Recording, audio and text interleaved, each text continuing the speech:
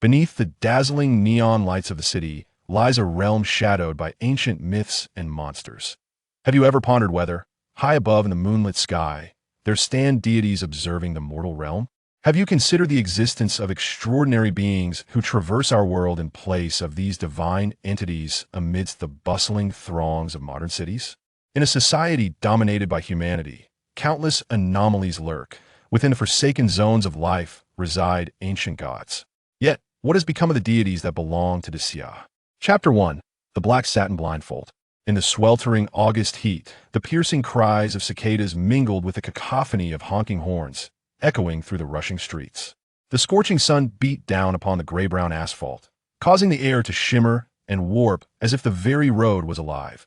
Under the sparse shade of a few trees by the roadside, a group of young people huddled together, cigarettes in hand, awaiting the traffic lights.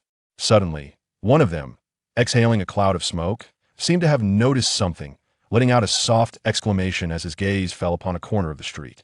"Arno, what are you looking at?" inquired one of his companions. The young man named Arno stared vacantly at the street corner and after a moment spoke. "Tell me, how does a blind person cross the road?" His companion paused, contemplating for a moment before responding slowly. Typically, blind individuals have someone to guide them or a guide dog to assist. In more modern cities, there are also audible signals at traffic lights. If all else fails, they might rely on sound and their cane to navigate slowly across. Arno shook his head. But what if there's no one to watch over them? No guide dog, no audio signals, and even the cane is being used to carry peanut oil instead. Do you think you're funny? His companion rolled his eyes and followed Arno's gaze, only to become frozen in place the next moment. Across the street stood a young boy clad in a black short-sleeved shirt, thick black satin wrapped tightly around his eyes, blocking out all light. In his left hand, he held a cheap shopping bag brimming with vegetables, while his right hand gripped a guide, cane slung over his shoulder, resembling a yoke with a large bucket of golden peanut oil glimmering in the sunlight at the end of the cane. This absurd sight instantly captivated the attention of the surrounding crowd. "Hey, look at that person. How strange. Can he see the road with all that cloth over his eyes? Did you not notice the guide, cane in his hand? He's obviously blind. What era are we in? Blind individuals usually wear sunglasses. Who would wrap their eyes in cloth on such a hot day? Aren't they afraid of feeling suffocated?" "Exactly. Have you ever seen a blind person who doesn't use a cane to walk, but instead uses it to carry things? Today's youth sure know how to have fun." The summer cicadas could not drown out the whispers of the bystanders, who curiously observed the boy, speculating whether he was truly blind or merely pretending while eagerly watching the flashing red light that they could see that moment. A sweet voice emerged from beside the boy. "Brother, can I help you cross the road?" A little girl around 12 or 13 years old and dressed in a school uniform stood there, beads of sweat glistening on her cheeks, her large, dark eyes filled with concern. For the boy, pure and innocent, the boy appeared slightly taken aback, turning his head towards the girl, a smile gracing his lips, sure. He shifted the vegetable bag to his right hand, wiped the sweat from his brow with his sleeve, and gently grasped the girl's hand. With a click, the green light illuminated. The boy stepped forward, walking alongside the girl across the road. The girl was noticeably anxious, glancing left and right at the oncoming vehicles, her steps cautious and timid. As for the boy, he walked with steady assurance. To the onlookers, this scene resembled not a kind-hearted girl guiding a blind person across the street, but rather an older brother helping a little sister. The road was not wide, and within a mere 15 seconds, the two reached the opposite side. The boy thanked the girl and, without looking back, proceeded toward the secluded alley. "He's not blind," Arno declared firmly upon witnessing this. He must be able to see that a youth behind Arno rested his chin on his hand, deep in thought, and then, as if struck by a revelation, exclaimed, "I get it. He's cosplaying as a blind monk." Smack! A swift hand met the back of his head, prompting Arno to curse. "You fool. Who in their right mind would cosplay as a blind monk on the street? Do you want to get killed?" After a brief pause, Arno muttered quietly, "Besides, the cloth the blind monk wears is red. This cosplay doesn't even match. Arno, you're still blaming me." "Shut up." "Oh." As the two bickered, a young man, who had remained silent, gazed intently at the boy's retreating figure, his brow slightly furrowed. "What's wrong?" Arno noticed his expression. "I know him." "Know him?" "Indeed." The young man nodded. "When my cousin was still in elementary school, I heard that a student from his school had an accident, resulting in vision problems and having to cover his eyes with black satin. There were also mental health issues." "Mental health issues?" Arno was taken aback. Recalling the earlier scene, he seemed fine to me. That was 10 years ago. Perhaps he has recovered by now. However, it was quite a scandal back then, and shortly after that student dropped out that I heard he later transferred to a special school for the blind. At that moment, another person chimed in eagerly. What exactly was the accident? How could it lead to blindness and mental issues? Was it something supernatural? I don't know. He paused, but I heard it was something even more outrageous. What tragic fate. Arno sighed. What was his name? I think it was Lin. Lin Shi. As the evening glow enveloped the sky, Lin Shi opened the door. Almost instantly, the aroma of vegetables wafted from within, filling his nostrils. He inhaled deeply, swallowed, and stepped inside with his belongings. Creak! The old door emitted a sharp squeak, overshadowing the sounds of cooking from the kitchen, but a middle-aged woman emerged, her eyes widening in surprise upon seeing Lin Shi carrying numerous bags, and she hurried to assist him. Xiao Qi, why have you brought back so much at once again? The woman wiped her hands on her apron, fussing over him. A whole bucket of peanut oil? Have you misused the government's subsidies again? Annie, the subsidies for the disabled are meant for living expenses. Using them to buy oil is simply making the most of it. Lin Shi replied with a smile. Nonsense. That money is meant for your college tuition, not to be squandered. Let me tell you, Annie's earnings are enough to support the three of us. Don't spend your money recklessly. Annie gently wiped the oil bucket, her expression pained, murmuring softly, such a large bucket of oil, and it's a brand name. It must have cost a pretty penny. Before Lin Shi could respond, Andy suddenly realized something. Wait, how did you manage to carry all this back? Oh, I ran into a few kind-hearted people on the way who helped me. Lin Shi replied calmly. Oh, that's wonderful. It seems there are still many good people in society. Did you properly thank them? I did. Lin Shi shifted the topic. Annie, where's Jean? He's on the balcony doing his homework. By the way, the doctor from the mental health clinic is here for the routine checkup this year. He's resting inside. You should go see him, and Auntie will start cooking. I'll call you both when it's ready. Lin Xia's steps momentarily faltered as he uttered a soft "oh" before turning to walk towards the bedroom. Hello, I'm a doctor from Yangwang Psychiatric Hospital. My surname is Li. Upon Lin Xia's entrance, the young man seated on a small stool in the bedroom stood up and spoke gently, his large black-rimmed glasses lending him an air of scholarly demeanor. Lin Xie raised an eyebrow in surprise. Wasn't it Dr. Han who used to come before? Dr. Han was promoted to vice president last year. Dr. Li replied with a smile, a hint of envy glimmering in his eyes. Lin Xie nodded slightly, acknowledging the truth of the matter. Indeed, it was not unexpected for the esteemed Dr. Han, with his age and exceptional medical skills, to ascend to such a position. It was only natural for a younger doctor to take over the regular checkups. As Lin Xie sat down, Dr. Li cleared his throat and retrieved a stack of medical files from his bag. I apologize, as I am new here and not yet familiar with your case. Allow me to gather some basic information first. Lin Xie nodded in understanding. Your name is Lin Xie? Yes. 17 years old this year. Correct. Your birthday? October 5th. Ah. The records indicate that you lost your eyesight 10 years ago and were subsequently admitted to our hospital due to certain issues? Yes. Dr. Li pondered for a moment. Have you ever changed your name? No, why do you ask? Lin Xie replied, taken aback. Dr. Li scratched his head somewhat awkwardly. Ahem. Perhaps I overthought that. He pointed to the age listed in the medical record and then to the words 10 years ago. You see, you lost your sight 10 years ago at the age of 7, and your name is Lin Xie. So I assumed you might have changed your name after becoming blind. Lin Xie remained silent for a long while before shaking his head. No, I have never changed my name. My parents gave me the name Lin Xie even before I was born. That is indeed quite. Ahem. Dr. Li's words trailed off as he realized it was impolite to continue. Quite a coincidence. Lin Xie remarked nonchalantly. Indeed, quite a coincidence. Feeling a bit awkward, Dr. Li quickly shifted the topic. The records do not elaborate on the incident that led to your blindness and mental disturbance. If you don't mind, could you share it with me? Before Lin Xie could respond, Dr. Li hurriedly added, I do not mean to offend. Understanding the patient better allows for improved treatment. Of course, if you prefer not to discuss it, I will not press. Lin Xie sat quietly, his eyes hidden beneath a black satin blindfold, seemingly observing Dr. Li. After a moment, he spoke slowly. There is nothing I cannot share. However, you may not believe me, and you might even send me back to the psychiatric hospital.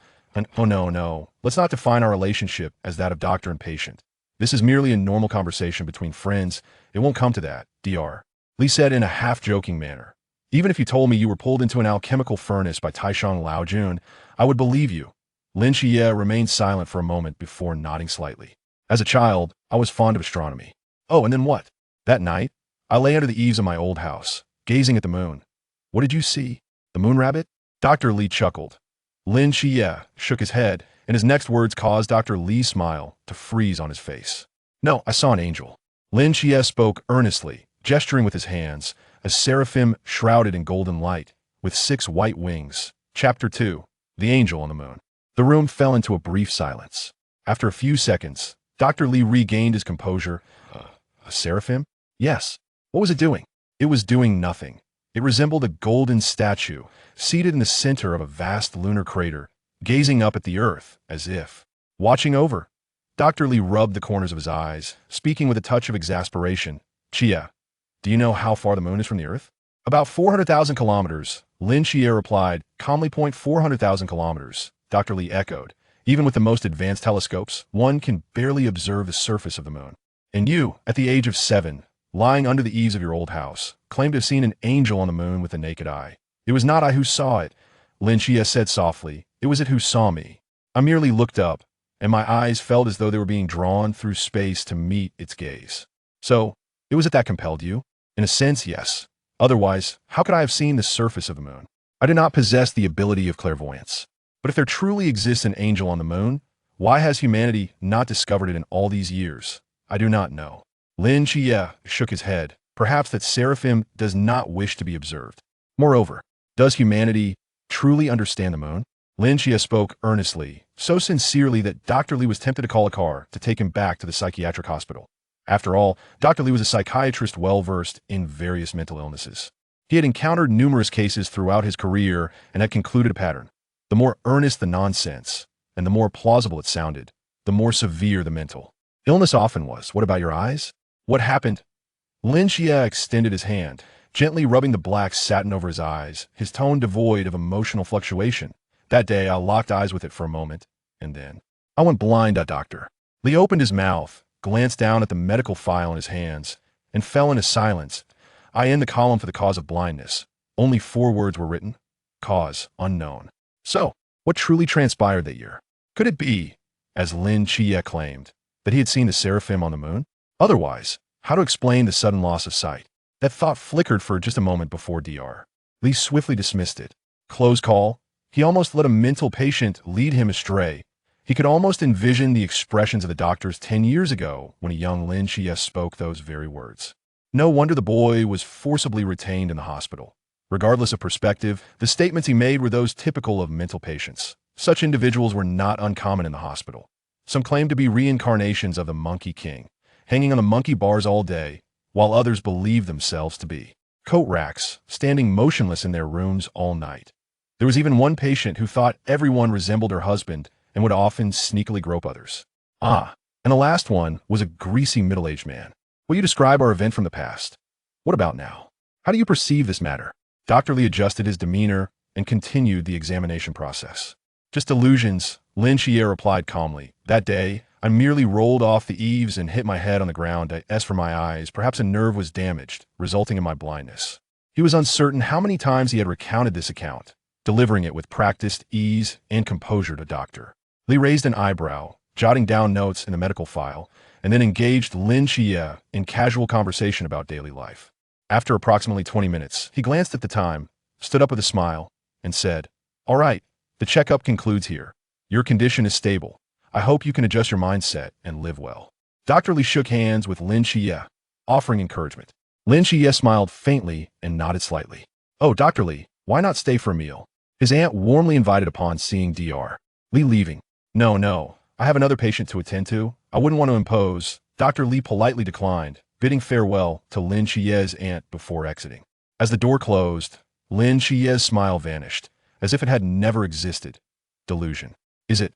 He murmured to himself. "Brother, it's time for dinner." His cousin Yang Jin called out as he emerged from the kitchen, carrying dishes. Yang Jin, the son of Lin Xie's aunt, was 4 years younger and had just entered junior high. Ever since Lin Xie's parents went missing and he took refuge at his aunt's home, the two had grown up together, their bond surpassing that of biological brothers. "I'm coming," Lin Xie replied. As he settled at the cramped dining table, a sudden warmth enveloped his feet. Initially taken aback, he soon felt a smile tugging at the corners of his mouth. Yang Jin glanced under the table and teased. "Ah, you little black rascal. Always so lazy, yet you rush to the food faster than anyone else." A small black mutt poked its head out from beneath the table, its tongue lolling outside its mouth, panting and exhaling warmth. It nudged against Lin Chiye's side, licking his foot in a bid for affection. 3 people and 1 dog. This was a home. Simple, challenging, yet inexplicably comforting. It had been this way for 10 years. Lin Chiyi stroked the dog's head and took a morsel of meat from the sparse offerings on the plate, placing it in Yang Jin's bowl. "Get a bone to gnaw on." Yang Jin accepted without hesitation. Their brotherly affection rendered further words unnecessary. His mind was preoccupied with another concern. "Brother, are you really sure your eyes are almost better?" Lin Chiyi smiled gently. "Yes, I can see now, though I still can't tolerate bright light. I need to keep this black cloth on for a few more days." "What few days?" "Little Chi, Aunt has told you, your eyes are incredibly important. Even if you can see now, don't rush to take off the black cloth. What if the sun damages them again? That would be such a shame. Let's take it slow and keep it on a little longer." His aunt urged anxiously. "Understood, Aunt. By the way, brother, I've saved up some money to buy you a cool pair of sunglasses. I'll show them to you shortly." Yang Jin suddenly recalled, his excitement palpable. Lin Chi chuckled and shook his head. "Ah, Jin, while sunglasses can shield the light, they cannot compare to the black cloth. I still can't wear them."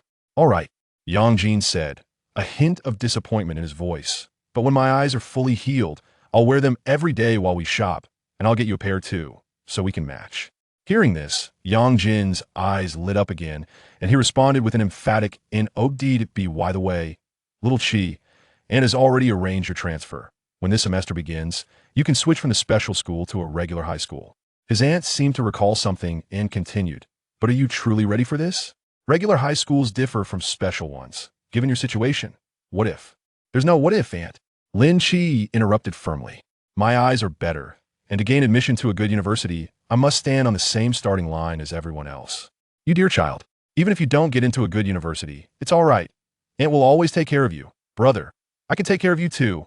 Lin Chia's body trembled slightly, concealed beneath the black cloth were his eyes, their appearance unknown. He pressed his lips together and managed a smile. He shook his head resolutely. Though he said nothing, both Yang Jin and his aunt sensed his determination. Even the little black mud at his feet nuzzled against his ankle. Woof. Chapter 3. The knocking upon returning to his room. Lin Chia closed the door behind him. He refrained from turning on the lights. It was already late at night, and the twinkling starlight outside cast a gentle glow upon the floor. In the darkness of the room, Lin Chia sat before his desk and slowly removed the black satin blindfold that shrouded his eyes. The mirror atop the desk reflected the handsome visage of a youthful boy. Lin Chia possessed striking good looks. If he were to remove the blindfold and perhaps tidy himself up a bit, paired with his enigmatic aura of aloofness and depth, he would undoubtedly be deemed the most attractive boy in school. Alas, the years of being swathed in black satin, coupled with his identity as a disabled individual, completely concealed his brilliance. In the mirror, Lin Chia's eyes were shut. His brows furrowed slightly, and the eyelids that covered his eyes quivered, as if he were straining to open them, his hands clenched into fists with palpable effort. 1 second, 2 seconds, 3 seconds. His body trembled for what felt like an eternity, until he could bear it no longer, suddenly releasing his tension and gasping for breath. A few drops of sweat trickled down Lin Chia's cheeks, and a hint of anger flickered between his brows. Just a moment more, just a moment. Why was it always so close yet so far? When would he be able to open his eyes once more and behold the world with his own sight? He had claimed he could see now, but that was a lie. His eyes were utterly incapable of opening, not even a sliver. Yet he was not entirely dishonest. Even with his eyes closed, he could perceive everything around him with remarkable clarity.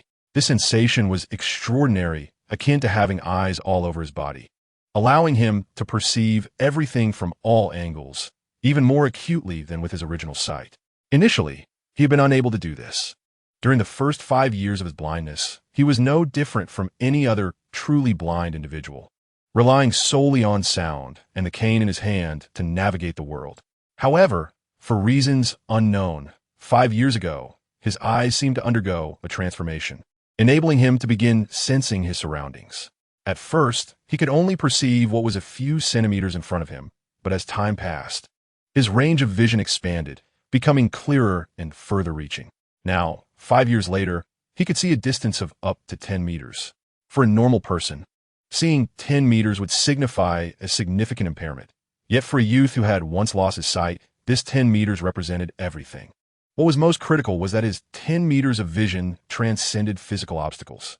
In other words, within a 10-meter radius around Lin Xie, he possessed an absolute field of vision. To put it bluntly, he could see through walls. To elevate it to a more poetic level, he could perceive every speck of dust suspended in the air, each component within a machine, and every subtle movement of a magician beneath the table. This ability seemed to stem from the eyes that had been tightly sealed beneath the black satin for a decade. Despite possessing this almost superhuman power, Lin Xie remained unsatisfied. While having an absolute field of vision of 10 meters was indeed a gift, he yearned to witness the world through his own eyes. This was the steadfast determination of a youth. Although he had failed to open his eyes today, he could distinctly feel that the moment of truly opening them was drawing near. After washing up, Lin Xie, as was his custom, went to bed early, a habit cultivated from years of living in darkness. Yet, as he lay down, the image that haunted him resurfaced in his mind. Beneath the dark expanse of the cosmic sky, on the desolate surface of the moon, the gray-white terrain reflected the faint starlight.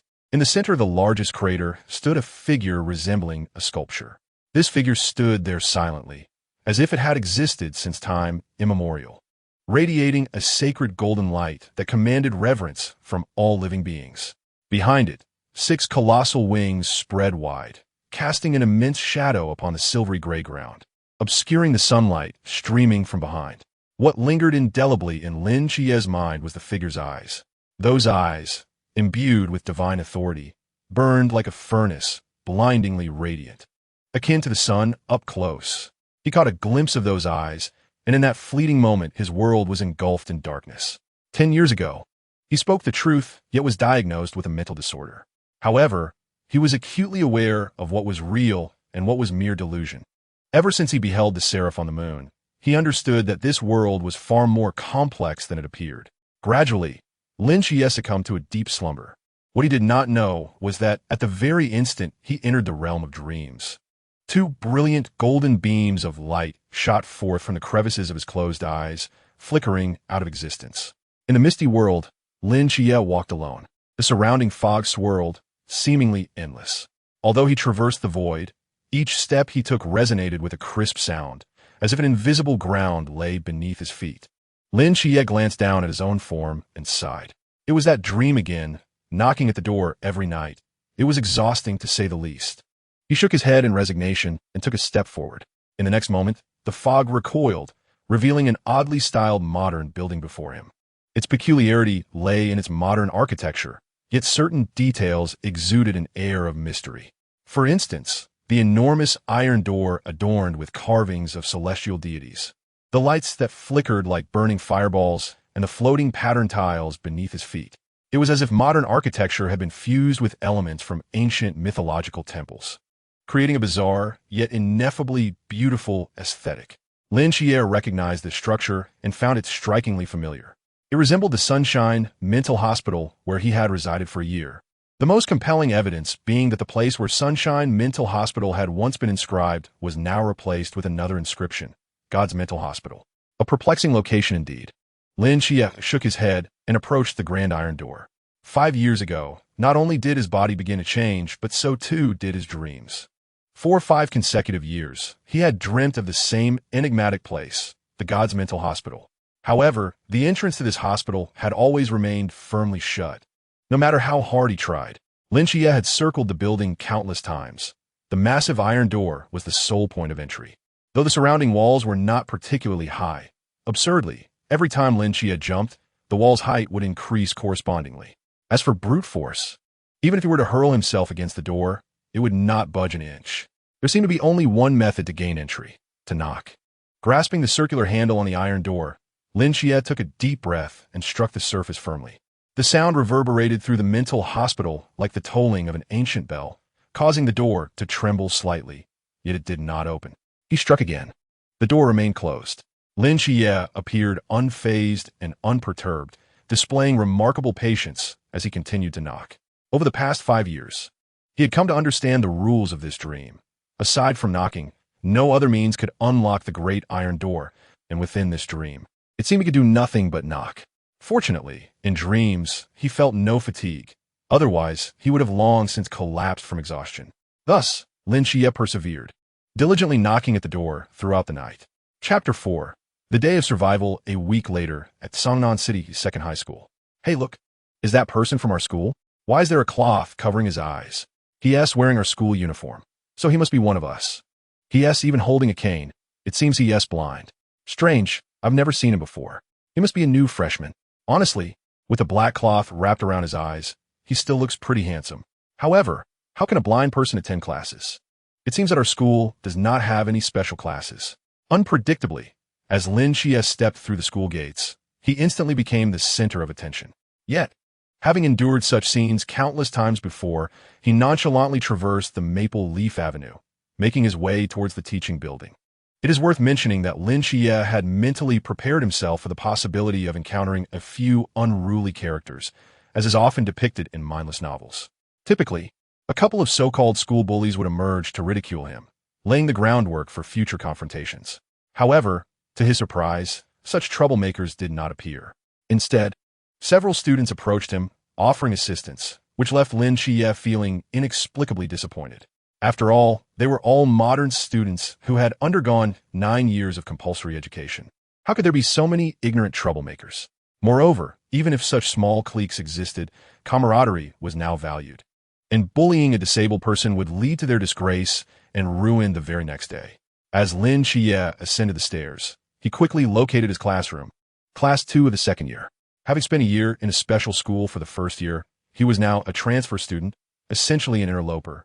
For most films and television shows, interlopers are often synonymous with neglect, isolation, and tragedy, as various cliques had already formed over the course of the first year.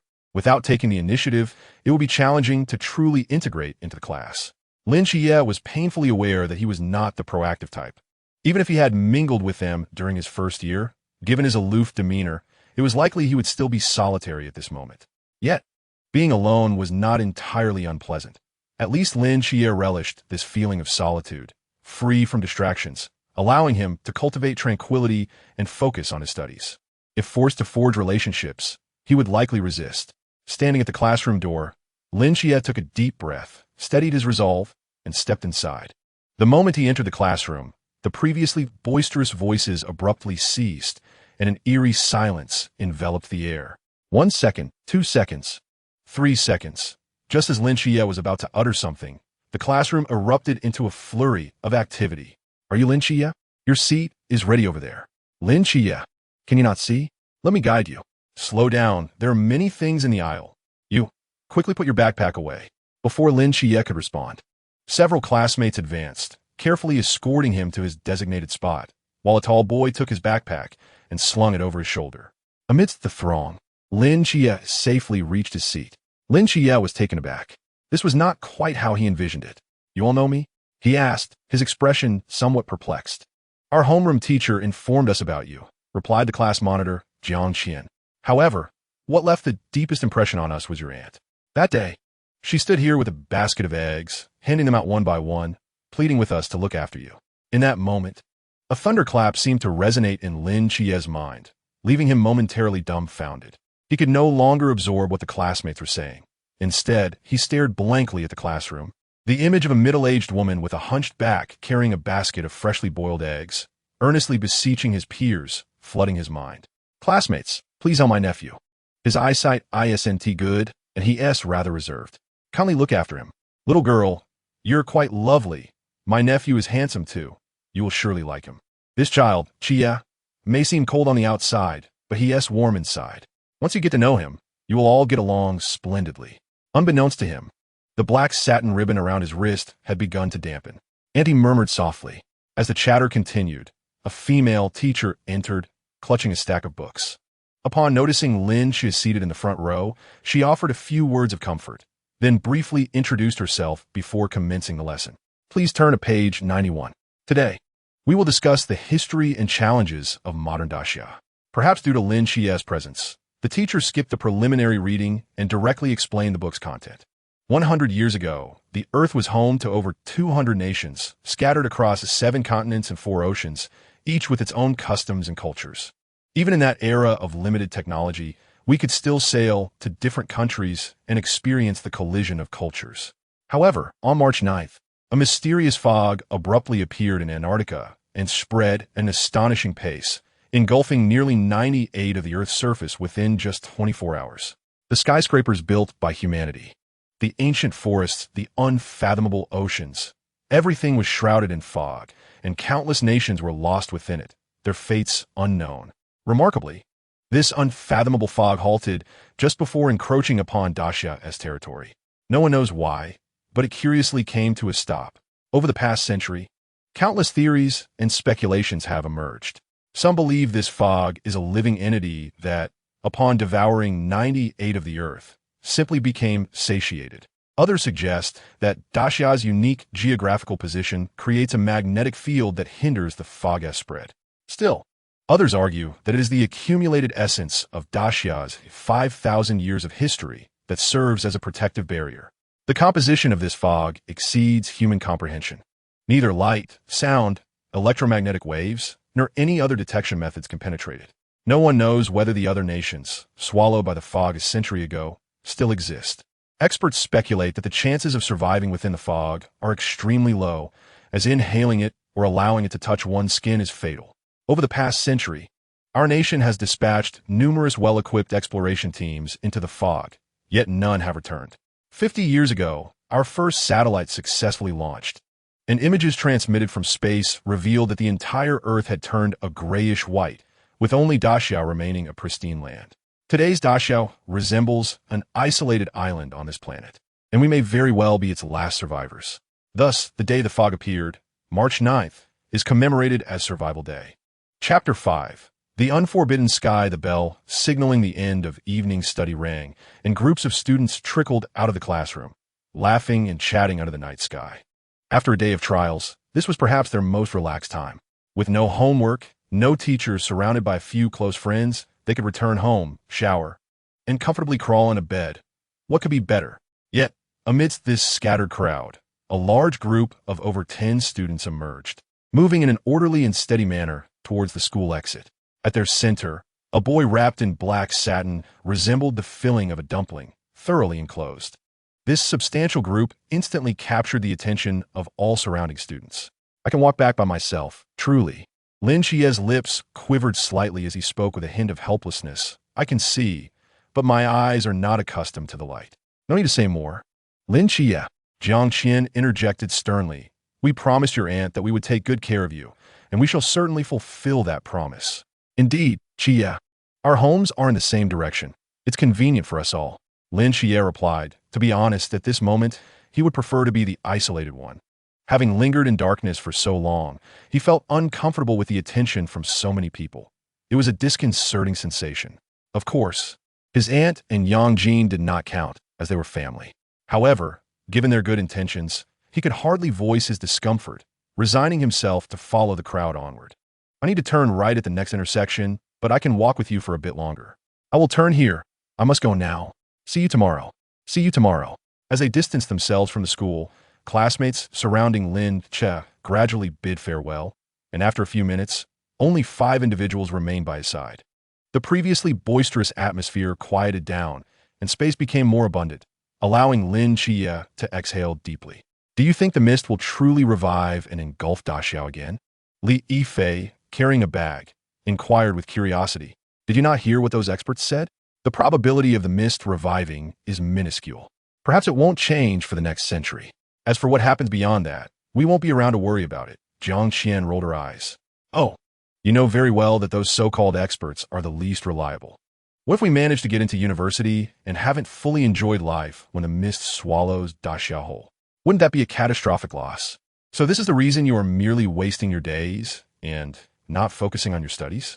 Jiang Qian stepped in front of Li Yifei and stated earnestly, I must remind you, Teacher Wang has already said that if you come in last on this exam, you will have to move your desk to the front. I know, Li Yifei chuckled sheepishly. However, I genuinely do not believe the mist will revive. Suddenly, Wang Xiao, walking at the front, spoke up. Ultimately, The mist is merely a natural phenomenon. Once it reaches a certain critical point, it will gradually dissipate, much like the Ice Age, when glaciers covered the Earth. They eventually melted as temperatures rose, giving way to a new era. I know what you're referring to. It's called the theory of natural disasters, right? It has gained quite a bit of acceptance lately. Jiang Qian nodded. But what if the mist is not a natural phenomenon at all? At this moment, Lin Xie, who had remained silent, suddenly spoke. Wang Xiao was taken aback, then chuckled. Jia, you don't genuinely believe in the so-called theologians' claims, do you? That the mist is related to supernatural forces?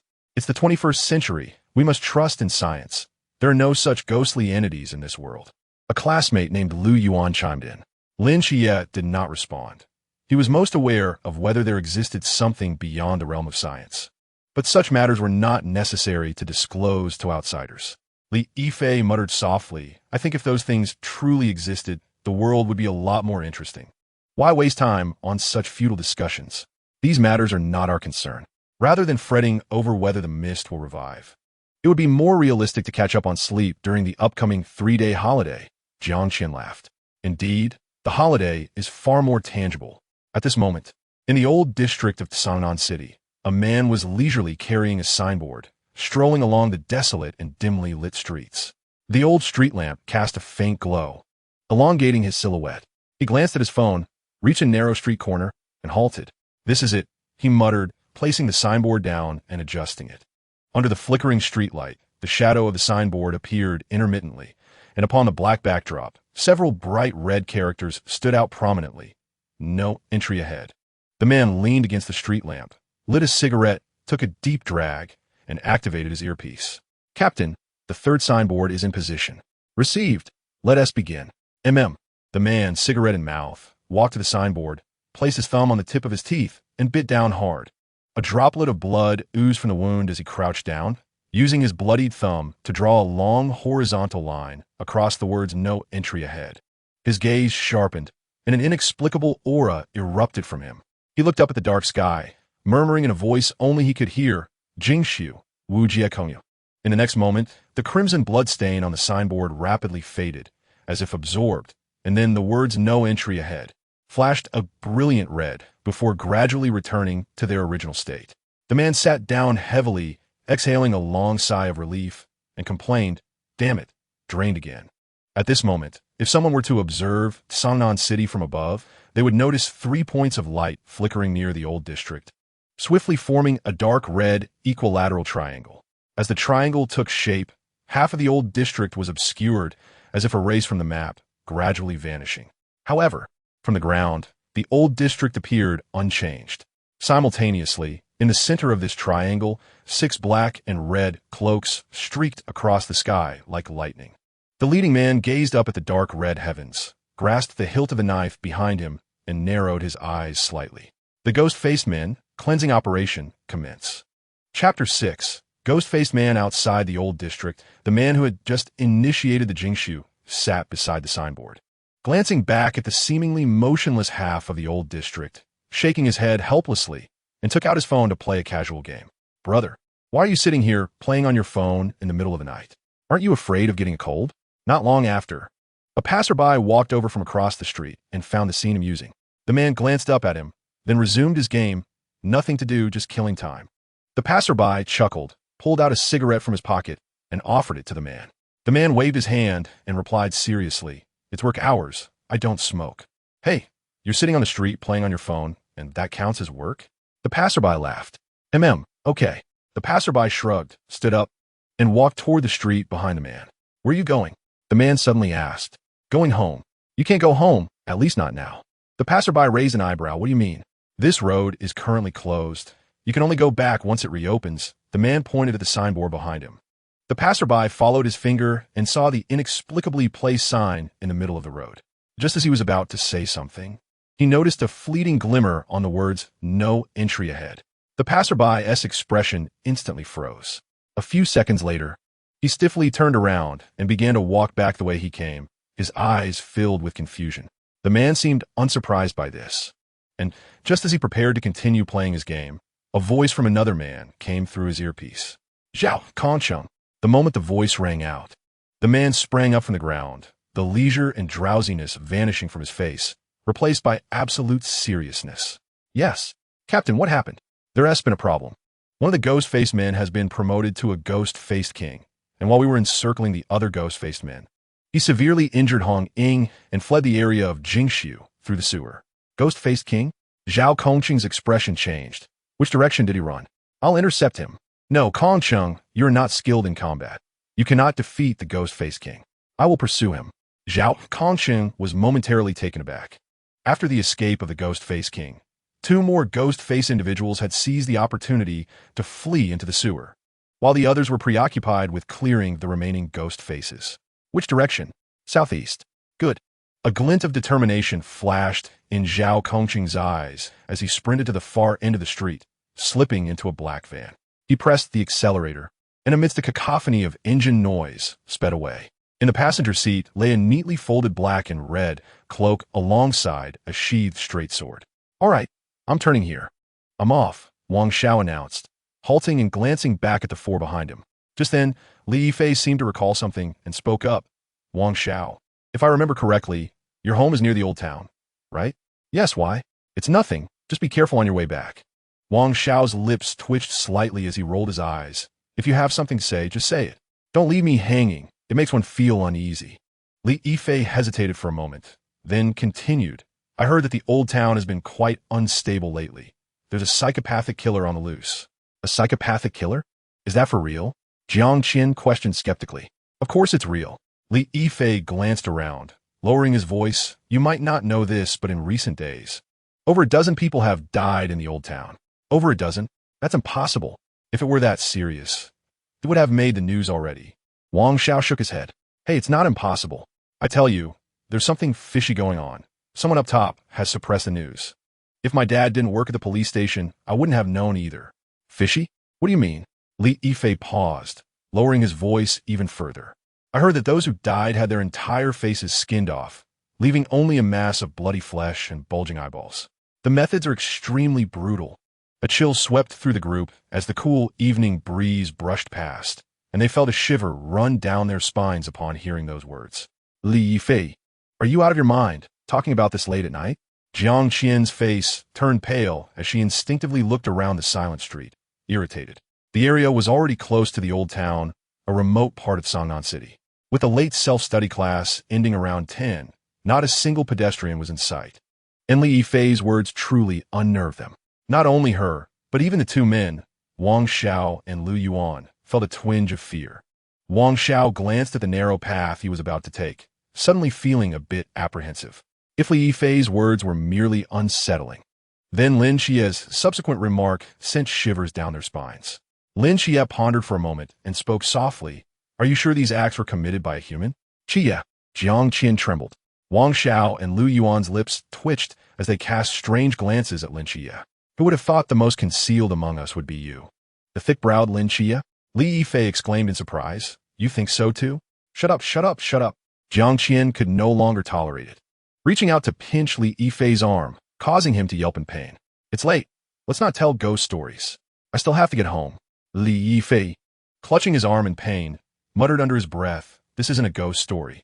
Wang Xiao shrugged. I'm not going to waste time on this nonsense. I don't believe in these ghostly tales. I'm leaving. Wang Xiao's figure gradually faded into the narrow alleyway. Jiang Qin shot Li Yifei another glare, took a few steps forward, and suddenly halted. She sniffed intently, her brow furrowing slightly as a look of confusion crossed her face. Do you smell something foul? A foul smell? Like something rotting? I don't smell anything. Lu Yuan, do you? I don't either. Before Lu Yuan and Li Yifei could finish their words, their expressions changed dramatically as they clutched their noses, fear evident in their eyes as they glanced around. Just as Lin Xie was about to speak, a nauseating stench invaded his nostrils, akin to a piece of meat rotting for days, mixed with a batch of rotten eggs. Just a whiff made his stomach churn violently. This was the foulest odor Lin Xie had ever encountered in his life. As for Jiang Qian, whose sense of smell was the most acute, she immediately doubled over and began to vomit. What the hell is that smell? Li Yifei shouted, covering his nose. I don't know. Lin Xie's brow furrowed deeper, and after a moment, he pointed toward the narrow alley where Wang Xiao had departed. Judging by the direction of the odor, It seemed to be emanating from there. In the next moment, a blood-curdling scream echoed from nearby, reverberating through the still night. Wang Xiao, Li Yifei, along with the others, instinctively shouted in unison. The three exchanged glances and bolted toward the alley where Wang Xiao had gone. Lin Xie stood alone, frowning as he gazed into the dimly lit passage, feeling an ominous premonition settle in his heart. The outskirts of the old town, a psychopathic killer, the eerie stench, and the scream, something was amiss. He hesitated for a moment, grappling with his thoughts, before letting out a resigned sigh. Ultimately, he picked up his cane and rushed toward the alley. Under normal circumstances, Lin Xie would have avoided such situations, running in the opposite direction as far as possible. The very fact that someone had screamed indicated that it was not a good sign. And if it wasn't too good, it meant trouble. Whether it was robbery, murder, or witnessing a crime scene, Lin Xie wanted nothing to do with any of it. He lacked the curiosity to uncover what had transpired and harbored no overflowing sympathy to play the hero. Most importantly, he was not adept at fighting. What if he lost his life in the process? However, the situation felt different. Had they not been escorting Lin Xie home, Wang Xiao might have taken another route or returned a few minutes earlier, thus avoiding this predicament altogether. He didn't particularly like meddling in others' affairs, but he disliked being indebted to others even more. Regardless, he felt compelled to investigate what had happened, if only to show some concern. If danger arose, he could always flee. As he made his way closer to the source of the scream, the stench intensified. A second scream, this time a woman's voice, echoed from around the corner ahead. Jiang Qian. Lin Xie abruptly halted at the turn of the alley, his mental perception revealing the figures of Jiang Qian and the others. Not far ahead, Jiang Qian lay crumpled on the ground, her mouth agape in terror as she stared ahead, her entire body trembling. In front of her, Lu Yuan and Li Yifei stood frozen like statues, their eyes fixated ahead, also trembling. Beyond that, Lin Xie could not discern anything.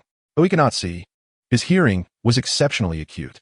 He could clearly hear rustling sounds not far away, as if someone was ravenously gnawing on something with great relish. It sounded like a small black dog chewing on bones. What on earth is happening? Lin Xie whispered.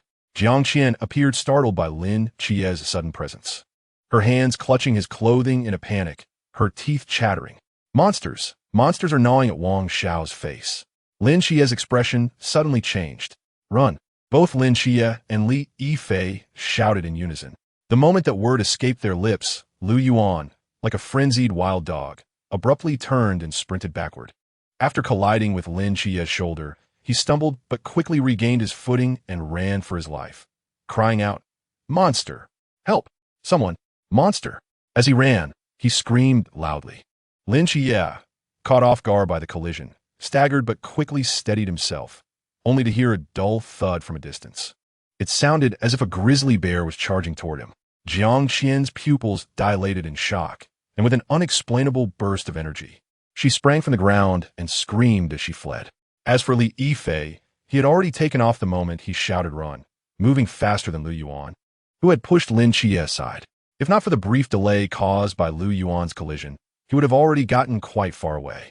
Yet that fleeting moment of hesitation left him trailing behind Jiang Qian. At this juncture, it seemed as though everyone had forgotten Lin Xie's identity as a person with a disability.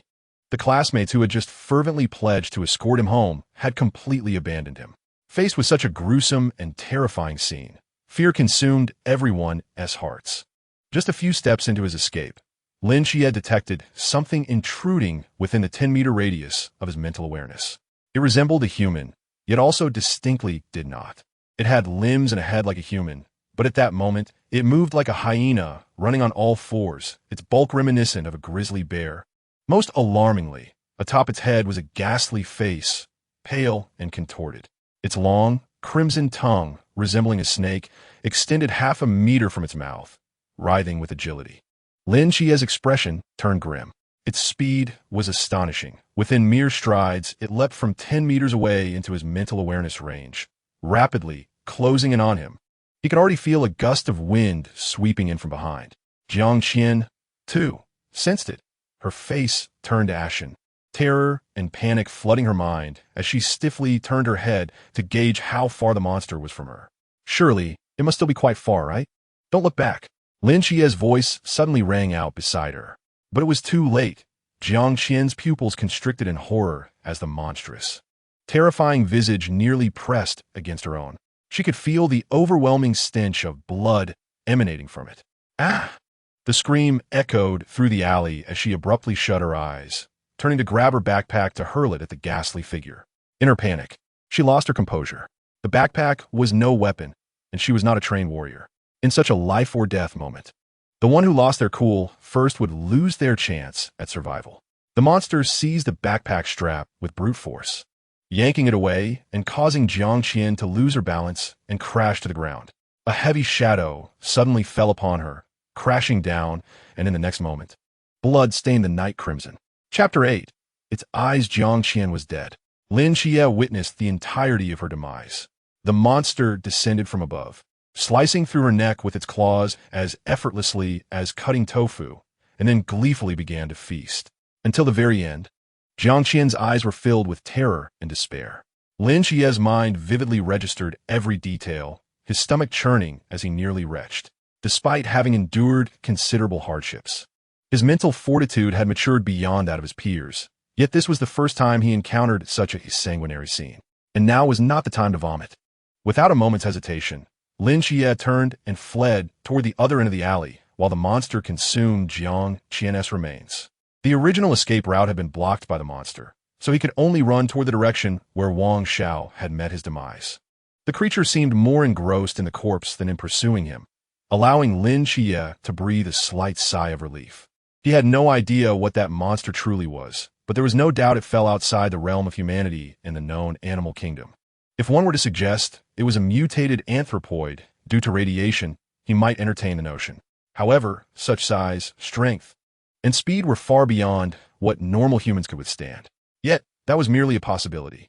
In this fog-covered world, having witnessed the existence of celestial beings, he did not regard science as the sole truth in existence. He believed in the presence of the mysterious. Moreover, Lin Xie had an unsettling feeling that he had heard of such a creature before. While lost in thought, something else entered his mental awareness. Lin Xie abruptly halted, his breathing growing heavier. 10 meters ahead, the form of another monster materialized. He could ascertain that this was not the same one as before. Although it bore a similar grotesque appearance, it was undeniably a different entity. The most evident clue was that this monster cradled the lifeless body of Wang Xiao, continuing to gnaw at it. At that moment, Wang Xiao's face had entirely vanished, leaving behind a blurred mass of flesh. Had it not been for his distinctive clothing, Lin Xie might not have recognized him at all. This was the second monster. It was the very one that had slain Wang Xiao. Earlier, when he was with Jiang Qian and the others, he had failed to see the scene from 10 meters away and had instinctively assumed there was only one monster present. But now, he realized how gravely mistaken he had been. The behavior of the monster that had killed Jiang Qian indicated a preference for consuming corpses rather than pursuing the living. Otherwise, Lin Xie would not have managed to escape the scene. However, immediately after Wang Xiao's death, one monster had indeed pursued Lin Xie and the others. This could only mean that another monster was currently indulging in Wang Xiao's remains. In this narrow alley, with two monsters, Lin Xie's escape routes were utterly sealed off. His face drained of color, a feeling of despair, long dormant, surged within him. In 17 years, he had only experienced true despair on 2 occasions. Once 10 years ago when he beheld those eyes on the moon, and now, in this moment, before him. The monster that had finished devouring Wang Xiao's face discarded the corpse like refuse and turned its gaze toward Lin Xie, its crimson tongue licking the blood from the corners of its mouth. In that instant, Lin Xie felt an urge to curse. Why was it always him who faced such misfortune? As a child, he had encountered celestial beings merely by climbing rooftops, only to fall and be thought insane, spending a year in a psychiatric hospital. Now, just as he was ready to embark on a new journey of study and prepare for the college entrance examination, he encountered this grotesque creature. Others might go a lifetime without encountering even one. Yet he stumbled upon 2 in quick succession. This was absurd. Under the weight of impending death, the pent-up anger and resentment that had simmered within Lin Xie for years erupted like a volcano. The flames of fury ignited fiercely, compressing his fear into a mere whisper, and an inexplicable ferocity surged forth. Clenching his cane tightly, he faced the poised monster, his chest heaving violently. At that moment, the creature before him seemed not like a monster that had just consumed a human, but rather a manifestation of all the grievances and setbacks he had endured over the past decade. Even his aunt and Yang Jin were oblivious to the seething rage hidden within this young man, suppressed for 10 long years. He was unwilling to accept this fate. Perhaps even he himself was unaware that beneath the tumult of emotions, his eyes, long sealed for 10 years, trembled violently, seemingly on the verge of opening. The monstrous creature gazed at the delicate and tender Lin Chi-yi, akin to a rogue captivated by a beautiful maiden, emitting a piercing shriek before leaping into the air. "Damn it, I fear you not," Lin Chi-yi bellowed, brandishing his cane, charging directly towards the leaping beast. The distance between them swiftly diminished. Just as the monster's claw was about to tear through Lin Chi-yi's throat, he abruptly sidestepped, narrowly evading the lethal strike. However, despite his acute awareness of the creature's movements, Lin Chi-yi's physical prowess proved insufficient. The claw grazed his temple, leaving a faint trace of blood. Simultaneously, the black ribbon was severed, carried away by the swirling winds to an unknown destination. With his eyes shut tight, Lin Chi-yi seized the moment, unleashing a fierce shout as he thrust the cane into the monster's abdomen. A crisp sound resonated as he felt the cane lighten in his grip, only to be met with overwhelming force from behind. The monster's tail struck him away. Lin Chi-yi tumbled across the ground several times, gritting his teeth against the pain as he rose, sensing that his cane had splintered into 2 pieces. Originally intended for guiding the blind, the cane lacked durability, proving inadequate against the formidable creature. "Damn it," he cursed, discarding the broken piece onto the ground. After finally seizing an opportunity, it had been rendered useless. The shattering of his cane acted as a fuse, igniting Lin Chi-yi's emotions. He stood there, fists clenched tightly, his nails digging into his flesh, leaving trails of blood. "I will not be subdued," he roared. In that moment of emotional upheaval, an extraordinary sensation surged within him. It was as if a gentle spring breeze had brought forth rain, a refreshing current flowed from his heart, reaching the stagnant corners of his mind, tenderly breaking through the barrier that had long confined him. Lin Chi-yi felt a solar explosion within his being, an unprecedented warmth flooding his entire body. His eyelids felt as if they were being scorched from beneath. Thus, naturally, he opened the eyes that had remained closed for a decade. The last image captured by those eyes was another pair of eyes, the eyes of the seraph. In an instant, a brilliant pillar of fiery light erupted from the alley at the edge of the old city, piercing the heavens. At that moment, the night shone as bright as day. Chapter 9. The Broken Cane. How dazzling. What is that? Is there a fire somewhere? Impossible. A fire could not be this bright. Moreover, there are no structures in our Songnan city that could produce such illumination. Quick, capture it. Post it on social media.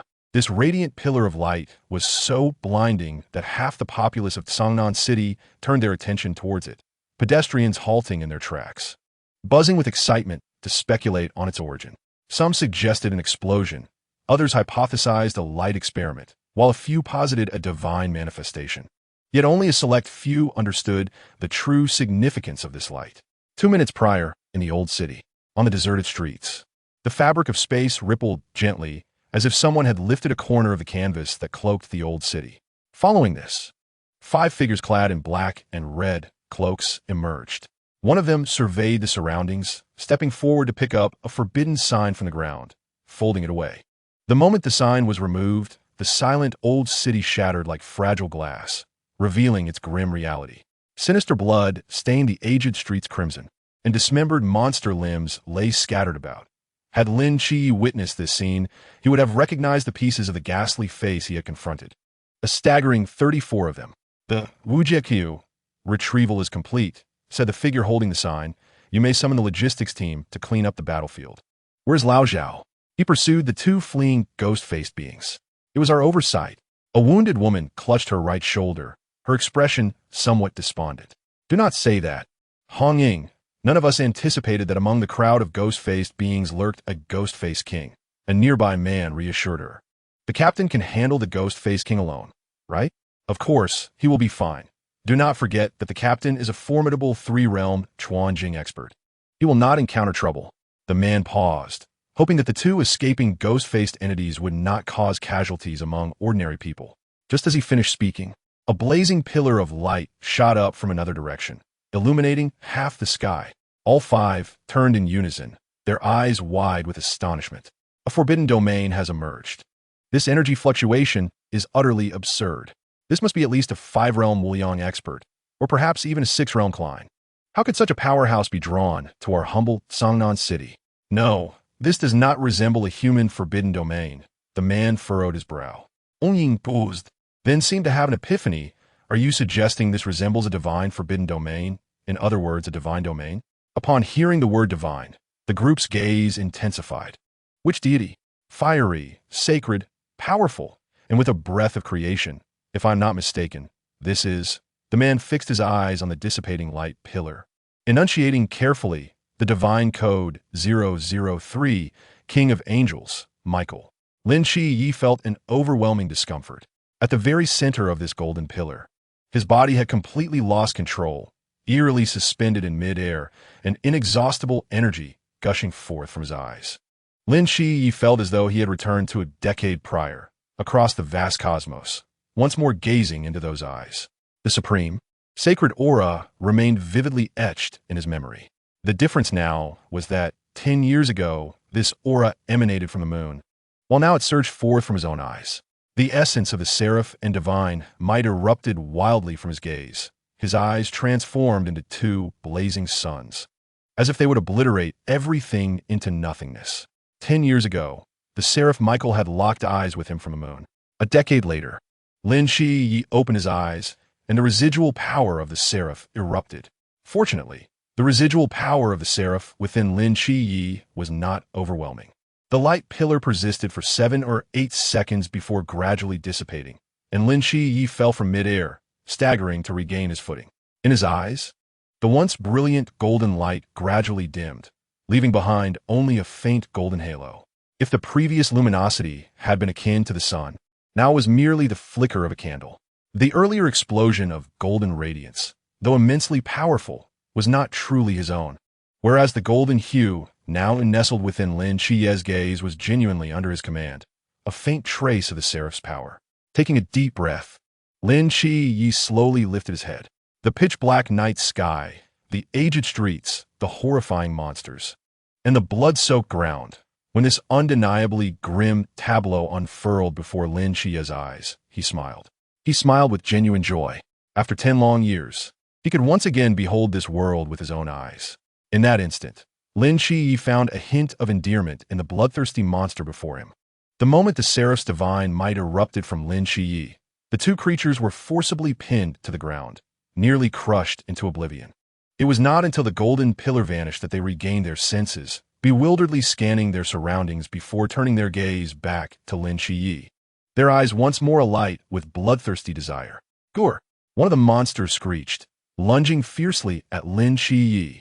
Compared to before, Lin Shi now appeared significantly more composed. As the monster made its move, he mentally assessed its trajectory and deftly leapt to the side.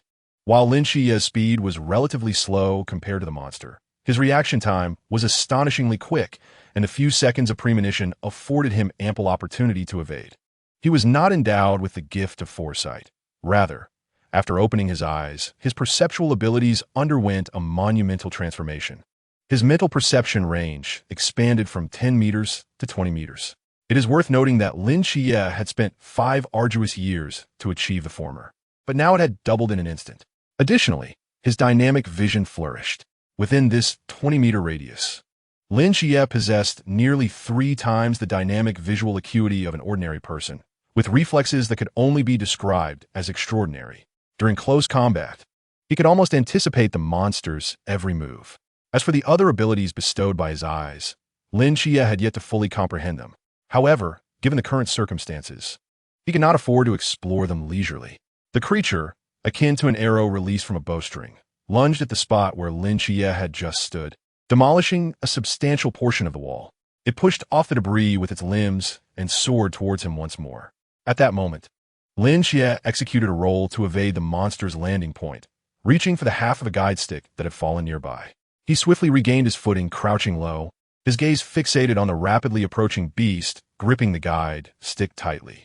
The monster left a trail of afterimages, and the winds it stirred whipped Lin Chie's hair. With a sudden thrust of its hind limbs, the creature launched itself into the air. This time, Lin Chie did not shy away. Clutching the guide stick, he locked his eyes onto the monster's glaring gaze. As the creature's claws extended towards Lin Chie's neck, just as they were about to make contact, his pupils constricted sharply. A faint golden halo in his eyes flared to life, akin to kindling of fire, illuminating them like two blazing furnaces. A surge of divine power, mediated through Lin Chie's eyes, surged into the creature's body. In that fleeting moment, the Lin Chie that the monster perceived transformed into a supreme being adorned with 6 wings, exuding an overwhelming aura of dread. Consequently, under the weight of this divine presence, the creature's body became momentarily rigid. Seizing the opportunity, Lin Chie raised the half-guide stick high and precisely thrust it into the monster's right eye. The sharp fragment pierced through the creature's brain, extinguishing all traces of its life. Yet even so, its momentum propelled it forward, crashing down upon Lin Chie, who still held the broken stick, knocking him to the ground. Ultimately, Lin Chie's ability to slay the monster stemmed solely from his extraordinary dynamic vision and the divine might of the seraphim. His inherent strength had not been enhanced. The creature weighed at least 200 kilograms, a burden he could not hope to escape in such a short time. Moreover, after using the seraphim's divine power, Lin Chie felt utterly drained, devoid of any strength, even experiencing a hint of dizziness. At that moment, a second monster, which had remained concealed, finally revealed itself. This lurking predator displayed its menacing fangs, its limbs racing swiftly under the flickering dim streetlights, casting shadows like wraiths, with a blood-red tongue twisting grotesquely. Lin Chie could see its movements clearly, yet he found himself unable to evade. He could only watch as the creature's jagged fangs loomed closer. As the monster closed the distance to just 2 meters, Lin Chie's pupils abruptly constricted. Within his perceptual range, a faster entity approached rapidly. It appeared to be a person, a true human. Suddenly, Lin Chie perceived a blur before him, as a figure descended from the night sky, landing firmly on the ground. The gust of wind sweeping up a dark red cloak, revealing the profile of a middle-aged man. He was neither handsome nor ugly, resembling an ordinary uncle one might encounter on the street, easily overlooked. However, the murderous intent radiating from his eyes was as piercing as a sharpened blade. He crouched low, his gaze locked onto the creature less than a meter away, his right hand firmly gripping the hilt of a blade. With a sharp sound, the blade was drawn from its sheath, its pale blue edge reflecting the muted moonlight, slicing through the heavy air as it advanced silently. It was a straightforward, unembellished straight sword. The blade arced like a crescent moon, colliding with the monster's claws and igniting a flurry of sparks. Zhao Kongcheng let out a low growl, his muscles taut as he stepped forward. The creature, comparable in size to a grizzly bear, was forced back several paces. Lin Chie's eyes widened with disbelief. He had fought this monster and understood its terrifying strength, yet this man could push it back? Who was he?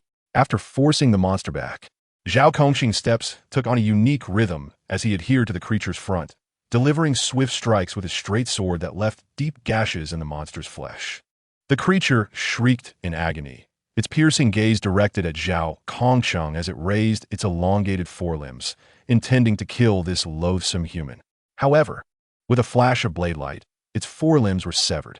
Before the creature could scream, Zhao Kongqing's eyes gleamed with cold fury as he swung his sword towards the monster's neck in a blur of motion. The pale blue blade effortlessly sliced through the creature's flesh, and in the next instant, its head was sent soaring, rolling to the ground. The sword was sheathed with a crisp sound, and the dark red cloak became stained with the monster's blood, though its color made the crimson stains nearly indistinguishable upon casual observation. Zhao Kongcheng paid no heed to the corpse on the ground, leisurely retrieving a cigarette from his pocket, igniting it, and taking a deep drag. The 2 fleeing ghoul-faced men had been dealt with. Have the logistics team clean up the battlefield, he instructed before stowing the radio and approaching the recently freed Lin Chie. Lin Chie gazed at him in silence, and he returned the gaze. Beneath the night sky, beside the pool of blood, the 2 men regarded each other quietly. After a lengthy pause, Zhao Kongcheng could no longer contain himself and broke the silence. Was I cool just now? Lin Chia locked onto his eyes for a moment, realizing he was sincere, and could only reply softly, cool. That's right, Zhao Kongcheng chuckled. Do you want to be as cool as me? I do not. Zhao Kongcheng's lips twitched slightly, why not? Because it's dangerous. Lin Chia's expression was earnest. For a moment, Zhao Kongcheng found himself at a loss for words. But you just witnessed it. You possess supernatural powers that others can only dream of. Do you not wish to be a superhero like in the movies? I do not wish to, because it is dangerous. Zhao Kongcheng rubbed the corners of his eyes, recognizing that this young man was not easily swayed, yet he was somehow entangled in this mess, endowed with such formidable power. How about this? This isn't the place for a conversation. Let's find somewhere else to talk properly. After a moment of contemplation, he added, by the way, my name is Zhao Kongcheng. I'm not a bad person. Lin Chia. Lin Chia blinked and nodded obediently. I trust you. Please wait for me.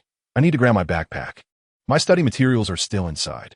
Go ahead. Zhao Kongcheng waved his hand helplessly and sat down on the curb, feeling somewhat vexed.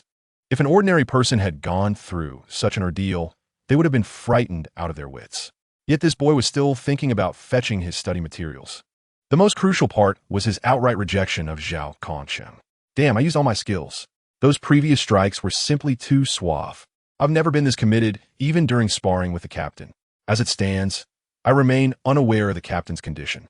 The Ghost-Faced King is indeed a formidable opponent. Zhao Kongcheng sat by the roadside, uncharacteristically slumped, a cigarette dangling from his lips, lost in thought. Suddenly, he felt an unsettling shift in the atmosphere. A moment of clarity struck him, and he sprang to his feet, hastily scanning his surroundings. Where was that boy's figure? Zhao Kongcheng stood frozen for several seconds, his mouth agape, grappling with disbelief at the events that had transpired. Damn it, that boy actually ran away. Brother, why are you back so late? Yang Jin inquired, observing Linki's weari thisage. Where's your cane? Lin Chia slipped into his slippers, forcing a smile. I encountered a minor mishap on the way and accidentally lost it. To conceal the scar near his temple from Yang Jin's view, he rewrapped a piece of black satin around it. The cane was indeed broken, and rather than return it and worry his family, he chose to dispose of it. No worries, we can simply replace it. Is that issue resolved? Yes, resolved. Little Hay, panting, scampered over from the balcony, nudging Lin Chia's calf with his head before flopping onto the ground, exposing his belly. Lin Chia squatted down, rubbing his abdomen as he asked, has Annie not returned yet? Mom is working the night shift and won't be back until morning. All right, have you finished your homework? Just a little bit left. It's quite excessive to assign this much work in middle school. Lin Chia stood, expressing his exasperation, and addressed Yang Jin. If you're too tired, don't force yourself. If the teacher scolds you, just let me know, and I'll handle it. Yang Jin's lips curled into a smile. All right, I'm almost done. Lin Chia nodded. I'm feeling a bit drained. I will head to bed. Make sure to sleep early once you're finished. Okay. Dragging his weary body into his room, Lin Chia was about to close the door when Yang Jin's voice echoed once more, Brother, are you really all right? All is well. Sleep early. By the way, the milk is in the fridge. If you wake up early tomorrow, heat it up yourself. Got it, brother. Good night. Good night. With a gentle click, the door closed. Yang Jin stood outside, cradling Little Hay, silently gazing at Lin Chia's room. He delicately stroked Little Hay's head. Do you sense it too? Woof. He lifted his gaze towards the dim moonlight outside, murmuring, there's a scent of blood about him. The author has a word. The new book is truly launched. Sanjiu keeps his promise. 8 updates tonight. Here are 4 chapters to start. This book is entering a competition, so metrics are crucial. I hope everyone will refrain from hoarding. Leave more comments, and Sanjiu will read them daily and respond randomly. I hope everyone will give this book a 5-star rating. When rating, be sure to write a few words. Otherwise, it won't count. Additionally, for readers wishing to support or gift, feel free to do so. If this book becomes popular in the future, everyone will have their names on the leaderboard. Laughs. Let's charge ahead. Chapter 11. Opening the door, Lin Chia truly felt exhausted, both mentally and physically. He had not anticipated such occurrences on his first day of transferring. Encountering monsters, being betrayed by classmates, engaging in perilous battles, inexplicably awakening, and then an extraordinary man emerging to slip away. Lin Chia was no fool. He understood that his experiences tonight were undoubtedly tied to the hidden aspects of this world. The monster with a human face, the golden light emanating from him, and the man who single-handedly defeated the monster. This man was not ordinary, and from the way he reported via the walkie-talkie, it was clear he was part of a vast organization, likely concealed from the world, specifically addressing such bizarre incidents. He might have witnessed the light surrounding him and perhaps even the scene of him vanquishing the monster, hence his desire to recruit him. To claim he was entirely indifferent to the hidden realm would be a falsehood. He yearned to understand what he encountered tonight and what had transpired within him.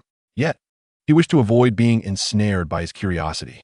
Some secrets, once known, become inescapable. He had no desire to become a hero protecting humanity. All he wished to safeguard was his own home. Before long, he succumbed to slumber. The familiar mist descended once more. In the dream, Lin Chie surveyed his surroundings, sighing in resignation. They still wouldn't let me be? Facing monsters awake and being disturbed in sleep. Such a fate. Navigating the terrain with ease. He soon found the silhouette of a psychiatric hospital before him. An ancient plaque to his right bore an inscription, Zhu Shun Psychiatric Hospital. Lin Chie paused before the entrance, grasping the circular knocker. The moment his fingers brushed against it, the ground trembled slightly. The surrounding mist began to swirl. Lin Chie, clutching the knocker, wore a bewildered expression. What on earth? I haven't even knocked yet, and it's already shaking? It was never like this before. Suddenly, a thought struck him like lightning. Is it because I opened my eyes today? Lowering his gaze, he observed his dream body, and his eyes began to glimmer. In previous dreams, his form had been translucent, ethereal like drifting mist.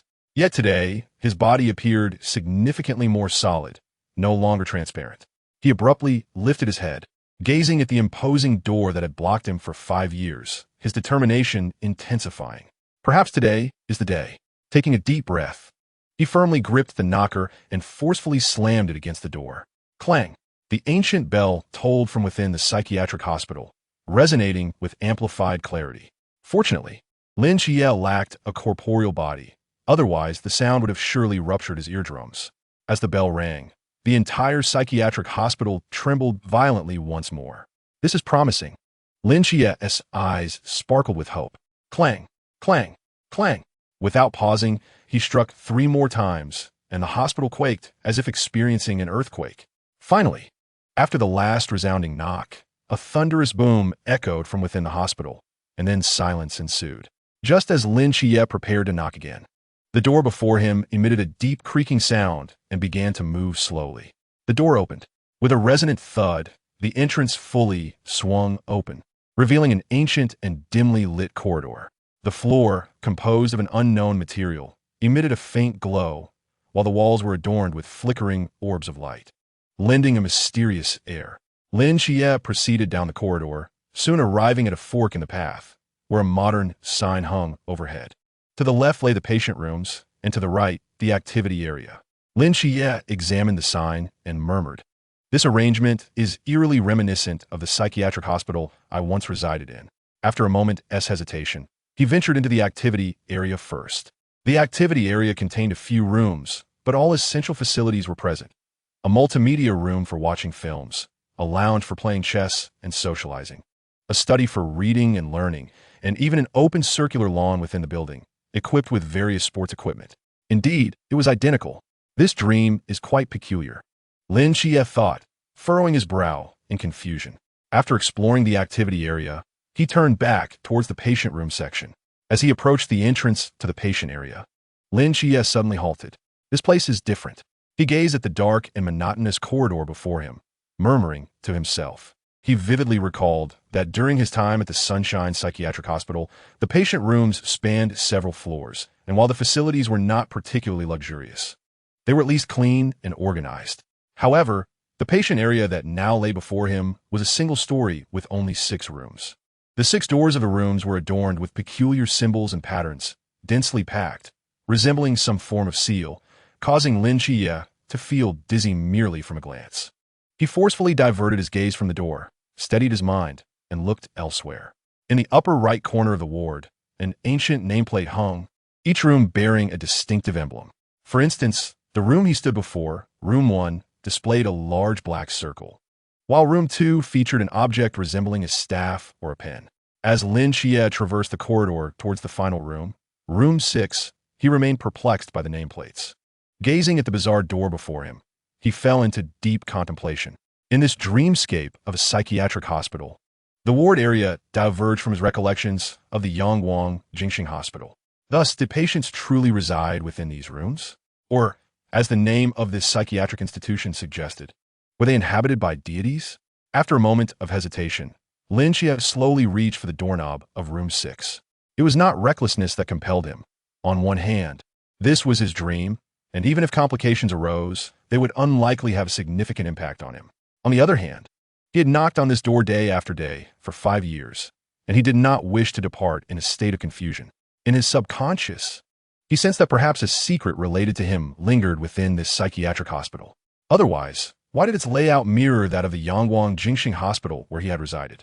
Lin Xie's hand inched closer, his fingertips gently brushing against the doorknob, a cool sensation coursing through him. Contrary to his expectations, there was no repulsive force or pain. His hand naturally clasped the knob. With a forceful tug, the door remained immobile. He steadied himself and pulled again with all his might, yet it did not budge. Relinquishing his attempt at this door, he moved to the entrance of room 5 and yanked the door, but it too resisted his efforts. Room 4, room 3, room 2. One by one, he tried each door, none yielding to his attempts, until at last he stood before the entrance to room 1.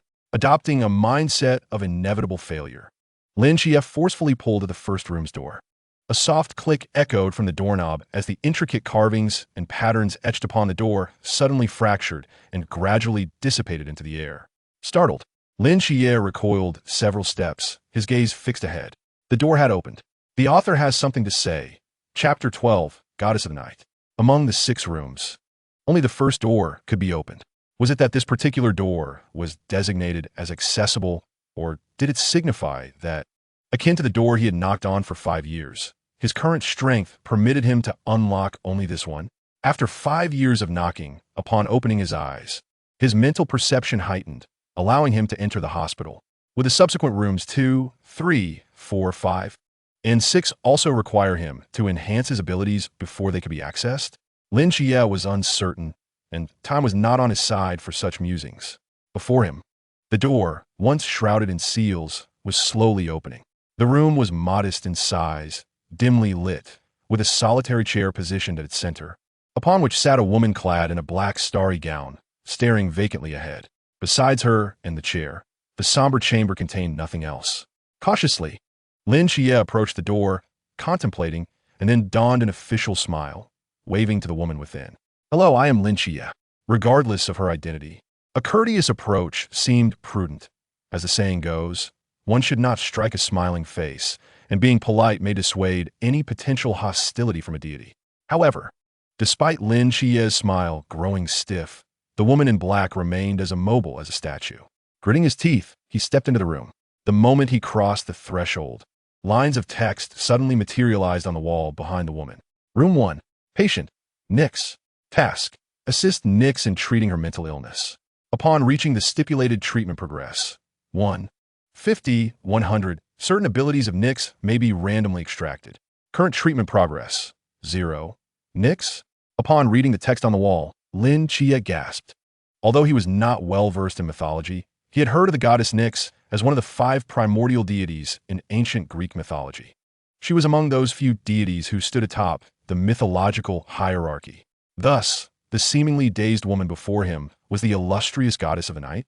With her aloof elegance, flawless features, and cascading black hair resembling a waterfall, the black starry gown draped over her deep, dark form accentuated her porcelain skin, reminiscent of pristine snow. Despite her vacant gaze, the aura she emanated was far beyond that of any mortal. Even historical empresses could not compare. Nix, she was a goddess, and also a sovereign, a ruler of the night. Lin Xie stroked his chin, scrutinizing Nix closely. He had witnessed the deity firsthand. Yet compared to that radiant being on the moon, he felt that Nix was lacking something. Divinity? Power? Authority? Or perhaps all of the above? Lin Xie was uncertain, but he inferred that Nix's current state was intricately linked to her affliction. Yet, how could a goddess, one who stood at the pinnacle of mythology, fall ill? Was her ailment a natural occurrence or a result of human interference? If it were natural, Lin Xie found it hard to believe, but if it were human-induced, he could not fathom what kind of being could cause the goddess of the night to suffer. Moreover, a mental illness at that. According to the text on the wall, Lin Xie was now tasked with attempting to aid Nyx in her recovery, but what precisely ailed her? As a former mental health patient, Lin Xie possessed some knowledge regarding mental illnesses, which broadly encompass depression, obsessive-compulsive disorder, schizophrenia, delusions, and so forth. To assist Nyx, he first needed to ascertain the nature of her condition. After a moment of contemplation, Lin Xie crouched before Nyx and waved his hand in front of her eyes. "Can you hear me?" he murmured softly beside her ear. Suddenly, Nyx's body quivered, startling Lin Xie, who instinctively stepped back several paces. Following this, Nyx's head jerked stiffly in Lin Xie's direction, her vacant gaze fixated upon him. Lin Xie swallowed hard, rendered motionless. 1 second, 2 seconds, 3 seconds. Just as Lin Xie felt the hairs on his neck stand up under Nyx's unblinking stare, her expression began to shift. From vacancy to confusion, from confusion to astonishment, from astonishment to tears welling in her eyes. Nyx trembled slightly, tears swirling in her eyes. Her lips parted with difficulty as she choked out in a hoarse voice. "At last, I have found you, my child." In that moment, Lin Xie felt an electric surge coursing from his feet to his brain, leaving his mind in a state of bewildering emptiness. She? Me? Child? What? Lin Xie truly could not recall what his parents looked like, as they had vanished after entrusting him to his aunt shortly after his birth. However, his mother should, perhaps, be human, not the goddess of the night. No, wait. How could this foreign goddess of the night speak fluent Chinese? Oh, right, this is my dream. It seems not strange that I can comprehend the language of deities. Perhaps this is a transmission of brainwaves? As Lin Xie indulged in his thoughts, Nyx rose to her feet, extending her arms and staggering towards him with increasing speed and fervor. In that moment, Lin Xie's mind became a chaotic whirlpool, prompting him to instinctively open his arms, yearning for the embrace of the goddess of night. However, she merely brushed past him, seizing the small vase perched upon the windowsill behind him. Nyx clutched the vase tightly, tears cascading down her cheeks, exclaiming, "My child, you are still alive. I have finally found you." Lin Xie was left bewildered. Moments later, her gaze fell upon the chair where she had sat for an indeterminate length of time. After a brief pause, she rushed forward, embracing both the chair and the vase, weeping uncontrollably. "Hypnos, my child, you are here as well." Lin Xie stood there like a statue, dumbfounded as Nyx wept over the vase, chair, wall, and even the air, claiming them as her children, sobbing heavily. Lin Xie mused, "I believe I have discerned the nature of her affliction. It is quite severe." As dawn broke, Lin Xie awakened from his slumber, gazing at the bare ceiling above, letting out a resigned sigh. After spending the night with Nyx, he felt utterly depleted. Just as he prepared to rise, he suddenly gasped softly. In his mind, the fog-laden asylum for the gods floated, and he sensed an inexplicable connection to it.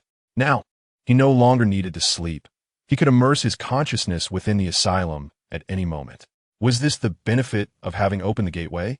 He endeavored to link his consciousness to the asylum, ready to perceive all that transpired within its confines. Of course, the 5 sealed wards remained impervious to his exploration. Meanwhile, Nyx was in the yard, cradling the vase and chair, conversing with the surrounding air, her words unknown. Lin Xie sat on the bed, rubbing his eyes in frustration, pondering how to assist her in her healing despite not being a doctor. Suddenly, a spark of inspiration lit up his eyes, as if he had just conceived an idea. His eyes narrowed slightly, and a smile graced his lips. The author has something to convey. Chapter 13. He has fled. In a high-rise building in Sangnan City, the door creaked open, and Zhao Kongcheng entered, appearing dejected, occasionally sighing. "Old Zhao, what troubles you?" The 5 individuals seated within the room looked at him in surprise. "Did you sustain injuries last night? With that demeanor, it seems more likely that you experienced heartbreak." "Goodness, old Zhao, your wife isn't planning to leave you, is she?" They exchanged speculations, and after a moment, the silent Zhao Kongcheng sighed deeply. "Am I truly so lacking in charm?"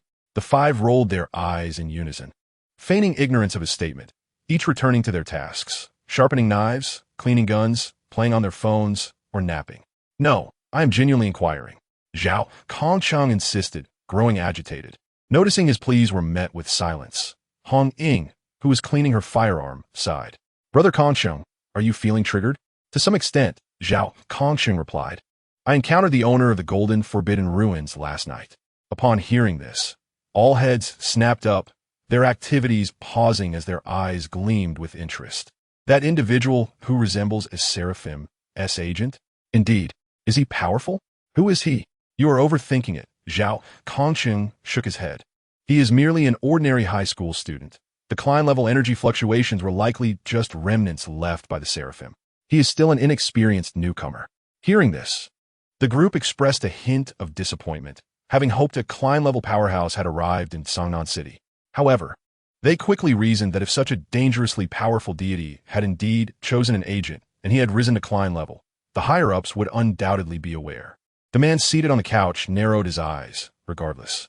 The Seraphim's choice of an agent and the bestowal of a divine ruin was significant news that required immediate reporting to the higher-ups. By the way, old Zhao, since you encountered him, where is he? You did not bring back such an important person? He fled, Zhao Kongcheng replied. He told me he was going to grab his backpack and took advantage of my distraction to escape. The group fell into silence.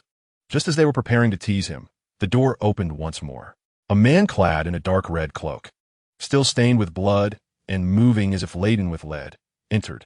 Upon seeing him, everyone, including Zhao Kongcheng, immediately stood to attention. Captain, are you all right? The captain waved his hand, shedding the bloodied cloak and taking a seat on a small stool by the door, an expression of profound fatigue etched on his face. I am fine, but the Ghost-Faced King has escaped. The atmosphere grew tense. The captain continued. I pursued the Ghost-Faced King last night to the outskirts of the northern city, engaging in battle. It sustained significant injuries and ultimately resorted to self-harm to force its escape. Does this mean the Ghost-Faced King may have already fled Songnan City? Not necessarily. The man on the couch interjected. Everyone turned to him, and the captain raised an eyebrow, urging him to elaborate. Wu Xiangnan slowly stood, retrieving a map of Songnan City from beneath the couch and spreading it out on the floor. Songnan City is somewhat isolated, with nearby cities several dozen kilometers away. The captain fought the Ghost-Faced King in the northern outskirts, and Wu Xiangnan circled the location on the map. What does this mean? Hong Ying asked, puzzled. At this moment, the captain's eyes brightened. The Ghost-Faced King, having sustained severe injuries, cannot traverse such a distance without recovering its strength. Wu Xiangnan continued. And the Ghost-Faced King can only regain its power by consuming humans, meaning it will inevitably return to Songnan City. Indeed, Zhao Kongcheng's brow furrowed. But Songnan City is vast. We have no idea where it might reappear. The sewers, Wu Xiangnan adjusted his glasses, tracing a wavy line on the map. The Ghost-Faced King has a penchant for the sewers, and it previously escaped via them. There is only one sewer connecting to the northern outskirts, which means the Ghost-Faced King is likely to emerge from a location along this sewer. Dispatch a team to follow this sewer. This time, we cannot allow it to escape. The captain's eyes glinted with determination as he issued the order. Understood. Wu Xiangnan added, by the way, there is one more matter. We must ensure the Seraphim's agent is returned. His potential is immense and must not fall into the hands of the ancient God Church. In a sense, this matter takes precedence over eliminating the Ghost-Faced King. Zhao Kongcheng stood tall, asserting, leave this to me. I will personally see to it that I capture the lad. But didn't he run away? How will you find him? Hong Ying murmured. He wears the uniform of number 2 high school. I will be waiting for him at the school gate. I am confident I can catch him. A confident smile appeared on Zhao Kongcheng's lips. Brother, why aren't you going to school today?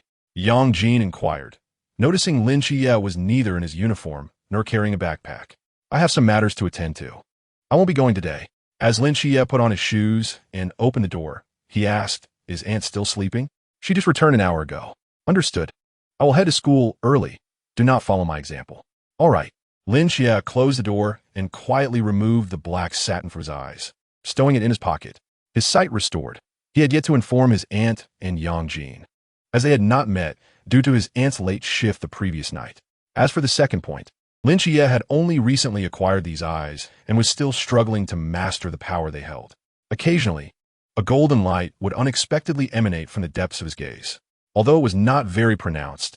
If his aunt and others were to catch sight of it, They would undoubtedly insist on investigating further, incurring unnecessary expenses. He intended to announce this matter only when he could fully control his eyes. However, since he had already ventured out, there was no need to cling to the black satin, as it would attract too much attention. Lin Xie retrieved the sunglasses that Yang Jin had previously gifted him from his pocket, donned them, and strode purposefully towards the bus stop. After more than an hour of jostling, Lin Xie finally arrived at his destination, Yangguang Jingshan Hospital. The last time he visited this place was a decade ago. Over the course of 10 years, Lin Xie had undergone significant changes, and so had the hospital itself. All the old walls had been refurbished. The entrance was now twice as wide, and 2 modern high-rises had replaced the original 3-story building. Even the name Yangguang Jingshan Hospital had been transformed into a gilded embossed sign, standing at the entrance. Lin Xie found it impossible to reconcile the modern hospital before him with the small building of his memories. The only constant seemed to be the elderly gatekeeper, now much more stooped and with significantly grayed hair. The old man appeared to recognize Lin Xie, squinting his eyes and raising his right hand to point at him. Just as Lin Xie thought the old man remembered him and prepared to greet him, the old man shouted, "That foolish boy over there! You're blocking the cars behind you." The author has something to say. Chapter 14, I have a friend. Knock, knock, knock. Please come in. Lin Xie pushed open the door and entered the consultation room. Seated across the table was a middle-aged male doctor, donned in a white coat, with a notably sparse receding hairline, an unmistakable emblem of wisdom. Lin Xie took a seat, and the doctor leisurely inquired, "So, what seems to be the problem?" "I have no issues." "If you have no issues, then why are you here?" "I have no problems, but I have a friend who suffers from a severe mental illness." Upon hearing this, the doctor regarded Lin Xie with a peculiar expression, chuckling as he tousled his thinning hair. "The friend you speak of, it wouldn't happen to be yourself, would it?" Lin Xie replied earnestly, "No, it is genuinely a friend." "Very well then, tell me about your friend. What affliction do they suffer from? What are the specific symptoms?" Lin Xie pondered for a moment, realizing it might be difficult to articulate. The doctor smiled, "Then just imagine yourself as that friend and demonstrate your actual symptoms to me." Lin Xie cast a strange glance at the doctor, and after a moment of internal conflict, he reluctantly nodded. Consequently, Lin Xie slowly rose from his seat, and under the doctor's watchful gaze, walked directly in front of him. He extended his arms, enveloping the middle-aged doctor in an embrace. While gently caressing the few remaining strands of hair atop the doctor's head, his eyes filled with tenderness as he softly spoke, "My dear son, Father has finally found you." The doctor remarked. In the ensuing 10 minutes, Lin Xie employed every rhetorical technique he had mastered throughout his life, passionately explaining to the doctor that he was indeed not the one with the illness, thus averting a fate of immediate involuntary hospitalization. "So, your friend sees everything as if it were their child?" "Yes." "And has cried for a long time?" "Constantly, in tears. Likes to sit in the yard telling stories to vases and chairs?" "Exactly." "How is her sleep?" "They do not sleep." The doctor furrowed his brow. "Your friend is in quite a serious condition. I strongly recommend you bring her to our hospital for inpatient treatment. Her situation is rather unique." "She does not meet the criteria for hospitalization," Lin Xie replied helplessly. He certainly could not divulge the truth. If he were to tell the doctor that the goddess of night, Nyx, was the patient residing within his mind, he would soon receive a notice for hospitalization himself. The doctor pondered for a moment, then began typing on the keyboard. "If she cannot be hospitalized, we can only rely on medication for now. I will prescribe a few medications. You should have her take them. If her condition does not improve, you must bring her to the hospital." Lin Xie's expression revealed some hesitation. Would medications from the real world be effective in the realm of his mind? He was uncertain, yet he felt that even if he could bring them inside, mere mortal remedies would likely prove ineffective against a divine being. "Doctor, is there any other method aside from medication that could facilitate treatment?" The doctor contemplated for a moment before responding. "The symptoms your friend exhibits correspond to severe delusional disorder. I have encountered numerous patients like this. For instance, there was a man who deeply loved his wife, after she tragically passed away in a car accident. He frequently spoke to the air, imagining she was still beside him. This illness often stems from immense psychological trauma, where the subconscious rejects reality, thereby creating a false consciousness that she is still present. If we can address the root cause of the illness and provide psychological treatment, there is potential for improvement. But without medication, it is exceedingly challenging. Medication and psychological treatment are interdependent. Do you understand what I mean? Lin Chia nodded thoughtfully. To approach the root cause, he realized he knew nothing about Nix's past, leaving him at a loss. It seemed he needed to prepare more thoroughly. Lin Chia accepted the prescription for medication the doctor had written, but chose not to pay for it or collect the drugs, as there was no need to spend money on remedies that would not affect the divine being residing within his mind. Moreover, those medications were exorbitantly priced. Emerging from a psychiatric hospital, Lin Chia boarded the bus for his return journey. The trip to the psychiatric hospital had proven worthwhile, as it provided Lin Chia with a breakthrough. He needed to guide Nix from a psychological perspective, and to achieve this, he must gain a deeper understanding of her. Thus, Lin Chia disembarked at a certain stop and entered the Sangnan City Library. Outside number 2 high school. Hey, do you see who that middle-aged man is? I don't know. He has probably a parent. I saw him when I entered the school gate around 7 this morning. I noticed him too. He was wearing sunglasses, a shirt, and leaning against the wall with a cup of coffee. I thought he looked quite dashing. Then how come he now looks like a beggar? His eyes are all red. Do you think he's been here since this morning? No way, it's almost 10 now. Who knows? Oh, by the way, have you heard? 2 students were killed last night while returning home from school. Is that for real? Of course. I heard that a forlorn man was sitting all alone on the curb across from the school gate, surrounded by discarded cigarette butts. His silhouette under the street lamp exuding an indescribable sorrow. Zhao Kongcheng flicked the ash from his cigarette, utterly perplexed as to where things had gone awry. He had been squatting since 6 in the morning until 10 at night, baked by the sun, yet he had not seen a trace of that young man. It was undoubtedly the school uniform of number 2 high school he had seen last night. Could it be that the young man had anticipated his arrival and chosen not to show up? His backside was sore from sitting. Zhao Kongcheng propped himself up with his hands, slowly rising from the curb, nonchalantly brushing off the dust from his pants, and began to stretch his limbs. Just then, out of the corner of his eye, he spotted a youth in casual attire leisurely strolling across the road, carrying a few books. That fellow bore a slight resemblance to the young man he was searching for. Zhao Kongcheng blinked in surprise, squinting his eyes. Holy crap! Without hesitation, Zhao Kongcheng dashed toward the youth like a gust of wind, his eyes ablaze with fury. However, when he was about 20 meters away from the youth, the young man seemed to sense something, and with a start, he took off running. Thus, the 2 of them raced down the street, one pursuing the other. At this moment, Lin Chia truly wished to slap himself twice. Why did he choose this particular path among so many? Now, just splendidly, having stood someone up yesterday, that person was now hot on his heels. Although Lin Chia's speed was not slow, it paled in comparison to Zhao Kongcheng's, and within mere seconds, he was caught up. Zhao Kongcheng fiercely gripped Lin Chia's shoulder and let out a cold chuckle. Well, we meet again, young man. Lin Chia stiffly turned his head, tilting it slightly. Who are you? The author has something to say. Chapter 15-003. Zhao Kongcheng felt as though he might explode with anger. Me? How can you ask who I am? I am the innocent victim who was deceived by your affections and left out in the cold half the night. Zhao Kongcheng tightly locked his grip on Lin Chia's arm, resembling an overly protective uncle fearful of losing his boyfriend. Let me tell you, stop pretending. You absolutely cannot escape today. Lin Chia glanced at his restrained arm, surrendering to fate with an expression of resignation. Fine, you lead the way. Where shall we talk? Follow me. Zhao Kongcheng took hold of Lin Chia's arm and strode towards an undisclosed destination. As Lin Chia saw himself nearing a couple's hotel, his expression abruptly changed, and he turned to flee. However, Zhao Kongcheng did not afford him such an opportunity, swiftly pulling him back towards the hotel. What do you want to do? I must tell you, I have hemorrhoids, so don't get any ideas. What are you high school boys thinking? It's just a place to chat. Does chatting require going to a couple's hotel? Did you not see the looks of those people along the way? I was utterly mortified. What do you understand? This is a safe house. I brought you here for no other reason. And do I look like that kind of person? Zhao Kongcheng rolled his eyes, dragging the reluctant Lin Chia to the front desk, where he cast a rather greasy wink at the stunned female clerk. One dynamic passion-themed suite, please. Lin Chia. The female clerk stood frozen, her brain momentarily short-circuiting before inexplicably becoming excited. All right, sir, I will need your ID, and this young man as well. Please present your identification.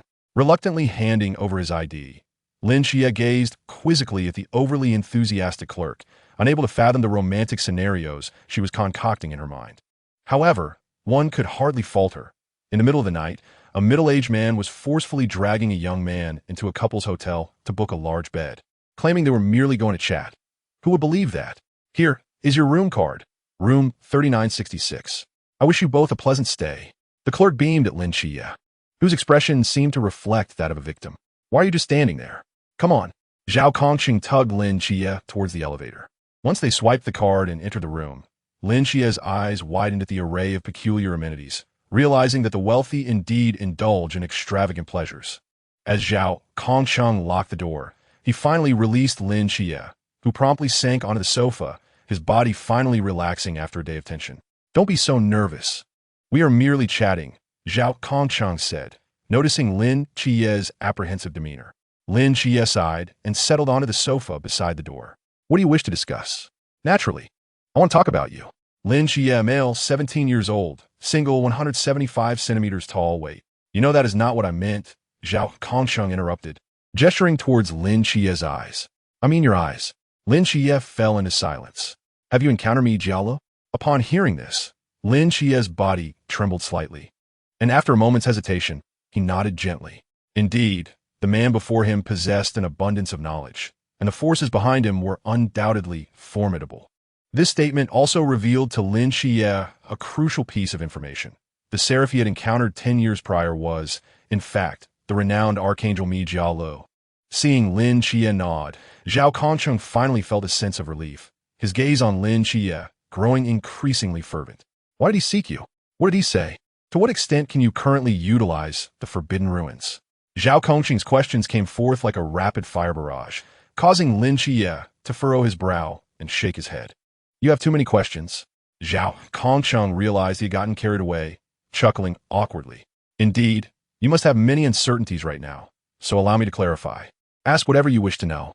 Lin Chia pondered for a moment, gazing into Zhao Kongqing's eyes as he posed his first question. Do mythical deities truly exist in this world? They do, Zhao Kongqing replied without hesitation. But not all gods exist. What do you mean? Zhao Kongqing entered a contemplative state, as if considering where to begin. What do you think myth is? Lin Chia reflected. It is the spiritual solace of ancient people, a fear and fantasy of the unknown forces of nature. You are correct, Zhao Kongqing affirmed. Until a century ago, this is what everyone believed. A century ago? Indeed, before the appearance of the mist, there had never been any trace of deities in this world. Zhao Kongqing's eyes narrowed slightly. However, since that mist enveloped the earth, everything seems to have changed. In September 1922, a year after the mist appeared, a certain exploratory team from Xia observed a colossal dragon slowly flying in the skies above the Maria Trench. This marked humanity's first observation of a mythical creature. After research, it was determined that this dragon was the chaotic dragon Leviathan mentioned in the Bible, a creature said to be created by God. The discovery of this dragon completely overturned the perceptions of the Xia leadership, as they realized that since the onset of the mist, the world had become utterly different. At that time, the mist had just emerged, sending Xia into a state of panic. To maintain national stability, the leadership concealed the findings of this exploration, and the chaotic dragon Leviathan, being the first mythical creature observed by humanity, was assigned the codename 001. Subsequent discoveries of other mythical beings led to further numerical designations. The seraph Mi Jialo that you encountered is actually the third mythical creature observed by humanity, coded 003. 1928, Lin Chia exclaimed at that time. We had yet to master the technology for lunar exploration. How did they find the seraph on the moon? It was not us who found him, Zhao Kongqing replied, shaking his head. In March 1928, a beam of golden sword light emanated from the moon, traversing the cosmos and obliterating a major volcano in North America.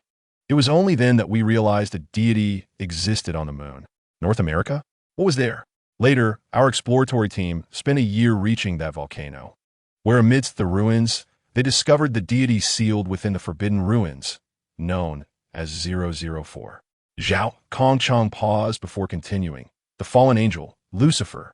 The author has something to say. Chapter 16. The second perspective posits that myths are not mere figments of ancient imaginations, but rather exist in reality. After humanity became increasingly active, these beings, for reasons unknown, lay dormant in certain hidden corners of the earth, and the sudden emergence of the mist awakened them. Lin Xie nodded in understanding and inquired about the statement previously made regarding not all gods existing. The number of deities currently present on Earth is limited, and not every mythical entity has descended here. What we witness now is merely a minuscule fraction of an expansive mythological system. We do not comprehend why it is specifically they who have appeared, as it bears no relation to their strength, the pervasiveness of their stories, notions of good or evil, or national boundaries. Their arrival appears to be utterly random. This encompasses not only the Bible, Greek mythology, Norse mythology, and Cthulhu mythology, but also all known pantheons of deities. Curious, Lin Xie asked, what about the gods of Ardashia? For instance, where are Qi Tianda, Sheng, San Taizi, the four heavenly kings, and Yuhuang Dadi? If they exist, they would surely be capable of besting Western mythologies. After a brief silence, Zhao Conqing shook his head. These thoughts have crossed our minds as well. Over the past century, we have tirelessly searched within the borders of Daxia for any trace of them. Yet, a full 100 years have elapsed without so much as a sighting of even a local deity. Some speculate that the mist has yet to engulf Daxia. Hence our myths remain absent. Others suggest, Lin Xie interjected, unable to contain his curiosity. What do others say? They say they have always been present, Zhao Conqing replied. Always present? Why do you think the entire earth has been consumed by mist while only Daxia remains unscathed? The mist has encroached upon Daxia's borders, yet it is held at bay, unable to cross even an inch. Lin Xie's mouth fell agape. Are you suggesting this is merely conjecture, or perhaps a beautiful fantasy? Zhao Conqing shook his head. Regardless, we have never discovered any trace of Daxia's deities. Very well, Lin Xie mused, feeling as though his worldview was shattering. Had he not witnessed the existence of the seraph, he might have called the asylum to have Zhao Conqing carted away. This affliction was worse than his own from years past. Then what was that golden beam of light emanating from me last night? Lin Xie posed the next question. That was Jin Su, Zhao Conqing responded. Following the mist shroud over the earth, the changes that occurred were not limited to the appearance of deities. This mist seems to possess a mysterious effect on the human body as well. Although the mist has not penetrated Daxia's territory, it appears to contain some energy akin to radiation, which catalyzes certain individuals' bodies, leading to the birth of children who may develop peculiar powers. Under specific environmental influences, these powers can be activated, resulting in a special force capable of affecting the surrounding reality, akin to a domain. The characteristics of these powers vary from person to person, each unique. This extraordinary field, which allows one to influence their surroundings, is referred to as Jin Su, Lin Xie contemplated. In simpler terms, Jin Su represents the extraordinary domains of a fortunate few. Considering this, his ability to perceive everything within a 20-meter radius through a form of mental awareness, coupled with heightened dynamic vision and the capacity to wield the might of the seraph, is also a manifestation of Jin Su. Can this Jin Su develop? He inquired. Indeed, the capabilities, range, and uniqueness of Jin Su will increase alongside the enhancement of the host's mental strength. Mental strength is a crucial determinant in the intensity of Jin Su. We categorize Jin Su into 6 realms based on mental strength. The first realm, Zhan, is likened to a cup filled with still water. The second, Qi, resembles a pond with abundant still water. The third, Chuan, flows like a river. The fourth, Hai, is vast like the ocean. The fifth, Wu Liang, approaches the boundless. And the sixth, Klein, transcends dimensions akin to a Klein bottle. And what about me? What realm do I currently occupy? Lin Xie asked. You? At present, you are merely at the Zhan realm, a novice just able to utilize Jin Su, Zhao Conqing remarked, seemingly relishing in delivering this blow to Lin Xie's pride. You can only be considered a slightly more formidable ordinary person. Lin Xie fell silent, realizing that his ability to unlock the door to the asylum in his mind last night was likely due to his breakthrough into the Zhan realm. This also explained why he could open the door to Nike's room. Does that mean that with each advancement to a new realm, I could release another patient? He pondered. And what about you? With your impressive abilities, what realm do you belong to? Lin Xie inquired. Zhao Conqing's face flushed slightly as he awkwardly turned his gaze to the window. I do not possess Jin Su and thus have no mental strength. You lack Jin Su? Lin Xie's eyes widened in disbelief. How did you defeat that creature? Lin Xie was genuinely astonished.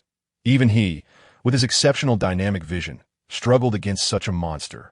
Yet, Zhao Kongsheng had seemingly dominated the battle without Jin Su. That creature is called the Gui Mian Run, Zhao Kongsheng corrected. I vanquished it through years of training and extensive combat experience. Before joining the Night Watchers, I was a Special Forces soldier proficient in close combat. Zhao Kongsheng continued. There are 3 pathways to obtain Jin Su. The first, as I mentioned, is that only a small fraction of the fortunate are born with the innate talent to wield Jin Su. The second pathway involves utilizing items that possess Jin Su. It is not solely humans who can be influenced by the mist to gain Jin Su. Certain objects may, by coincidence, also possess it. Such Jin Su is typically extremely rare and peculiar, and if humanity can harness it, they too can wield the power of Jin Su. I belong to this second category, but the item I possess is not of an offensive nature. Rather, it is a specialized auxiliary Jin Su unique to the Night Watchers, known as Gao Sherpai. Its sole function is to manifest the Wu Jiekong Yu. The author has a message, Chapter 17, My Home. Du Yekong, Ajin Su that can isolate the inner domain from the outer world, preventing our battles from affecting ordinary people.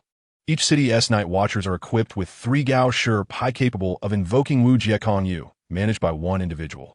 Since we generally do not engage directly in combat, we are often referred to as Watchers. Lin Xie raised an eyebrow, realizing, so you are essentially a lookout. If you cannot contribute to the conversation, it would be wise to remain silent. Zhao Kongsheng retorted with an eye roll. You mentioned there are 3 methods to acquire Jin Su. What is the final method? The last method is the bestowal of deities, which pertains to your situation. Zhao Kongsheng's expression grew serious. Certain deities may grant a portion of their powers to chosen humans, allowing them to serve as earthly agents of the deities. This divine bestowal of Jin Su is termed Shin Su. However, along with the power, the agent receives directives from the deity, which may include the destruction of human society, the protection of humanity, or assisting the deity in locating something. Generally, a deity has only one agent, who embodies the deity's will. Among the several agents currently active, most are attempting to dismantle the new human order, striving to plunge the world back into chaos as agents of malevolent gods. There are benevolent deity agents as well, but they are exceedingly rare. As for the number of neutral deity agents, that remains uncertain. Zhao Kongsheng rose to his feet and walked up to Lin Xie, gazing intently into his eyes as he spoke deliberately. Lin Xie, what directive has Mi Jia Lu given you? To which side do you belong? Lin Xie's eyes were filled with bewilderment. I don't know. He didn't say anything. This was the unvarnished truth at that moment. Mi Jia Lu had merely cast a glance at him from afar, and then he had fainted, not a single word uttered by the other party. Zhao Kongsheng furrowed his brow. He said nothing at all? Did you not hear his voice in your heart? No, truly not. Zhao Kongsheng scrutinized Lin Xie for a long while, as if attempting to discern any signs of deception. After a pause, he finally averted his gaze and slowly took a seat. According to our speculation, Mi Jia Lu should belong to a neutral or benevolent faction. Otherwise, we would have already killed you. However, if he has entrusted you with the divine ruins, why has he remained silent? What does he truly wish to accomplish? Lin Xie frowned slightly. What he wishes to do is unknown to me, but even if he were to issue me a command, I would not comply. I have no desire to become entangled in such chaotic affairs. At worst, I would return these eyes to him. With that, he stood up. If there is nothing else, I shall take my leave. Without waiting for Zhao Kongsheng to respond, he turned to open the door. Wait, hold on. Zhao Kongsheng abruptly stood, blocking the doorway, and fixed his gaze on Lin Xie's eyes. You intend to leave after asking your questions? And what about me? You can passionately engage in this alone. Lin Xie replied earnestly. No, do you not wish to inquire about me? Who I am? Zhao Kongsheng felt that conversing with this young man was truly exhausting. What has no bearing on me. Lin Xie continued to open the door. Zhao Kongsheng firmly grasped the doorknob. Why should I not be curious about how much you know? What kind of organization do I belong to? What are we doing? Not curious. Why not? According to the logic of films, once I become aware of your existence, I am left with 2 choices. Lin Xie raised 2 fingers. Either I join, or I become someone who can never divulge the secret, such as being killed, imprisoned, or brainwashed. You should watch less television. Zhao Kongsheng was at a loss for words. Moreover, since you know nothing about us, how can you determine that joining us isn't a favorable choice? Lin Xie raised an eyebrow. So, even if I learned about your organization and chose not to join, I would not be in danger? Of course not. We are military personnel. At most, we would have you sign a non-disclosure agreement. What you've said is utter nonsense. Then I would be inclined to listen. Upon hearing this, Lin Xie sat back down. Zhao Kongchang sighed. Conversing with this young man felt more tiring than a day spent on surveillance outside. In 1922, after our exploration team discovered the first mythological creature, the Chaos Dragon Leviathan, the upper echelons of the Xia urgently established a military organization, always prepared to respond to the invasion of mythological beings, known as the 139 Special Biological Response Team. At that time, our technology was quite primitive, and we were utterly ignorant of the world before us, rendering the so-called Special Biological Response Team merely a facade with little practical utility. As time passed, we observed an increasing number of mythological creatures and attempted to establish contact with some of them, while also uncovering the secrets of the Forbidden Ruins, beginning to train specialized combat talents. As the number of discovered owners of the Forbidden Ruins grew, we realized that due to the randomness of these owners, we could not encompass everyone within a military scope. Thus, the 139 Special Biological Response Team gradually transformed into a semi-military, semi-civilian special organization. We now refer to this organization as the Night Watchers. Lin Xie contemplated this. So, your existence is to protect the Xia from the incursions of those malevolent deities? To be precise, it is to safeguard against all mythological beings. Is there a difference? Certainly. As I mentioned earlier, the emergence of mythological creatures is random and unrelated to their strength. Therefore, the mythological beings that descend are not solely the formidable deities familiar to the populace, but also some lesser creatures that exist only in rural legends or minor tales. The ghost-faced man you encountered last night is one such example from rural horror folklore. These beings, lacking world-ending power, yet capable of impacting human society, are collectively referred to as mysteries. Ah, I see. Lin Xie nodded, understanding why the entity he encountered last night seemed somewhat familiar. It was indeed born from rural stories. Thus, we are also soldiers, defenders of our homeland. Our existence is to prevent the people of Xia from suffering. Is that not noble? Is that not admirable? Zhao Kongcheng earnestly implored. Very noble and admirable. I hold great respect for you all, truly. Lin Xie's demeanor grew serious. He was not jesting, and from his gaze, one could perceive a profound respect. A smile gradually appeared on Zhao Kongcheng's face. Then you. I shall not go. Zhao Kongcheng's smile abruptly faltered. Why? I cannot leave. Lin Xie's eyes were filled with sincerity. I have many responsibilities. What could be more important than defending one's homeland? I have an aunt and a cousin. Lin Xie gazed out the window, his expression remarkably tranquil. My aunt is still relatively young, yet she has tirelessly worked in the factory for 10 years for the sake of a gene and me, this burden. Her health is failing.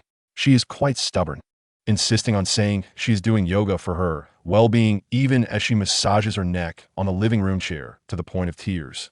I sit across from her, and she believes I cannot see. She lives too cautiously and bears too much. My cousin is bright and filial, but alas, he is still too young to shoulder the weight of this family. I have many things to accomplish. I want to earn money to support my family. I wish to buy my aunt and cousin a spacious home, ensuring my aunt never has to suffer in that dark factory again. I want to fund my cousin's college education, allowing him and my aunt to enjoy a good life together. For the past decade, they have never given up on me. This burden, now that I'm finally better, how could I abandon them? You are all noble and great. If conditions permitted, I might consider joining you. But for now, I simply wish to remain steadfastly by their side, safeguarding this family. The author has something to say. Chapter 18. Welcome back. Zhao Kongcheng was taken aback. He truly did not expect that this seemingly ordinary high school student would articulate such profound thoughts, possessing such maturity. At that moment, he realized how utterly absurd his earlier attempts to stir the young man's typical adolescent fervor and zeal had been. Lin Xie was no ordinary high school student. Lin Xie rose and walked straight to the door. Hesitating for a moment, he paused. Thank you for sharing so much with me. I will sign the confidentiality agreement. With that, he pushed the door open and stepped out. This time, Zhao Kongcheng merely sat silently on the edge of the bed, his body slightly leaning forward as if he wished to reach out and stop him. After a brief pause, he resignedly sank back down. He understood the significance of this young man, and he also recognized the mission he bore to bring this young man back. Yet he found himself powerless to do so. Xiao-Qi, you're finally back. Why aren't you wearing your school uniform today? Aunt, I woke up in a hurry this morning and forgot to put it on. This child, won't the teacher scold you for not wearing your uniform? They only said a couple of things. It's nothing serious. Alas, Xiao-Qi, you just transferred to a new school. You cannot leave a bad impression on the teachers. You must be more careful in your actions. I understand, Aunt. How have you been getting along with your classmates at school? They haven't ostracized you, have they? No, we have been getting along quite well. They even accompanied me home, and I returned the favor. That's good, that's good. I went back to my room, Ani. All right, sleep early. Bang. Lin Xie closed the door and lay back on his bed, gazing at the night sky outside, letting out a long sigh. This world is far more complex than he had imagined, yet it does not concern him greatly. After resting for a while, Lin Xie sat up and began to undress when a hard object fell from his pocket. Clang! Lin Xie looked down and picked it up, a look of confusion crossing his face. It was a metallic ornament, resembling a crest, slightly larger than a 1 yuan coin, made of an unknown material that emanated a faint coolness when held. On the front of the crest, two straight swords crossed each other, their blades emitting a soft blue glow against a backdrop of starry night sky, exquisitely crafted. Beneath the design were the engraved words Zhao Kongqing. Lin Xie's eyes narrowed slightly. He recalled how Zhao Kongqing had tugged him towards the hotel earlier and had seemingly brushed against his pocket. Did he accidentally drop it? Lin Xie fiddled with the crest, flipping it over to reveal several lines of small engravings on the back. If the dark night descends, I shall stand before the multitude, sword drawn towards the abyss, blood staining the heavens. What a bold spirit. Did Zhao Kongqing write this himself, or is it a saying from the night watchman? Lin Xie murmured to himself, observing that he didn't seem like the type to write such words. After playing with it for a while, Lin Xie placed the crest on the table, changed his clothes, and climbed into bed. He had something very important to do tonight. Closing his eyes, he sank his consciousness into the realm of the gods within his mind. At that moment, in the small courtyard of the mental asylum, Nyx sat in a rocking chair, cradling a collection of jars and bottles, seemingly murmuring to herself, her lips occasionally curving into a smile. If one overlooked the murkiness in her eyes and the strange items in her arms, her noble demeanor would make for a breathtaking portrait. Before long, Lin Xie, clad in a white lab coat, approached slowly. To immerse himself in the role of a mental health doctor, he had procured a lab coat from the director's office and even tucked a pair of clear glasses into the collar. At first glance, he certainly appeared the part. Lin Xie approached the rocking chair, silently observing the murky, vacant gaze of Nyx, and sighed softly. From the mythological texts he had perused, it was clear that Nyx was indeed one of the oldest and most powerful deities in Greek mythology, holding a position and power that were unparalleled.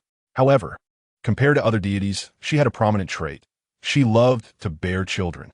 According to Lin Xie's calculations, Nyx had at least 20 offspring, including the infamous god of death, Thanatos, the god of sleep, Hypnos, as well as deities of space, fate, and misfortune, among many others. Aside from a few, the majority of Nyx's offspring were malevolent gods who wreaked havoc upon the world after their birth, with many meeting tragic fates themselves. From the fragmented stories of mythology, Lin Xie could not gather more detailed information about this goddess of night, but he speculated that Nyx's current condition might be related to her progeny. The doctor at the Yangwang Mental Hospital mentioned a male patient who, overwhelmed by longing for his wife, imagined her presence beside him. Could Nyx's affliction be similar? Was she, in her yearning for her children, mistaking those jars and bottles for them? But what had transpired with her offspring to elicit such intense reactions from Nyx? And as an ancient deity, could she truly experience such profound emotions? Or had she been stripped of her divine form and essence before her affliction? Lin Xie could not ascertain. Hypnos, do not worry. Your brother shall return soon. He merely indulged in some play. Thanatos, that child has always been a troublemaker. When he comes back, I shall give him a proper lesson. Nyx caressed the vase in her hands, staring blankly into the distance, a glimmer of hope flickering in her eyes before it dulled once more. She paused, her voice hoarse and trembling. But it has been 3,000 years. Why has he not returned? Lin Xie observed this scene, feeling a wave of bittersweet emotion surge within him. Who could have anticipated that the once exalted goddess of night now appeared so helpless and small? She was not only the goddess of night, but also a mother waiting for her children to return. To heal her affliction, one must address the root cause. Lin Xie's mind echoed the doctor's words as he lowered his head, deep in thought. The essence of Nix's malady lay in her lost children. To cure her, he could only approach her offspring, but how could he possibly locate these renowned Greek gods and bring them before Nix? Furthermore, he had no idea whether they had been brought to this world by the mist. Where could he find such numerous deities? Even if he did, would those malevolent gods be inclined to follow him willingly? Lin Xie furrowed his brow in contemplation when suddenly a spark of inspiration flashed through his mind. Perhaps this could work? Lin Xie stood up, gazing at Nix for a long while, and finally resolved to step forward. In the vacant gaze of Nix, Lin Xie walked towards her, gently crouched down, and extended his arms to embrace her, whispering in her ear, "Mother, I have returned." At that moment, an unprecedented light shone in Nix's eyes. She trembled as she reached out her hands, tightly embracing Lin Xie. After a long while, she finally managed to utter a complete sentence, her voice quivering. "Welcome back, Thanatos, my child." Chapter 19. Starry Night Dancer. The instant Nix spoke those words, a virtual panel appeared before Lin Xie's eyes. Nix's treatment progress. 3. The conditions for obtaining rewards have been met, commencing random selection of Nix's divine abilities. Immediately, a virtual lottery wheel materialized, spinning rapidly. Lin Xie could see that the wheel was divided into more than 20 segments, each of similar size, indicating that the probability of drawing these divine abilities was equal. Nightfall, Dim Eye, Fallen Stars, Star Splitter, Night Flicker, Night's Chosen, Extraordinary Birth. The abilities on the spinning wheel dazzled Lin Xie, but he felt that something strange had slipped in among them. What on earth is Extraordinary Birth? Is that truly a divine ability? If I draw this ability, would I not need a wife, as I could simply birth a multitude of divine offspring myself? That doesn't sound too bad. Meanwhile, Lin Xie noticed that in one corner of the wheel, there was a narrow black segment that differed from the others, occupying about one of the total area. This divine ability was labeled as unknown. Unknown. What does that mean? But this is not important. Lin Xie believed that with his abysmal luck, even if he spun 1,000 times, he probably wouldn't land on that unknown segment. Taking a deep breath, Lin Xie fixed his gaze on the wheel, concentrating his thoughts, and the wheel began to slow down. The pointer glided over the various abilities and finally came to a stop on one segment. Starry Night Dancer. Lin Xie sighed helplessly upon seeing these words. Judging by the name, this ability seemed to pale in comparison to Star Splitter or Fallen Stars, but at least it wasn't Extraordinary Birth. Such is my luck as expected. In the fleeting moment when the pointer halted, the spinning wheel before Lin Xie gradually faded away, leaving only the words Xingye Wuxia suspended in the air, their hues deepening evermore. Lin Xie extended his hand and grasped them. Immediately, those 4 characters transformed into a stream of black light that surged into Lin Xie's body. He felt a mysterious energy swiftly reshaping his physique, as if both his soul and corporeal form were being cleansed, a sensation of extraordinary comfort enveloping him. This feeling was truly wondrous. This state lasted for approximately 5 seconds, and once it dissipated completely, Lin Xie distinctly sensed that his body had undergone a transformation. Before his eyes, several lines of smaller text slowly materialized. Xingye Wuxia. In the darkness, your speed, strength, endurance, and recovery ability are quintupled. In the darkness, your presence is difficult to detect. In the darkness, your intimidation factor against other beings is heightened. You possess the ability to communicate with other nocturnal creatures. Upon reading this, Lin Xie could not help but inhale sharply. This seemingly unassuming ability appeared to be exceptionally formidable, to say nothing of the fact that his speed, strength, and endurance were quintupled, which was already remarkable. Even with his utterly ordinary physical condition, participating in an Ironman triathlon at night would surely earn him a Guinness World Record. The 5-fold enhancement could bring his capabilities close to the limits of humanity, and this was under the premise of his ordinary attributes. If he underwent systematic training, Lin Xie could scarcely fathom how much he would evolve, not to mention the stealth and the ability to communicate with nocturnal creatures, which had completely transcended the realm of humanity. Suppressing his excitement, Lin Xie took a deep breath. Although he had no intention of joining the Night Watchers or battling mythical beings, he was, after all, merely a high school student. To claim he harbored no yearning for supernatural powers would be disingenuous. Furthermore, only by growing stronger could he better protect his family. Lin Xie finally steadied his heart and directed his gaze towards Nikes. At that moment, Nikes was gazing at him tenderly, gently stroking his hair, murmuring to herself, "Danasis, where have you been for these 3,000 years? Do you know how much I miss you?" Lin Xie sat silently, his gaze towards Nikes imbued with complexity. Just as he had surmised, for the current Nikes, she could not differentiate between her child and a vase. How could she possibly recognize that Lin Xie was not her son? Consumed by longing, she had envisioned everything around her as her child. Yet those vases were, after all, not real people and would not respond to Nikes. Hence, when Lin Xie, a living being who could breathe, move, and call her mother, appeared, it was as if she had come back to life, finally finding her emotional anchor. This was the first step that opened her heart, and the reason her healing progress had escalated to 3. "Danasis, do you know how much your brother misses you? Kulme, give him a hug." A smile graced Nike's lips as she lifted a vase towards Lin Xie. Reluctantly, Lin Xie accepted the vase, pretending to caress it. Just then, his peripheral vision caught sight of Nike's embrace, where several labeled vials were nestled, each differing in color. A jolt coursed through him. Among the vials, he clearly saw a label bearing the words flufenazine, divine use. Lin Xie fixed his gaze upon it, his mouth agape. Flufenazine? Why did that name sound so familiar? Wasn't this the very medication listed on the psychiatrist's inventory he had received during the day? Moreover, it had the added inscription divine use. In that instant, Lin Xie seemed to grasp something profound, and he became suddenly animated.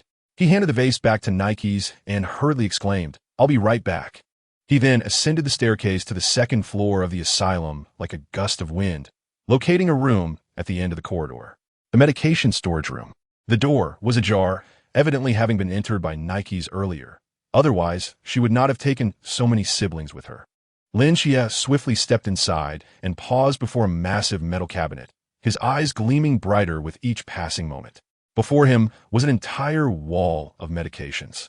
The variety was immense, and the vast majority were intended for treating psychiatric conditions, including the flufenazine and chlorpromazine he had just seen, along with numerous sedatives. Each of these medications bore the inscription divine use. A smile crept across Lin Xie's lips. He should have anticipated this. This was a psychiatric hospital for the gods. And as a hospital, it naturally possessed a room for storing medications, all specifically tailored for divine physiology. While he could not transport real-world medications into the asylum, he could find corresponding medications here that would affect the divine. Suddenly, everything seemed to simplify considerably. Lin Xie selected several vials from the psychiatrist's list and hurried down to Nike's side. "This one is for once a day, 2 pills each time. This one is for 3 times a day, 1 pill each time. Remember to take them." Nike's focused intently on Lin Xie, as if his face bore a flower, seemingly oblivious to his words. Sighing, Lin Xie thought, "Well, I suppose I will come to feed you at the appropriate times each day." Observing Nike's reaction, he sighed helplessly. Relying on a severely mentally ill individual to remember to take her medication was indeed asking too much of her. Upon hearing Lin Xie's comment, a radiant smile erupted on Nike's face. She smiled joyfully. Chapter 20. I am healed. After Lin Xie had finished administering medication to Nikes, he gradually withdrew from the depths of his mind, sinking into a dream. This time, he did not find himself trapped in the exhausting knocking dream. Ever since the merging with the Asylum for the Gods, he seemed to have completely liberated himself from that dream's shackles, experiencing true slumber. He dreamt a pleasant dream, envisioning himself having been accepted into university, achieving career success, and moving into a large house with his aunt and Yangjin. He dreamt of the 3 of them finally being able to travel and witness those mountains and waters previously seen only on television. Due to his prior physical disabilities and the financial strain on his family, Lin Xie had not had the luxury of traveling for the past 17 years. He had not even ventured beyond Songnan City. Deep down, he yearned for the world outside. When the alarm rang, Lin Xie reluctantly awakened, dressed, and prepared to head to school. As he pushed open the door, he saw his aunt hurriedly changing her shoes at the entrance, preparing to leave. "Aunt, why are you leaving so early?" "A new batch of parts has arrived at the factory, and we need to process them quickly. I must go now. You continue having breakfast with your brother. Don't be late. His aunt chattered. Okay. Just as his aunt was about to close the door, Lin Chia spoke up again. Aunt, what is it? His aunt paused, looking at him with curiosity. Nothing, nothing. Lin Chia hesitated briefly, shook his head, and smiled. When you come back, I have good news to tell you. His aunt regarded him with a puzzled expression, chiding him playfully. You child, still playing riddles with me. All right, I'm in a hurry now. Tell me tonight. Saying this, she hurriedly closed the door and dashed down the stairs. Lin Chia stood at the door, his head bowed, lost in thought. Suddenly, he lifted his head abruptly, as though he had made a significant decision, and opened the door wearing his slippers. He stood at the stairway, shouting downwards, Aunt, I can see now. In the next moment, Lin Chia heard the sound of footsteps from downstairs suddenly cease, followed by his aunt's trembling voice rising from 5 floors below. Could you say that again? I can see. I am well.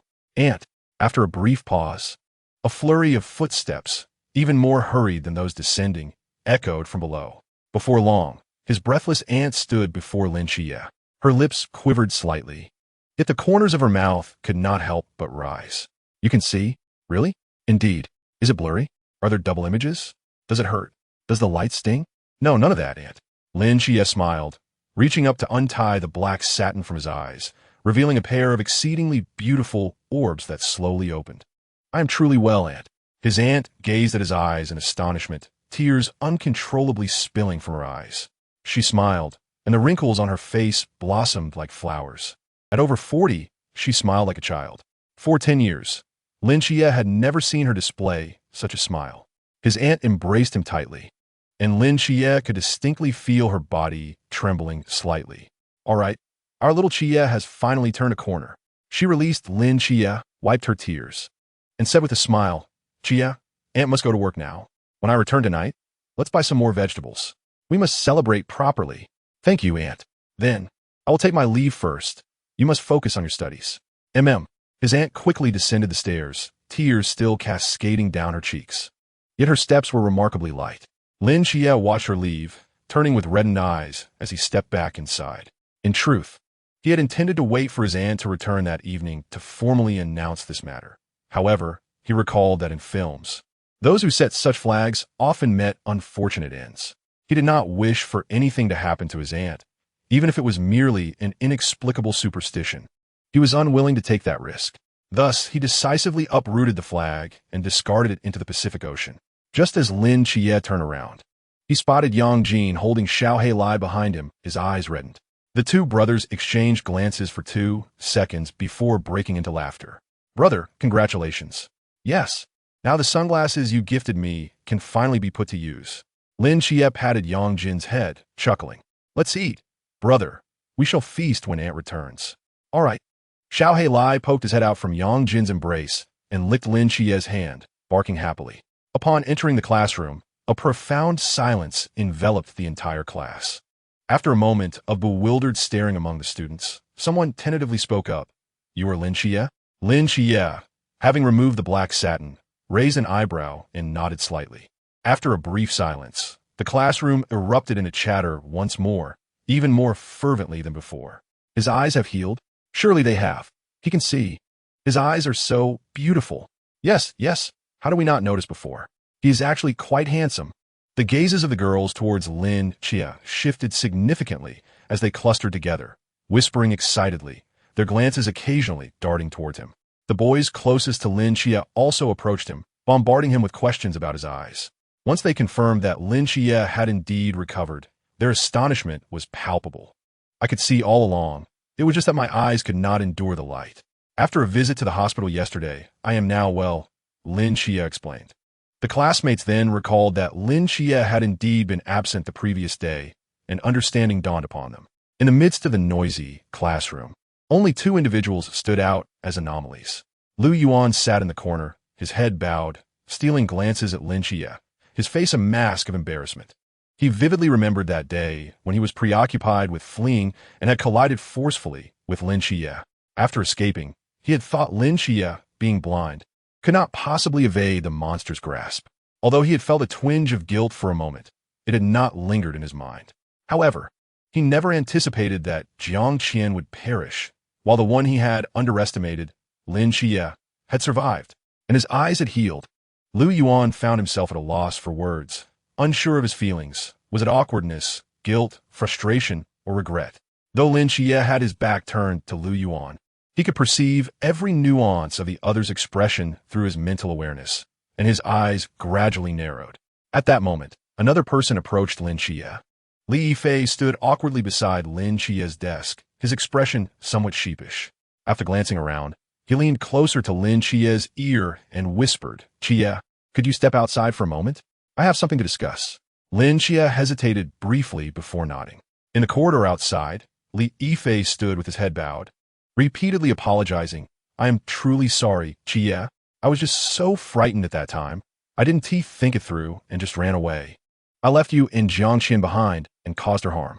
I don't expect you to forgive me, but since we were classmates, I still wish to offer my apologies." "I'm sorry." Li Yifei dared not meet Lin Xie's gaze, yet his words were sincere.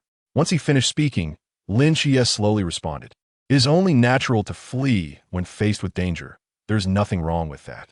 He patted Li Yifei's shoulder and added, "If it had been me, I would have run even faster." Li Yifei scratched his head, seemingly reminded of something.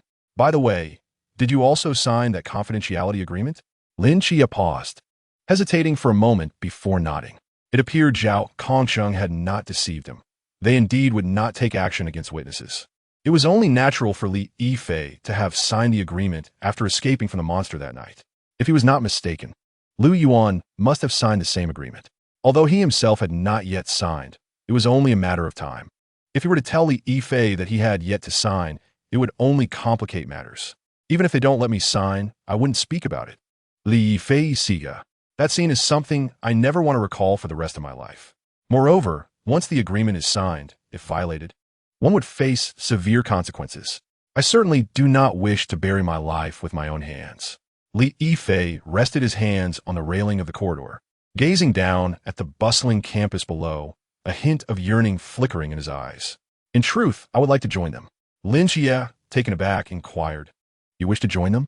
"Yes, I expressed my desire to join them when I signed the agreement, willing to forfeit my studies for that purpose, but unfortunately, they did not accept me." "Why do you wish to join? Your grades may not be stellar, but are you not about to be admitted to the physical education college? Being an athlete is so mundane. No, being an ordinary person is far too dull." Li Yifei's eyes gradually brightened.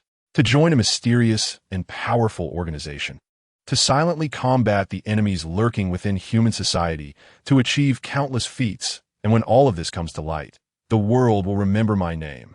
Li Yifei's fists clenched tightly as he spoke with excitement. This is the dream of countless men. This is what a meaningful life is. You have an overly romanticized view. Lin Xie bluntly shattered his illusion. Perhaps you would meet your demise on your very first mission, torn to shreds by a monster, your name forgotten, buried in a deep mountain, with your parents perhaps never learning of your demise, leaving you to depart this world all alone. Li Yifei responded, "Kia. Your imagination is rather gruesome, isn't it?" "This is not merely imagination." Lin Xie shook his head. "What you just said is precisely the case." Li Yifei sighed helplessly. "Regardless of the circumstances, they do not want me, so there is no need for me to think too much. From now on, I just need to carry this secret to my grave." Lin Xie glanced at the time. It was time to return, as class was about to start. As the two made their way back to the classroom, Lin Xie could sense that Li Yifei appeared significantly more relaxed compared to before. It seemed that his guilt regarding Lin Xie and Jiang Qian had indeed imposed tremendous pressure on him. When it came to fleeing, Li Yifei and Lu Yuan made entirely different choices. Lin Xie had no interest in specifically seeking trouble with Lu Yuan. Yet if the opportunity arose in the future, he wouldn't mind giving him a lesson.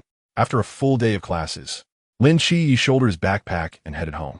The recent deaths of Wang Xiao and Jiang Qian had caused considerable turmoil for the school, and under pressure, the institution had no choice but to cancel evening study sessions, allowing students to return home early. However, Lin Xie was somewhat taken aback to discover that the night watchers seemed to possess considerable authority, typically after the deaths of two students. Individuals like Lin Xie and Li Yifei, who had been in the company of the deceased, would inevitably be questioned by the police. Yet, 2 days had passed since the incident, and no one had come to interrogate them. It appeared that the Night Watchers had completely taken over the case, their power sufficient to silence the local police regarding the matter.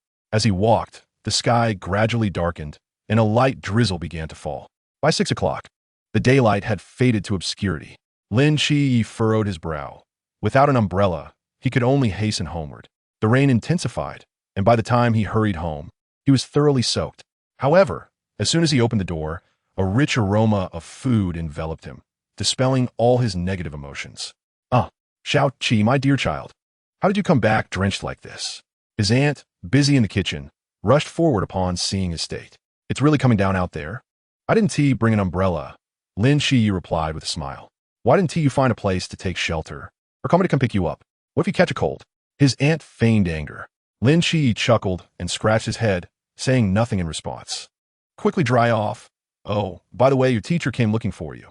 I asked him to wait in your room. His aunt seemed to remember something. Teacher? Lin Shi was taken aback. Yes, your PE teacher. He said he needed to talk to you. Hurry and go see him. Don't keep him waiting. Holding a towel, Lin Shi dazedly dried his hair. What on earth? Why would the PE teacher come looking for him? He had only just transferred a few days ago and hadn't even attended PE class yet. What could he possibly want? Suddenly, a thought flashed through Lin Chi's mind. He dropped the towel and hurriedly opened the door to his room. Inside, a familiar middle-aged man leaned back in a chair, holding a teacup and smiling at him. Lin Chi frowned slightly. It's you? How did you find my home? Zhao Kongcheng smiled funny, lifting the emblem from the table and shaking it. Ever since you rejected me that night, I've been more cautious. Last night, I slipped this into your pocket. It has a tracking function. Lin Chi locked the door behind him and sat down on the edge of his bed. I told you I want to join you. I know, Zhao Kongcheng replied. That is not why I'm here this time. Then are you here to have me sign a confidentiality agreement? Not that either. Zhao Kongcheng shook his head. I reported to others that you had gone missing. Since I have decided to let you go, I cannot have you sign an agreement. Otherwise, they will realize you are not missing and send others to persuade you. And they want to be as easy to deal with as I am. Lin Chi was taken aback. So you're here to Zhao Kongcheng pulled out a roll of parchment from his pocket and laid it on Lin Chi's desk, slowly unfurling it. The treatment from the Night Watchers is much better than you imagine. After working for so many years, I have saved quite a bit. As he opened the parchment, Lin Ji say gaze sharp in it. Inside was a thick stack of money. What do you mean by this? Lin Ji say brod furo it.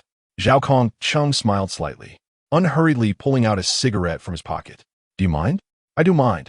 Zhao Kongcheng, somewhat helpless, put the cigarette away, leaning back in his chair, a hint of nostalgia flashing in his eyes. When I was young, I was just like you. Honestly, this opening is a bit cliché. It's fine, continue. When I was 6, my father passed away from illness. My mother worked 2 jobs to barely raise me. Zhao Kongcheng's fingers rubbed the cigarette case. His voice calm. The pace of life back then was slow. My mother hoped I would finish middle school, return to become a village official, marry a young wife, have a few children, and live happily together. You know, young people always go through a rebellious phase. When I graduated from middle school, my grades were quite good. Returning to become a village official wouldn't have been too difficult. Yet, I disregarded my mother's opposition and resolutely enlisted in the army. She didn't outright oppose me, but she seemed a bit unhappy. On the day I left home, she stood at the door, silently watching me. I walked down the path behind her house, and she was still watching me. I reached the village gate, and she was still there, staring in my direction. Later, when I arrived at the city bus station, I felt uneasy and secretly slipped back to check on her, only to find her still standing there, lost in thought, watching where I had gone. To be honest, at that moment, I really thought about staying and not leaving, but in the end, I steeled my resolve and went to enlist. Zhao Kongcheng sighed deeply, continuing, after that, I rose through the ranks in the military, entering the special forces, and due to my proficiency in close combat, I was assigned to the Night Watchers.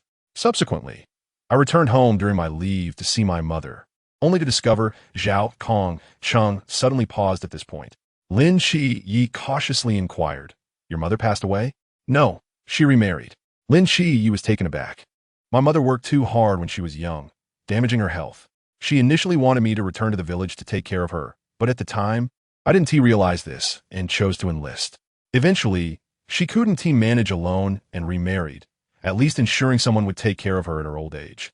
Unfortunately, I had already joined the Night Watchers and couldn't stay by her side to support her. To be honest, when I heard the news of her marriage, I felt a sense of relief. Lin Chi pondered for a moment. So what is your purpose in telling me this? Zhao Kong Chung slowly rose, gazing into Lin Chi's eyes. We all once held something dear, but as we grow, we tend to subconsciously overlook their existence, drawn instead to other distractions. I was once like that, but you were different, Lin Chi. You were smarter than I was back then, more understanding, and you have your own thoughts. You wish to stay by your family's side to accompany them. That is truly commendable. Since you have chosen this path, then walk it well. Protecting the world is something we, the Night Watchers, will handle. He turned and picked up the parchment from the table, extending it toward Lin Chi. I just met your aunt. In this day and age, there are not many good people like her. I am aware of your family's current situation. Take this money. Lin Chi hesitated not for a moment. I don't want it. I'm a Night Watcher. I do not lack money. Then I don't want it either. This is for your aunt. You must take it. My Aunt wouldn't accept it either. Zhao Kongqing's lips twitched slightly as he locked eyes with Lin Xie, neither willing to yield. After a moment, Zhao Kongqing spoke again. Lin Xie, I have grown old. I cannot bear to witness the regrets of my past replaying before my eyes, even if they occur in the lives of others. Then you may close your eyes and not look, Lin Xie replied resolutely. Though we may be impoverished, we have our principles. I shall not accept money from a soldier. Moreover, my sight has returned, and I possess the ability to prevent regrets from manifesting. Zhao Kongqing opened his mouth as if to speak, but ultimately fell silent, only managing a bitter smile. Is it not more appealing to take this money back for your wife and children? He asked again. I have told you. The benefits of being a night watchman are substantial. Even if I perish on the battlefield, my wife and children will never suffer for food or clothing, and they will have the opportunity to attend esteemed universities and secure a bright future, Lin Xie asserted. Seeing that he could not convince Lin Xie, Zhao Kongqing reluctantly tucked the leather pouch back into his pocket. Do you have no dreams of your own? My dreams? Zhao Kongqing returned to his seat, his brows lifting. Indeed, I have had dreams since childhood. Were they? To rise through the ranks in the military and become a general. To don a uniform adorned with gleaming medals and return to my village in glory, so that those who look down upon my mother will know that her son is a general. Zhao Kongqing's eyes sparkled with brilliance. Lin Xie was taken aback, and for reasons unknown, he found himself reminded of Li Yifei and his ilk, a kindred spirit. Have you achieved that dream now? Not yet. I am still far from it. Zhao Kongqing replied with a wry smile.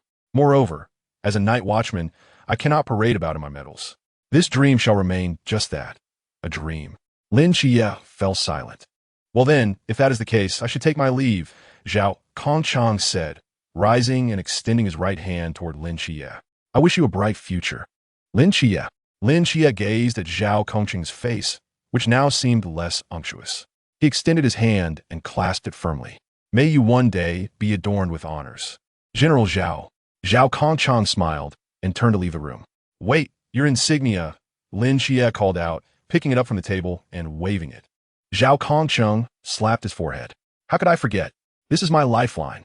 He took the insignia, glanced at it, and seemed to recall something. By the way, did you notice the words on the back? I did. What do you think? Is it impressive? Very impressive. Did you write it? No. It is the oath we took upon entering the Night Watch. Zhao Kongqing tossed the insignia like a coin, catching it deftly and placing it in his pocket. But I do like it. Wait, what now? It's raining heavily outside. Take the umbrella. Thanks, but I want to return this umbrella. Feel free to keep it. Consider it a reward for safeguarding the earth. Interesting. All right then, I truly must be going. Farewell. With the black umbrella in hand, Zhao Kongqing opened the door and stepped outside, while Lin Xie stood by the window, silently watching him depart. In the rain, he rubbed the insignia in his pocket and softly recited, If the dark night descends, I shall stand before countless souls, blade drawn, blood staining the heavens. The rain intensified.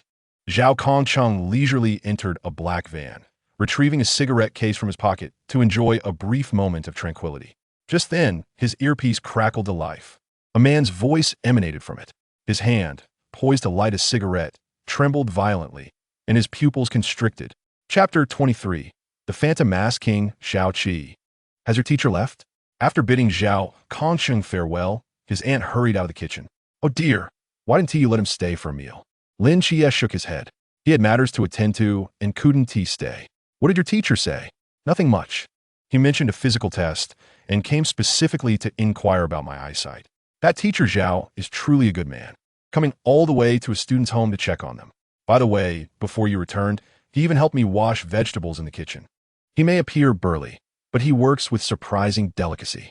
His aunt wiped her hands on her apron, turning off the noisy range hood. Dinner is almost ready. Call your brother to join us. All right. A moment later, the three of them gathered around the table, which was laden with 7 dishes, each a feast for the senses. Scrambled eggs with tomatoes, stewed chicken soup, dry-fried green beans, and sweet and sour ribs. Yang Jin gazed at the spread, swallowing hard. Mom, how long has it been since our home had such a lavish meal? Xiao Qi's eyesight has recovered, which is a cause for celebration greater than the new year. Naturally, we must make it special. His aunt replied with a sense of pride. Lin Xiao lowered his head, glancing at the excited little black dog wagging its tail furiously. He chuckled. It seems tonight, little black dog will also feast to its heart's content. Let enjoy. His aunt smiled, raising her teacup. To celebrate Xiao Qi's recovery, cheers. Cheers. Cheers. Beneath the dim clouds, the twilight glow had long since vanished, and the world seemed shrouded in darkness. The rain swayed in the wind. Light flickered in the distant city. In the midst of this dilapidated old residential area, a figure cloaked in a dark red cape dashed through the rain, clutching a large suitcase. Raindrops cascaded down Zhao Kongqing's face.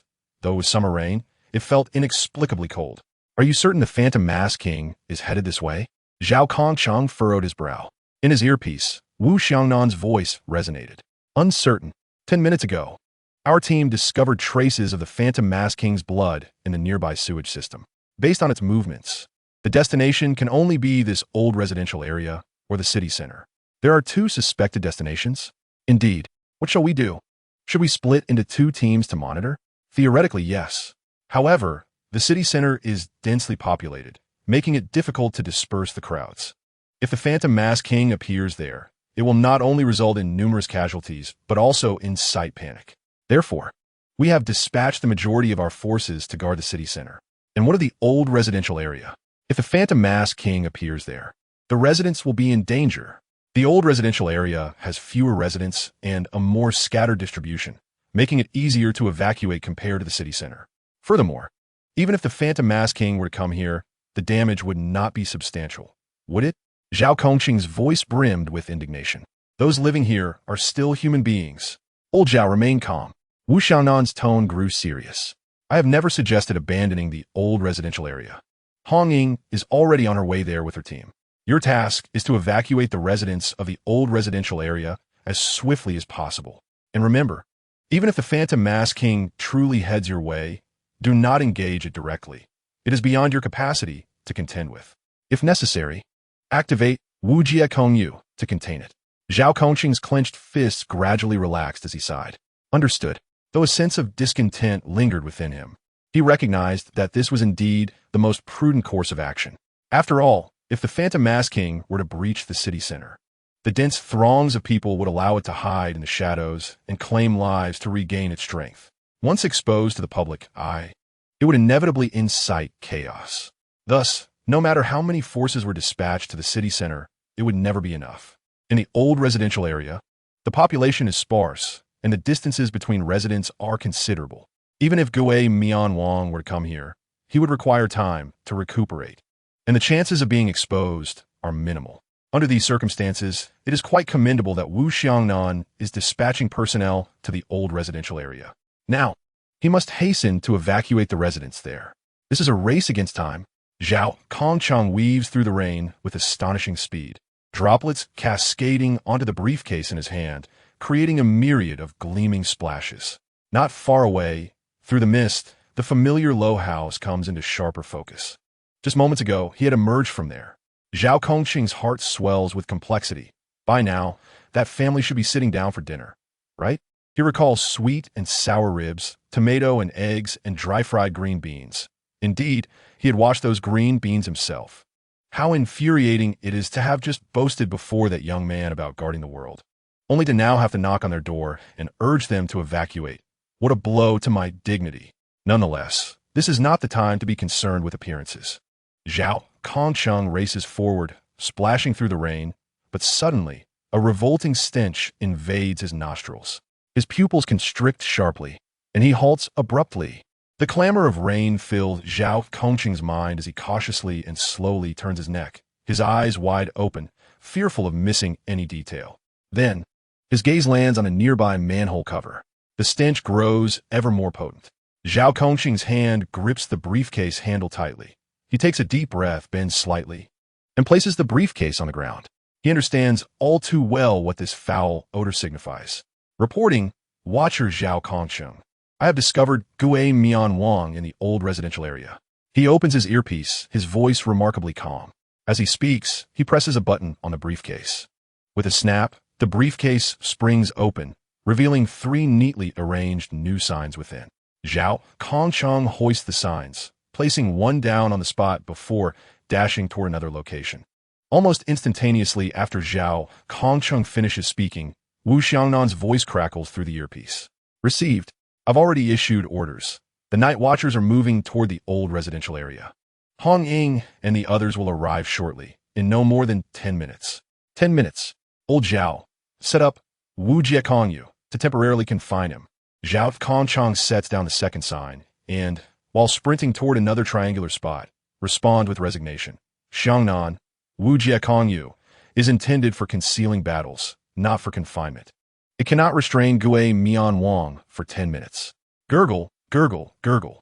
Rainwater cascades along the incline of the ground, flowing into the manhole cover, but suddenly, the entire cover trembles violently, and the rainwater that had seeped in begins to bubble forth like a boiling spring. No matter what, do not engage Gue Mian Wang directly. Wu Xiangnan's voice grows increasingly urgent. Old Zhao, the old residential area is vast. Even if Gue Mian Wang emerges, he won't cause immediate damage. In these 10 minutes, even if he kills a few people, he won't regain much strength. The casualties among civilians caused by the mystery are occurring every moment. We night watchers are not gods and cannot prevent all injuries and deaths. Losing a core team member due to a severely injured Gue Mian Wang would be an absolute loss. Old Zhao, can you hear me? Bang! The manhole cover is blasted upwards like a cannonball, soaring into the sky. From the dark, gaping mouth of the sewer, a grotesque arm suddenly reaches out, followed by a creature several times larger than the original Gue Mian Wang leaping forth. Zhao Kongcheng observes this scene with a calm demeanor, slowly placing the last sign down, biting his fingertip and smearing a line of blood across the surface of the sign. Xiangnan, do you still remember the oath you made? Zhao Kongcheng gazes at Gue Mian Wang before him, slightly crouching, his peripheral vision falling on the small residential building not far away. When the dark night inevitably descends, I shall stand before millions. This time, I have no millions behind me, but behind me lies the entire world of that child. His hands suddenly come together in prayer. An invisible canvas envelopes this small triangle. Zinsu Uzi Gong Yu. Chapter 24. Heavy Rain Shao Qi. Don't just eat vegetables. Have some ribs too. Annie picks up a piece of rib and places it in Lin Chia's bowl. Lin Chia smiles. Thank you, Annie. Today is a great day.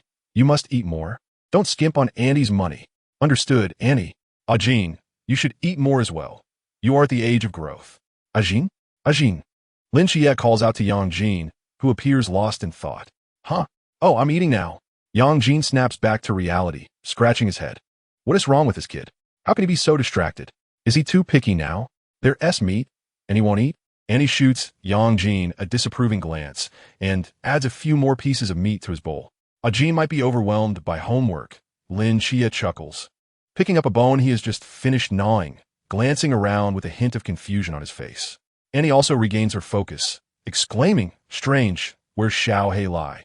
He's usually the most eager at mealtime. Now that there's bone, we can't even see a shadow of him, as if he heard someone calling him. Xiao Hei Lai pokes his head out from the balcony and barks. Woof! Lin Chia waves the bone in the air, signaling Xiao Hei Lai to come and eat. But Xiao Hei Lai looks at the bone, then at the window, seemingly torn. What is wrong with this little fellow today? Annie remarks suspiciously. Lin Chia hesitates for a moment, holding the bone, standing up, and walking to the balcony. He gently pats Xiao Hei Lai's head and softly asks, What is the matter? Is there something outside? Lin Xie tosses the bone on the ground. As Xiao Hei Lai begins to gnaw, he stands up and gazes out the window. In the vast darkness, apart from the torrential rain, there is nothing. Not even a glimmer of light from the distant residential buildings. The world is enveloped in silence, as if only endless rain remains. Strange, there's nothing at all. Lin Xie mutters, about to turn away, when suddenly, a few sounds come from outside the window, as if someone is tapping on the glass. Lin Xie turns to look and discovers a small bat outside. The bat seems drenched by the rain, repeatedly bumping against the window, as if seeking shelter from the downpour. Lin Xie's eyes brighten. Speaking of which, the ability to communicate with nocturnal creatures bestowed by the Starry Night Dancer has yet to be utilized. Encountering a bat is a rare opportunity to test it. Thus, Lin Xie quietly stands by the window, observing the bat. Xiao Qi, what are you doing over there? Come back for dinner. The dishes are getting cold. And he calls out, noticing Lin Xie in a daze. However, Lin Xie stands like a statue, motionless for an extended period. Just as Auntie is about to say something more, Lin Xie suddenly turns back, his eyes trembling with intensity. He dashes to the door and slips on his shoes. Xiao Qi, what are you doing? I just remembered something important. I need to go out. Don't be silly. It's dark outside, and it's pouring rain. Why would you go out? I have something to do. It's very important. What about dinner? I'll eat when I come back. In Auntie's bewildered gaze, Lin Xie hastily dons his shoes, flinging open the door to head out. Just then, Yang Jin's voice suddenly rings out. Bro, it's raining heavily outside. You'd better not go. I must go. I have to. No matter how significant the matter, some things must be done. Even if this world turns without you, there are matters that I must undertake. Lin Xie took a deep breath, forcing a smile at the corner of his mouth. Don't worry too much. It's merely a trivial matter. Once I've resolved it, I shall return. After all, it's rare to have such a delicious meal, and I cannot bear to waste it. With that, he hastily closed the door and dashed downstairs. As Lin Xie disappeared from sight, his aunt suddenly came to her senses, hurried to the door, and shouted down, Silly child. It's pouring outside. Take an umbrella. In the corridor, Lin Xie's footsteps faded away, met with silence. His aunt sighed in resignation, returning to her seat, feeling that the meal before her had lost its appeal. Meanwhile, Yang Jin sat quietly, his gaze fixed on the torrential rain outside, lost in thought. In the rain, Zhao Kongqing repeatedly pressed the lighter, but the spark was extinguished by the falling rain. He held a cigarette, letting out a resigned sigh. His luck today was truly abysmal. Nearby, the Gue Mian Wang stood like a demonic figure amidst the rain, exuding an overwhelming sense of oppression. Gue Mian Wang differed significantly from ordinary Gue Mian individuals. Its physique was far larger, resembling a small mountain from a distance. Unlike ordinary Gue Mian beings that moved on all fours like animals, Gue Mian Wang stood upright, head held high. If one overlooked its pale visage and crimson tongue, it bore a striking resemblance to a human. Yet, this fearsome Gue Mian Wang was covered in wounds, each cut appearing as if carved into flesh, causing it to bleed profusely. Zhao Kongsheng, observing the injuries on Gue Mian Wang, clicked his tongue. The captain is indeed formidable, inflicting such severe damage. It seems he was holding back during our training. The creatures of Chuan Realm, even when wounded, were exceptionally resilient. He wondered how many moves he could withstand against such a being. Murmuring to himself, Zhao Kongqing reached for the hilt of his straight knife, slowly drawing it forth. The pale blue blade sliced through the rain, emitting a faint hum. A torrential downpour, a solitary cigarette, a cloak, and a straight knife. Such was the scene. Gue Mian Wang's gaze fixated on Zhao Kongqing, its crimson tongue flickering, eyes gleaming with a thirst for blood. In an instant, both combatants sprang into action. Zhao Kongqing, wielding his knife, shot forward like an arrow released from a bow, his eyes fierce and brimming with lethal intent. He moved swiftly, but Gue Mian Wang was swifter still. Its massive form barreled through the rain, the pale face contorting violently, akin to a hunter that had spotted its prey, unable to contain its elation. Clang, clang, clang. The moment their figures collided, the air was filled with the sound of metal clashing, 3 successive strikes echoing through the downpour as claws met blade, producing blinding sparks. Zhao Kongsheng, a master of close combat, aimed 3 precise strikes at Gue Mian Wang's vital points, yet the creature deflected them with even greater speed. After the 3rd strike, Zhao Kongsheng was sent sprawling by Gue Mian Wang's terrifying strength, landing ungracefully in the muddy ground. The disparity between them was insurmountable. One, a mythological entity of the Chuan realm, endowed with the power of the forbidden domain and horrifying physical prowess. The other, a mere mortal, reliant solely on skill and experience. Climbing from the mud, Zhao Kongchang spat out the soaked remnants of a cigarette, cursing under his breath. Damn it, what's so impressive about being a mythological being? Just because you're strong? Gue Mianwang harbored no intentions of fair fight, roaring at Zhao Kongchang, its voice rumbling like thunder. As it approached, a colossal, grotesque visage began to materialize on the ground, centered around Gue Mianwang. Zhao Kongqing's expression shifted dramatically. The Forbidden Domain Sequence 176, Gue Mian Xiangdi. Chapter 25, Gue Mian Xiangdi. The moment this ghostly face emerged, Zhao Kongchang felt as if the very fabric of reality had inverted. An unprecedented wave of dizziness overwhelming him. He furrowed his brow, tensing his body to steady himself. In his vision, everything appeared like a swirling kaleidoscope, disordered and scattered, with no discernible pattern. This is bad. It can utilize the Forbidden Domain. I'm done for, Zhao Kongqing muttered, recalling Wu Xiangnan's words before the battle. The Forbidden Domain Sequence 176, Gue Mian Xiangdi, within its confines, could deceive the perceptions of all beings whose realms were equal to or lesser than its own, inverting spatial concepts. Within Gue Mian Xiangdi, up, down, left, and right could shift at Gue Mianwang's will. Although one could resist, to some extent, through awareness and experience, it was indisputable that all offensive capabilities would be hampered, significantly reducing combat effectiveness. Thus, apart from the captain, who also belonged to the Chuan realm, no other members could confront Gue Mianwang directly. Otherwise, it would be a path to certain death. Indeed, it was a repulsive, forbidden domain. As someone who had experienced its effects firsthand, Zhao Kongqing truly grasped its perverse nature. So, the captain managed to inflict such grievous harm on Gue Mianwang within this forbidden domain. He too was a freak. Taking a deep breath, Zhao Kongqing slowly closed his eyes. The roars echoed from all directions, making it impossible to ascertain Gue Mianwang's location. The ground trembled slightly, and Zhao Kongqing sensed the creature closing in rapidly. Where would it strike from?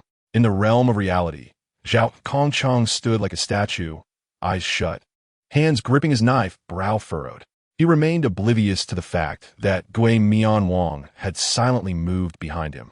In his perception, every sense, sight, hearing, smell, touch, was rapidly shifting, as though thrust into a powerful washing machine, overwhelming his mind with erroneous information, rendering it impossible to discern the reality around him. Gue Mianwang's eyes fixated on the unsuspecting Zhao Kongqing, its pale face forming a bloodthirsty grin. It leaned slightly, then burst forth like a massive cannonball, piercing through the rain, its speed leaving a trail in its wake, sharp claws glinting as they slashed towards Zhao Kongqing's neck. It seemed to anticipate the moment when warm blood would gush forth, staining its body in delight. Yet, just as its claws were about to make contact, an unexpected turn of events occurred. Zhao Kongqing, as if his back had eyes, suddenly evaded, narrowly escaping Gue Mianwang's strike. In the next instant, the straight knife in his hand traced a long arc through the rain, aimed at Gue Mianwang's head. Clang! The sharp sound of metal striking metal rang out as Gue Mianwang gripped Zhao Kongqing's blade tightly, delivering a kick that sent him flying like a sandbag. Yet, even this could not conceal the shock in its eyes. It could not fathom how Zhao Kongqing had sensed its attack. Zhao Kongqing crashed heavily to the ground, crying out in pain as he struggled to rise, but a smile uncontrollably crept across his face. Surprised? Unexpected? Zhao Kongqing propped himself up with the straight knife, grinning with mockery. This forbidden domain is indeed perverse. On a normal day, I would have fallen into your trap and perished at your hands. But alas, he extended a finger towards the sky, indicating the rain. You can deceive the perceptions of living beings, yet you cannot obstruct the rain falling under the influence of gravity. The rain upon my skin provides me with tactile sensation. You may alter my perception, making me believe the rain descend from all directions, but I can deduce the true source. As long as I identify one reliable direction, the rest becomes significantly simpler. Zhao Kongqing chuckled, spitting out a mouthful of blood, arrogantly raising his straight knife, blade pointed at Gue Mianwang. I'm not boasting. Had I possessed a forbidden domain, you would have met your demise 100 times over. Roar. The ghost-faced king, successfully provoked by Zhao Kongsheng, charged at him with wild fury. Zhao Kongsheng, eyes closed, anticipated the direction of the ghost-faced king's approach. Clang, clang, clang. Zhao Kongsheng engaged in a fierce melee with the ghost-faced king, relying on his formidable combat instincts and experience, managing to exchange blows with the king for several strikes. However, that was the extent of his endurance. Under the relentless assault of the ghost-faced king, the frail Zhao Kongsheng soon found himself unable to withstand the onslaught, and the creature seized an opportunity to deliver a crushing blow to his chest, shattering 2 ribs and sending him flying. This time, it took Zhao Kongsheng a full 5 seconds to struggle back to his feet. Had it not been for the straight blade that mitigated some of the damage, this strike would have surely claimed his life. He coughed violently, spitting out blood, his complexion pale as death. The ghost-faced king loomed amidst the rain, its gaze chilling as it approached him step by step. Suddenly, a voice pierced through the downpour from behind Zhao Kongsheng. Zhao Kongsheng! Zhao Kongsheng! Zhao Kongsheng! Startled, Zhao Kongsheng hesitated, a vague sense of familiarity washing over him. Wait a minute, isn't that? He opened his mouth, as if to speak, but after a moment's hesitation, chose silence instead. His expression was fraught with complexity. At this moment, outside the Wujie Kongyu, Lin Xie stood near clearing, raindrops soaking his hair, yet he seemed oblivious, shouting at the top of his lungs, Zhao Kongsheng, quit hiding. I know you're around here. After calling out, Lin Xie paused to listen, but aside from the cacophony of rain, there was nothing.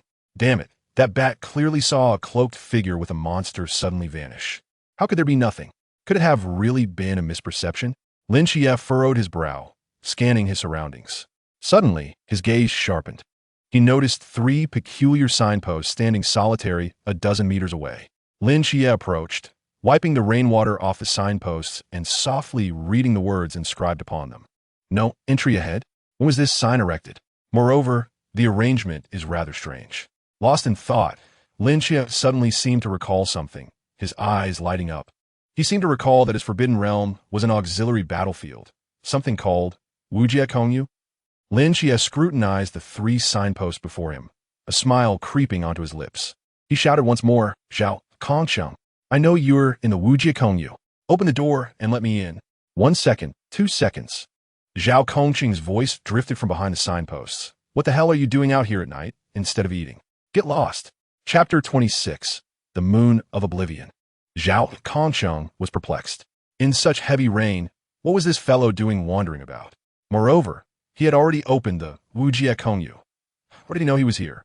And of all times, he had to come when Zhao Kongsheng was being pinned to the ground and pounded. If he saw that, how embarrassing.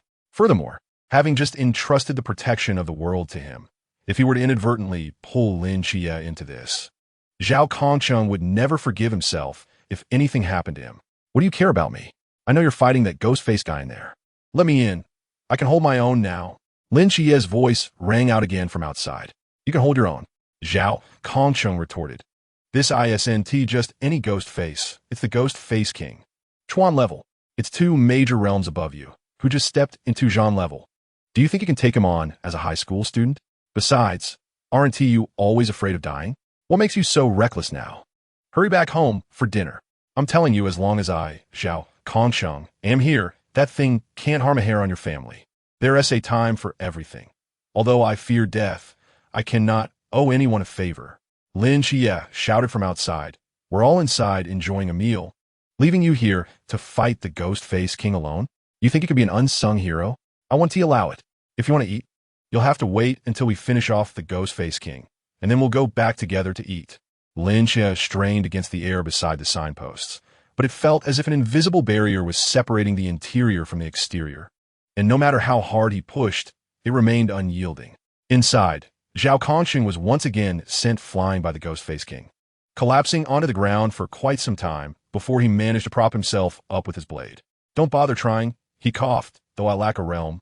The opened Wujie Kongyu is more than sufficient to block anyone below the Qi level.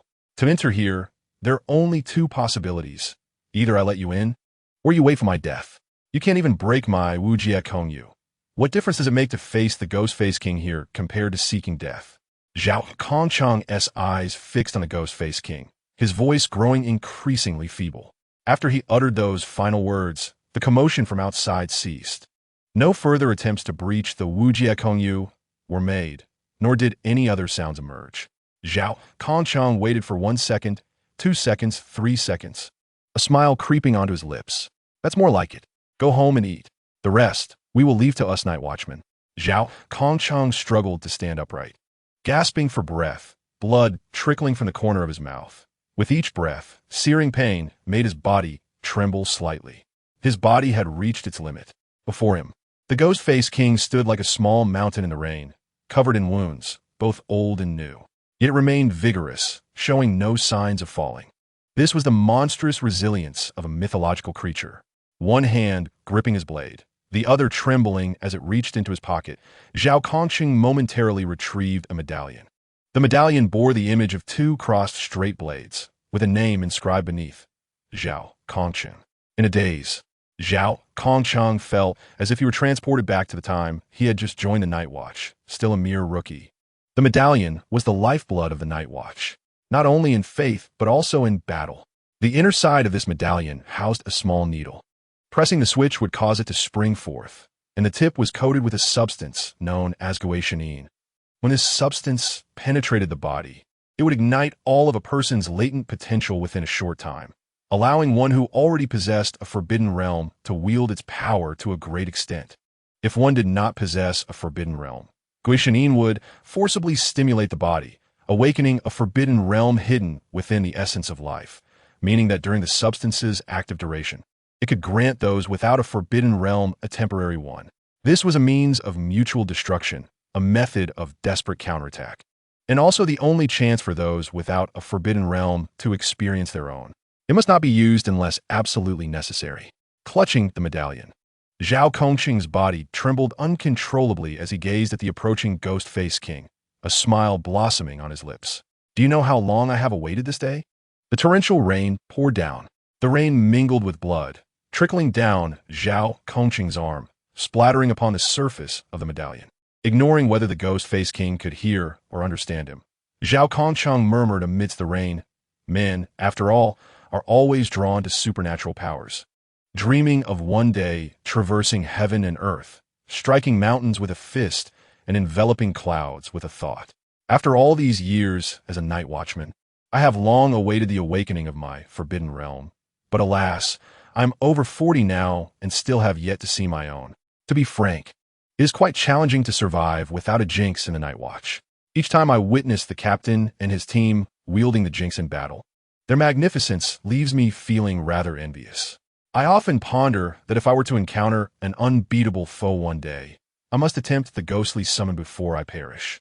To witness my own jinx, and even if I were to die, I would do so with a smile. Regardless, I'm grateful for the opportunity you have given me." Zhao Kongchang opened his palm, allowing the rain to wash over the emblem surface. With a gentle rub of his fingers along the side of the emblem, a slender silver needle sprang forth. Taking a deep breath, he pierced the needle into his palm. "Damn, that stings," Zhao Kongchang grimaced, cursing under his breath.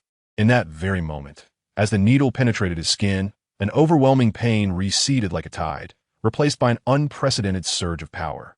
His cells seemed to be electrified, exuding vitality like never before, and his heart thumped like a war drum on the battlefield, rapid and vigorous.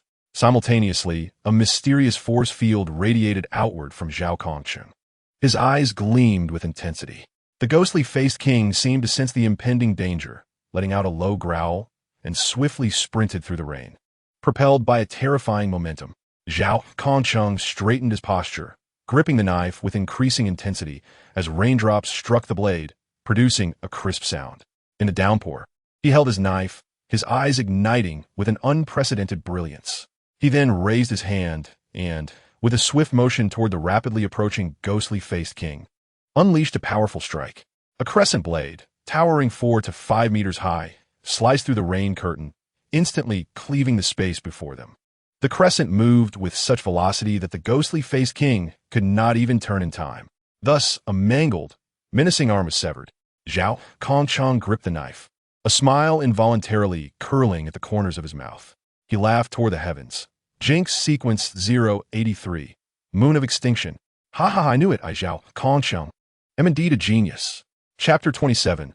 A glare the rain poured relentlessly. Zhao Kongsheng, wielding his straight knife, was drenched in his dark crimson cloak, his body a mess of blood and water. Yet his eyes shone bright like the stars. So this is what a jinx feels like. Exhilarating. Truly exhilarating. Opposite him, the ghostly-faced king stared in shock at its vacant right arm, its pale visage contorted in disbelief.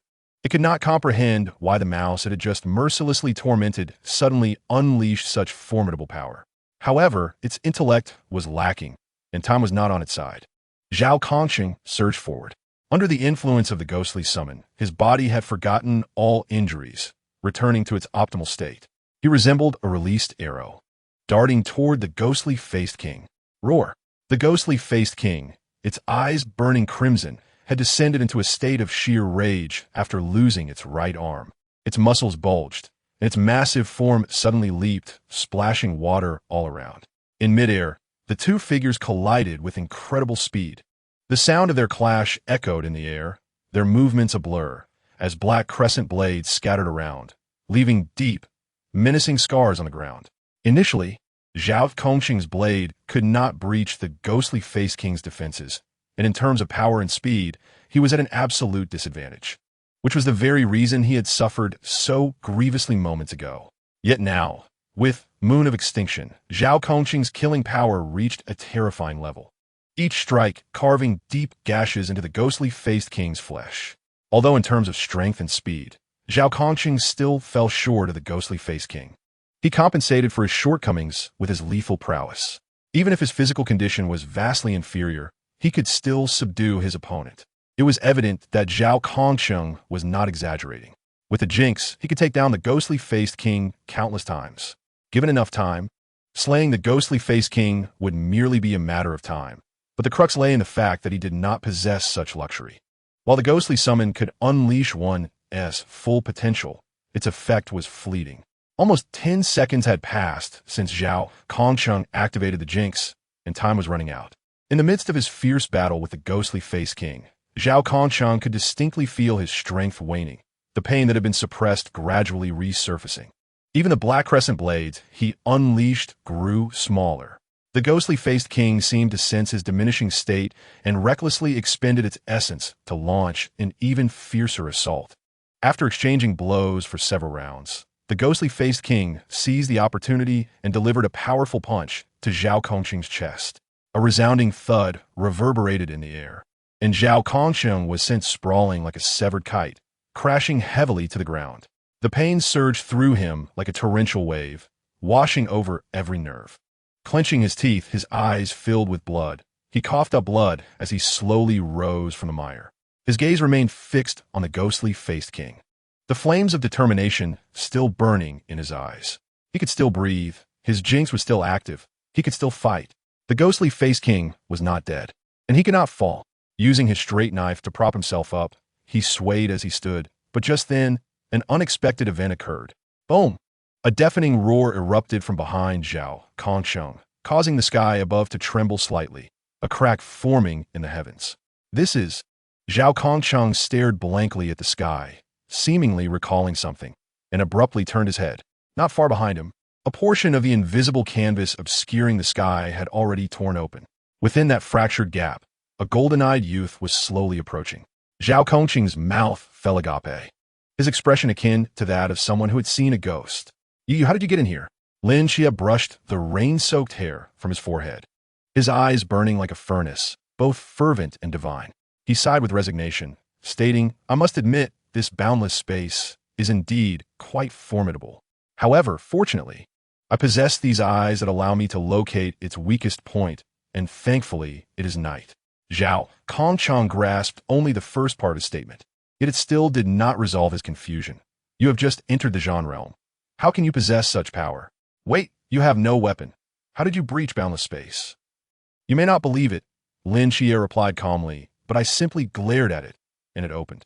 Zhao Kongsheng. Lin Xie spoke no falsehood. Under the cover of night, he could feel his own vision significantly enhanced. Although not by fivefold, it was still doubled. Prior to obtaining Starry Night Dancer, He could eliminate the ghostly-faced king with the Seraph's might, and now, bolstered by the night, he could use that might to breach boundless space. The only drawback was the immense toll it took on his mental energy. Merely glaring had nearly drained him completely. Lin Xie glanced at the battered, ghostly-faced king, then at the numerous scars on the ground. His gaze toward Zhao Kongsheng turned peculiar. You don't possess a jinx? Is this something a human can achieve? Zhao Kongsheng could not be bothered to explain, for his time was truly limited.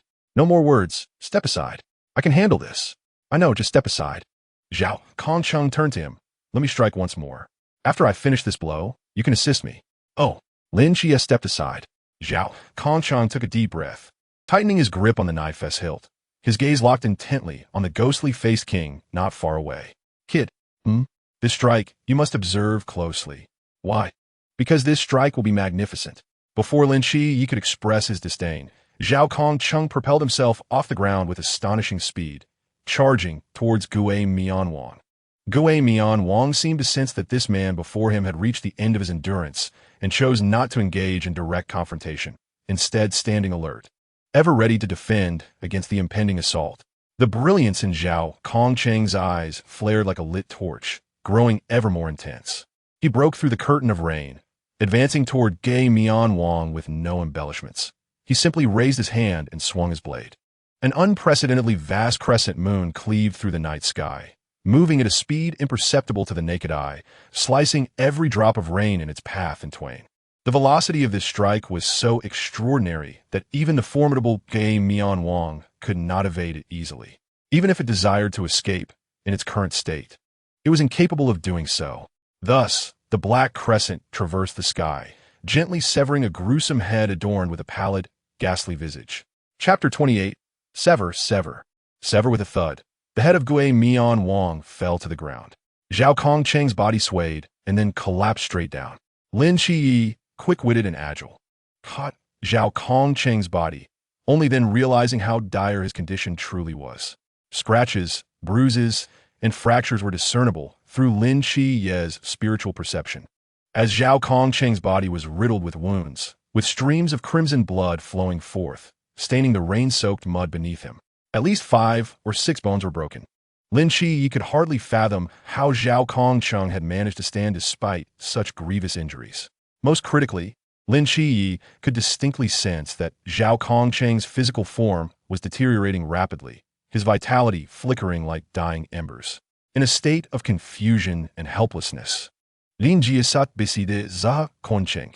Your body. Cough, cough, cough. I'm fine. It's merely the aftereffects of forcibly unleashing my potential. If this continues, you will die.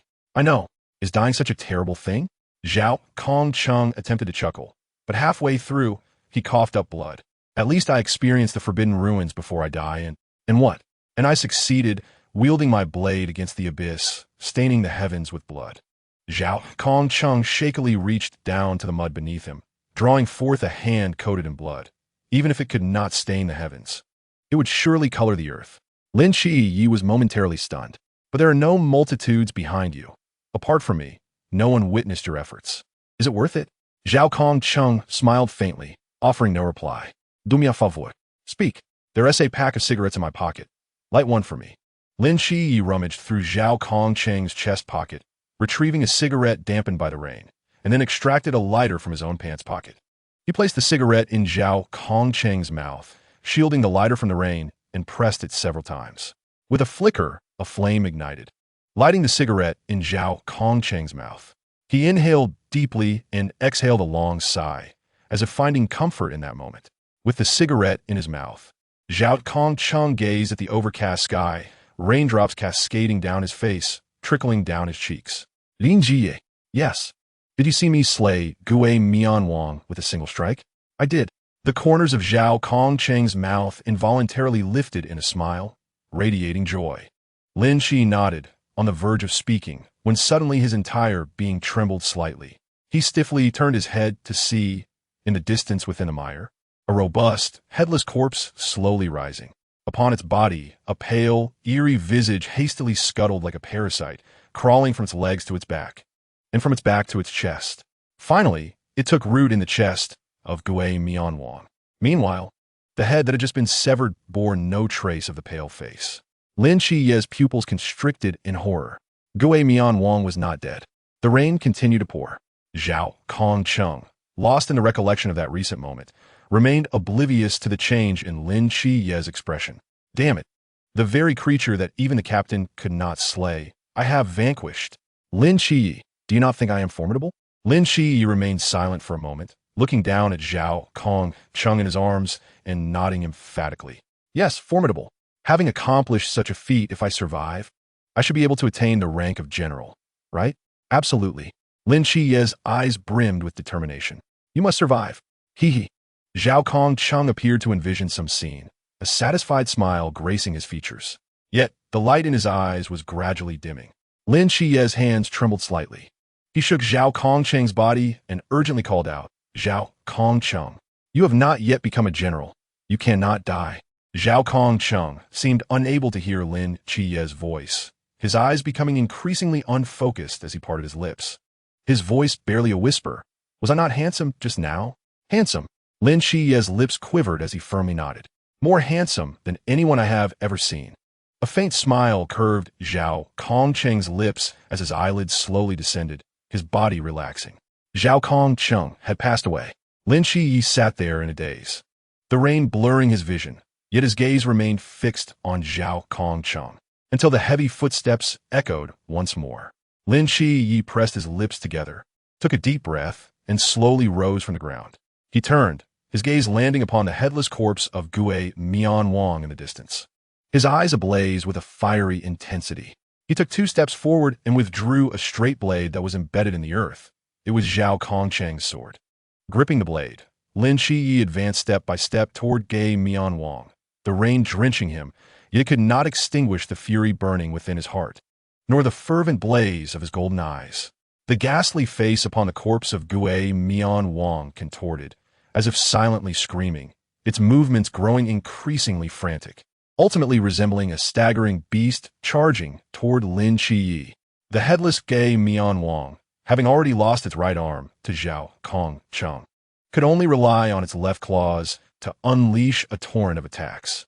Lin Chiyi, wielding the blade, seemed to possess an uncanny foresight, anticipating its assault trajectory. Dodging with lightning speed, he resembled a midnight butterfly, swaying amidst the howling winds, yet never once touching the ground. The terrifying dynamic vision, coupled with the swiftness of a starry night dancer, transformed Lin Chiyi into an ethereal specter. Lin Chiyi deftly evaded over 10 of Gue Mian Wang's assaults, his expression unwavering as he raised his hand and swung the blade with fervor. This time, his target was not any vital spot, but the pale visage that resided in the chest of Gue Mian Wang. If he surmised correctly, this face was the essence of Gue Mian Wang. Although Zhao Kong Chung had severed its head, he had not inflicted harm upon this visage, allowing Gue Mian Wang to rise again. Lin Chiye's body danced between the openings in Gue Mian Wang's attacks, his straight blade striking repeatedly upon the ghastly face. Even with 5-fold strength, he could not deliver substantial damage, leaving only shallow gashes. But that was inconsequential. If one strike could not slay it, he would deliver 10, 100. This time, he would cleave Gue Mian Wang to pieces. 1 strike, 2 strikes, 3 strikes. Gue Mian Wang could not touch Lin Chiyi. Yet Lin Chiyi could strike Gue Mian Wang, and gradually, the ghastly face upon Gue Mian Wang's chest bore more and more wounds, becoming increasingly bloodied, its expression contorting in agony. Soon, the ferocity of Gue Mian Wang's onslaught began to wane. A glimmer of murderous intent flashed in Lin Chiye's eyes as he seized the opportunity to grip the straight blade firmly in his hand. With all his might, he plunged it into the ghastly face. A piercing, heart-wrenching wail echoed through the skies. Chapter 29. A decade Lin Chiye's blade pierced the ghost face. Yet that was not the reason for the anguished scream of the ghost face king. What truly elicited such a heart-wrenching wail was Lin Chiye's pair of eyes. Under the searing golden light, the ghost face melted away like a candle consumed by flames, dissolving rapidly. Although this golden radiance appeared for but a fleeting moment, it was sufficient to extinguish the last vestiges of life from the already dying ghost face king. Ultimately, under Lin Chiye's gaze, that visage solidified into a crumpled, semi-solid mass. The trace of the ghost face entirely vanished. At the same time, Lin Shiyi felt a warm flow coursing through his hand that gripped the blade, gradually seeping into his body. He furrowed his brow slightly, stepped on the corpse of the ghost face, and withdrew the straight sword. After a moment of contemplation, he bent down to pick up the pale remnants of the ghost face, only to feel a wave of darkness wash over him, nearly causing him to collapse. Despite the enhancement from the Xingyi Wuxia, the intense and perilous battle had taken a heavy toll on his stamina. Most crucially, the two uses of the Eye of the Seraphim had completely drained his already limited mental strength, rendering even walking a laborious task. As Zhao Chang had said, at his current level, facing the Ghost Face King meant certain death. Had it not been for the Night Watchman severely wounding the Ghost Face King, and had Zhao Chang not sacrificed himself to incapacitate the Ghost Face King, even with the Eye of the Seraphim and the Xingyi Wuxia, he would still have been no match for the Ghost Face King. This is the mythic creature that has descended upon this world. This is Chuan Jing. Raindrops cascaded down his cheeks as he staggered through the pool of blood towards Zhao Chang's lifeless body. Upon reaching the corpse, he slowly sat down. I have long told you, hero, that being a hero is not an easy task, Lin Qi murmured, gazing at the already cold Zhao Chang. You wagered your life here in this struggle, yet how many truly know of your sacrifice? Do you know? Even now, miles away in the city center, the world continues to revel in its excesses. They sing on television, savor delicacies in hot pot restaurants, indulge in the pleasures of hotels, and enjoy popcorn in cinemas.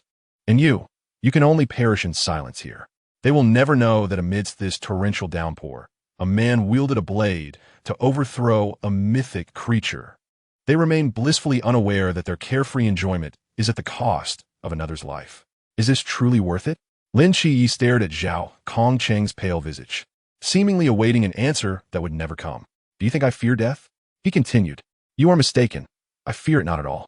Can a child who has witnessed angels, lost his sight, and been confined to a mental institution still harbor any reverence for death? I have attempted to end my life countless times in the darkness, yet light has repeatedly pulled me back. The light that saved me is not from those who scurry about the city in pursuit of desire, lamenting the injustices of the world, but from my family. Lin Shi lifted his gaze to the pitch-black night sky and slowly spoke. The masses have not saved me. Why then should I sacrifice my life to protect this masses? Therefore, I am unwilling to become a night watchman. He turned his head, his gaze falling upon the low house in the downpour, a hint of confusion flickering in his eyes. However, I'm a person who cannot owe others a debt of gratitude. You saved my entire world. What can I do for you in return? Lin Shi paused for a moment before continuing. I know the night watchmen enjoy good benefits, even in death. Your family will receive the best care, and your affairs will be taken care of with dignity. You are not short of money, and I have none. So how can I repay this immense favor? He sat there in a daze, and after a long while, he turned his gaze back towards the low house. In the rain, his fists slowly clenched and then relaxed weakly. It was as though he had made a resolution, using his sword to prop himself up, and with great effort, he stood, murmuring, in my life, I owe a debt to only 3 people. My aunt, who has toiled for a decade for me, my cousin, whom I have burdened for a decade, and you, who saved the lives of my family of 3. You saved my entire world. In exchange, I shall guard your world for 10 years. After 10 years, regardless of the circumstances, I shall have no further ties to the night watchman, nor to the masses. I will return to this home and continue my original life. Is this transaction fair? Lin Shi looked down at Zhao Chang, who lay quietly in the pool of blood, appearing as though he were merely asleep. Since you do not oppose, it is settled. Lin Shi drove his straight sword into the ground and knelt facing one direction. There, in the rain, stood an ordinary low house. Aunt Xiao Qi is leaving. Please forgive my sudden departure, for I fear that once I return, I shall no longer wish to leave. I have heard that the benefits for the night watchman are quite good during the 10 years of my service. The subsidies will be sufficient for you and your son to live well. After 10 years, Xiao Qi will ensure you have the best life. Your nurturing grace shall be repaid after a decade. Kneeling in the rain, droplets cascaded from his hair, moistening his eyes. He bowed deeply several times, resting his forehead on the ground for a long while before slowly lifting it. He gradually stood, casting one last glance at the low house before withdrawing the sword from the ground and turning to depart. Xiang Nan, I have arrived at the old residential area. Where is Lao Zhao? In the heavy rain, a woman draped in a dark red cloak, soaked through, stood in the street. Her back burdened by a long black case, gasping for breath. 2 buildings ahead, in the open space, Wu Xiangnan's voice crackled through the earpiece. He paused, his tone strained. Hong Ying, be prepared. What preparation? We lost contact with him a few minutes ago, and Lao Zhao's emblem locator has not moved for several minutes. Hong Ying's pupils dilated suddenly, her body trembling slightly, and then she shot forward like an arrow. Don't say such things. Perhaps he is just tired. Hong Ying bit her lip, her voice tinged with tears. Hong Ying, do not speak. Hong Ying chutait d'engridi. Hong Ying, Lao Zhao's emblem locator is moving. At this proclamation, a glimmer of light appeared in Hong Ying's eyes. I knew it. I knew he wouldn't die so easily. Where is he? He is moving slowly, getting closer to you. Hong Ying paused instinctively, her gaze fixed on a nearby corner. The distant rumble of thunder echoed in the clouds, and the rain poured down like a curtain, obscuring her vision. In the haze, a figure emerged from the rain, slowly approaching. It was a youth, a sword slung across his back, cradling a man's lifeless body in his arms. He halted, summoning all his strength to roar, as if announcing to the world, Lin Jiye. Returned General Zhao Kong Chung triumphant. Chapter 30. The rain ceased inside the house. Aunt raised her head to gaze at the wall clock, lost in thought. Before her, the dining table was laden with dishes, now cold, nearly unchanged since Lin Chiye's departure. After an indeterminate time, Yang Jin reached out, using chopsticks to place a piece of meat into Aunt's bowl. Mom, let us eat. Sighing, Aunt shook her head, lamenting, your brother, leaving in the middle of a meal. Why has he not returned yet? Could something have happened? Do not worry, he will be fine. Perhaps his classmates saw that his eyes had healed and insisted on taking him out for a meal. Yang Jin gently reassured her. Upon hearing Yang Jin's words, Aunt's expression visibly relaxed, though soon her worry returned. However, he left without an umbrella. Ma Yang Jin stood up, pointing out the window, speaking calmly, the rain has ceased. Indeed, the rain had stopped. The hazy moonlight pierced through the clouds, casting its gentle glow upon the desolate night, where silence reigned supreme. Not far away, a dilapidated sign had been removed, and the ground, once stained with blood and flesh, had been meticulously cleaned, leaving behind only grotesque knife marks that silently recounted the events of the previous night. Perhaps by morning, someone would discover these mysterious scars and engage in endless speculations. Yet they would never uncover the truth. A few drops of rain slid down the eaves, splashing into a muddy puddle, creating ripples. A foot stepped into the puddle, sending a spray of water into the air. In the darkness, on the scarred ground, a small black mongrel ambled unhurriedly. Around its neck hung a tiny cloth pouch. It traversed the fissures and reached a clean patch of ground, pausing in its tracks. Just moments ago, a man's corpse lay here, with its head lowered. Faint light glimmered in its dark eyes. Suddenly, it opened its mouth, speaking in a deep, resounding voice. The soul returns to Tsangnan City, Heping Bridge. Heping Bridge is a grand structure located on the outskirts of Tsangnan City, beneath which flows the Jiangnan Grand Canal, traversing the entirety of Tsangnan. Countless pedestrians and vehicles pass over this bridge daily, making it one of the city's landmarks. At the bridge's entrance, both sides are adorned with a myriad of small shops, among which one seemingly inconspicuous establishment hangs an old, large red sign, Heping Affairs Office. Like other shops near Heping Bridge, it is not large, merely over 200 square meters, slightly larger than an average Lanzhou, Lamian restaurant adjacent to a school. Its unremarkable nature stems not only from its overly common name, but also from the striking establishments flanking it. To the left is a wedding company, festooned in vibrant reds and purples, named Heping Wedding.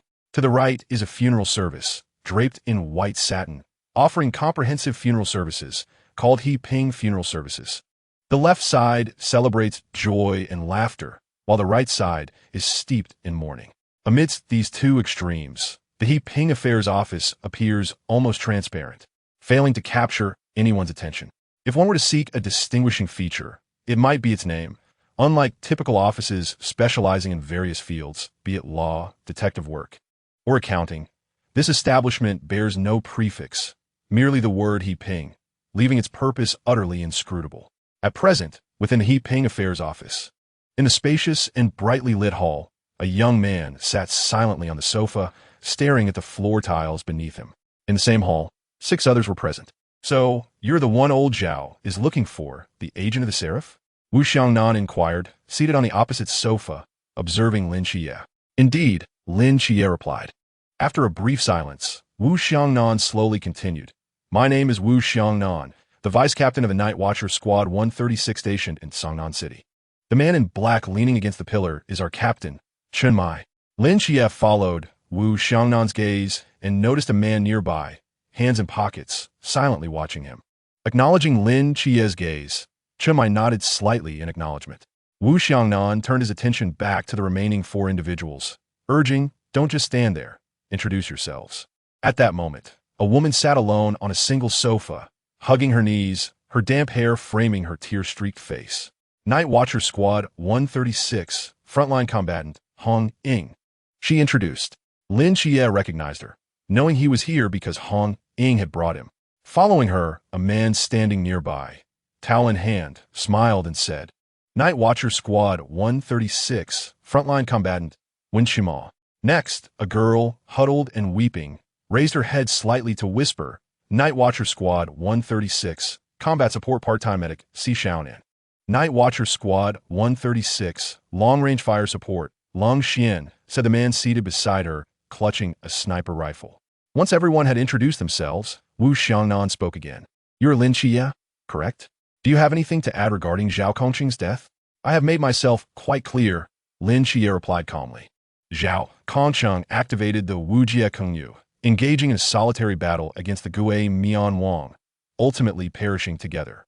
"Were you present at the scene during their battle?" "I was." "How did you enter the Wujie Kengyu?" "I merely glared at it, and it opened." Wu Xiangnan opened his mouth slightly, his brow furrowing. "Can you describe their battle in detail? For instance, how did Zhao Kongqing defeat the Gue Mian Wang?" "He swung a blade, cleaving a massive black crescent that severed the head of the Gue Mian Wang," Lin Xie recounted. "The black crescent," Wu Xiangnan pondered, furrowing his brow. Just then, Chen Mai, who had remained silent, suddenly spoke up. "That was Min Sheng Shanyu." Old Zhao triggered his forbidden realm using Gue Shenin. The sequence 083, Min Sheng Shanyu, that a high-risk forbidden realm. When Qima exclaimed in surprise, "I never imagined Uncle Zhao would actually activate it. I used to think he was just being narcissistic." Xiaonan murmured softly. "No, he was indeed narcissistic," Chen Mai replied, a faint smile gracing his lips as memories flickered in his eyes. "I imagine that when he first beheld his forbidden realm, he could hardly believe it himself. Had we been there, he would have insisted on telling us that his forbidden realm was the most impressive of all." Hong Ying seemed to recall an amusing image, her lips curving slightly, but the light in her eyes quickly dimmed. Wu Xiangnan, gazing into Lin Xie's eyes, pressed on, "I have one more question. The Gue Mian Wang's corpse displays a series of knife wounds along with inexplicable burn marks. Yet, Min Sheng Shanyu apparently does not possess such characteristics. What does this mean?" Lin Xie's brow furrowed as he stared into Wu Xiangnan's eyes, responding deliberately, "I have stated clearly, Zhao Kongqing faced the Gue Mian Wang alone, fighting to the bitter end, ultimately slaying the Gue Mian Wang." Chapter 31. Qima Wu Xiangnan's expression darkened further upon hearing Lin Xie's response. Just as he was about to inquire further, Hong Ying suddenly sat up, her reddened eyes fixed on Wu Xiangnan, shouting, "Wu Xiangnan, what do you mean by this? Zhao Kongqing is dead. Our comrade is gone. Are you not the least bit saddened?" Wu Xiangnan opened his mouth, pausing for a moment before replying calmly. "Old Zhao's death saddens me as well, but the truth is equally important." Hong Ying glared at him fiercely, her chest heaving with emotion. She let out 2 cold laughs. Forcefully slamming the black box, she held onto the ground before turning to leave the basement. Beside her, Wen Shima attempted to offer some words of comfort, but felt a tug on his sleeve and turned in confusion. Si Xiaonan stood beside him, shaking her head. "So, the situation at the scene." "Xiangnan, enough." Just as Wu Xiangnan was about to press Lin Xie further, Chen Mai, who had been standing on the sidelines, suddenly interjected, interrupting him. "Lin Xie has made himself quite clear. There is no need to delve further into the details. This matter ends here." Chen Mai, hands in pockets, approached Wu Xiangnan, patting his shoulder. Wu Xiangnan turned, startled, meeting Chun Mai's resolute gaze. After a moment's hesitation, he nodded reluctantly. Chun Mai walked slowly to the sofa opposite Lin Xie and took a seat. With the matter of Zhao Kongsheng concluded, it was time to discuss you, Lin Xie. What shall we talk about? As far as I know, Zhao Kongsheng once invited you to join the Night Watchers, yet you declined. He even mentioned to us that he lost track of you. Had you not emerged bearing Zhao Kongsheng's corpse, we might have searched for you in vain for eternity. If that is the case, why do you wish to join the Night Watchers now? Chun Mai gazed deeply into Lin Xie's eyes. To repay a debt of gratitude. Lin Xie replied calmly. Chun Mai was momentarily taken aback. A debt of gratitude? I had an agreement with him. I will join the Night Watchers. Lin Xie paused, then added, however, I have one condition. What condition? I will only remain with the Night Watchers for 10 years. After that, I shall depart. Upon hearing this, everyone present was momentarily stunned, their expressions turning peculiar. The Night Watchers are not mere community volunteers. Once you join, leaving is not an option. Therefore, I cannot grant you your 10-year wish. No one in the entire Night Watchers organization can make such a promise. Just as Lin Xie was about to respond, Chun Mai continued. However, if after 10 years you possess the capability to leave the Night Watchers on your own terms, and the higher-ups are powerless to stop you, then that would be a different matter altogether. In short, there is no formal procedure for leaving the Night Watchers. Very well. Unexpectedly, Lin Xie nodded decisively. If I cannot leave after 10 years, then that will be my issue. Hearing Lin Xie's seemingly reckless response, Si Xiaonan and Wen Qima gaped in astonishment. Even the ice-cold Lung Xin's eyelids twitched, glancing at Lin Xie with renewed interest. In that case, I shall promptly submit your application to the higher-ups. However, until you complete the training, you will not be considered a formal member. Training? The Night Watchers operate under a semi-militarized management system. All newcomers must participate in a concentrated training period lasting 1 year before officially joining the Night Watchers, learning combat, firearms, operational deployment, and the use of forbidden ruins, among other skills. When does it commence? Every September, which is just a month away. Until you complete the training, you will only be classified as a temporary member of our squad. At this point, Chun Mai seemed to recall something and solemnly reminded, as a temporary member, we do not provide food and accommodation. Lin Xie, no food and accommodation? I thought the Night Watchers offered excellent benefits. How can it be this stingy? Then where am I supposed to stay for this month? Lin Xie panicked. Back to my aunt's house? No, if I return. There's a 99% chance I won't come out again. Perhaps I would flee with my entire family. Yet he must inform his aunt, at the very least, to assure her of his safety. Thus, he planned to write a letter home to say he was enlisting, which might ease her worries. But now the problem was, if the Night Watchers wouldn't let him stay, did that mean he would have to sleep on the streets? No worries. You can come stay at my place. At that moment, the ever-elusive Hong Ying peeked her head out from behind the door and whispered, my house is quite spacious. Giving you a room is no problem. Hong Ying, didn't you leave in anger? When Qima exclaimed wide-eyed, I remembered I forgot something, so I came back. Is that not okay? Hong Ying shot her a glare, stepped inside, picked up the black box on the floor, and shot another glare at Wu Xiangnan. Under Wu Xiangnan's speechless gaze, Hong Ying approached Lin Xie and said gently, Xie, don't worry, since you are now part of our squad. I will definitely look out for you. Temporary. He is a temporary member. Chun Mai corrected seriously. Besides, you are not even sure who is older. You cannot be so hasty in calling him brother. Captain, you are too rigid.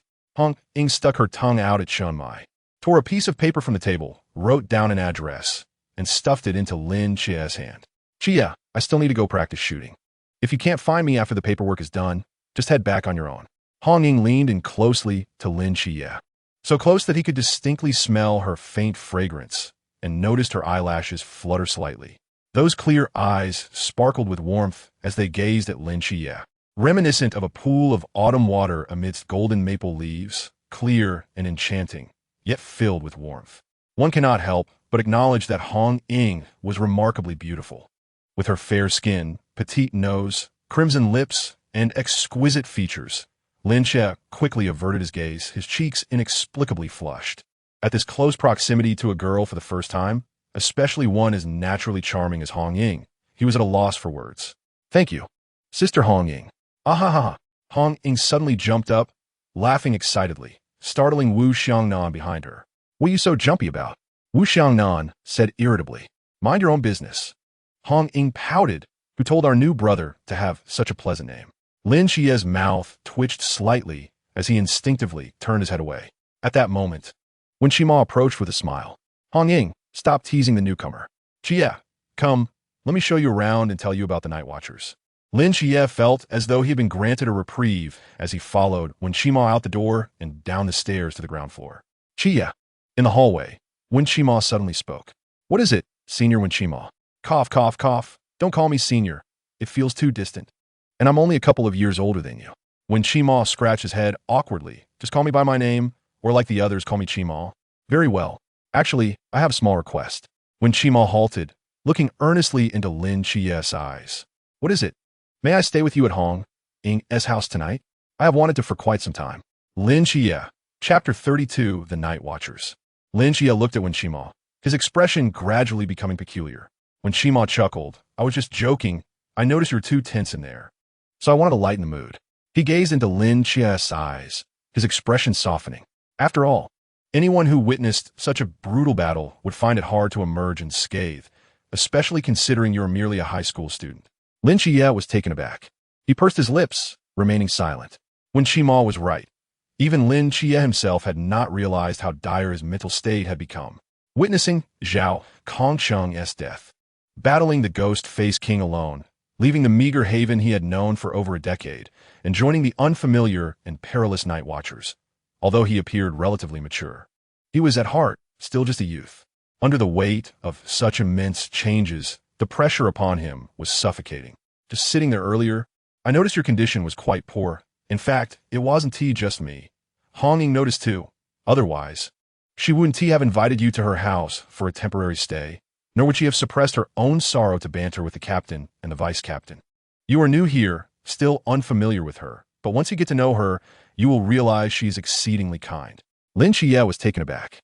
He recalled vividly the image of Hong Ying weeping as he emerged from the rain, cradling Zhao Kongcheng. Now, reflecting on her gentle smile moments ago, it seemed to conceal a profound sadness. Yet, if she was already so heartbroken, why would she still care for my feelings? In truth, it is not only Hong Ying and me. Aside from Xiangnan, who is a bit dense, and the stoic Ling Xian, everyone else noticed as well. However, the captain is somewhat prideful and can only subtly rely on Hong Ying to lighten the atmosphere, while Xiaonan is too shy to speak up. When Qima turned around and continued to ascend the staircase, speaking softly, "Perhaps before coming here, you imagined that the Night Watchers were merely a group of mechanical, cold-blooded killing machines. However, after spending some time here, you will realize that this is far from the truth." Lin Chie followed Wen Qima to the first floor, traversing the hall of the disguised office before pushing the door open. At this hour, it was already late at night. The once bustling and vibrant Hepping Bridge stood silent and deserted. Remnants of rain lingered on the ground, and the only establishment still operating on the entire street was the peace office.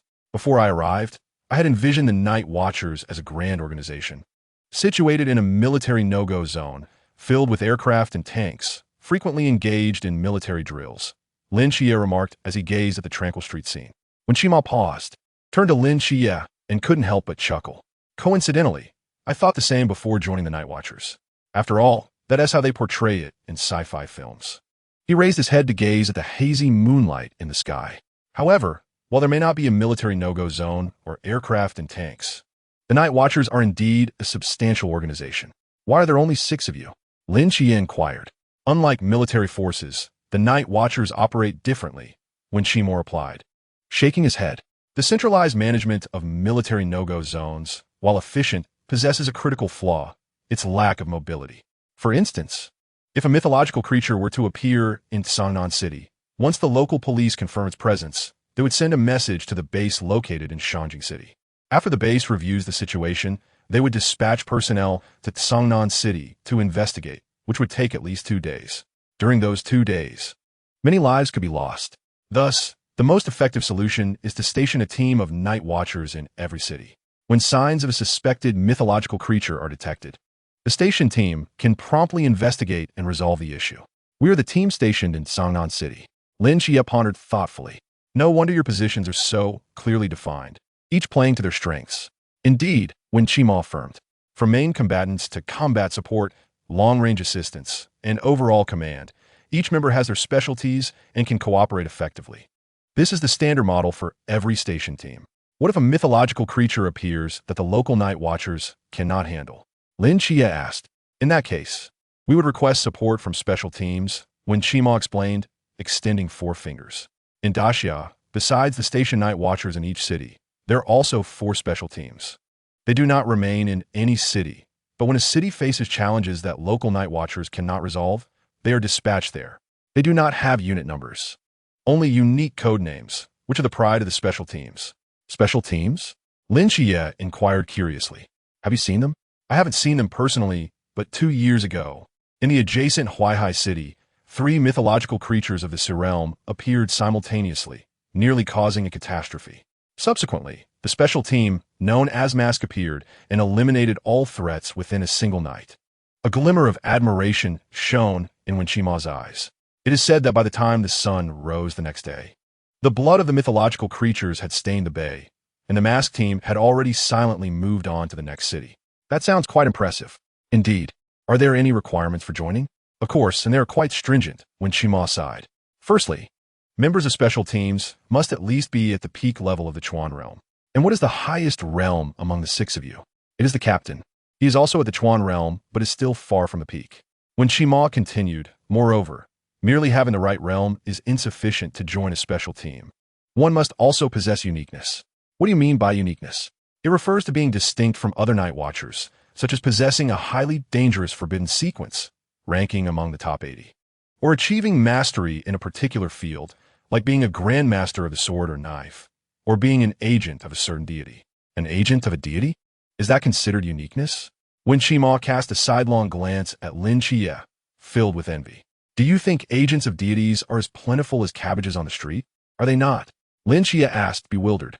Certainly not, Wen Qima exclaimed, having never encountered someone so audacious. Agents of deities allied with humanity are an exceedingly rare breed.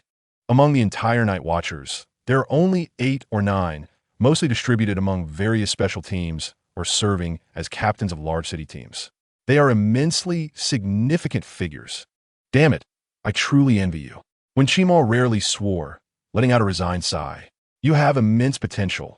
Once you grow, this small city of Tsangnan will not be able to contain you. Perhaps in the future, you will become the captain of the Night Watchers station in Shangjing City or join a special team that travels the world.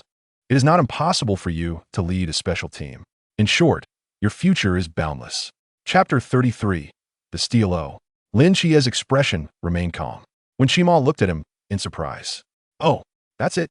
What else is there? Don't you feel even a hint of exhilaration or passion? A little, but merely a little. Lin Chia replied nonchalantly. I am not particularly interested in promotions. Wen Qima regarded him oddly. I forgot you are an heretic who plans to betray the Night Watchers in 10 years. Lin Chia remained non-committal and continued to inquire. According to your words, these 4 special teams represent the pinnacle of Daxia's combat strength? Certainly not. They may represent the apex of team combat strength among the Night Watchers, but they are by no means the ultimate pinnacle of Daxia's combat strength. Are you implying that there are organizations similar to the Night Watchers in Daxia? No, there's only one Night Watchers in Daxia, but above the Night Watchers, there exist 5 human paragons. Human paragons? As the name implies, they are the pinnacle of strength that humanity can achieve. Due to their power nearing that of the ancient deities in mythology, they are also referred to as demigods. To stand shoulder to shoulder with deities as mere mortals? While I know you are quoting a classic line from cinema, it is indeed the case. Wen Qima gazed up at the night sky, filled with admiration. These 5 individuals are the pillars of humanity and the only hope visible to us amidst the vast fog. Who are they? I do not know. They are too distant for us. Few have seen their visage or know their names, although there are intriguing rumors. What rumors? These 5 human paragons are referred to as 1 sword, 1 knight, 1 idol, 1 void, and 1 sage. Sword, knight, idol, void, sage. What kind of rumors are these? They lack any useful information. It is said that the highest commander of the Night Watchers is one of these 5 human paragons known as 1 idol, but it has been a long time since anyone has witnessed him in action. I have a question. Ask away. Have humans ever killed a god to this day? Lin Chia pointed to the sky, not those strange mythological creatures, but the true ancient deities that exist within mythology. When Shima paused for a moment, then shook his head. I don't know, but I believe it hasn't happened. In the vast fog, humanity seems like sheep with their eyes blindfolded. We are unaware of what transpires in this world and do not know when the apocalypse will descend. In this era, where the existence of deities has been confirmed, if humanity were to truly kill a deity, it would undoubtedly incite panic among all other deities. Consequently, they might band together to eliminate humanity, leading to an even graver situation for us. Lin Xie nodded, indicating his understanding. Is there anything else you wish to inquire about? After a brief moment of contemplation, he asked, do temporary team members receive any benefits?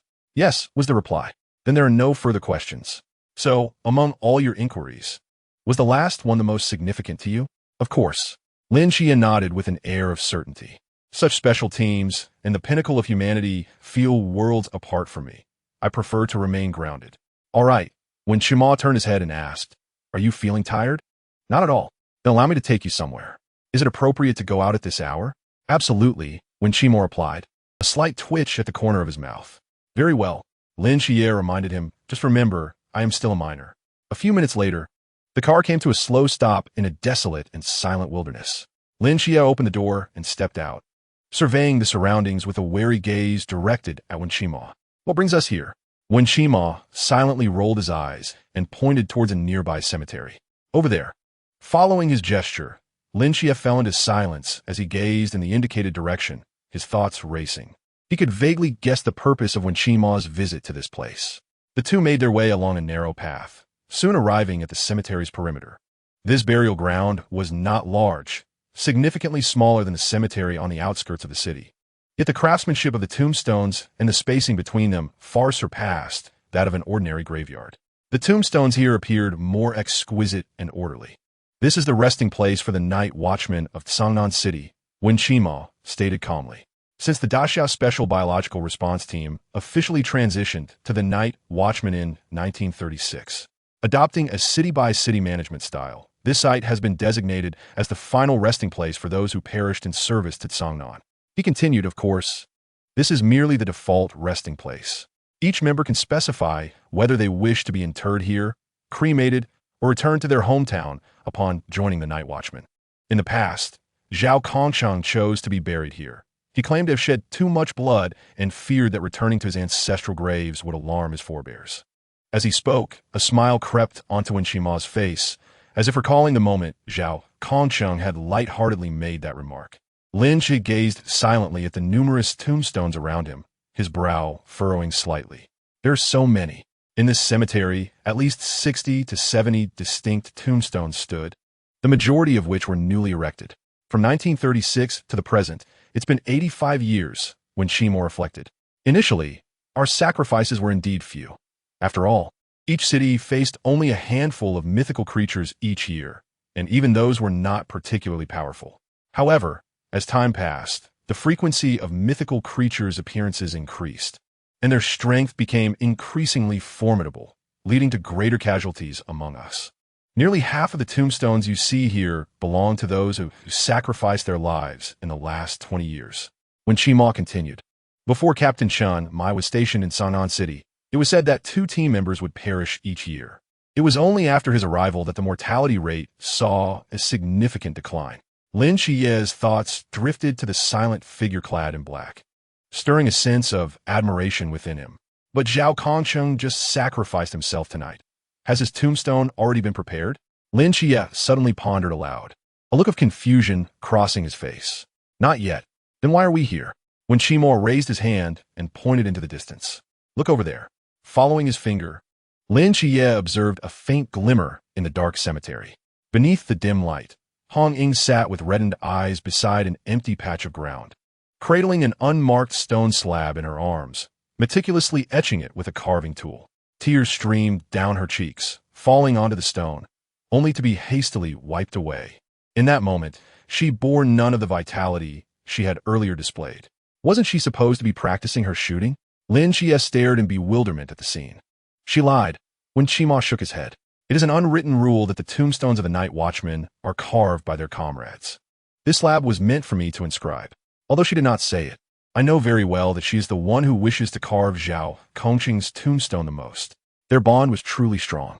Thus, even if her fib had been utterly absurd, I chose to turn a blind eye and allowed her to secretly inscribe the stone.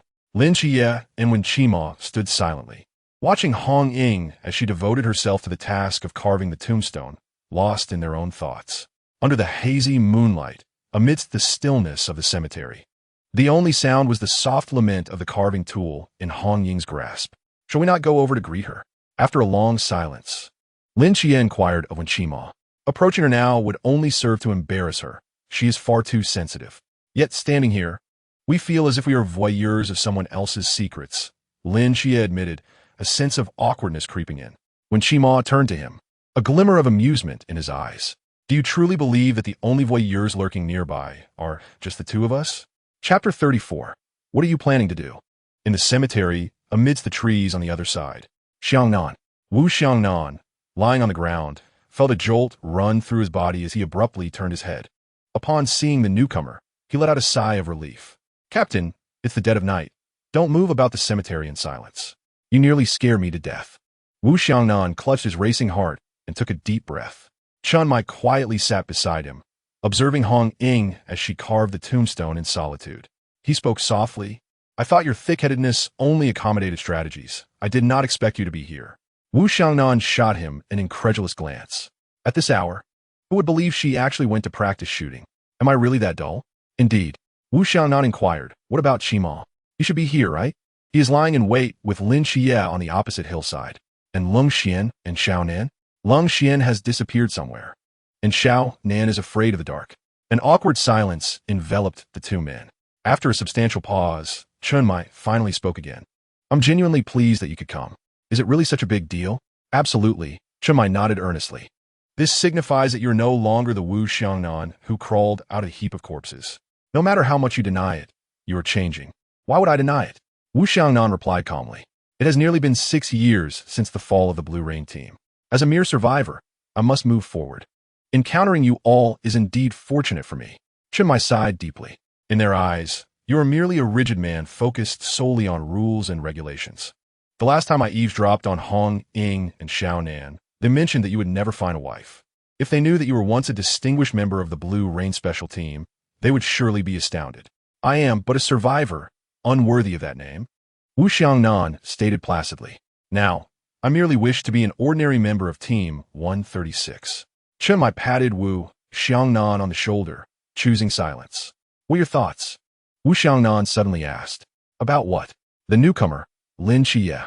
He's a good kid. I am not referring to his potential. I speak of his character. That is precisely what I mean. Wu Xiangnan paused before continuing. He killed the Ghost-Faced King. If I'm not mistaken, Zhao Kongqing merely wounded it severely, but did not deliver the fatal blow. Does that matter? Is it not significant? Chun Mai locked eyes with Wu Xiangnan. Speaking slowly, that boy chose to attribute the credit to Zhao Kongqing. It is his decision, so why are you fixated on it? You have spent so much time with Zhao. Do you not know what his dream was? To slay H1-level mystery creature. That is a monumental achievement. This is immensely beneficial for the child's future. Do you think he cares about this? Wu Xiangnan fell silent. Chun Mai shifted his gaze from Hong Ying to the distant ravine, quietly stating, I have said before, this child is exceptional. At this moment, dozens of miles away from the cemetery, Lung Xian, who was stealthily perched on a hilltop, set down his binoculars, a subtle smile gracing his lips. One after another, lacking any skill in hiding, I captured them again, didn't I? Click, click. The binoculars in Lung Xian's hands emitted a few soft sounds as several high-definition photographs tumbled from below, featuring Hong Ying carving a tombstone alone. Lin Xie and Wen Qili engaged in conversation, and two burly men frolicking in the woods. He treasured these photographs as if they were precious gems, carefully placing them into a locked box. The box was filled to the brim with pictures, humorous, awkward, yet heartwarming moments unique to the 136 squad. 2 hours later, Lin Xie stood before an opulent villa, utterly astonished. He lowered his gaze, reconfirming the address on the note, and glanced at the villa again, gasping in disbelief. So she is a wealthy lady. If Lin Xie was not mistaken, the splendid residence before him was indeed Hong Ying's home. Vaguely, Lin Xie's mind echoed her earlier words. My house is quite spacious. Quite spacious indeed. After hesitating at the villa's entrance for a prolonged moment, Lin Xie finally mustered the resolve to knock on the door.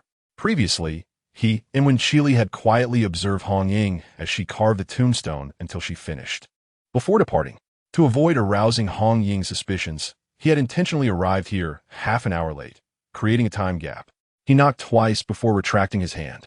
A faint sound of slippers shuffled from behind the door, and moments later, the grand entrance swung open.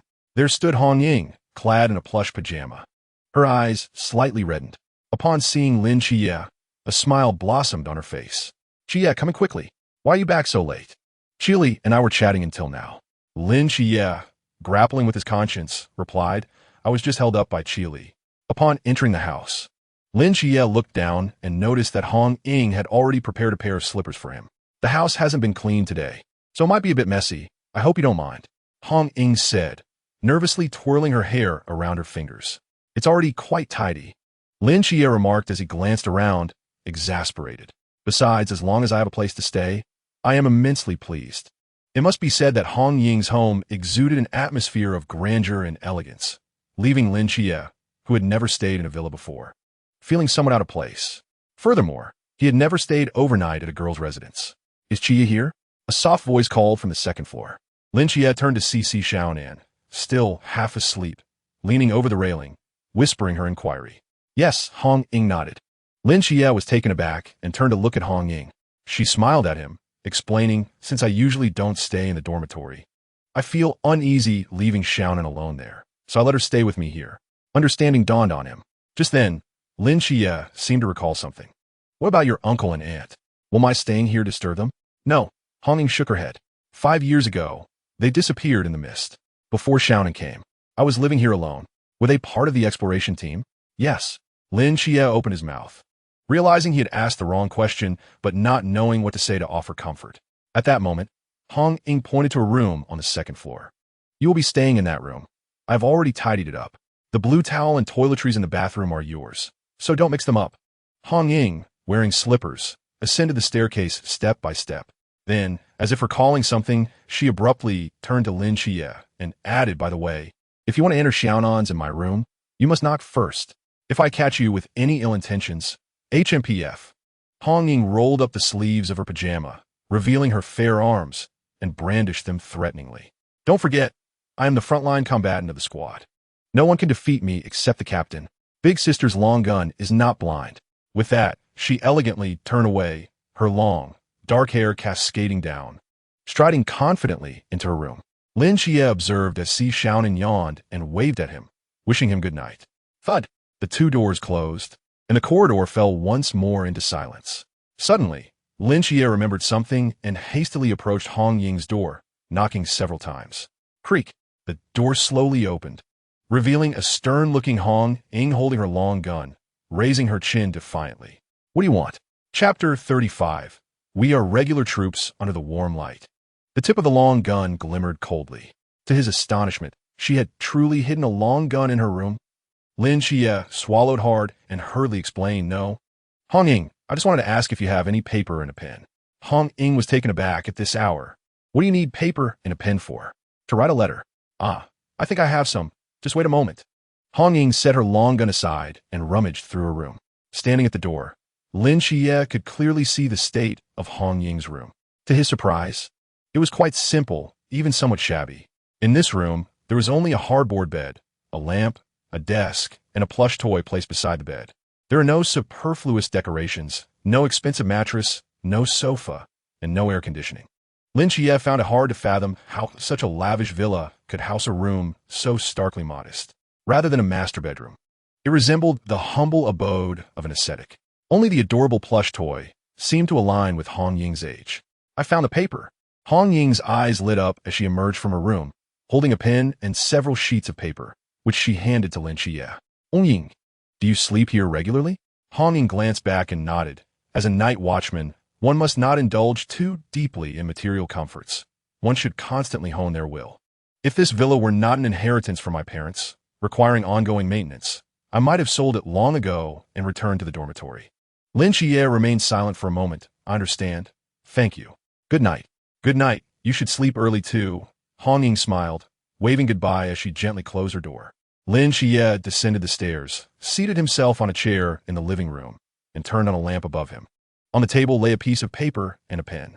The distant cicadas chirped softly outside the window, while the summer night's heat dissipated after the rain, casting the silhouettes of leaves onto the table in the moonlight. Lin Xie grasped the pen, sitting motionless at the table, uncertain of how much time had passed. He gently began to write the first line on the paper. Du aunt, Yang Jin mum. Yang Jin shook her aunt, who had fallen asleep on the dining table, softly calling out. Her aunt opened her bleary eyes, slowly lifting her head, and rubbed her sore neck while asking, "What is the matter? Is your brother back?" Yang Jin shook her head. "No, but there's a letter under the door." "A letter?" "Yes. It seems to be written by my brother. Xiao Qi. Hurry, open it and take a look," her aunt urged, watching Yang Jin tear open the letter. "This child hasn't he returned all night, not even a message. He.S. at the doorstep, and doesn't he come in? What does he mean by leaving a letter?" Yang Jin opened the letter, and her aunt took it from her, both leaning in closely to read it. After a while, her aunt trembled as she set the letter down, sitting there in a daze. "Mother, my brother said he has enlisted." Yang Jin picked up the letter and turned to look at his aunt. "Enlisted? How did this happen so suddenly?" His aunt murmured, expressing her surprise, as she had never heard him mention it before. "No, he did mention it." Yang Jin nodded earnestly. "He did, in the past. He often confided in me that his greatest dream was to enlist, but he had to temporarily abandon that dream due to his ongoing eye issues." Yang Jin paused and pointed to a few words in the letter, adding, "And look, he also wrote that after his eyes improved, he secretly enlisted, fearing you would prevent him, and last night he quietly boarded a train to Qiqihar. That doesn't seem right. What is wrong? This letter was only received by you this morning. According to it, he should already be on the train." His aunt's mind suddenly sparked with clarity. Yang Jin scratched his head. "I actually only discovered this letter this morning. It might have been there last night, and I simply didn't notice it. But this is too sudden." His aunt struggled to accept the reality. "And besides, Qi just had his eyes healed. What if they relapse while he is serving? No, this is unacceptable. I must go to the government and demand my nephew's return." His aunt stood up anxiously, disregarding her slippers, and hurriedly rushed out the door. Suddenly, she stopped in her tracks. Outside the door stood two men in military uniforms, awkwardly poised as if preparing to knock. If Lin Xie were present, he would immediately recognize that these two were Chun Muyi and Wen Qi. "Who are you?" his aunt asked, frowning. Chun Muyi and Wen Qi exchanged glances, and Wen Qi's face broke into a gentle smile as he offered a somewhat unrefined military salute to her. "Good day. May I inquire if you are Ms. Wang Fong, the guardian of Lin Xi?" "Yes, that's me. We are from the Tsangnan Military Affairs Office, here to deliver some paperwork and subsidies regarding Lin Qi's enlistment." "Military Affairs Office?" his aunt asked suspiciously. "What is that?" "Is the office responsible for new recruits?" "Oh, in that case, please come in and have a seat." His aunt stepped back a few paces to allow the two men entry, turning to brew them tea. "I was just about to find you. Something feels off." As soon as Chun Muyi and Wen Qi sat down, the latter began to sweat upon hearing her words. Wen Qi leaned indiscreetly to Chun Muyi and whispered, "Captain, can we really get away with this? What are you worried about? Our documentation comes directly from the regular military. All of it is authentic. But you only submitted Lin Qi's application yesterday. It's unlikely the paperwork could arrive this quickly. Are you sure this is legitimate?" Chun Muyi's lips twitched slightly, but soon he reassured, "It will soon become genuine. But I don't understand. We could have waited for the official documents before coming. Why the rush? It's not us who are in a hurry. It's Lin Qi." Chun Muyi glanced at his aunt, who was busy in the kitchen, and said quietly, he fears that his Aunt 1T believed the content of the letter and might directly verify it with the government. But the lower-level officials are unaware of our existence. Do you understand what I mean? Understood. Wen Qi nodded, straightening his posture to present a standard smile. "Ms. Wang Fong, rest assured, we are the regular military, and Lin Qi's enlistment in Wulamuki has been approved. There are no issues whatsoever." Yang Jin, sitting nearby, helplessly held his forehead. At that moment, his aunt, pouring tea, trembled, and the cup slipped from her hand, spilling on the table. She turned stiffly, her eyes wide in disbelief. I isn't Qiqihar? Chapter 36. Fool Chun Muyi shot a glare when Qi When Mo replied earnestly, Ma, am. It's like this. Lin Shi initially expressed a desire to go to Chi-Chi-Har, but later he complied with the reassignment to Wulamuki. His aunt remained skeptical. What about his documents? When Mo retrieved a thick stack of papers from his briefcase and placed them on the table, pushing them toward her. All of Lin Shi's paperwork is here. Please keep it safe. When Mo added, there may be additional documents arriving later, and we will visit again then. His aunt squinted, pulling the documents close, scrutinizing each word with caution, fearful of missing any crucial information. After a long while, she set the documents down and sighed deeply. This child, his eyes have only just healed. I fear something might go wrong during his time in the military. Please rest assured, we have conducted thorough examinations on Lin Chi's eyes, and there will be no further issues. He is in good health. Vien Ki Montak's tone softened gradually. And besides, the child must eventually step out from under the family's wing to undergo some training. Wouldn't you agree? His aunt opened her mouth as if to say something, but ultimately sighed in resignation. Ma'am, here is the subsidy for Lin Chi's enlistment. Please accept it. Chun Mu Yi produced a thick envelope, pushing it toward her. His aunt lifted a corner of the envelope, and her body trembled, looking at the two men in astonishment. This is far too much. The country currently offers excellent benefits for soldiers, and Lin Chi's unit is somewhat special. Hence the subsidies are comparatively higher. Vien Ki Montak explained. Special? There is no danger, is there? His aunt's expression changed. None whatsoever. The special nature refers to the distance involved. When Mo spoke earnestly, considering it would take quite a while to travel from here to Wulamuki. So that is the case. His aunt, holding the envelope, felt restless. This was the first time she had seen such a sum of money. Comrades, can this money be sent to him? His aunt expressed her concern. He is traveling so far alone. What if he runs out of money? Besides, how would he feel secure with such a large amount of cash at home? The military does not require such a large sum, and we have regulations. This money is designated for the family members. Please be sure to accept it. When Mo's eyes narrowed slightly, and his tone grew serious. As for safety, rest assured, as long as we are here, no one can harm you. When we come back, in 10 years, Chan Muya Sudendi intergested. His eyes filled with sincerity. He will definitely return after 10 years. 10 years, his aunt repeated, glancing back at Yang Jin, murmuring to herself. After 10 years. Jin should be in college, right? Wen Mo and Chun Mu Yi chatted with his aunt for a while longer, and when the time seemed right, they stood to take their leave. By the way, can you make phone calls there? His aunt suddenly recalled something. Of course. Vien Ki Montak nodded. I will provide you with a number. As long as it's not during training, you can reach him. All right, thank you. His aunt saw the two men off, then stood alone at the door for a moment before slowly returning inside, staring blankly at Lin Chi's room. Tears began to well in her eyes. Mother, my brother enlisting is a good thing. Yang Jin approached with Xiao Hei Lai to offer comfort. Mother knows this. His aunt wiped her eyes. The child has grown up, and it is indeed a good thing for him to experience the world through the military. When he returns, he will be a veteran. When the time comes for me to find him a wife, I'm sure many will be vying for him. Yang Jin remarked, Mother is just worried. His aunt gazed out the window, lost in thought. It's time to go. Chun Mu Yi descended the stairs and patted Lin Chi, who was secretly watching from the window. Lin Chi remained fixated on his aunt on the balcony, softly asking, did she believe it? She did. Is the money given? It has been. Chun Mai paused momentarily, contemplating the implications of relinquishing all his subsidies and a year's worth of overdrawn salary. What would he do if he gave all that to them? Over the years, I have managed to save a little money, and by being frugal, I can manage for a year without issue. Observing this, Chun Mai fell silent for a moment before adding, if there is nothing else to do, you can come to the office for meals. Lin Chia, taken aback, inquired, aren't temporary team members not provided with meals and accommodation? Indeed, temporary team members do not receive such benefits, but Chun Mai patted his shoulder and gestured towards a nearby van. Except for the meals I prepare myself. Lin Chia was momentarily stunned, a smile creeping onto his face. Just then, Lin Chia's newly acquired phone rang in his pocket. Hello, Xiao Qi. Is that you, Xiao Qi? It's me, Andy.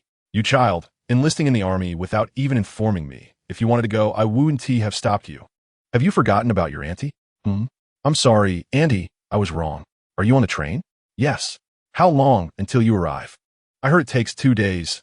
The little green train is quite slow. Once you reach the military camp, make sure to eat well. Don't wear yourself out. I understand, Annie.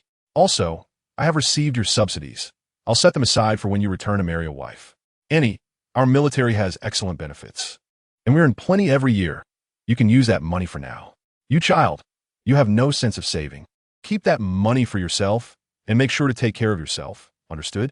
I understand, Annie. Well, if there is nothing else, I'll hang up now. All right, goodbye.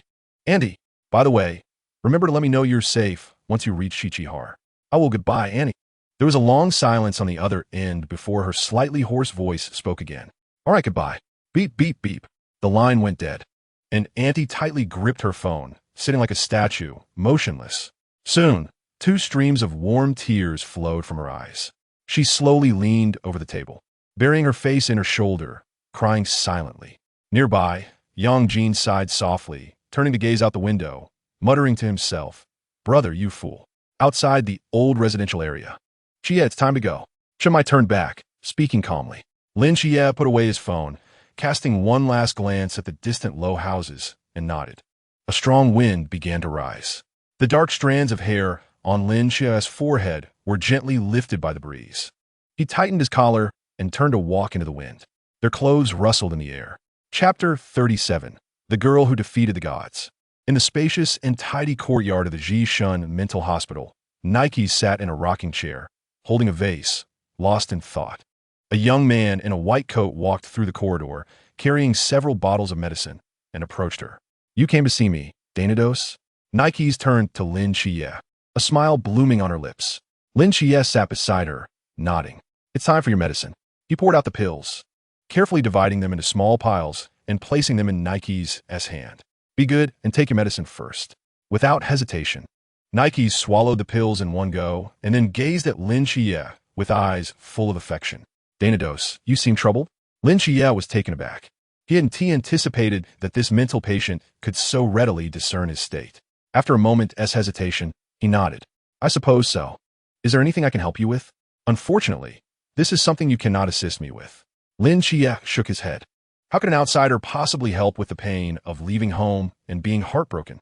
Nike's appeared somewhat disheartened before she seemed to recall something and spoke. "In that case, Dainados, I have a gift for you." "A gift?"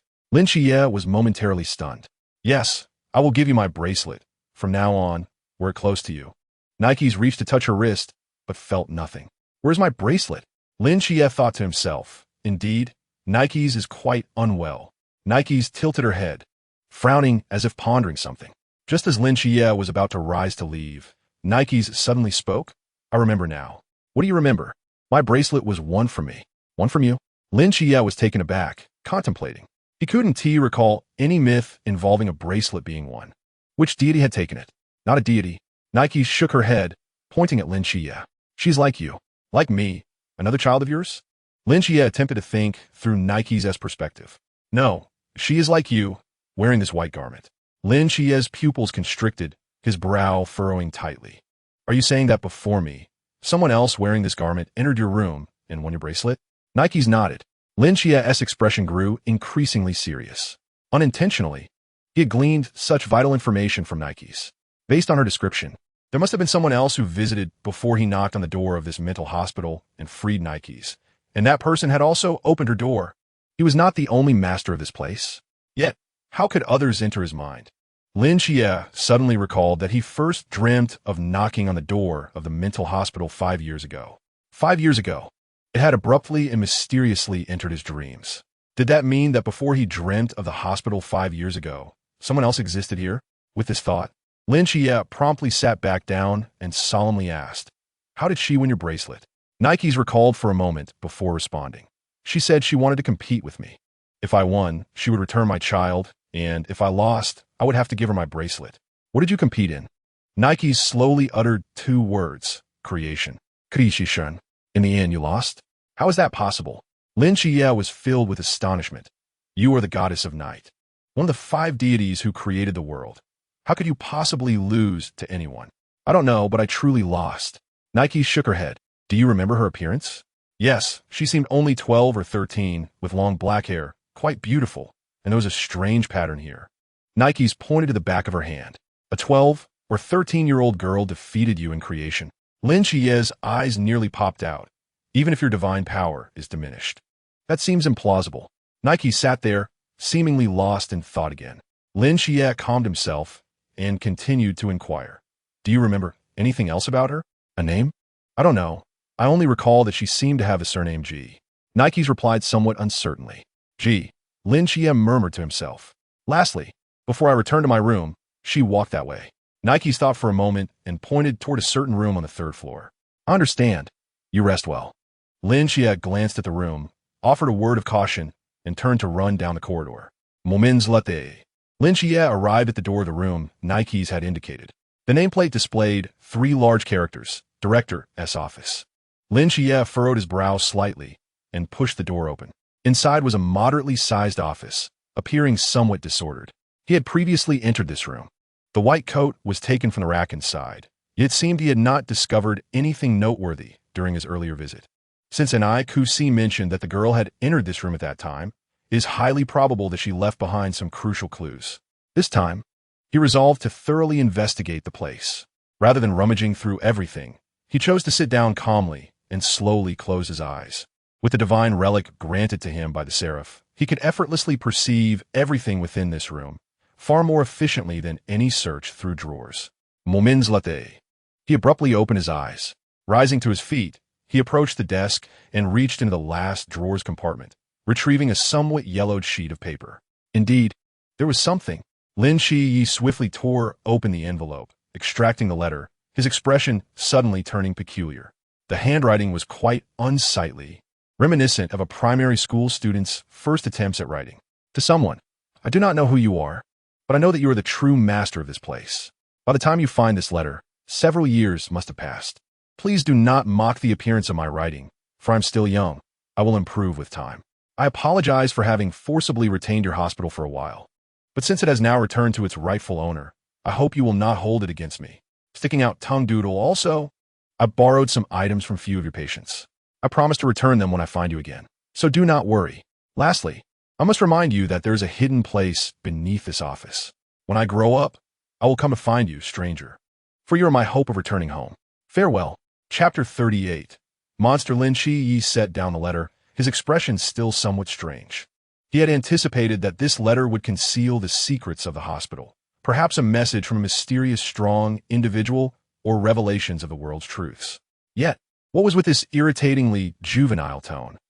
Was it possible that the previous director of this hospital was truly a little girl? That made no sense. What kind of child could outmatch the goddess of night in creation? The information Lin Xie could glean from this baffling letter was scant before him. The hospital had been in the hands of another girl, and she had taken some items from the patients. Contemplating this, Lin Xie furrowed his brow once more. In the letter, she mentioned several patients. This indicated that, aside from Ni Kusi, she had also accessed the chambers of other deities, perhaps winning some of their possessions through competition. What a peculiar phenomenon. However, she stated that there were things beneath this office. Lin Xie crouched down, using his mental prowess to carefully probe beneath the floor. As he neared the 20-meter threshold, it indeed felt as though he encountered something unusual. Could there be mechanisms hidden within this room? Lin Xie raised his gaze towards the wall behind the office. In his perception, there lay a concealed passageway behind that wall. After a brief moment of careful sensing, he stood up, approached a corner bookshelf, and pressed a hidden compartment gently. Instantly, the wall behind the office began to part, revealing a dark passageway. Without hesitation, Lin Xie ventured down this path. The corridor was long and deep, and it took him quite a while to reach its end. Upon opening the door at the terminus, he found himself momentarily frozen in shock. Before him lay a dimly lit, damp corridor flanked by shadowy cells. Indeed, cells, unlike the 6 patient rooms above. What unfolded before Lin Xie's eyes were true prison cells, their iron doors etched with intricate patterns, the purpose of which remained a mystery. As he proceeded along the corridor, his mental alertness remained vigilant. At the bottom of this already enigmatic asylum, 2 rows of eerie cells were hidden. Clearly not a benevolent sight. Strangely, both sides of the cells were empty, devoid of any occupants. Was this merely an abandoned prison? Lin Xie murmured to himself as he continued forward. Before long, he arrived at the end. However, as his gaze fell upon the first cell at the terminus, his pupils constricted sharply. In the corner of that cell crouched a towering figure. Seemingly alerted by Lin Chiye's footsteps, it stiffly turned its head, revealing a pale and ghastly visage. Gue Mianwang. Upon recognizing this familiar figure, Lin Chiye's eyes ignited with intense murderous intent, and he cautiously stepped back. Gue Mianwang lunged at him like a beast, but upon contact with the cell's bars, it was repelled by an unseen force, crashing against the wall behind. Lin Jiese bro furuit tightly. Had he not killed Gue Mianwang, its face had been cleaved into 18 pieces, beyond any chance of survival. The body should have been taken away by the Night Watcher. How could it appear here? As Lin Chiyi pondered this, a familiar panel re-emerged before him. Sinner, Gue Mianwang. Choice. As a mythological creature you personally dispatched, you possess the authority to determine its soul's fate. Option 1. Erase its soul completely, obliterating its existence from the world. Option 2. Allow it to reach a fear value of 60, enabling it to be employed as a caretaker for the hospital, attending to patients while providing a measure of protection. Current fear value, 1. Having read this, Lin Chi finally grasped the situation. It seemed that this psychiatric facility, in addition to housing 6 mysterious patients, possessed the ability to transform mythological creatures he had slain into caretakers. This implied that every time he vanquished a mythological being, there was an opportunity to convert it into a caretaker. Did the mythological beings here also encompass ancient deities? What if, hypothetically, he were to slay a true deity in the future? Could he then compel them to serve him? As this thought raced through his mind, Lin Chi-Ye's heart quickened. Roar! The roar of Gue Mianwang jolted Lin Chi-Yi back to reality. He raised his gaze towards the fearsome visage of Gue Mianwang in the cell, his expression gradually growing cold. Gue Mianwang, Lin Chi-Yi addressed it calmly. You are powerful. Having you as my caretaker would undoubtedly be a commendable choice. Gue Mianwang, upon hearing these words, gradually fell silent. Lin Chi-Yi slowly extended his hand, seemingly intending to touch Gue Mianwang's ghastly face. A glimmer of murderous intent flickered in Gue Mianwang's eyes, yet the instinct for survival forcibly suppressed it. Since its appearance here, it had understood its two fates. It recognized that its destiny lay in the hands of this insignificant being before it. It did not want to be entirely obliterated from existence, so it had no choice but to submit. Lowering its head, it remained as quiet as a dog. Lin Chi-Ye's palm grazed its ghastly face, gently caressing it. You have killed many, but that is of no concern to me. I was not acquainted with them, and it does not hinder my decision to employ you. Lin Chi-Ye's eyes narrowed, a chilling light flickering within. Regrettably, you took the life of someone quite significant. Sudendi, Lin Jiese grip tiktenet. Gue Mianwang's ghastly face contorted violently, a piercing wail resonating throughout the cell. It flailed desperately, attempting to escape Lin Chi-Ye's grasp, but to no avail. Here, within Lin Chi-Ye's hospital, he was the master. If he desired its death, it must perish.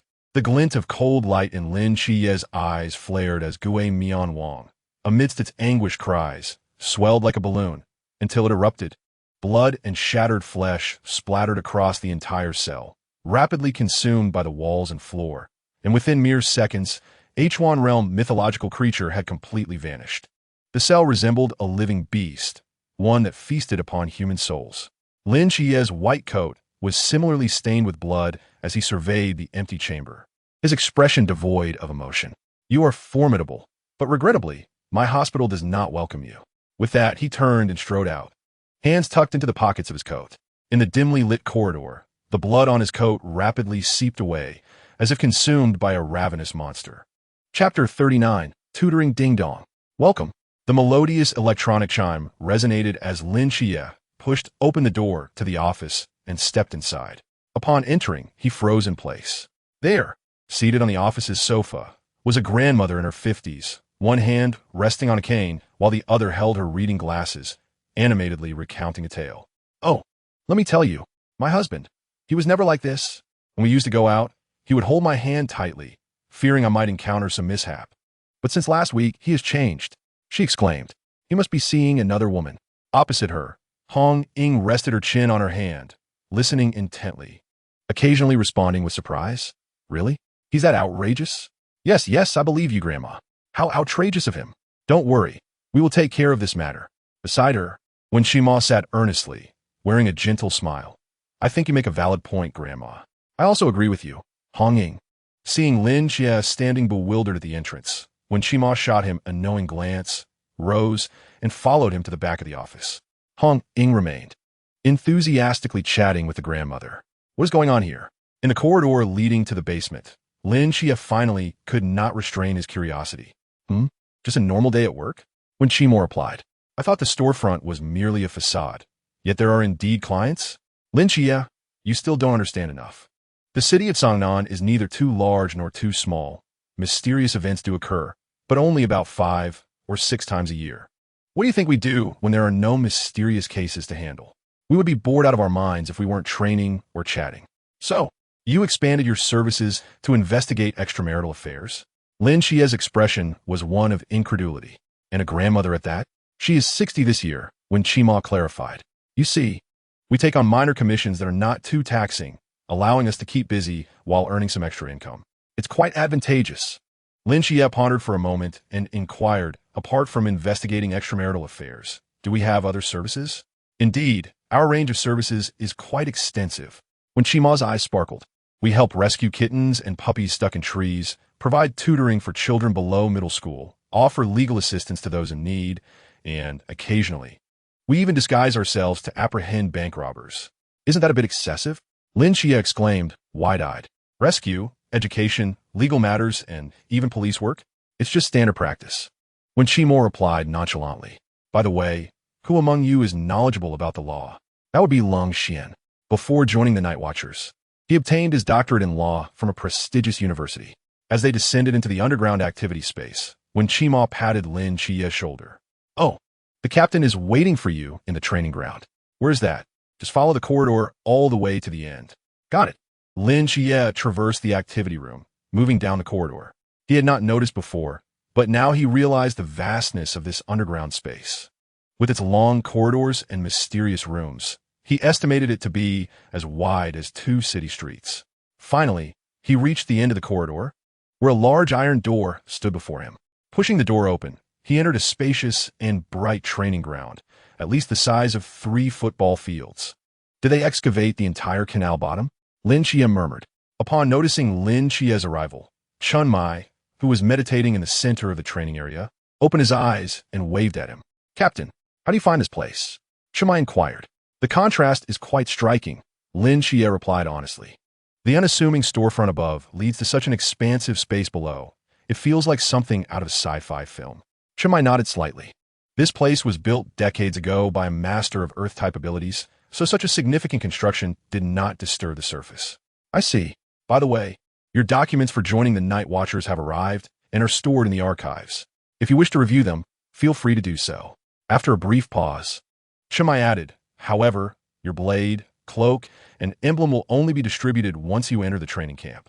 For now, you can use this sword. Chun Mai handed Lin Chia a straight sword from behind him. Lin Chia took it and examined it, noticing 3 small characters engraved on the hilt. Zhao Kongqin. This is... Lin Chia looked up in astonishment. Old Zhao's sword, Chun Mai stated calmly. You are the chosen one. He perished in battle. And now his sword is entrusted to you. Lin Chia fell silent for a moment, gripping the hilt tightly. Understood. Then, with a hint of confusion, he asked, but I thought I'm only a temporary member? Why do I need a sword? With over a month left until training begins, we cannot afford to waste time. We need to teach you some skills, Chun Mai said, slowly rising and gazing at Lin Chia. After all, you're to join our squad 136. If you perform poorly during training, it would be embarrassing for us. For reasons unknown. Lin Chia suddenly felt akin to a student being forced by family elders to attend remedial classes due to poor performance. All right, how should I practice? He asked without hesitation, knowing that even if Chun Mai hadn't brought it up, he would have sought him out for combat training. Life is one's own. Being lazy now is akin to a slow demise. Practice with me in the morning, learn the use of the forbidden ruins from Wen Qima in the afternoon, and train with guns from Lung Xian in the evening. Chun Mai picked up 2 bamboo swords from a nearby rack and held them. Pick up your sword. We are about to start. Lin Chia glanced at the straight sword beside him, bewildered. Captain, mine is a real sword. It doesn't matter, Chun Mai replied impassively. approaching Lin Xie with both swords. The outcome will be the same. For reasons unknown, Lin Xie felt a tightening in his chest, a vague sense of foreboding. He picked up the straight sword, unsheathed it, and took a deep breath. "Captain, I'm going in." Shamai nodded. "Come on, let's go." Lin Xie's gaze sharpened as he gripped the hilt, charging swiftly towards Chun Mai.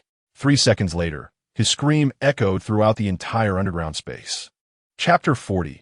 Mortal Realm of the Divine Afternoon. When Shima sat languidly in the Forbidden Ruins experiment room, glancing at the time. "Where's that kid?"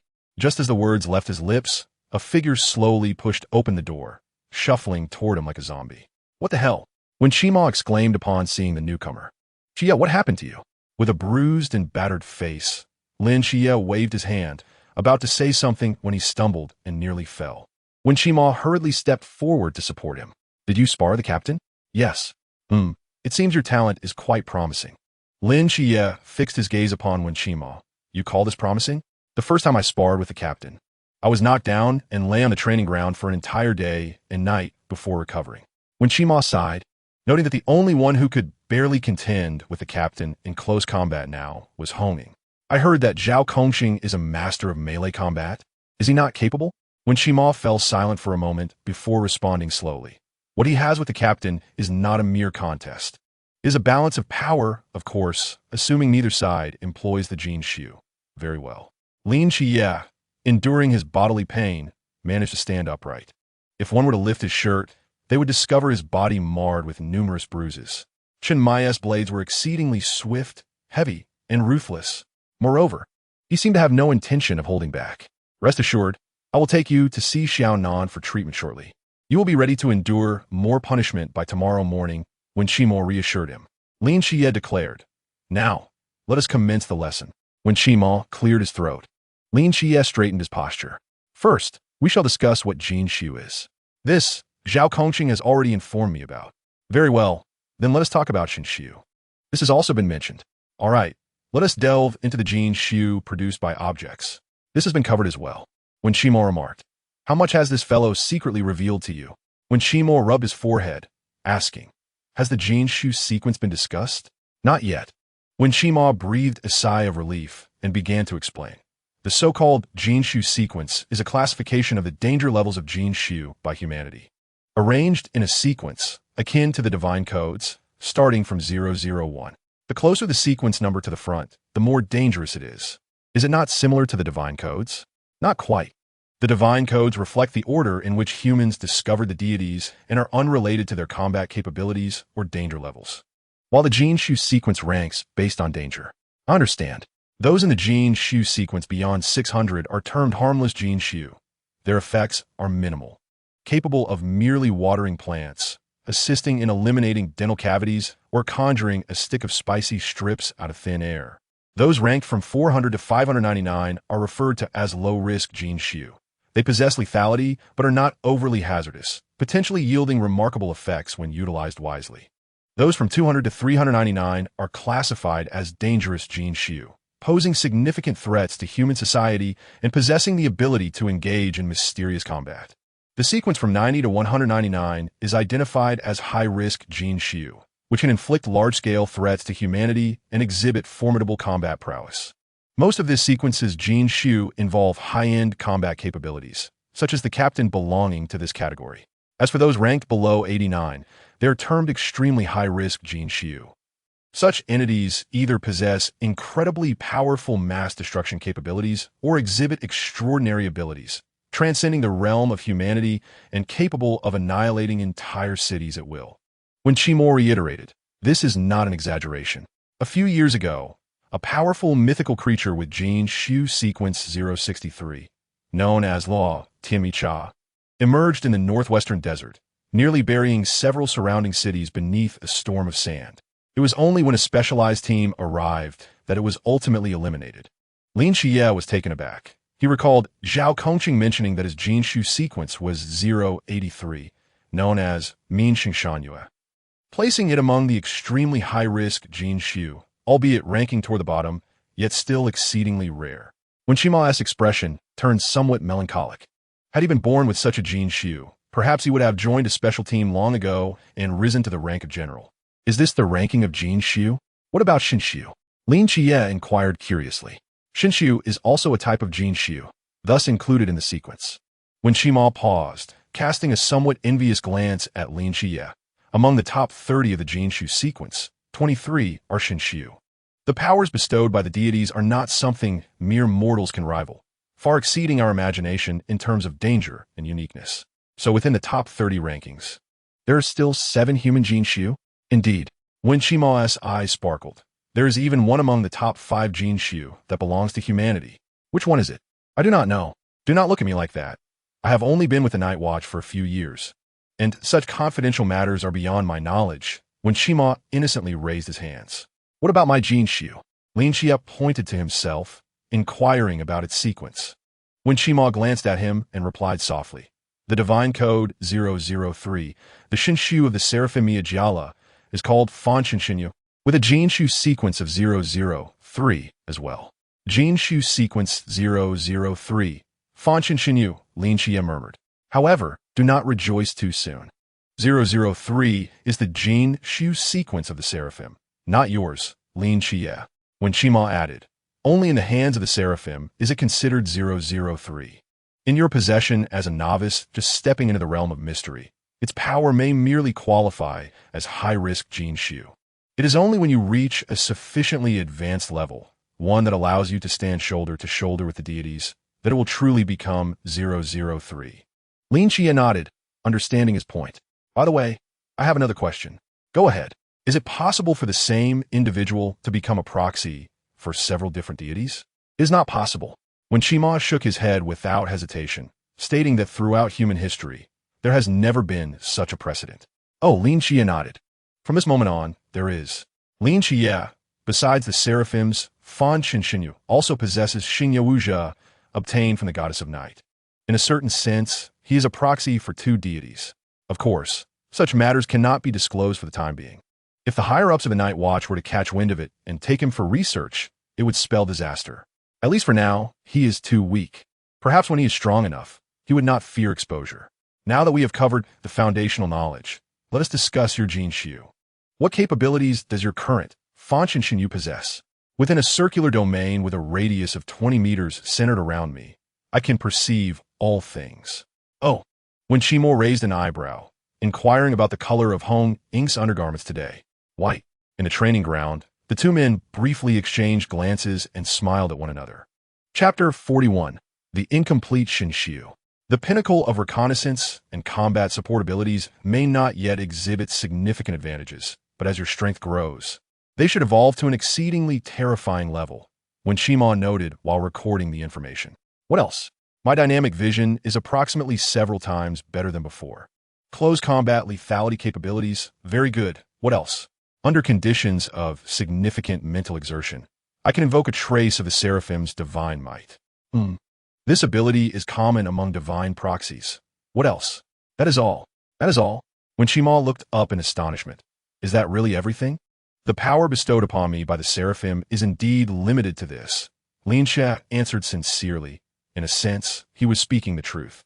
When Shima's brow furrowed slightly, after a moment of contemplation, he shook his head repeatedly, asserting, No, this is Fan Xinshinyu. Even in the Zhan realm, the powers exhibited should far exceed this. Are you suggesting that my current capabilities are incomplete? Lin Xie was taken aback. When Shima nodded, let me put it this way. The Athena proxy of the Phoenix team was able to demolish a building with a single punch upon just entering the Zhan realm, tearing apart mythic creatures of the Qi realm with bare hands. Your abilities, while commendable, are merely satisfactory. The most crucial aspect of your current display is that it chiefly pertains to combat assistance. Yet this is the divine realm of Mijialo. How could it possibly possess such limited power? Lin Xie gazed at his hands in bewilderment, but indeed, he could only perceive these abilities. When Shima pondered for a moment before continuing, there are 2 possibilities. The first is that when the Seraph chose you as its agent, it granted you only this small portion of power, which I currently deem the most plausible. The second is that other abilities from your divine realm have always existed, but are presently imperceptible to you, or perhaps you are subconsciously ignoring them. Subconsciously ignoring? For instance, your ability to breathe through your skin might have become so habitual that, After a prolonged period, you are unaware of its continuous use, as it has become instinctual. Are you suggesting that I might have been utilizing this ability all along without realizing it? Precisely. Reflect carefully throughout your life. Have you noticed anything that sets you apart from others? Lin Chiek contemplated briefly.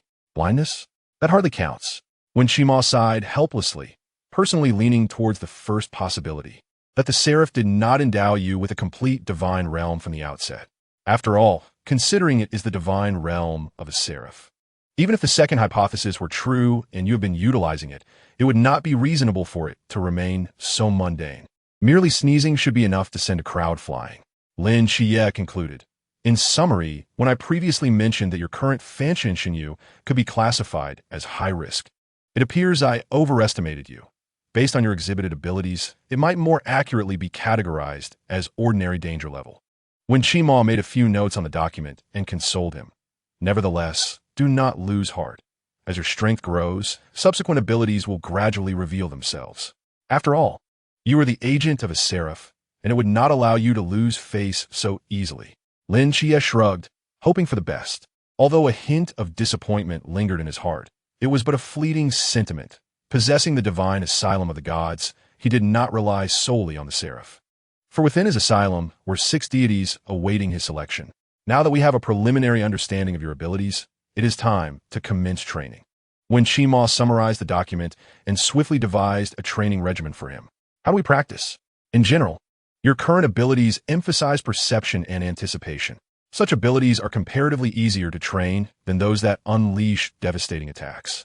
All that is required is to allow your body to gradually adapt to your powers. When Shima pointed to the room behind him, which contained a mechanism housing 39,000 hidden micro-rubber guns, capable of firing 139,000 rubber bullets per second. While the velocity of the bullets is slightly slower than that of real bullets, it suffices for your current realm. Your task is to step inside and utilize your perception and dynamic vision to evade the rubber bullets as best as you can. Considering your current level, we shall start with 50 bullets per second. Lin Chia glanced at the room and nodded, understanding. Entering the room, Lin Chia positioned himself in the center. Observing the densely packed honeycomb-like gun holes lining the walls, a sense of foreboding once again creeping into his mind. Wait, why are there gun holes beneath my feet? What if they shoot inappropriately? Seeing the myriad of gun holes below him sent a chill through Lin Chia, his expression shifting. In real combat, danger can arise from any direction. There is no such thing as an inappropriate target. When Shima's voice echoed from all around him. If you are ready, I shall begin. Lin Chia slowly closed his eyes and took a deep breath. Let commence. Beep. Whoosh, whoosh, whoosh, whoosh. The instant the prompt sounded, rubber bullets rained upon Lin Chia from all directions, their speed so rapid that the naked eye could scarcely discern them. Reacting the moment the bullets were discharged, Lin Chia executed 2 backward jumps, evading a majority of the projectiles. Yet a new wave of bullets emerged, each angled with remarkable precision. In Lin Chia's perception, he could indeed predict the trajectories of the bullets, but the number of paths he could anticipate simultaneously was limited. It is akin to having a person catch a rolling ping-pong ball. It is easily accomplished. If one were to catch 3 ping-pong balls, that too is feasible. However, if 20 ping-pong balls were to roll in different directions at once, the human brain would struggle to respond in a timely manner, failing to accurately judge each ball's trajectory. Lin Chia faced a similar dilemma. Merely 3 seconds into the training, he had already been struck by a dozen bullets. While rubber bullets do not inflict injury, their rapid speed still generates a sensation of pain. Thus, he finally grasped the true essence of this training. Damn it. Why is it always about getting hit? In the activity room, Chen Mai donned an apron and gloves, carrying a bowl of fragrant bone soup to the table, gently placing it down. Gurgle. Hong Ying's eyes widened as she swallowed hard. Captain, how long has it been since you last cooked? Is the sun rising in the west today? Beside her, Wu Xiangnan smiled slightly, saying, Have you not realized? This is primarily prepared for Lin Chia. We are merely an afterthought. Uncle Chen, you are biased. Six Xiaonan exclaimed, puffing up in indignation. Chen Mai's lips twitched slightly as he spoke expressionlessly. I'm simply tired of eating bento. I wanted a change of flavor. It has nothing to do with that kid. So that is the case. Hong Ying's eyes brightened as she reached for the bone soup with her chopsticks, declaring, Then I shall not hold back. Hee hee. Smack. Chun Mai swatted Hong Ying's hand away with his chopsticks and said calmly, Lin Xie has not finished his class yet. Wait for him. Hong Ying, Captain, you no longer care for us? Chapter 42. How is my talent? The aroma is so enticing. Lin Xie, sir, all over. Staggered out of the training room, the delightful scent wafting from the activity room rekindling a spark in his otherwise dull eyes. A slight smile appeared at the corners of Wen Chima's mouth, indicating that the beating you received this morning was not in vain. Lin Xie walked directly into the activity room. Upon pushing the door open, four pairs of resentful eyes turned toward him simultaneously. Lin Xie sensed an unusual atmosphere. What is the matter? Nothing, just sit down and eat. Chun Mai glanced at him and said coolly, Oh. Once Lin Xie took his seat, Hong Ying watched Chun Mai eagerly, exuding an air of pitiful longing. Let us eat. At last, Chun Mai uttered the words everyone had been eagerly awaiting. The group dove into the food like starving wolves, their eyes aflame with hunger. Hong Ying, does the food for the night watchman always taste this good? Lin Xie quietly inquired, gazing at the feast before him. Hong Ying replied tersely, I do not wish to talk to you right now. After a moment, she added, I will wait until after I finish eating to speak with you. Lin Xie. Present, Captain. Did you gain anything from today as training? Yes. I learned a great deal. Chun Mai nodded, pausing before continuing. Does it hurt? A bit. Xiaonan, help him with treatment later. Xiaonan pouted, but obediently nodded, saying, Okay. After a moment of thought, Chun Mai added, There is no need to heal him completely. Just ensure he can endure another beating tomorrow. Lin Xie clatter. 2 pairs of chopsticks clashed in the bone soup, producing a soft sound. The chopsticks remained locked in a stalemate, each holding onto a piece of meat, neither yielding. Hong Ying and Wu Xiangnan stared at each other, their gazes seemingly igniting a series of sparks in the air. That piece of meat is mine. I spotted it first. Hong Ying declared, her eyes narrowed. Wu Xiangnan calmly replied, I picked it up first. Release it. I will not. Let go. Not a chance. The intensity of their standoff escalated, and the sparks between them grew fiercer. At that moment, Ling Xuan, who had been quietly eating and exuding a low presence, fixed his gaze on the coveted piece of meat. He reached to his waist, retrieved an MP5 submachine gun, and placed it on the table. Everyone let go, he stated calmly. Hong Ying and Wu Xiangnan complied as Ling Xuan effortlessly picked up the largest piece of meat with his chopsticks and, after a moment's hesitation, placed it into Lin Xie's bowl. Newcomer, eat more. We will practice shooting soon, Ling Xuan remarked coolly while stowing away the submachine gun. Oh, okay, Lin Xie responded, momentarily taken aback, staring blankly at the focused Ling Xuan. What does it mean to be fierce and say little? This is what it truly means. Ling Xuan, please refrain from drawing your weapon at the dining table next time. Chun Mai advised, it would be a shame if an accidental discharge ruined our meal. Ling Xuan nodded in acknowledgement. Hong Ying and Wu Xiangnan exchanged glances and simultaneously lowered their heads to eat. Once Lin Xie finished every last morsel in his bowl, Ling Xuan stood beside him and asked, Are you full? Yes. Let us go practice shooting. All right. As they gradually disappeared down the corridor, Wen Qima sighed deeply and turned to see Xiaonan. Xiaonan, what is it? Your status as the Group S favorite has been usurped. Xiaonan replied, Guns are modern weapons, the culmination of human ingenuity. In the shooting range, Ling Xuan stood before a wall adorned with an array of firearms, his expression devoid of emotion. 4 high-level mythical beings.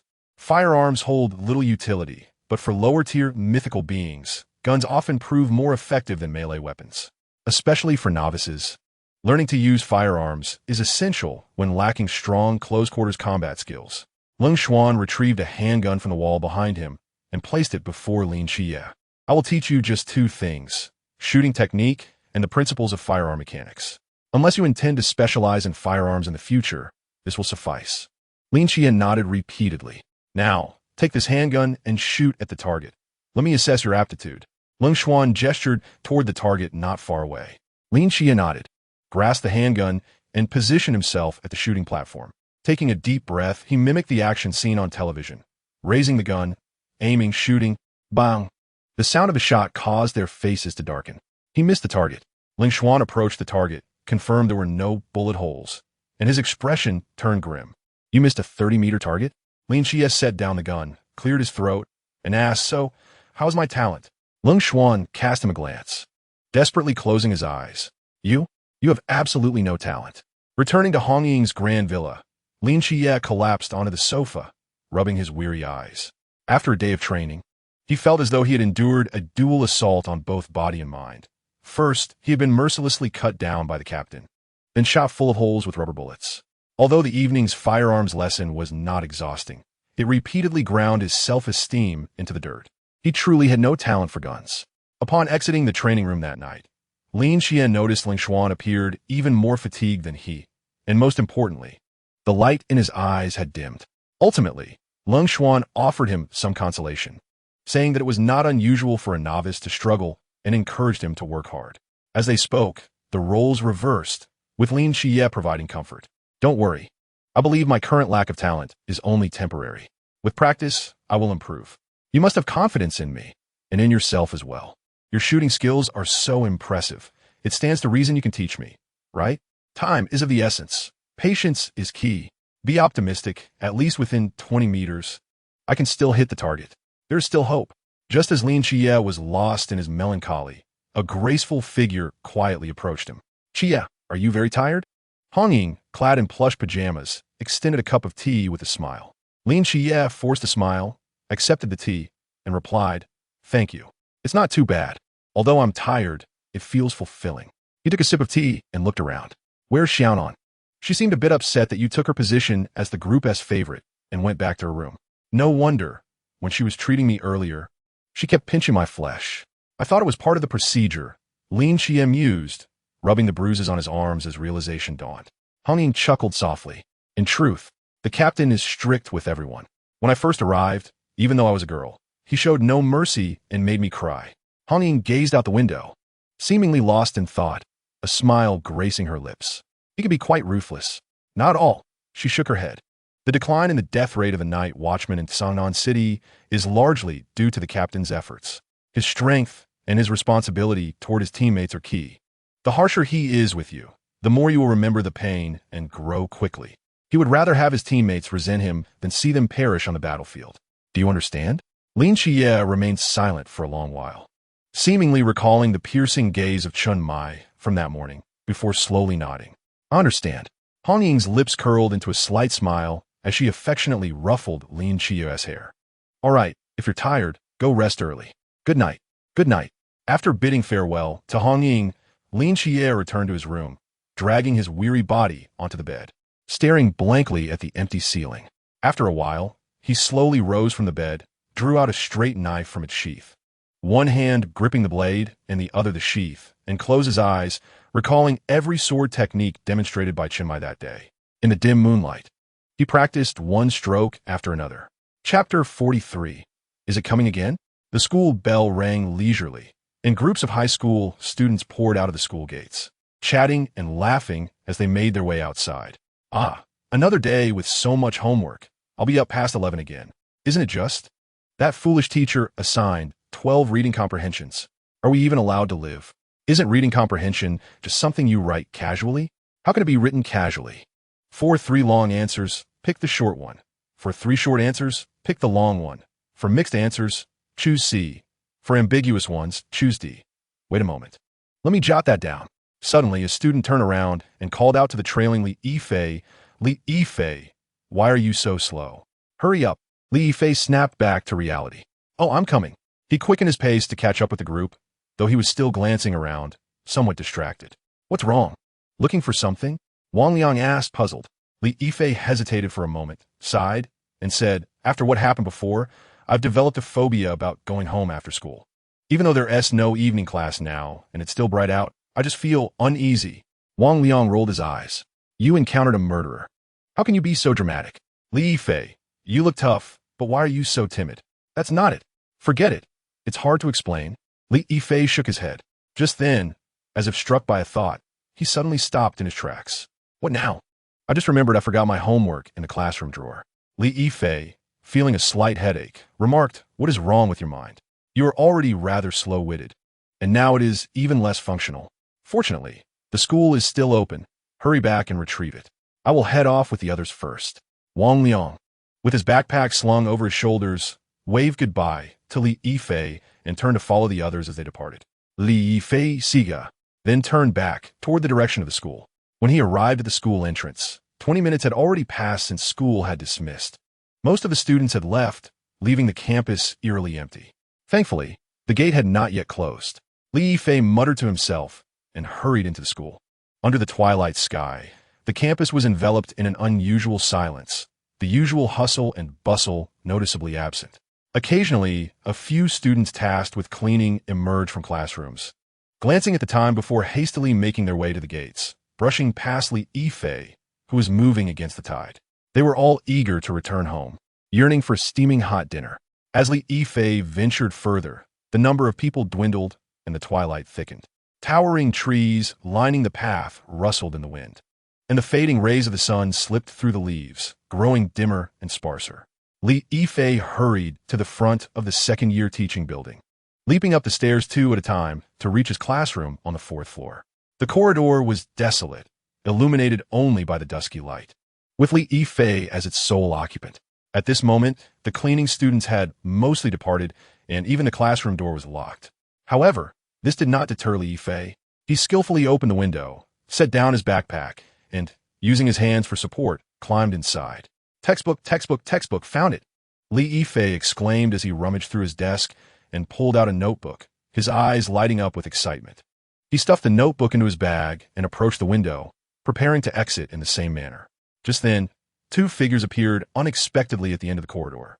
Li Yifei caught a glimpse of them out of the corner of his eye, and his heart raced as he quickly crouched down, hiding behind the tiles beneath the window. What terrible luck! Encountering the dean of students just now. Li Yifei cursed under his breath. The two figures approaching from the corridor were Lu Xiaoyan, the class representative for Chinese, and the dean of the second-year grade. Sneaking back into the classroom after school could easily be misconstrued, and if the dean discovered him, there would be no way to explain himself. Thus, Li Yifei pressed himself tightly against the wall, waiting for them to pass. The two chatted amiably as they drew closer to the classroom where Li Yifei was hiding. Gradually, he could discern their conversation. You must really tighten up on the Chinese class. Select the best writer to participate in the upcoming city competition. I understand, Dean.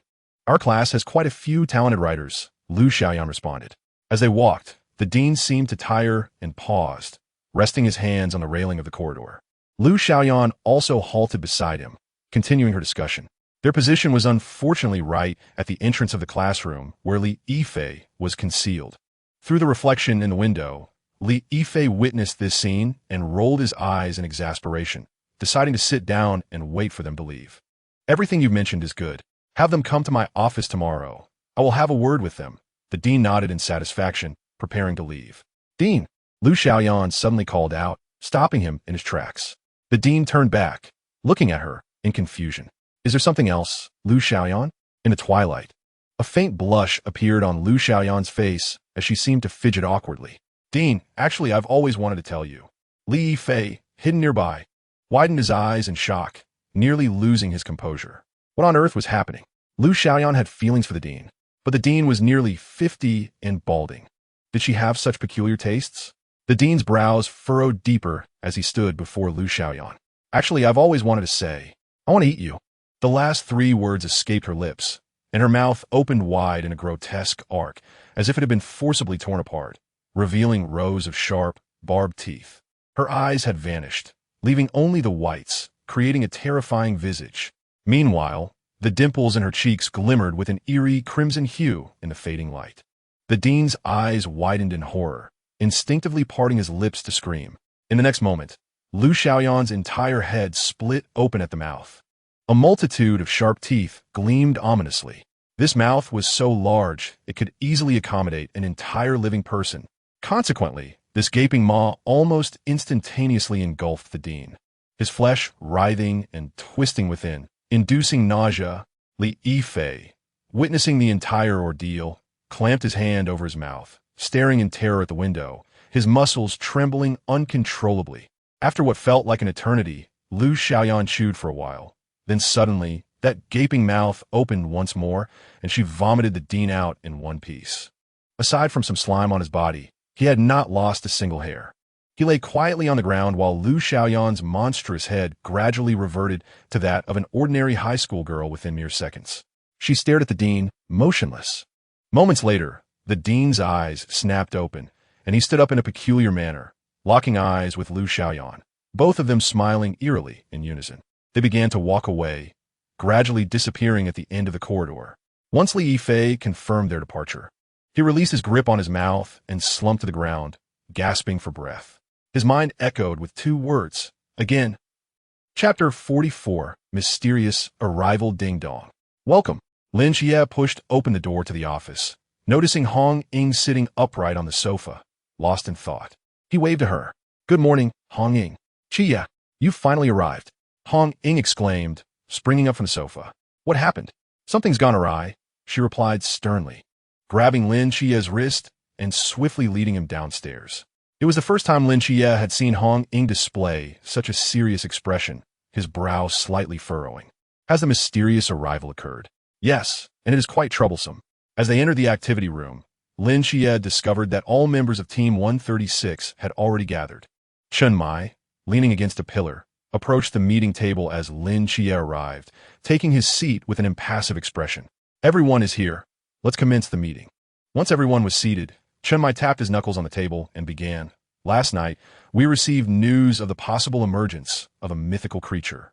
The location is Sangnan City Second Middle School. Second Middle School? Lin Xie was taken aback. Yes, the very school you attended, Chen Mai confirmed with a nod. Moreover, it seems the report came from someone you know well. Chen Mai called in the back room. Hey, is that kid woken up? If he is awake, tell him to come out. Everyone turned their gaze toward the door, which soon creaked open, revealing a youth with bloodshot eyes. Upon seeing him, Lin Xie gasped, Li Yifei? Li Yifei was momentarily stunned, rubbing his eyes to ensure he was not dreaming. Lin Xie, what are you doing here? Did you see that monster too? No. He is one of us, Wu Xiangnan interjected, shaking his head. Temporary member, Chen Mai corrected. Li Yifei gaped at Lin Xie, taking a moment to process the situation. What the heck? They mentioned that you had enlisted, and it turns out you have joined us here. Lin Xie shrugged. An unexpected turn of events had occurred. We can discuss your matters later. For now, let us address the case. Chen Mai reminded. Then, as if recalling something, he added, typically, if a case suspected of involving the mysterious arises, it would first be reported to the police, who would then relay it to us. However, this fellow had previously encountered the case of the ghostly masked man, had contact with us, and even signed a confidentiality agreement, so he directly called us, bypassing the usual process. This is an exception. Our normal case handling procedures do not follow this route. The group nodded, but Lin Xie understood that Chen Mai's explanation was directed at him. Let's hear it then. All right.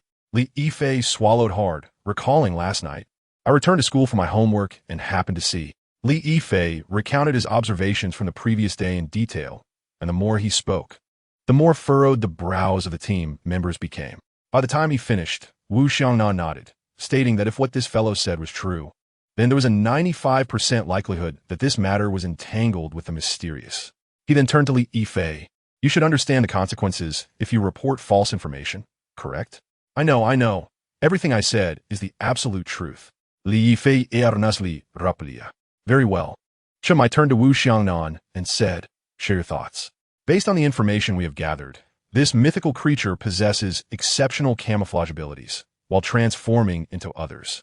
It can communicate normally without revealing its true nature. Beside them, when Chen Mai sighed, a troublesome entity indeed. Furthermore, it appears to have the ability to assimilate any creature it consumes, which is what we need to be most vigilant about. Wu Xiangnan continued. Like the zombies in movies? An endless infection? Although the modes of infection differ, in effect they are quite similar. So, should we just charge into the school and eliminate Lu Xiaoyan? Hong Ying's eyes lit up. It is not that simple. Lin Xie, sitting at the other end, suddenly interjected, since it can infect others. We cannot ascertain if Lu Xiaoyan is its true form, as she too may have been infected by someone else. Xie makes a valid point. Wu Xiangnan nodded. The greatest challenge of this mysterious incident lies in our ignorance of the source of this bizarre infection. It is akin to hunting zombies, unless we locate the original zombie. Slaying all the others would be futile. Moreover, we do not know how long this mythical creature has existed or how many people it has infected. When Shima added, Lu Xiaoyan could be its first victim, or she might be just one of many, and we must prepare for the worst-case scenario. The worst-case scenario? Hong Ying asked, puzzled. That would be if the entire number 2 high school, transformed into a school of monsters. Wu Xiangnan spoke slowly, his eyes filled with gravity. And perhaps this creature's infection extends beyond the school, affecting other parts of Sangnan City as well. Upon hearing this, Li Yifei shuddered. What do you mean by that? Have you ever considered? Wu Xiangnan stood up slowly, locking eyes with Li Yifei, and calmly stated, everyone in this school, apart from you, may be transformed into monsters. No, even you standing here could unknowingly be a part of the mysterious. Li Yifei's pupils contracta suddenly. A chill surged from his feet to his brain, leaving his mind blank. All right, Xiangnan, do not frighten him. When Qima chuckled as he stood up. If that were the case, the Raven of Calamity would have already sounded the alarm. Since it has yet to make a sound, it indicates that the situation has not reached a critical point. Raven of Calamity? What is that? Lin Xie asked, puzzled, looking at Hong Ying. It is a crow, a cursed object that possesses a forbidden realm. Hong Ying patiently explained, when a great disaster is about to befall Sangnan City, it will cry out in warning, serving as a sort of detector. Oh, Lin Xie nodded. In any case, now that the mysterious has emerged, we must investigate thoroughly. If we allow this creature to continue to develop unchecked, we may soon find ourselves facing the future, Xiangnan described. Chenmai spoke slowly. Xiangnan, do you have a plan? Wu Xiangnan sat down, adjusted his glasses, and said seriously, I believe the immediate priority is to locate the true form of the mythical creature and ascertain how many individuals it has already infected. Thus, I propose we split into two teams. One team will center around number 2 high school, spreading out to search for any traces of other infected individuals. The other will infiltrate the school to trace the source and quickly locate its true form. Chenmai nodded, his gaze sweeping across the group. Since we are to infiltrate the school, we must avoid arousing its suspicion and maintain the persona of high school students. Hong Ying, Xiaonan, and Qie. The task of entering number 2 high school to identify its true form will be entrusted to you. Chapter 45, Infiltration. Captain, Qie is still a temporary member. He should not participate in the mysterious cleansing operation before being officially recognized. Wu Xiaonan's brow slightly furrowed. Chenmai shook his head, based on the existing intelligence. This mythical creature excels in disguise, lurking, and infection. Its own level is not particularly high. Qie has also undergone half a month of training, significantly enhancing his abilities, making this a valuable opportunity for him to hone his skills. Moreover, he was once a student at number 2 high school and is most familiar with it. It is entirely natural for him to approach Lu Xiaoyan. With that, Chenmai turned to Lin Qie and continued. Of course, being a temporary member, I will not force you. If you prefer not to go, you may remain here. I will go. Lin Qie did not hesitate in the slightest. Chenmai was correct. After over half a month of training, his combat capability had improved considerably, and he was eager for an opportunity to put what he had learned into practice. Furthermore, to survive in this perilous era, one must become familiar with danger itself. Although Lin Qie preferred to avoid risks, he would not forsake any chance to strengthen himself. Since that is the case, let us commence our operation. Chenmai stood up and then turned to Li Yifei. You will accompany Qie and the others. Li Yifei was taken aback. I'm just an ordinary person. What if? They will ensure your safety. Chenmai's tone was unwavering. You have seen that mythical creature. You are the most knowledgeable about it among us, and you must go. Upon hearing Chenmai's almost commanding tone, Li Yifei reluctantly nodded. If this operation goes smoothly, I will offer you a chance to join the night watchman, Chenmai said as he walked towards the door. Li Yifei's eyes brightened immediately. Just as Lin Qie was about to leave, Long Xian, who had been standing in the corner, suddenly called out to him. Lin Qie. Long Xian walked up to him, retrieved a pitch-black handgun from behind his waist, and handed it to Lin Qie. Here, take this. The magazine is full. Long Xian said flatly. But what if I accidentally injure someone with my marksmanship? Lin Qie's expression turned slightly grim. Long Xian regarded him with significant intent before turning to leave. The meaning of the gun extends beyond mere killing. Lin Qie stood in place for a moment, then placed the handgun into his pocket and strode toward the exit. 20 minutes later, 3 figures, burdened with different boxes, stood before the gates of number 2 high school, looking quite distressed. Qie, why does your school uniform look so hideous? Hong Ying cast a glance at her red and white high school uniform, expressing her disdain. The girl's uniform is relatively decent, Lin Xie pointed at his blue and white attire, asserting that the boy's uniform is truly unattractive. Furthermore, the appeal of a uniform is subjective. You are already quite fortunate. Under the sunlight, Hong Ying donned a white short-sleeve shirt, layered with her red and white uniform, the zipper slightly ajar, swaying gently in the breeze. Her high ponytail was neatly tied, and she carried a long black box on her back, exuding youthfulness and vigor. In contrast, Si Xiaonan presented a different scene. She wore a cartoonish long-sleeve shirt, her uniform wrapped around her waist like a skirt, her long black hair styled into two large buns, resembling a shy and innocent girl. With a playful wink, Hong Ying exclaimed, "Chia, I never expected you to be so eloquent." Lin Chia replied, "The pressing issue is that the first class of the morning has already commenced for some time. How are we to sneak in?" He glanced at the time and then at the imposing security guard stationed at the door. "Moreover, with these items in hand, we are sure to be stopped for questioning." Si Xiaonan remarked softly, eyeing the black box she held. "Isn't that simple?" Hong Ying's lips curled into a slight smile as she confidently pointed toward the tall 2-meter wall not far away. "We'll climb over." After a moment of contemplation, Lin Xie turned to Si Xiaonan, who barely reached his shoulder and appeared delicate. "I have no issue, but it might be a challenge for you." Si Xiaonan silently rolled her eyes at Lin Xie and, in the blink of an eye, darted to the wall's side. With a series of light taps against the wall, she gracefully ascended like a butterfly, clutching the black box, twirling in midair, and landing soundlessly on the other side. Lin Xie watched as Hong Ying stifled a giggle. "Xie, although Si Xiaonan may seem fragile, she has been a night watcher for 2 years. Do not underestimate her." With that, Hong Ying swiftly followed suit, nimbly leaping over the wall with elegance and ease. As Lin Xie approached the wall, he recalled their splendid performance and felt a twinge of embarrassment. After taking a deep breath, he tossed the black box over, then vaulted over the wall effortlessly, resting his hands on the edge. Though his leap appeared commendable, the comparison to Hong Ying and Si Xiaonan's grace left him feeling somewhat sheepish. "Well done. Quite dashing." Hong Ying returned the black box to him, offering words of encouragement. Lin Xie shook his head, eager to shift the topic. "Let us stick to the plan. I will approach Liu Xiaoyan up close while you investigate the director's office in the administration building." "All right, we'll communicate via earpieces if anything arises." Hong Ying pointed to her concealed earpiece before departing with Si Xiaonan. After a few steps, she paused, a hint of shyness creeping in as she turned back. "Where's the administration building? And where's the director's office?" With a sigh, Lin Xie gestured toward the distant high-rise, room 403. "Thus we say the odd changes.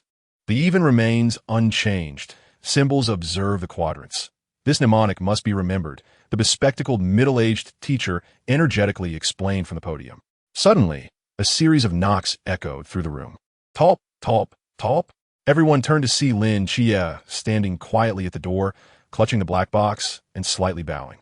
"Reporting in, Lin Xie." The math teacher expressed surprise upon seeing him. "Why are you so late? Where have you been these past few days?" "My eyes had some issues. I was hospitalized for 2 weeks." "I see. Come in and take a seat."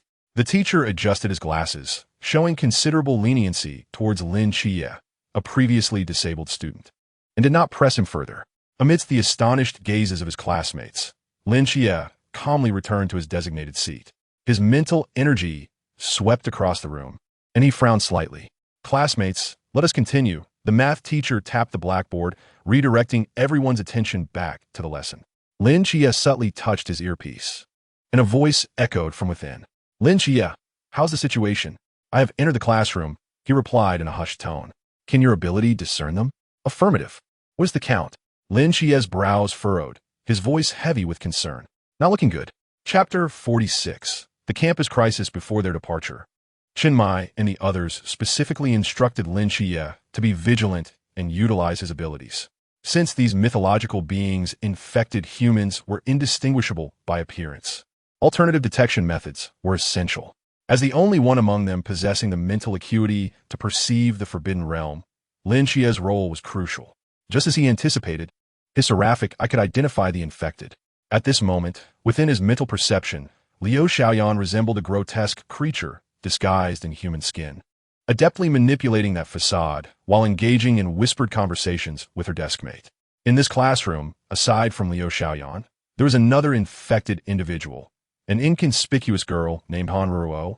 who was quietly scribbling something before passing a small note to the boy behind her. That boy, Liu Yuan, was familiar to Lin Xie, as he had once pushed him away when confronted by a spectral being. "How many are there?" Chen Mai's voice inquired again through the earpiece. "There are 2 in my classroom, and when I arrived, I scanned the classrooms on this floor. There are approximately 6 in total. Is there hope for them?" "None," Lin Xie declared with certainty. "Their internal organs have vanished, replaced by strange masses of flesh. Even if we eliminate those entities, they will not survive. They were already dead the moment they were devoured. With 6 casualties on just 1 floor, how many lives would be lost throughout the entire school? When a school experiences such a high number of deaths simultaneously, it is essentially doomed. The societal repercussions of this calamity would be even more horrifying." After a prolonged silence, Chen Mai finally spoke, understood, "Continue observing, but do not alert them." Received. Lin Xie took out paper and pen, attentively listening to the teacher, blending in as an ordinary student. After several minutes of instruction, Li Yifei breathlessly arrived at the door, knocking once more. "Reporting in, Li Yifei, you are late." The teacher's tone was less than welcoming towards the habitual latecomer. "I was on sick leave. Here is my excuse." Li Yifei waved a note in his book. The teacher shot him a glare. "Hurry back to your seat. If you perform poorly again, I will contact your parents." Li Yifei hurriedly resumed his seat beside Lin Xie, discreetly asking, "What did you find out?" "I gleaned some information, but it is not comprehensive," Lin Xie replied, glancing outside. "I need an opportunity, one that allows me to sense the entire faculty and student body." Li Yifei paused. "You mean after this class, during the flag-raising ceremony? I can get a clearer picture." Lin Xie's eyes narrowed slightly. "The administration building. Room 403, 403, 403. Found it." Hong Ying and Si Xiaonan arrived at the door of the guidance director's office, both halting simultaneously. They exchanged a swift glance, quickly assuming their positions. Si Xiaonan stood at the entrance, concealing the black box on her back, while Hong Ying sidled into the shadowy corner behind the door, ever ready to spring into action. Clearing her throat, Si Xiaonan raised her hand to knock. The sound echoed thrice, and the two held their breath, waiting for several moments, yet silence enveloped them from within. Hong Ying frowned slightly, giving Si Xiaonan a meaningful look. Si Xiaonan knocked again, but still, there was no response. Hong Ying gestured for her to step back a few paces and approach the door herself. From her pocket, she retrieved a slender wire and deftly manipulated it in the lock. A soft click resonated, and the door creaked open slowly. Inside, the office was empty. Hong Ying cautiously stepped into the room, scanning her surroundings. Once she confirmed the absence of anyone, she exhaled in relief. "Sister Hong Ying, the occupant must have just left. The cup is still warm," Si Xiaonan remarked, reaching out to touch the cup on the desk. "They must have gone to a meeting. If it were merely a restroom break, the door wouldn't be locked." Hong Ying nodded slightly. "In any case, let's search this place for clues." Si Xiaonan nodded in agreement. "I will keep watch." She closed the door and sidled to the window, producing a delicate mirror from her pocket, using its reflection to scrutinize the surroundings. Meanwhile, Hong Ying began her rapid search, rummaging through the desk, drawers, file cabinets, and flower pots. She combed through every possible hiding place, yet only unearthed a pile of useless documents, finding nothing of value. Suddenly, she paused, sniffing the air intently. "Si Xiaonan, do you smell something?" Hong Ying's brow furrowed. "Huh, I don't think so," Si Xiaonan replied, perplexed as she took a closer whiff. Hong Ying's frown deepened. She crouched down, following the faint, unpleasant scent until her gaze fell upon a tile beneath a chair. The tile appeared remarkably clean, yet bore signs of having been disturbed. She produced a small knife, using its tip to pry up a corner of the tile, and a wave of putrid odor assaulted her senses, gritting her teeth against the stench. Hong Ying delicately teased out what lay beneath the tile with her knife, an entire piece of yellowish-brown, soft membrane. As she spread it out, her pupils dilated in shock. "This is human skin," Hong Ying exclaimed, abruptly looking up at Si Xiaonan. "These infected individuals shed their skin?" Si Xiaonan's brow knitted in concern. "A snake?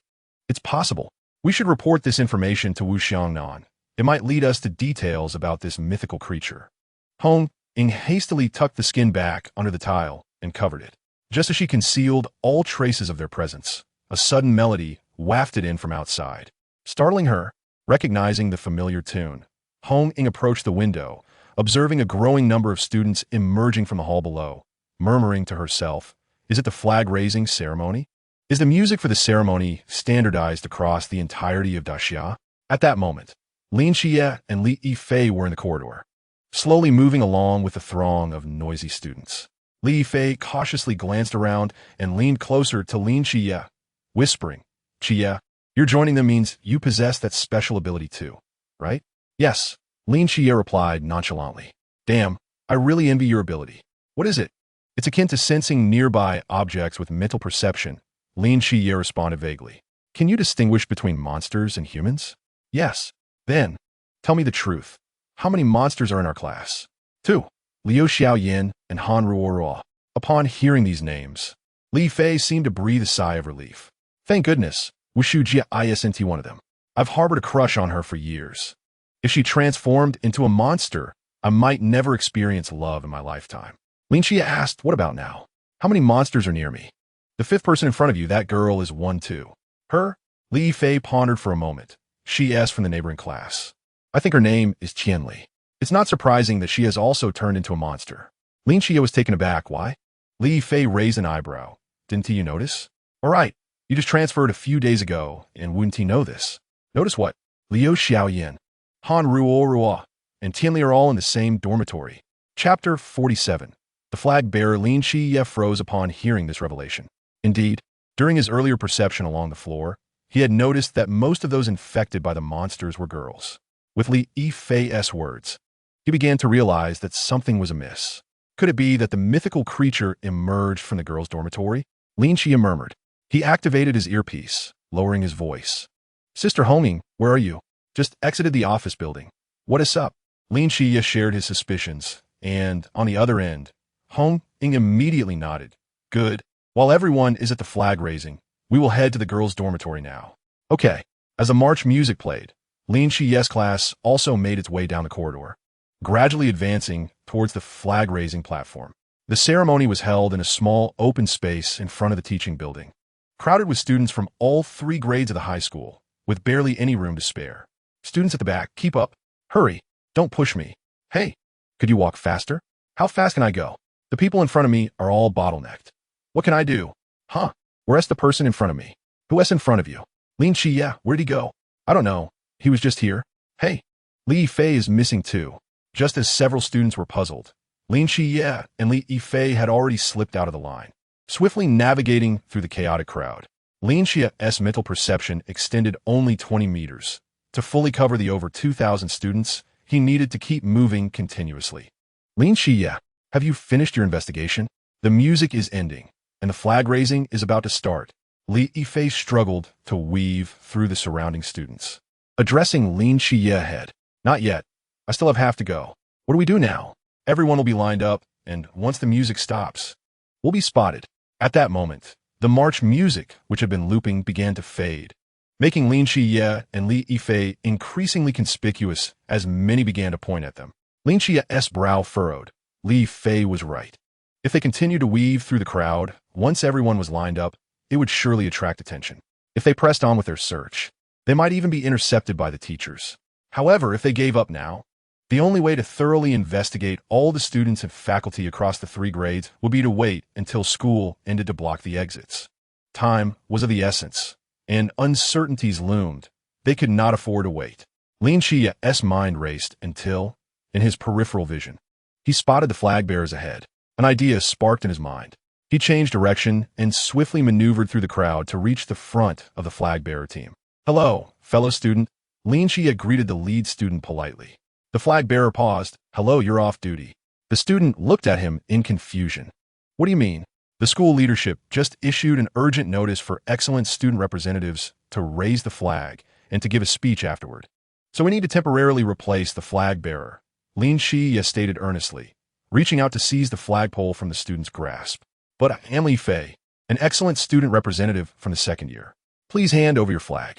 If you have any questions, you can contact the leadership after the flag raising," Lin Xie said without a hint of emotion, taking the flagpole from the student's hands and positioning himself in the place that was rightfully his expression solemn. "Li Yifei." The student scratched his head in confusion, and after a moment of inner turmoil, he chose to return to the ranks of his own class. Lin Xie, what are you trying to do? Li Yifei couldn't help but ask. What you're doing could lead to punishment, and I would also face consequences. It is I who have misappropriated your name to deceive the flag bearer and seize the flag. It has nothing to do with you. Lin Xie replied indifferently. Moreover, I am no longer a student and am not obliged to adhere to the school's rules. I'm a sentinel. The solemn music began to play, and all students, teachers, and leaders in the venue fell silent, their gazes fixated on the flag held by the flag bearer, awaiting its ascent. In rhythm with the music, Lin Xie raised the flag and marched forward with precise steps. Hey, do you see that flag bearer? Doesn't he look a bit familiar?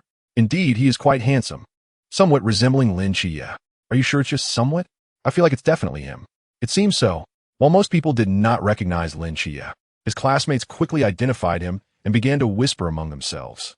The leaders on stage, however, did not notice the change in flag bearer, smiling as they gazed at the handsome youth. After all, such trivial matters were beyond their concern, with so many students in the school. How could they know who was supposed to raise the flag today? Yet, the teacher responsible for the flag-raising ceremony suddenly changed his expression upon seeing Lin Xie. For some inexplicable reason, an ominous premonition welled up within him. As all eyes were upon him, Lin Xie stood tall and walked the path of the flag raising. Just as he was about to step onto the flag platform, he abruptly made a sharp turn. Without hesitation, he marched towards another perpendicular edge of the student formation. The leaders, who were smiling and ready to receive the flag, were left in stunned silence. Their smiles froze on their faces as they watched Lin Xie, who paid them no heed. After several seconds, they finally reacted, turning in unison to look at the teacher responsible for the flag-raising ceremony, their eyes filled with questions. The teacher in charge of the ceremony broke into a cold sweat. Meanwhile, the students also noticed the situation, gazing in astonishment as Lin Xie passed before them. The murmurs grew louder. What is he doing? Why is he not going up on the platform? I don't know, is this his first flag raising? He looks unfamiliar. Interesting. This is a total flop. Look at the expressions of the leaders on stage. It's hilarious. What on earth is Lin Xie doing? At that moment, the voice of the teacher responsible for the flag raising rang out loudly. Silence. Everyone quiet. The student with the flag, you've taken the wrong path.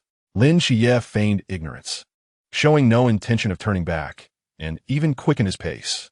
His gaze, sharp as a blade, swept across the faces of all the students. Their eyes held surprise, confusion, mockery, and schadenfreude. Yet, Lin Xie's eyes remained as deep as an abyss, unfathomably profound.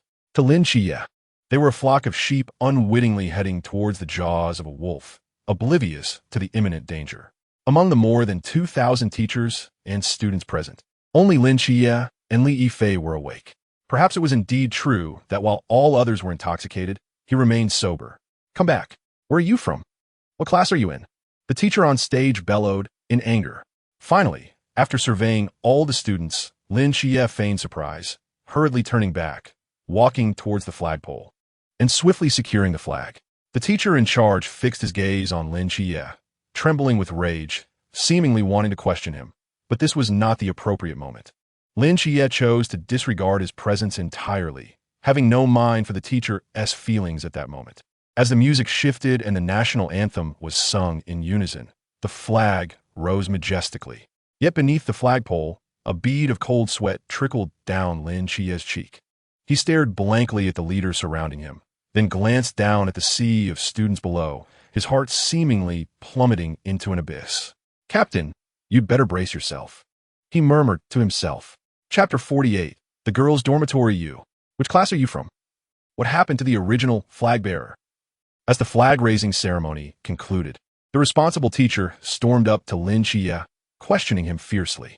Lin Xie had no time to heed him and simply sidestepped to walk away. The teacher's eyes widened. In his many years of teaching, he had never encountered such an outrageous student. Stop right there. I'm speaking to you. What is this attitude? Do you believe I will take you to the principal's office and have you publicly reprimanded? He grabbed Lin Xie by the shoulder, shouting furiously. In front of him, Lin Xie halted, slowly turning his head, and within his eyes, two golden flames ignited in an instant. In that moment, an unprecedented pressure enveloped the heart of the teacher in charge. Under the gaze of those eyes, he felt as if he were staring into the vast universe. A mere grain of sand amidst the boundless darkness and uncertainty. The sense of oppression was overwhelming, transcending the very essence of life. In an instant, the teacher's back was drenched in cold sweat, his entire being feeling as if it would collapse. The flames in Lin Chie's eyes flickered and vanished, as if they had never existed. What just happened was my fault. You may report me to the entire school and even file a complaint at the office. Lin Chie calmly addressed the gasping teacher. However, you must wait until I finish my work. With that, Lin Chie turned and, under the terrified gaze of the teacher, sprinted away. Captain Chie, report your status. I have assessed the situation among all the students at the school, and it is dire. I believe it will be exceedingly difficult to resolve this matter quietly. Please elaborate. Among the 3 grades, the number of infected individuals in the first and third years is relatively low, totaling no more than 10. However, the situation in the second year is the most severe, with 36 infected individuals, and in one class, half of the students are infected. This is just the students. Among the teachers and leaders, nearly 20 are also infected. Thus, I can surmise that at least 60 faculty and students in the entire number 2 high school have been transformed into monsters. Silence enveloped the other end of the earpiece.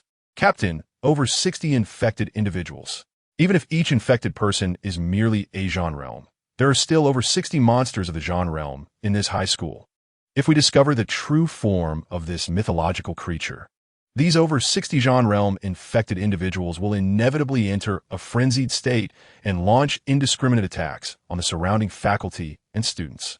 Furthermore, their numbers are too great.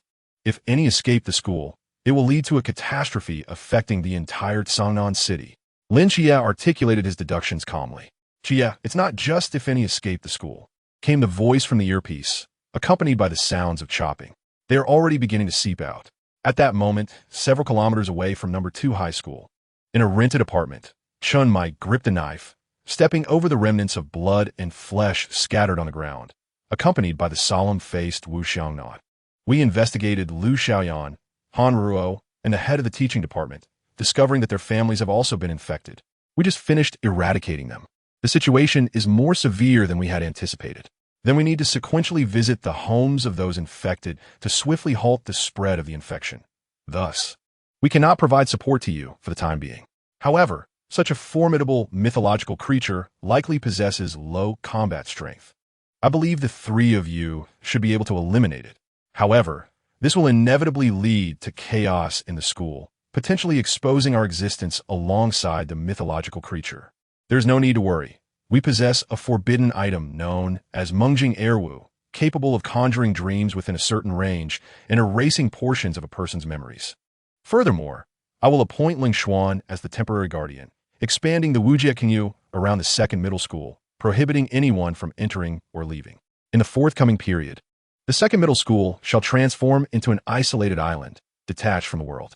Chimai approached the window, his gaze fixed on the direction where Lin Chie and her companions were situated.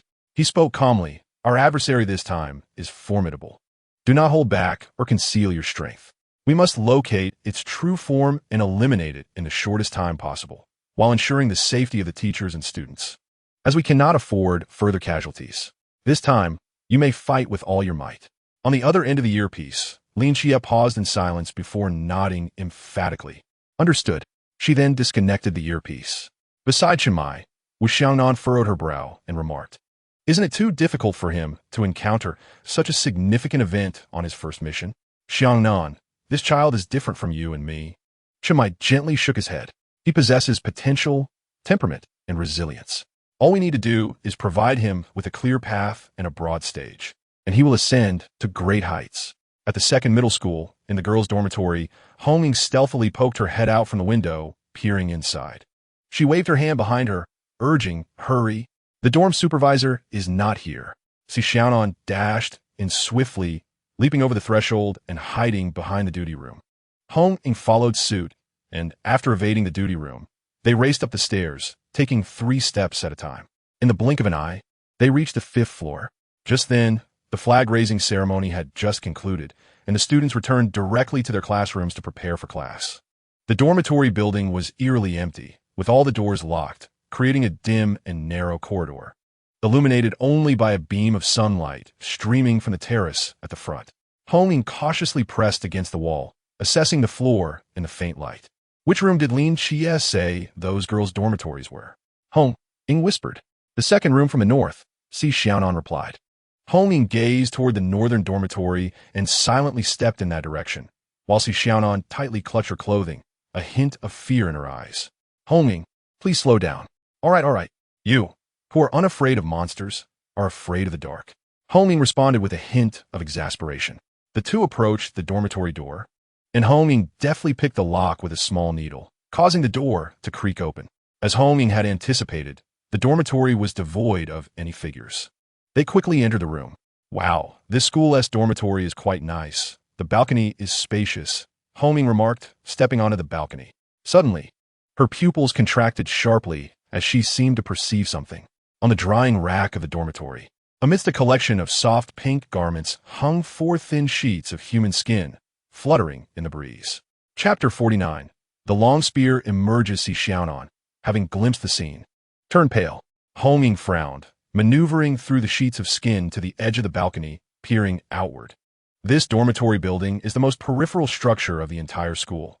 Opposite the balcony lies an undeveloped expanse of land, devoid of any other buildings. It is no wonder they dared to display human skin so brazenly. But what if others come visiting? Realizing this, Hong Ying's gaze sharpened, and she quickly exited the dormitory, opening the door to the neighboring room. On that balcony, for more sheets of human skin danced in the wind. Next door and the one next to that, Hong Ying continued to check several adjacent dormitories, discovering that the majority had human skin hanging on their balconies, some with 1, others with 2, and some with 4. This indicates that a significant number of students on this floor have already been transformed into monsters. Hong Ying, we're in trouble, Si Xiaonan murmured outside the door. Indeed, this is troublesome, Hong Ying sighed deeply.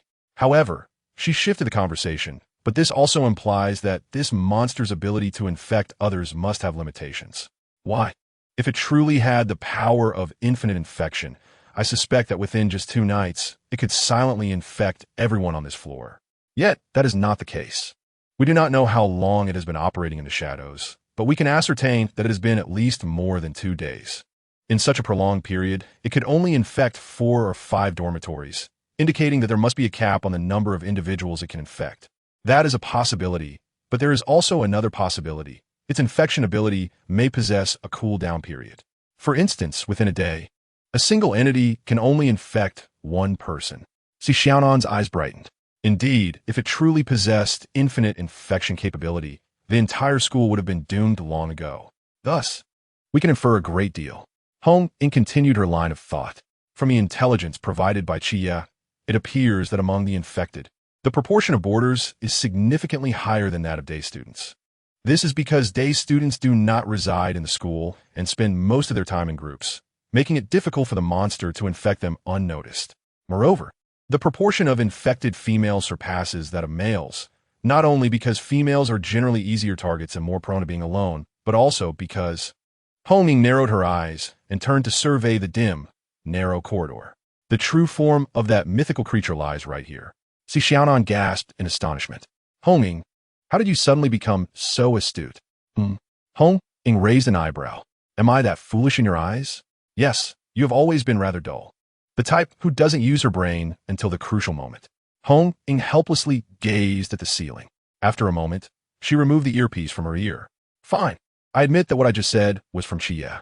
Si Xiaonan remarked. He seems quite clever. Hong Ying sighed.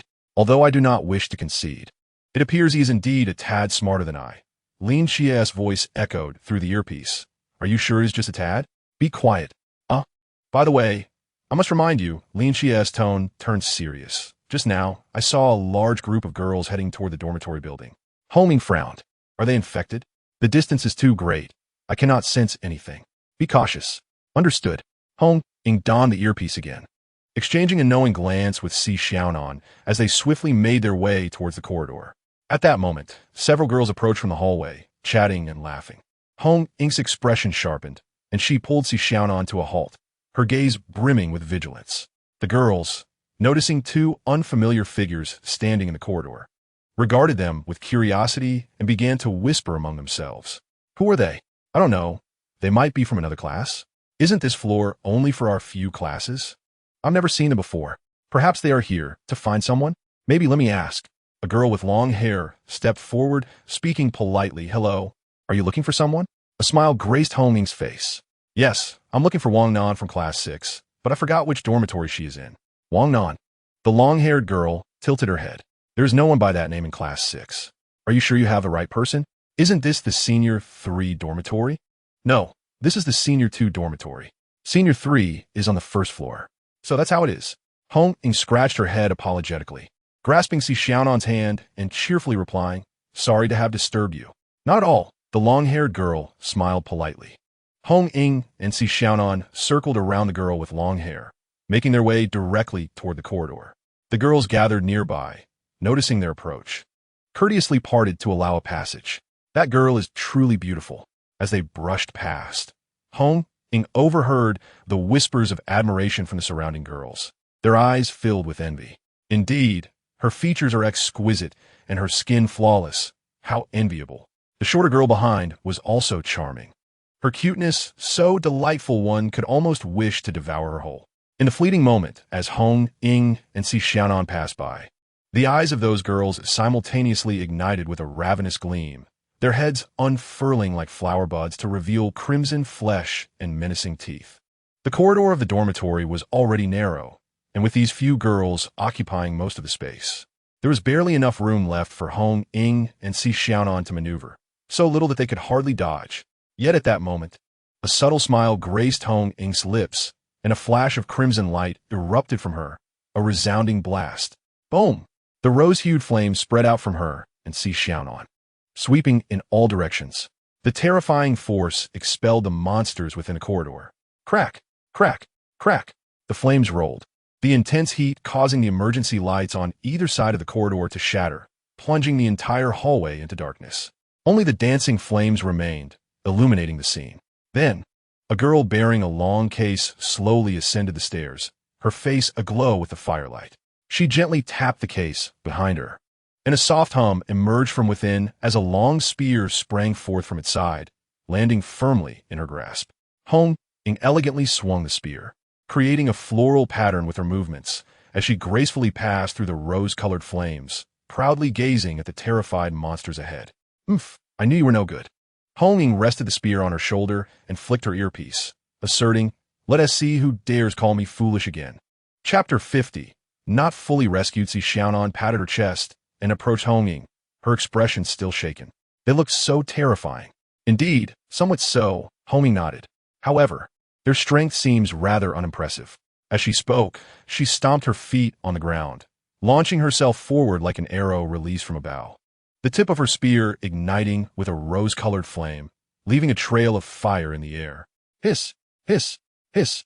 The monsters in the corridor, witnessing Hong Ying's charge, opened their grotesque mouths wide, ready to swallow her whole.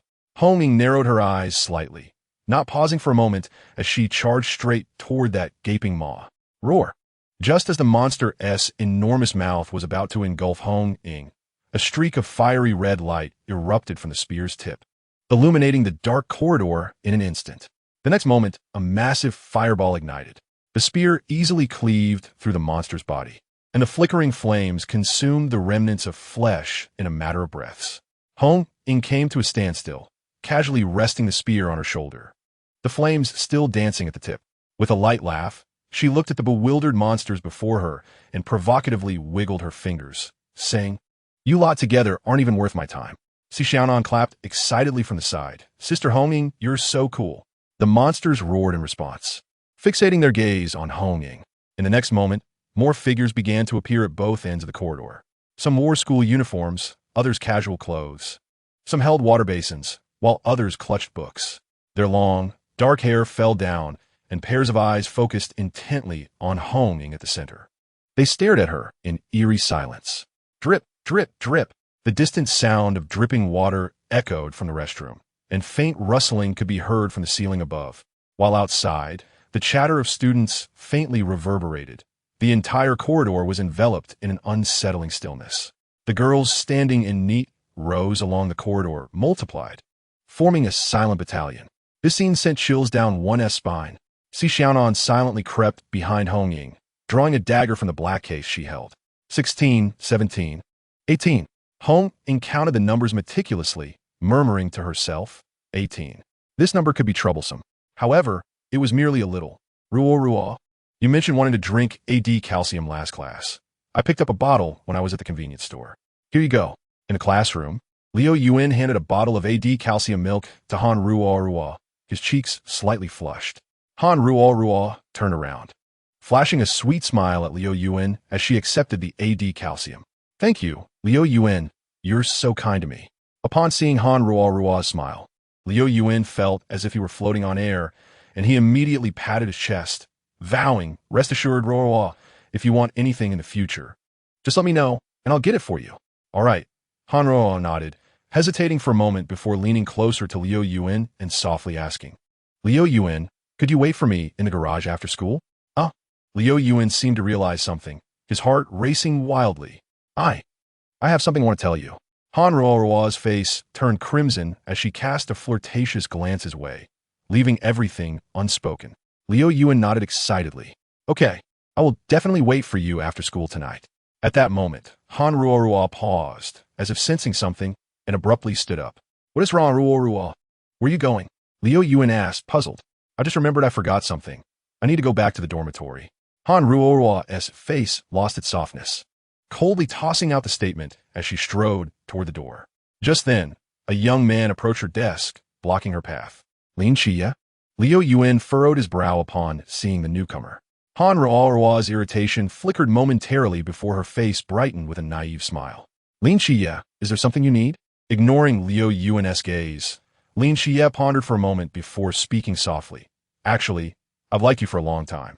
Han Ruo was taken aback. Liu Yuan nearly spat out blood, resolutely standing up to glare at Lin Xie. Lin Xie, don't do this. Han Ruo has someone she likes already. You can't interfere. Before Liu Yuan could finish, Lin Xie swiftly pushed him back into his seat, covering his mouth with his hand. Han Ruo took a moment to process this, and suddenly a blush spread across her cheeks. So? Would you be my girlfriend? Lin Xie naturally stated the next line. Roar. Lin Xie's voice was not loud, but the impact of his words was undeniably powerful, echoing throughout the classroom and causing an uproar. Wow, I can't believe Lin Xie likes a girl like Han Ruo. Who would have thought? She is actually quite pretty. But clearly, Lin Xie is even more handsome. Wow, how domineering. I love it. What a pity. Just look at Liu Yuan's expression. I agree. They should be together. Together. Amidst the clamor, Han Ruo lowered her head, seemingly focused on her toes, her face flushed to the roots of her ears. After a moment, she shyly replied in a voice barely above a whisper, well, okay then.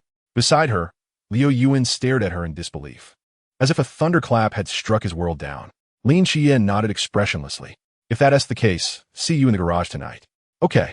Lin Xie released his grip on Liu Yuan's mouth, who remained like a statue, staring dumbly at the blushing Han Ruo, frozen in place. Lin Xie cast a glance at him and silently walked away.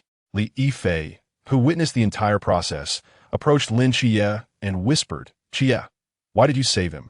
He had previously pushed you away. Lin Xie replied, I truly did not wish to save him. If I were my former self, I would undoubtedly have refrained from intervening. However, now that I am at work, I must act accordingly. While I do not desire to save him, from the perspective of a night watcher, saving a life is imperative. Hence, I saved him, though not entirely. Li Yifei was taken aback, pondering the meaning behind these words. Lin Xie turned to glance at the dazed Liu Yuan and spoke with profound intent. Do you believe that, given his character, he would relinquish his pursuit of Han Ruo? Li Yifei's eyes widened in realization. Are you saying he will not give up? Lin Xie calmly responded, I save him once out of my duty as a night watcher. But if he chooses to seek his own demise, that is no longer my concern. At that point, I might even applaud. Chapter 51. I understand you. In the previous chapter, there was an error in names. Wang Xiao should have been Liu Yuan, which has been corrected. Li Yifei clicked his tongue. When it comes to ruthlessness, you are the most ruthless. Just as Lin Xie was about to speak, a voice crackled through his earpiece, causing his expression to shift slightly. What happened? There is trouble at Hong Ying's location.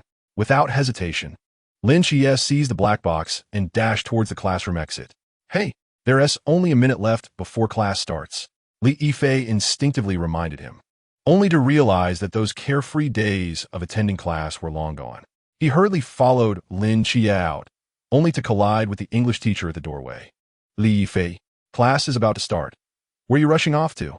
The teacher glared at him with annoyance. Class.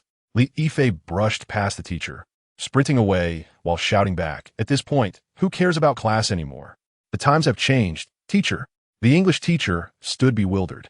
Li Yifei trailed Lin Chia at a sprinting pace, arriving at the girls' dormitory where a large crowd had gathered below. Did you hear that?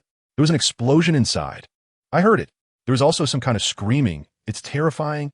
No way. I only heard the explosion. Perhaps someone hid forbidden electrical appliances, sparking a fire? Has anyone called the police? Someone else on the phone. The fire truck should be here soon. Let us secure the area. Huh? Why is there no signal? I don't have any either. Strange. Outside number 2 high school, Lung Xian sat in a concealed corner, lowering a signboard and lightly cutting his fingertip with a blade, allowing a few drops of blood to seep out. With a stoic expression, he extended his hand and drew a long line on the surface of the signboard. How did old Zhao do it? Lung Xian muttered, recalling for a moment before abruptly pressing his hands together and pushing down. Forbidden Ruins, Wu Jiakongyu. 1 second, 2 seconds, 3 seconds, 10 seconds passed, yet the signboard remained still. Lung Xian's mouth twitched slightly, pondering if perhaps there wasn't enough blood.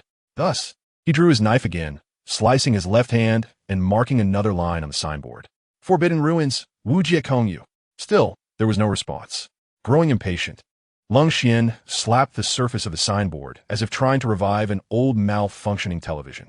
After a couple of slaps, the signboard trembled slightly, and an invisible canvas unfurled from its center, connecting with 2 other signboards, enveloping the entirety of number 2 high school. This time it worked. Satisfied, Lung Xian stood up and gazed into the distance, only to be taken aback. Huh? What is the color of this? Wu Jiakongyu seemed different. What the hell? Look, why has the sky turned green? Indeed, how astonishing. Quick, take a picture. Which unfortunate soul has been bestowed such an enormous cap? What must one endure to witness such a phenomenon? The suddenly transformed sky captivated everyone's attention, drawing even the teachers and students in class outside to point and discuss. Chia, what is happening? Li Yifei looked at the verdant sky, feeling an unsettling sensation. Lin Chia furrowed his brow. I don't know, but it might be related to Wu Jiakongyu. It's not important. His gaze fell upon the crowded girls' dormitory, now tightly sealed off. They've cordoned off the dormitory. It's not appropriate for me to enter under these circumstances. You need to create a distraction to draw their attention away. A distraction? Li Fei Blinka Kumfusha. Anything will do. You could feign a heart attack or perform striptease. Just ensure they are diverted. I can't do that. Li Fei protesta. Lin Chia turned, looking intently into Li Yifei's eyes. Since you intend to join the Night Watchers after this incident, you must be prepared to sacrifice everything, including your chastity. Wait, why must joining the Night Watchers involve sacrificing my chastity? Li Fei groaned in exasperation. Suddenly, he spotted someone in the crowd, and after a moment of contemplation, he steeled himself. Fine, you go ahead. I'll help you draw their attention. Lin Chia nodded and moved around the crowd towards the security line, giving Li Yifei a knowing glance. Taking a deep breath, Li Yifei shouted towards the crowd, Wu Shujia. His loud call immediately silenced the bustling crowd, with everyone turning to look at the boy suddenly appearing beneath the girls' dormitory. Among the crowd, Wu Shujia also turned, her face filled with confusion as she regarded the serious expression on Li Yifei's face. Beside them, Lin Chia's lips twitched slightly, realizing what was about to unfold. Wu Shujia. Li Yifei called again, I like you. Upon hearing those 4 words, the crowd erupted into a frenzy. Such was the nature of high school students, who displayed an unusual fascination with anything beyond academics, be it a sudden fire or a public confession of love. Clearly, the latter held far more allure. The excitement ignited a fervor among the onlookers, who turned their eager gazes towards Wu Shujia, even stepping back to create space for her. Seizing the opportunity, Lin Chia swiftly crossed the security line and dashed into the girls' dormitory. Wu Shujia lowered her head, unable to meet Li Yifei's gaze. After a moment of silence, she finally spoke softly, I'm sorry, but I like someone else. Hearing those words left Li Yifei in a daze, as if he suddenly grasped Wang Xiao's earlier sentiment. Whom do you like? Wu Shujia's cheeks flushed with embarrassment as she confessed, I like Lin Xie. Upon hearing Lin Xie's name, Li Yifei's expression darkened. He instinctively glanced towards the dormitory entrance, only to find that Lin Xie's figure had already vanished.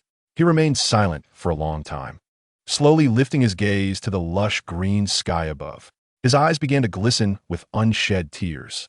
Lu Yuan, do not weep. I, Li Yifei, understand you. Boom! The whirling tips of guns ignited dazzling bursts of fiery silk, resembling elongated crimson tassels adorning the gun barrels, while clusters of rose-colored sparks erupted in the dark corridor. Hong Ying's silhouette darted swiftly between the monsters, her spear sweeping through the air, and in an instant, the head of one monster soared high, engulfed in flames. The remaining few monsters began to tremble in fear, retreating instinctively. Before them, Hong Ying wielded her fiery spear, her long hair billowing as she strode forward. Chapter 52. The Serpent Demon. The rose-colored flames illuminated the entire corridor as if it were daylight. Hong Ying, wielding her spear, crouched slightly, her gaze fixed on the four monstrous beings before her, a wave of heat radiating from her as the flames expanded outward. Suddenly, her figure transformed into a blazing fireball. Shooting forth, the rose-hued embers rapidly dissolved in the air, leaving a trailing crimson afterimage, her speed so extraordinary that it eluded the naked eye. In an instant, she appeared before the monsters. The spear quivered lightly, and countless fiery spear shadows erupted like blossoming buds, piercing the unresponsive creatures into a sieve. The rose-colored flames flared up, engulfing the shrieking monsters entirely. Ashes fell from the air like withering cherry blossoms, blanketing the corridor. Hong Ying sheathed her spear behind her back, snapped her fingers, and in an instant, the flames extinguished, plunging the corridor back into darkness. Xiaonan, are you all right? I'm fine. I even killed one, replied Si Xiaonan, glancing at the mangled creature on the ground, grinning widely. You're amazing, Xiaonan, Hong Ying said, stepping forward to pat her head, smiling brightly. You're the one who is impressive, Hong Ying Jia. Once your rose fire feather garb is unleashed, even a dozen monsters wouldn't stand a chance against you. You're just sweet-talking. At that moment, hurried footsteps echoed from the hallway. Hong Ying furrowed her brow, gripping her spear tightly, her eyes scanning the surroundings with vigilance. What is happening? Are there still students inside? The flustered dormitory supervisor rushed up the stairs, her face a mask of alarm upon seeing the two standing in the scorched corridor. Seeing the newcomer, Hong Ying relaxed slightly, removing her hand from the spear. We're students here to extinguish the fire. It's already out, Hong Ying replied. In the dark corridor, the supervisor seemed not to notice the spear in her hand and hurriedly waved them off. Which class are you from? How can you be so reckless? Come with me. The fire truck is on the way. Hong Ying and Si Xiaonan exchanged glances, stowing their weapons into the black box and hastening towards the staircase. As they approached the supervisor, she seemed poised to say something when bang, the thunderous sound of gunfire erupted, a bullet piercing through the railing and striking the supervisor in the waist. Hong Ying and Si Xiaonan's pupils dilated as they instinctively distanced themselves from her. The force of the recoil slammed the supervisor against the wall, her eyes widening in shock as she stared at the young man slowly ascending the stairs. In the next moment, her head exploded, transforming into a grotesque, bloodthirsty creature. How could a shot aimed at the head hit her waist instead? At the corner of the staircase, Lin Xie mumbled, holding the gun, aiming it at the gaping maw of the monster, his expression devoid of emotion as he pulled the trigger. Bang! Bang! Bang! 3 bullets pierced through the creature's mouth. Its body convulsed violently before it succumbed, rolling down the stairs in a lifeless heap. Xie? Hong Ying exclaimed in surprise. I heard you were in a tough battle, so I rushed over, Lin Xie said, holstering his pistol as he stepped over the gore-strewn floor, glancing around. Where are the monsters? They've been dealt with, Hong Ying replied, hands on her hips, sporting a proud expression. Have you found the source? Hong Ying's face fell, shaking her head in disappointment. No, not yet. Lin Xie carefully surveyed the floor, pondering. Logically, this is where the first infected person appeared. Could it be that the source left after infecting others? Is it really that clever?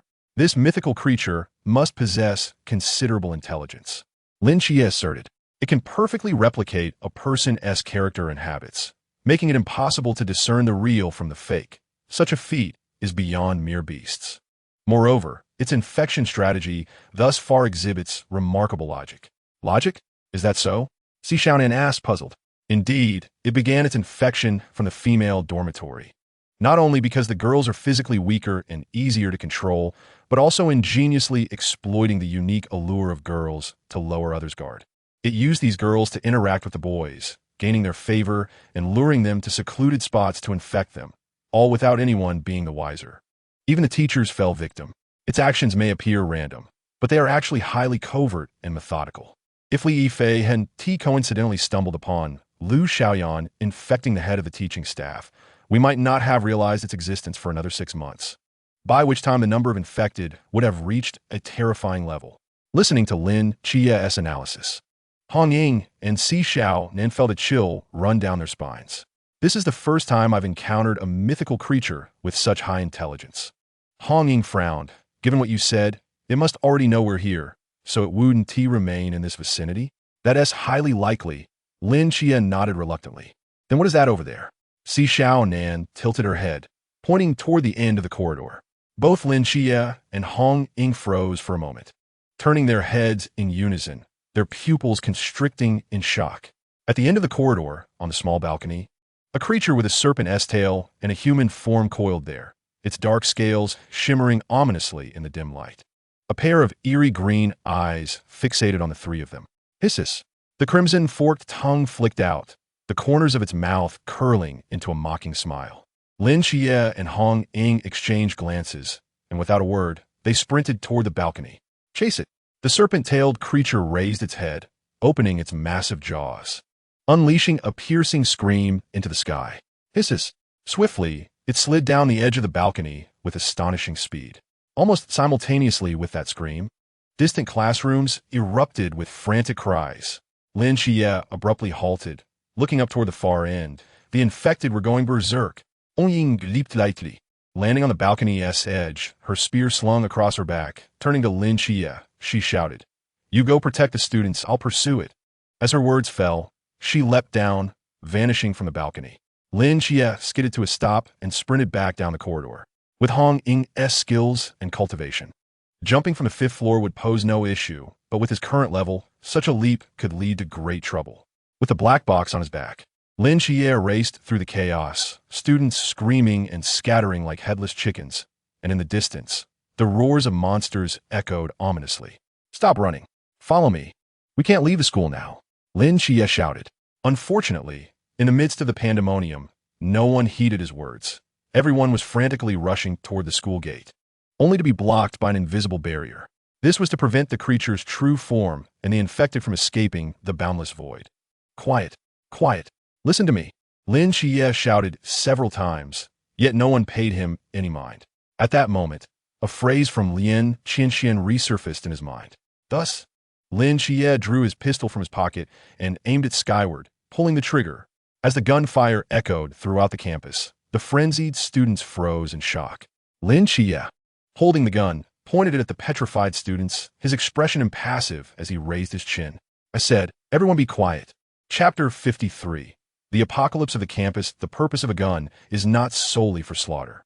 It also serves as a means of deterrence. When the suddenly appearing monsters instilled a wild fear in people, only another form of fear could momentarily calm them down. "Who are you? Why do you have a gun? Are you a police officer? Help us. There are monsters in the school. Help!" After a brief moment of distraction, the students erupted into a cacophony, pushing towards Lin Xie, their voices echoing throughout the school gate. Lin Xie furrowed his brow, advancing rather than retreating. He gently pressed a finger on the handle of the black box, which swiftly opened at the side, revealing a sheathed, straight blade that shot out. With lightning speed, Lin Xie grasped the hilt, and with a resounding clash, the blade was unsheathed. The blade, shimmering with a faint blue luminescence, sliced through the air, producing a subtle hum as it darted towards the leading boy. The boy's pupils contracted sharply, his head swelling as if something within were about to burst forth. However, Lin Xie's blade struck first, severing his head. A horrific, bloodied visage with fangs was launched high into the air, and thick blood splattered onto the surrounding students. who stood frozen in shock as if turned to stone. From their reckless charge at Lin Xie to his swift draw and decapitation. It all transpired in the blink of an eye, leaving the students momentarily paralyzed by the overwhelming visual impact of reality. Mere seconds later, piercing screams erupted in frenzy. Had the monster truly been lurking among them all along? Silence. Lin Xie bellowed, a flicker of golden light flashing in his eyes. The chaotic crowd fell into an immediate hush. At that moment, an unprecedented pressure crashed upon their hearts like a tidal wave, rendering them astonished. Now, there are no more hidden monsters among you. You may exit the school. Someone will open the door for you, Lin Xie calmly stated, sheathing the straight blade. However, exit in an orderly fashion, do not crowd. Should I see anyone disregarding the rules? Lin Xie slowly raised his firearm, waving it before them. Upon hearing this, the students immediately turned and rushed towards the school gate. Although their movements appeared somewhat frantic, they maintained a semblance of order. A few girls, their legs trembling, were supported by boys as they made their way to the exit. At that moment, a corner of the Wujie Kongyu was pulled back, revealing a path leading to the outside world. Beyond the Wujie Kongyu, there would be designated individuals to perform memory erasure on them. A matter Lin Xie need not concern himself with. There were approximately 400 students in this wave, with a multitude more streaming from the teaching building. They were all first-year and third-year students. The number of infected students in these grades was already limited, and the teaching buildings were situated close to the school gate, making their escape from the classrooms manageable. However, the troubling fact remained that some infected individuals had yet to reveal themselves, remaining hidden amongst the chaotic throng of students. They resembled highly unstable bombs, their detonation unpredictable. It was undeniable that when they did explode, it would inevitably shatter the student's fragile psyche. It was akin to a group of students finally evading a monster, reaching a safe haven, only to let down their guard, only to have a classmate's head split open beside them. Although the monsters possessed limited lethality, the absurd actions humans might take out of panic knew no bounds. Fortunately, with Lin Xie, the human identifier, present, he could effortlessly uncover the monsters hidden within the crowd, swiftly eliminating them. The students deemed harmless could then exit through the Wujie Kongyu. With such a large number of students, keeping them all within the school would only increase the variables. Lin Xie could not ensure the safe passage of every student, but he could assist as many as possible. Thankfully, the current high school students were in good physical condition, and within a few minutes, approximately 13 to 1400 had reached the school gate, having been identified by Lin Xie and allowed to leave. The first and third-year buildings were nearly empty. The passage can be closed. I am going in to rescue others, Lin Xie communicated to Lung Xian through his earpiece. Lung Xian acknowledged, and the next moment, the passage of the Wujie Kongyu began to close slowly, isolating the entire school once more from the outside world. Just as Lin Xie prepared to set forth, the sky suddenly flickered, reminiscent of a malfunctioning old television, dimming ominously. What is happening? I am not well acquainted with the Wujie Kongyu, and seem to have encountered something peculiar. Lung Xian's voice echoed from the earpiece. Will it affect you? I will investigate further. Lin Xie glanced up at the blood-red sky and sighed. I feel that a verdant green would be far more approachable. After all, does this scene not resemble the apocalypse? Beneath the crimson firmament, the atmosphere of the campus was eerie and enigmatic, with screams from the second-year teaching building mingling with the roars of monsters, reverberating through the air. A faint metallic scent of blood wafted through, causing Lin Xie to furrow his brow. He shook his head, casting aside the chaotic thoughts swirling in his mind, and swiftly ascended the first and third-year teaching buildings. Elon, I am so scared. Shoo. Elon peered cautiously from the stall, glancing outside before slowly retreating. Keep your voice down. We must not attract those monsters. But why are we not fleeing with them? Why are we hiding here? Another girl inquired. Within the cramped, shadowy stall, 3 girls huddled together, their faces pale and filled with trepidation. Elon lowered her voice, a glimmer of excitement sparkling in her eyes. Did you not see those disaster films? When the apocalypse strikes, those who mindlessly rush out often meet their demise. Based on my years of viewing experience, the wisest course of action is to separate from the main group and wait for rescue in a safe place. But this isn't a movie, the girl beside her replied, her voice tinged with a hint of tears. Are you certain the restroom is a safe haven? I too wish to find another location. But this vast teaching building offers nothing but classrooms and restrooms. Where else is there to go? Alon sighed helplessly. But do not worry, we will be safe here. Just then, the door to the stall creaked open abruptly. The three girls hiding within simultaneously screamed. When they saw that the figure entering was not a monster, but a young man wielding a blade, they quickly covered their mouths and fell silent. Nothing? It is far from nothing, Lin Chia spoke indifferently. The straight blade in his hand was instantly drawn, and in the terrified gaze of the three girls, he swiftly severed the head of one of them. A large, grotesque head tumbled to the ground. Chapter 54. The Clever Ones. Silence. You killed Xiao Xiao. She is no longer herself. Can you not see that? Witnessing a classmate, who had just moments ago been hiding with them, transform into a monster and be decapitated, the two remaining girls were utterly paralyzed with fear, their legs trembling beneath them. Lin Chia helplessly guided them out of the restroom, where a small group of boys and girls had gathered, their eyes filled with admiration upon seeing Lin Chia emerge with the two girls. There really was someone inside? Senior Chia, you are incredible. You could tell from 10 meters away. Are you a practitioner? Can you take me with you? What are you waiting for? Is this the time for chit-chat? Come help. Only then did the crowd snap out of their daze, rushing forward to assist the two rescued girls. They were survivors whom Lin Chia had saved from the corners of the first and third-year buildings, and many were like the two just rescued, paralyzed with fear. Yet most of the boys remained strong, showing no signs of being too terrified to move. Senior Chia, what shall we do next? Both teaching buildings have been thoroughly searched. You all should go to the auditorium we passed earlier. I've already cleared it. Lin Chia replied calmly. And you?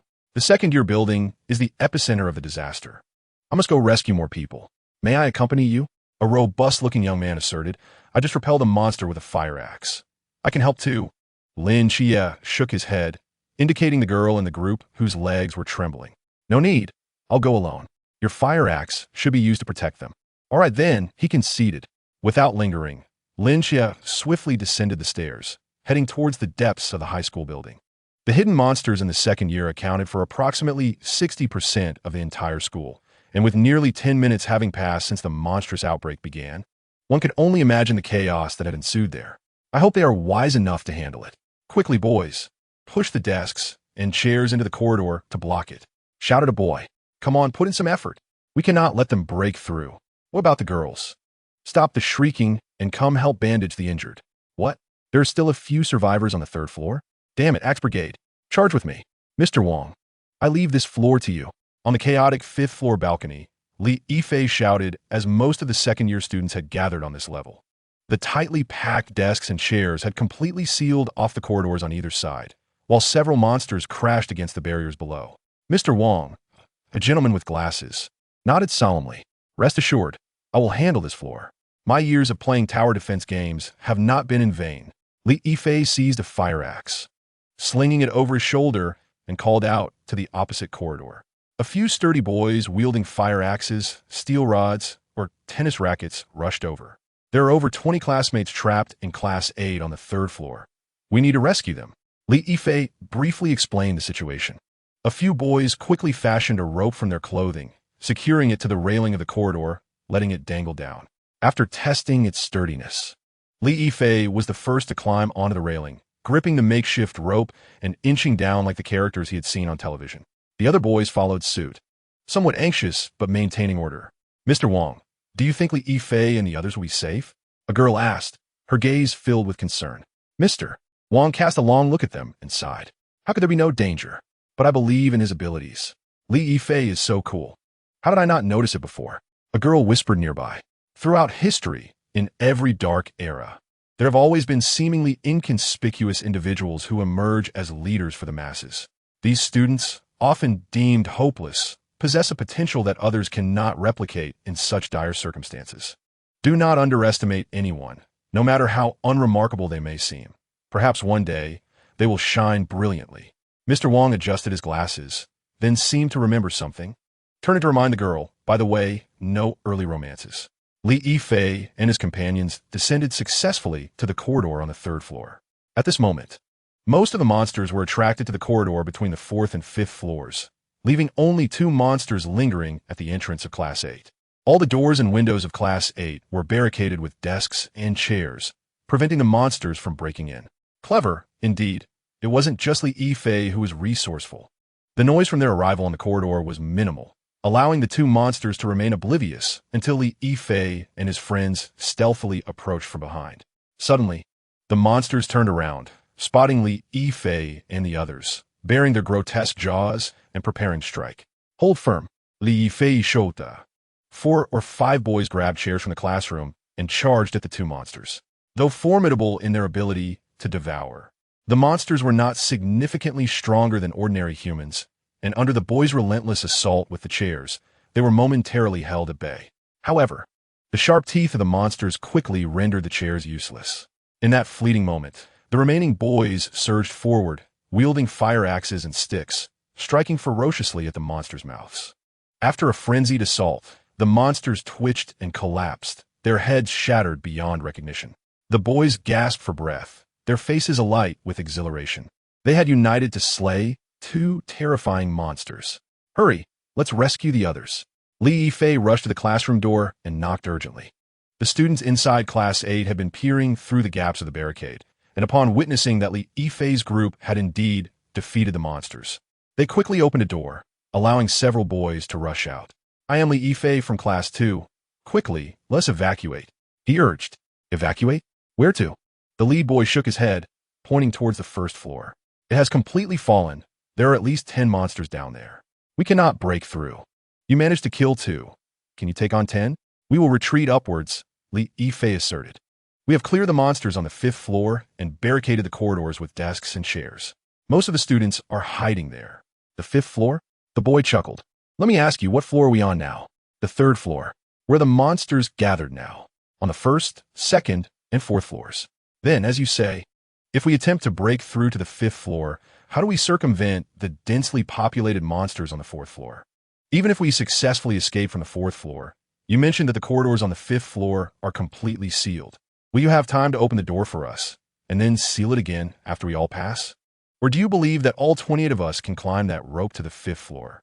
Li Yifei was left speechless. I didn't anticipate this many obstacles, he sighed. We appreciate your willingness to help us, the boy said with a slight bow. But unfortunately, your evacuation plan is unfeasible. Then what do you propose? Hold our ground? He replied calmly.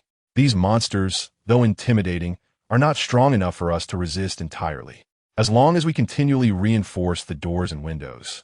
Stalling them should not pose a problem. I believe that soon, someone will come to rescue us. Li Yifei fell silent for a moment, then scrutinized the bespectacled boy before him. I still do not know your name. And Qingyu, he replied. And Qingyu? Are you the Qingyu who ranks first in the city academically? Li Yifei's eyes widened in astonishment. Grades do not concern me, and Qingyu said, his gaze fixed on the grotesque remains outside the corridor, a peculiar glint in his eyes. It seems this world is far more intriguing than I had imagined. For reasons unknown, Li Yifei felt a shiver run down his spine at the sight of that look. Since you are unwilling to come with me, I shall return to the 5th floor, Li Yifei declared, turning to leave, for there was no longer a need for him here. While the 5th floor still housed many students, I believe you may find it difficult to leave now. And Qingyu stepped to the window and pointed towards 3 monsters sprinting down the right corridor, while 3 more crawled up from the left corridor. They were surrounded. Most critically, one of the monsters, as it passed the corridor, casually shredded the makeshift rope, severing the only means of retreat for Li Yifei and his group. Li Yifei's pupils dilated in shock. They might manage to kill 2 monsters with their chairs and fire axes, but facing 6 at once would surely lead to their demise. Quick, reinstate the barricade with the desks and chairs. In the classroom, the boys swiftly repositioned the desks and chairs that had been moved aside at the entrance. In no time, the monstrous entities approached the exterior of the classroom, relentlessly shaking the furniture with their bodies and sharp fangs, causing it to teeter precariously. Over 20 boys exerted every ounce of strength to brace against the desks and chairs, their faces turning purple from strain. This was a contest of life and death, with the interior and exterior locked in a fierce struggle. The girls inside the classroom turned pale, shrieking as they huddled in the corners, while the expressions of the other boys were equally grim. Only the frail and Qingyu stood to the side, frowning as she observed the unfolding scene, seemingly deep in thought. The death of 2 monsters was immediately followed by the emergence of 6 more, indicating that these creatures were governed by a central brain that connected all subordinate minds, and that this master intellect possessed a level of wisdom comparable to that of humans. However, the pressing question remained: how did they know to sever the thick rope? Assuming all monsters shared visual information, when Li Yifei and his companions descended to the hallway, they should not have been visible from the monster's perspective. How did they discern that the thick rope was the crucial link between the two floors? As Qingyu pondered this, Li Yifei and the others, bracing at the forefront, clenched their teeth as they were gradually pushed backward by the relentless pressure. They were on the verge of collapse, just as their strength was about to give out. A figure swiftly flew past the window, a pale blue flash slicing through the air, and the next moment, a grotesque monster's head was hurled high into the air. The remaining 5 monsters had yet to react when that figure altered its stride, twisting its body in an extraordinarily peculiar manner, wielding a blade with precision. The blade cleaved through the closest monster, severing it from shoulder to waist in a single stroke.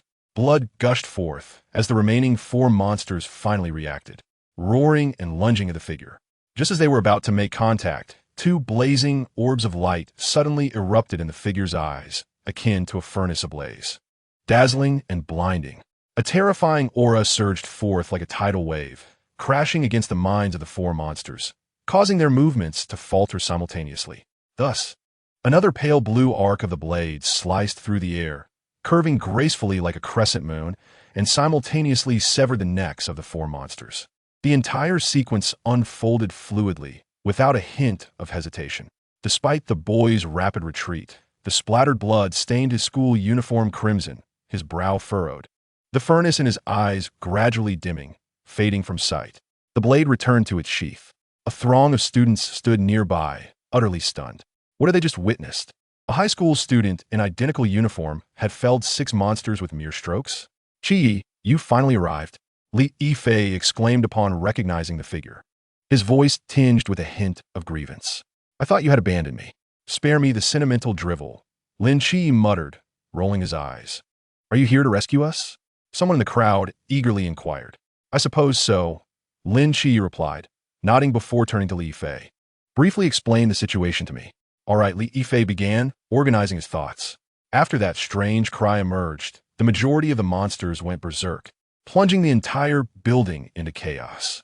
We on the 4th floor fared relatively well, but on the 1st floor, one class lost half its members to transformation into monsters, slaughtering the others and completely blocking the stairs. We were unable to escape the school. Some attempted to jump from the 2nd floor, but were torn to shreds upon landing. Consequently, nearly all students began fleeing upwards. I led a group of combat-capable boys, eliminating several monsters on the 5th floor, then gathered most students from the 2nd, 3rd, and 4th floors, barricading the stairwell to hold our ground. Later, we heard there were survivors on the 3rd floor, so we made our way down. What about those whose status as monsters was uncertain? Fortunately, you had previously informed me that Han Ruo was a monster. She had T-transformed, but was blending in with the crowd. I spotted her immediately, and to avoid alarming anyone, I confined her along with a few boys who had interacted with her frequently, as well as several girls from the same dormitory, in a classroom under supervision. After listening, Lin Qi nodded repeatedly. Thank goodness you were here. Otherwise, the number of students who perished would have been far greater. Li Yifei scratched his head and grinned. Given my performance, I should have no trouble joining the night watch. That should be fine, Lin Qi remarked, seemingly aware of someone's gaze, turning to meet the eyes of a bespectacled, delicate-looking boy. From his expression, Lin Qi discerned a sentiment distinct from that of the others. While most regarded him with fear, awe, admiration, or affection, this boy's gaze suggested he was observing a rare species, contemplating bringing him back for study. Who are you? Lin Jie inwided, puzzled, and Qingyu stepped forward, extending his right hand courteously. Hello, I am Qingyu. After a moment's hesitation, Lin Qi shook his hand. Lin Jie. Chapter 56. The Nanda Snake Demon and Qingyu opened his mouth as if to ask something, but, after a brief pause, wisely refrained from speaking. He was intrigued by Lin Qi's identity and extraordinary combat prowess. Yet in such a public setting, he surmised that inquiring would likely provoke the opposite's disdain. Jie. This is the rare genius of Sangnan City, the treasure of number 2 high school. Have you heard of his name? Li Yifei introduced. I haven't. Lin Jie replied coolly. Now is not the time for such discussions. We should escort these students to the Grand Hall. It is considerably safer there. Li Yifei was momentarily taken aback. But we can't get down. There are numerous monsters on the first floor. Mid-sentence, he realized he had asked a foolish question. They've all been eliminated. What do you think enable my ascent? Lin Shi regarded Li Yifei as if he were foolish. You are indeed formidable, Li Yifei remarked, grinning. Are you going to continue upwards to rescue others? Of course. I'll accompany you, Li Yifei asserted firmly. Rest assured, I won't hold you back. And they trust me more now. I can help you manage the situation.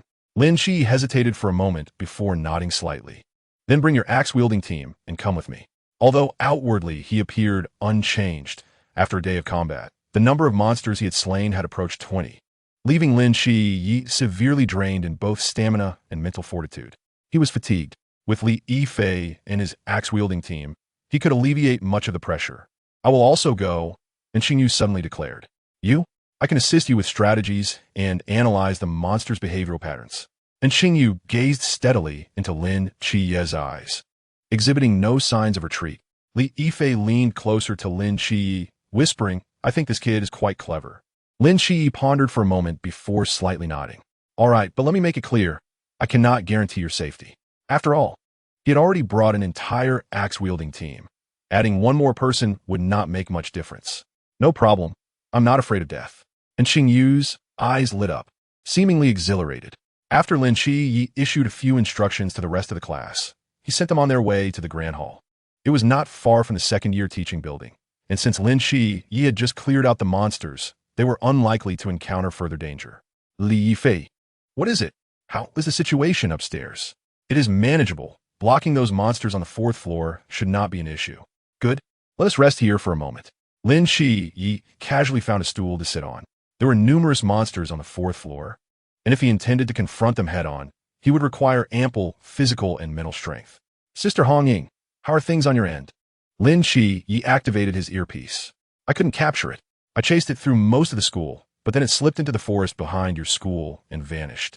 Hong Ying replied, her tone tinged with frustration. Lin Chiye's heart sank. As long as the entity remained immortal, this incident would not reach a resolution. Even if he could eliminate each monster within the school, it would merely be a temporary fix. Where are you now? Xiao Nin is attempting to track the monster's remnants. We will continue pursuing it. As long as the Wujie Kongyu is active, it cannot escape this school. Understood. By the way, Wu Xiang Nin has identified the nature of this monster. Lin Chiye's eyes brightened. The creature in question was a Nan Tua Xiyao, likely derived from rural folklore. Wu Xiang Nan had scoured every mythology book without finding any information until he stumbled upon fragmented references in a tattered ancient text. Nan Tua Xiao? This serpent demon possesses extraordinary camouflage abilities and intelligence comparable to that of humans.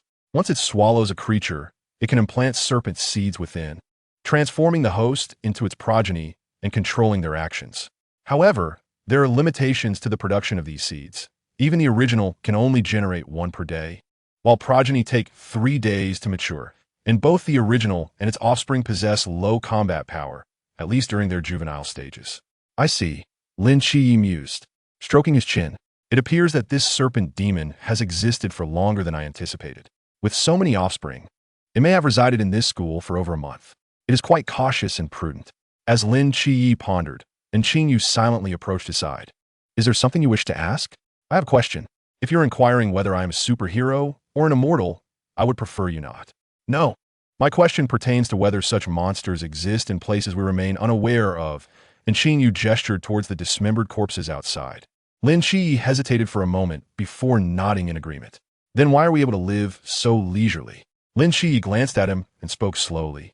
Because there are those who watch over humanity in the darkness. Ordinarily, Lin Chi would refrain from answering such inquiries. However, as they would inevitably come to understand the truth, it mattered little whether he disclosed it now. Yet, he could only say so much. I understand, and Qingyu nodded. Aren't you afraid? Afraid? Why should I be? And Qingyu's lips curled into a slight smile.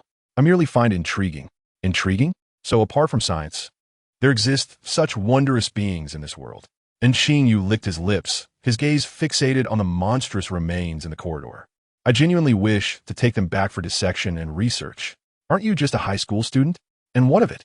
Do you, like others, believe that a high school student should only study high school subjects? And Yu chuckled lightly. Spending 3 years learning monotonous and simplistic knowledge is merely a waste of life. Then I recently completed my master's in biology and plan to pursue a doctorate in the latter half of the year, focusing primarily on genetic inheritance and mutations, with some research in clinical medicine. Lin Shi stared blankly at Qin Yu, finally managing to utter a few words. I apologize for the intrusion. Is there truly such a prodigy in this world? Lin Shi had always considered himself reasonably intelligent, but compared to the young man before him, the notion of intelligence seemed utterly inadequate. He glanced at the time, stood up from a chair, and stepped towards the classroom exit. Let us go. It is time to save others. The group promptly gathered their weapons and followed Lin Shi with determination. Even Qin Yu extracted a fruit knife from his drawer, smiling as he joined them. His expression suggested he was not headed to battle monsters, but rather to dissect them into pieces for research. Chapter 57. Wishing you happiness on the 5th floor. Lu Yuan, Ruo, I'm here. In the corner of the classroom, Han Ruo approached Lu Yuan, her eyes red and lips pursed, resembling a frightened fawn. Why'd they lock us up? Li Yifei said there might be a monster among us. Lu Yuan gritted his teeth, his gaze fixed on a few boys outside the window. Lu Yuan, yes. I'm so scared. Lu Yuan looked into her pitiful eyes, feeling his heart melt. Within him, resentment towards Lin Shi blazed like an uncontrollable fire. Why? Han Ruo was supposed to be mine. How can you, an outsider who has only been here a few days, be with her? I refuse to accept this. Lu Yuan suppressed his inner fury and gently reassured Han Ruo, don't be afraid. I'm here, it's all right. You're so nice, Lu Yuan. Han Ruo rested her head on Lu Yuan's shoulder, her gaze somewhat sorrowful, unlike Lin Shi, who would run away at the first sign of danger, showing no concern for her. Lin Ji, ha, he has scum, Lu Yuan scoffed. I made up my mind. Han Ruo lifted her head to meet Lu Yuan's eyes, her cheeks flushed. I want to break up with him. A man like that is utterly unreliable. Lu Yuan's body trembled, joy shining in his eyes. Then what about me? I prefer someone like you, who can give me a sense of security. Han Ruo shyly lowered her head. Upon hearing this, Lu Yuan felt as though he might ascend to the heavens.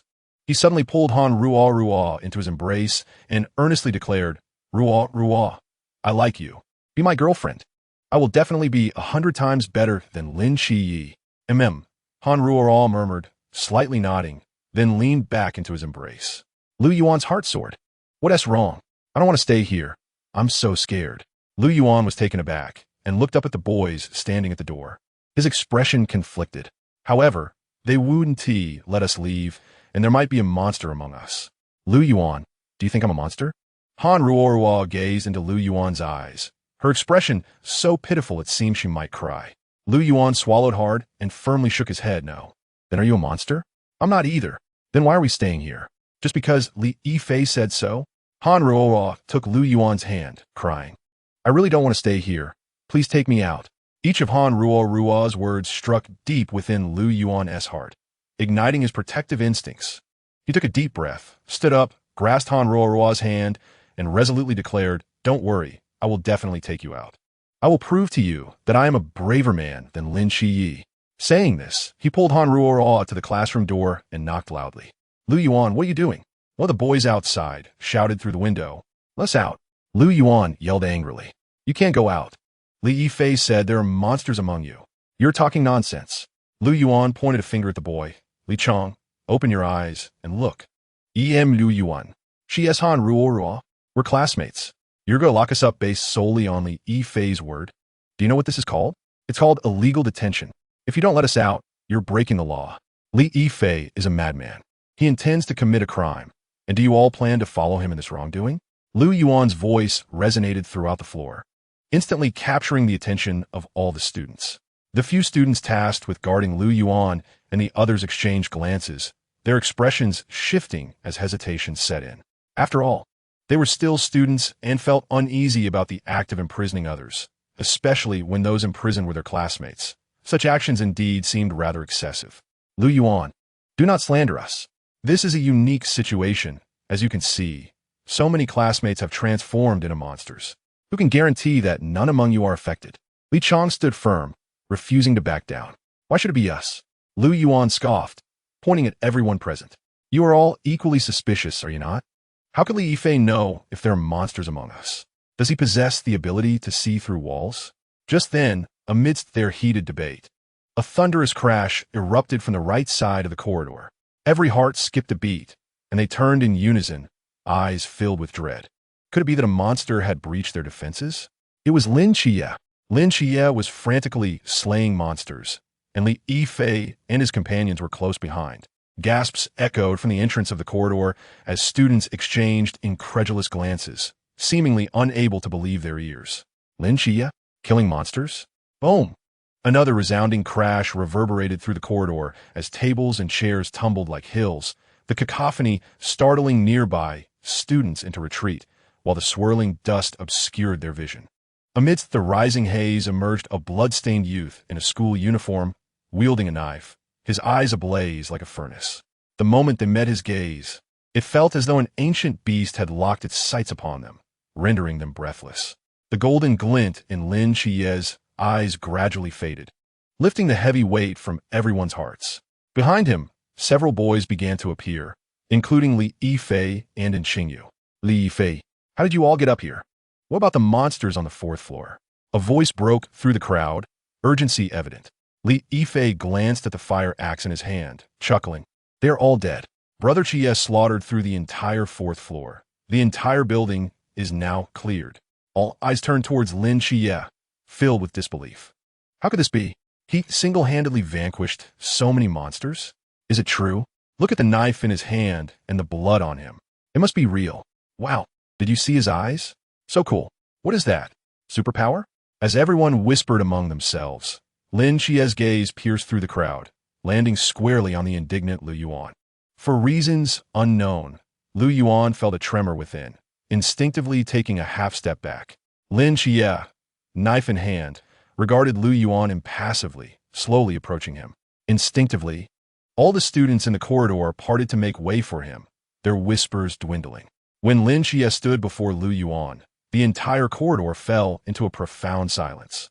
What do you want? Under Lin Chia's piercing gaze, Lu Yuan stammered, I must tell you, Han Ruo has already broken up with you. She is now my girlfriend. Lin Chia raised an eyebrow, seemingly indifferent to whose girlfriend she was. I heard you intend to take her away. Beside him, Han Ruo lowered her head, seemingly avoiding Lin Chia's stare. Lu Yuan gritted his teeth, summoning his courage. That's right. I intend to take her away. Do you wish to stop me? Lin Chia merely observed him quietly, and after a moment, a cold smile broke across his face. He stepped aside, gesturing for Lu Yuan to pass. I will not impede you. You may leave. Additionally, I wish you happiness. Lu Yuan was momentarily stunned, unable to comprehend Lin Chia's unexpected acquiescence. Could it be that he feared him? Did my earlier display of dominance have such an impact? With this thought, Lu Yuan instinctively straightened his posture, casting a glance at Lin Chia and snorting dismissively, taking Han Ruo's hand and striding boldly away. Once the two figures vanished into the corridor, a boy from the Axe team sidled up to Lin Chia, whispering, Brother Chia, are you truly letting them go? He stole your girlfriend. Should we not teach him a lesson? The members of the Axe team had witnessed Lin Chia's combat prowess firsthand and now regarded him with reverence. Seeing Lu Yuan so brazenly depart with Han Ruo ignited their anger. No need. Han Ruo is not my girlfriend. Lin Chia smiled slightly, casting a lingering glance in the direction where the two had vanished. In fact, I am quite pleased at the moment. Really? The boy looked at Lin Chia in astonishment, his expression turning oddly inquisitive. Goodness, could it be that Brother Chia has such a preference? Li Yifei stifled a laugh, patting Lin Chia on the shoulder. Congratulations on getting your wish. Indeed. Lin Chia turned to the students in the corridor. Is this everyone? Yes. All the survivors from the second year are here. Li Yifei nodded, then leaned closer to Lin Chia's ear. Among them, is there anyone? No. Lin Chia's lips curled slightly. The only one has already eloped with Lu Yuan.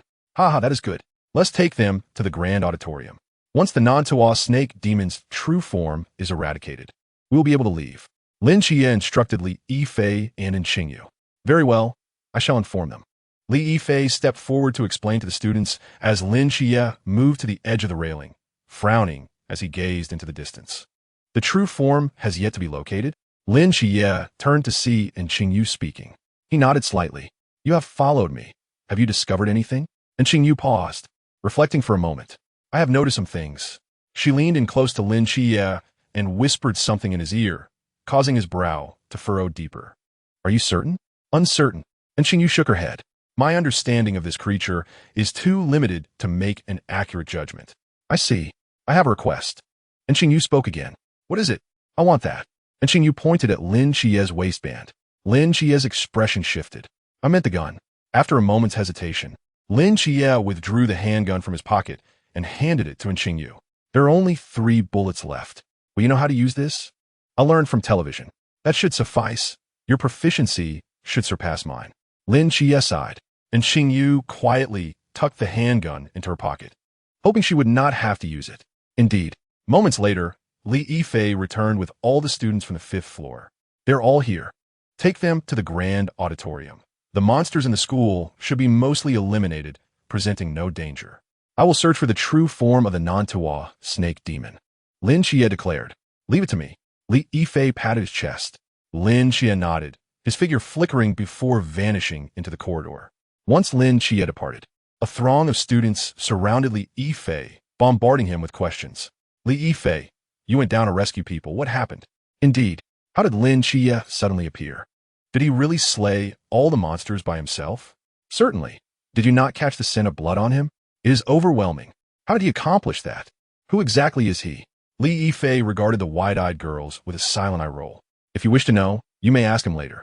With that, he turned and walked away. You girls, once you leave this place, your memories will be wiped clean. At that point, remembering Lin Xie will be nothing short of a fantasy. Li Yifei noirli mutaret. As the monsters were vanquished, a sense of relief began to wash over everyone, and discussions among the girls regarding the enigmatic Lin Xie grew increasingly fervent. The boys of the Axe team, who had fought alongside Lin Xie, could not resist approaching, animatedly recounting tales of Lin Xie's prowess, leaving the girls utterly entranced. At that moment, Teacher Wang approached them, solemnly stating, no early romances. The group of girls responded with surprise. Lin Xie, with a straight sword slung across his back, sprinted through the campus, donning his earphones. Hongying, what's the situation? We have discovered some traces. The Nantua snake demon seems to have headed north. North? Where exactly? Lin Xie paused, pondering the options. The cafeteria, the arts building, the playground, or the teaching building. Not sure. Xiaonan and I are searching the cafeteria. All right, I'll check the arts building. Lin Xie swiftly redirected his path toward the arts building. The arts building, a recent addition to the second high school, was erected approximately 5 or 6 years ago, following a nationwide initiative promoting the dual development of student culture and art, prompting the school to invest significantly in its construction. However, after its completion, students rarely attended art classes, as if the teachers would mysteriously fall ill during every session. The arts building, though only 3 stories tall, housed a variety of rooms, some designated for sketching, others for sculpture, and yet others for dance practice. As Lin Xie dashed through the first floor's corridor, he sensed nothing amiss. Upon reaching the second floor, a vivid scene suddenly materialized in his mind. Oh, why are we hiding in the piano room instead of escaping the school? Lu Yuan whispered, cradling Han Ruo'er, glancing furtively outside. Han Ruo'er lifted her head from his embrace, a subtle smile gracing her lips as she replied softly. What's the point of going out? It's much quieter here, and I can engage in some intriguing activities. A shiver coursed through Lu Yuan, as if electrified. He swallowed hard. What activities? What do you think? Han Ruo'er leaned closer, her soft voice tantalizingly whispering in Lu Yuan's ear, igniting a yearning within him.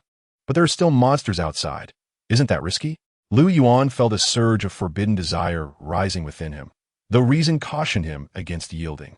What is the harm? Han Ruo'er playfully embraced him, her tongue darting out to lightly graze Lu Yuan's cheek, just as Lu Yuan's last shred of rationality began to dissolve, and his hands were poised to explore her form. Han Ruo'er uttered a chilling follow-up. Do you not wish to be devoured by me? With a sinister grin, a grotesque, blood-soaked visage pressed against Lu Yuan's face, revealing rows of jagged teeth that sent chills down his spine. Lu Yuan's pupils dilated in terror. He screamed desperately, thrashing wildly to escape Han Ruoruo's grasp, but found himself utterly trapped. Ruoruo, you too. No, please. I don't want to die yet.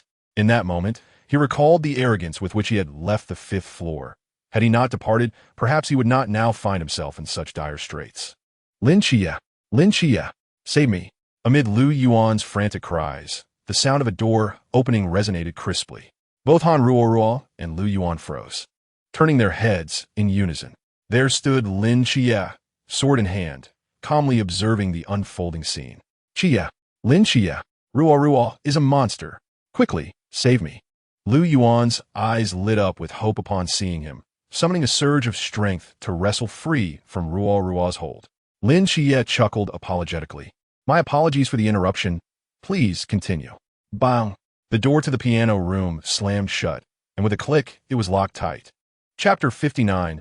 A Conversation with the Snake Demon. A piercing scream erupted from within the piano room. Lin Chia, unfazed, leaned against the corridor railing, yawning. 1, 2, 3, 15, 16, 17, almost there. He murmured to himself, stepping forward to reopen the door. Inside, Han Ruoruo, transformed into a serpent offspring, eyed him warily, while Lu Yuan lay motionless on the ground, devoid of any wounds. Instead of tearing him apart, it was far more prudent to plant the serpent seed. Lin Chia smiled as he withdrew his sword from behind him. With a soft whisper, the straight sword was drawn. Just then, Lu Yuan jolted awake, his eyes fixated on Lin Chia, brimming with lingering resentment.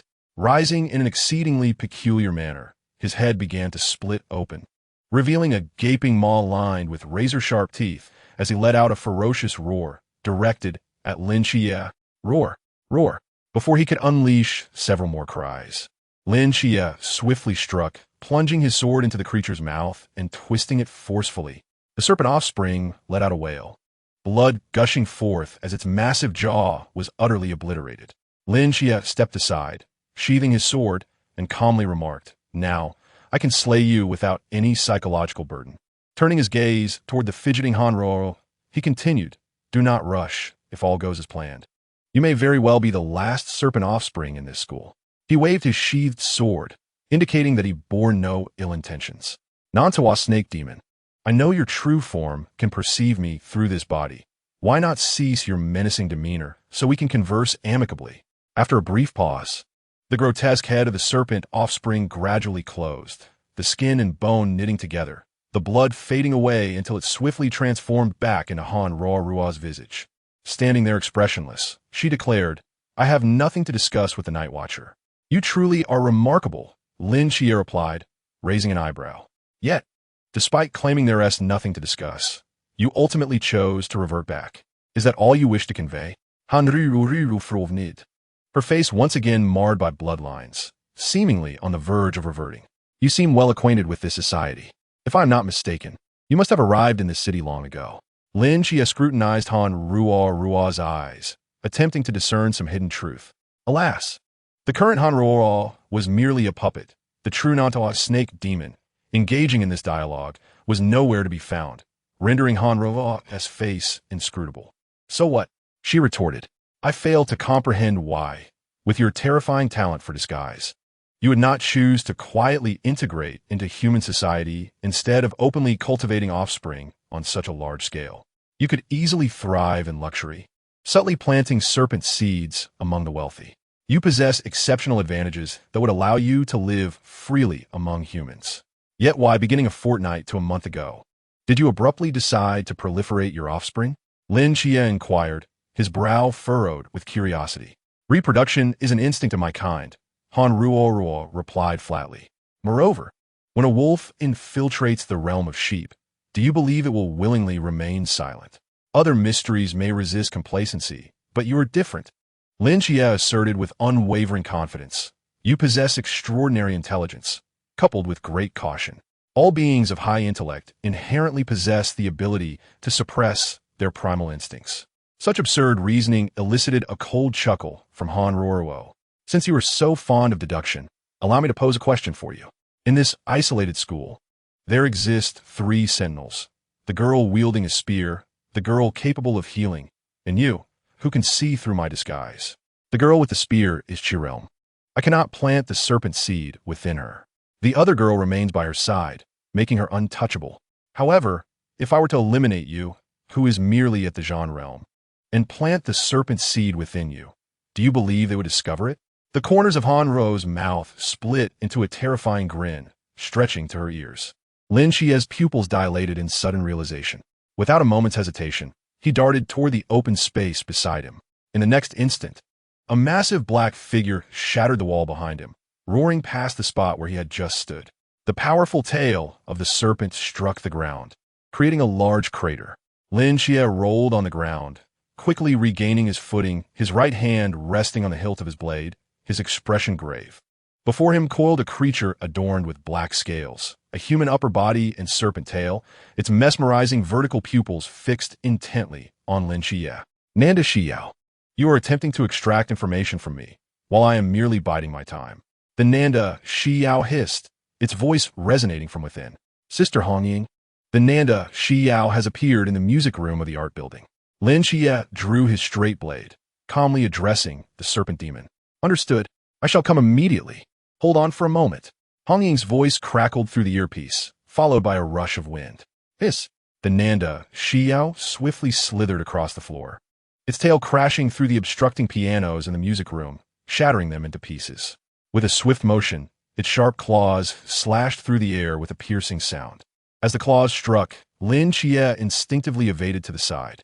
The claw of the serpent demon tore through the wall where Lin Xie had just been standing, effortlessly leaving deep gashes like a knife slicing through tofu. Lin Xie steadied himself and glanced at the nearly shredded wall, his expression darkening as he cursed under his breath. Is this what you call a weak body with low combat power? Just as he avoided another claw strike, a thick serpent tail lashed out from the side. He swiftly swung his blade, colliding with the tail.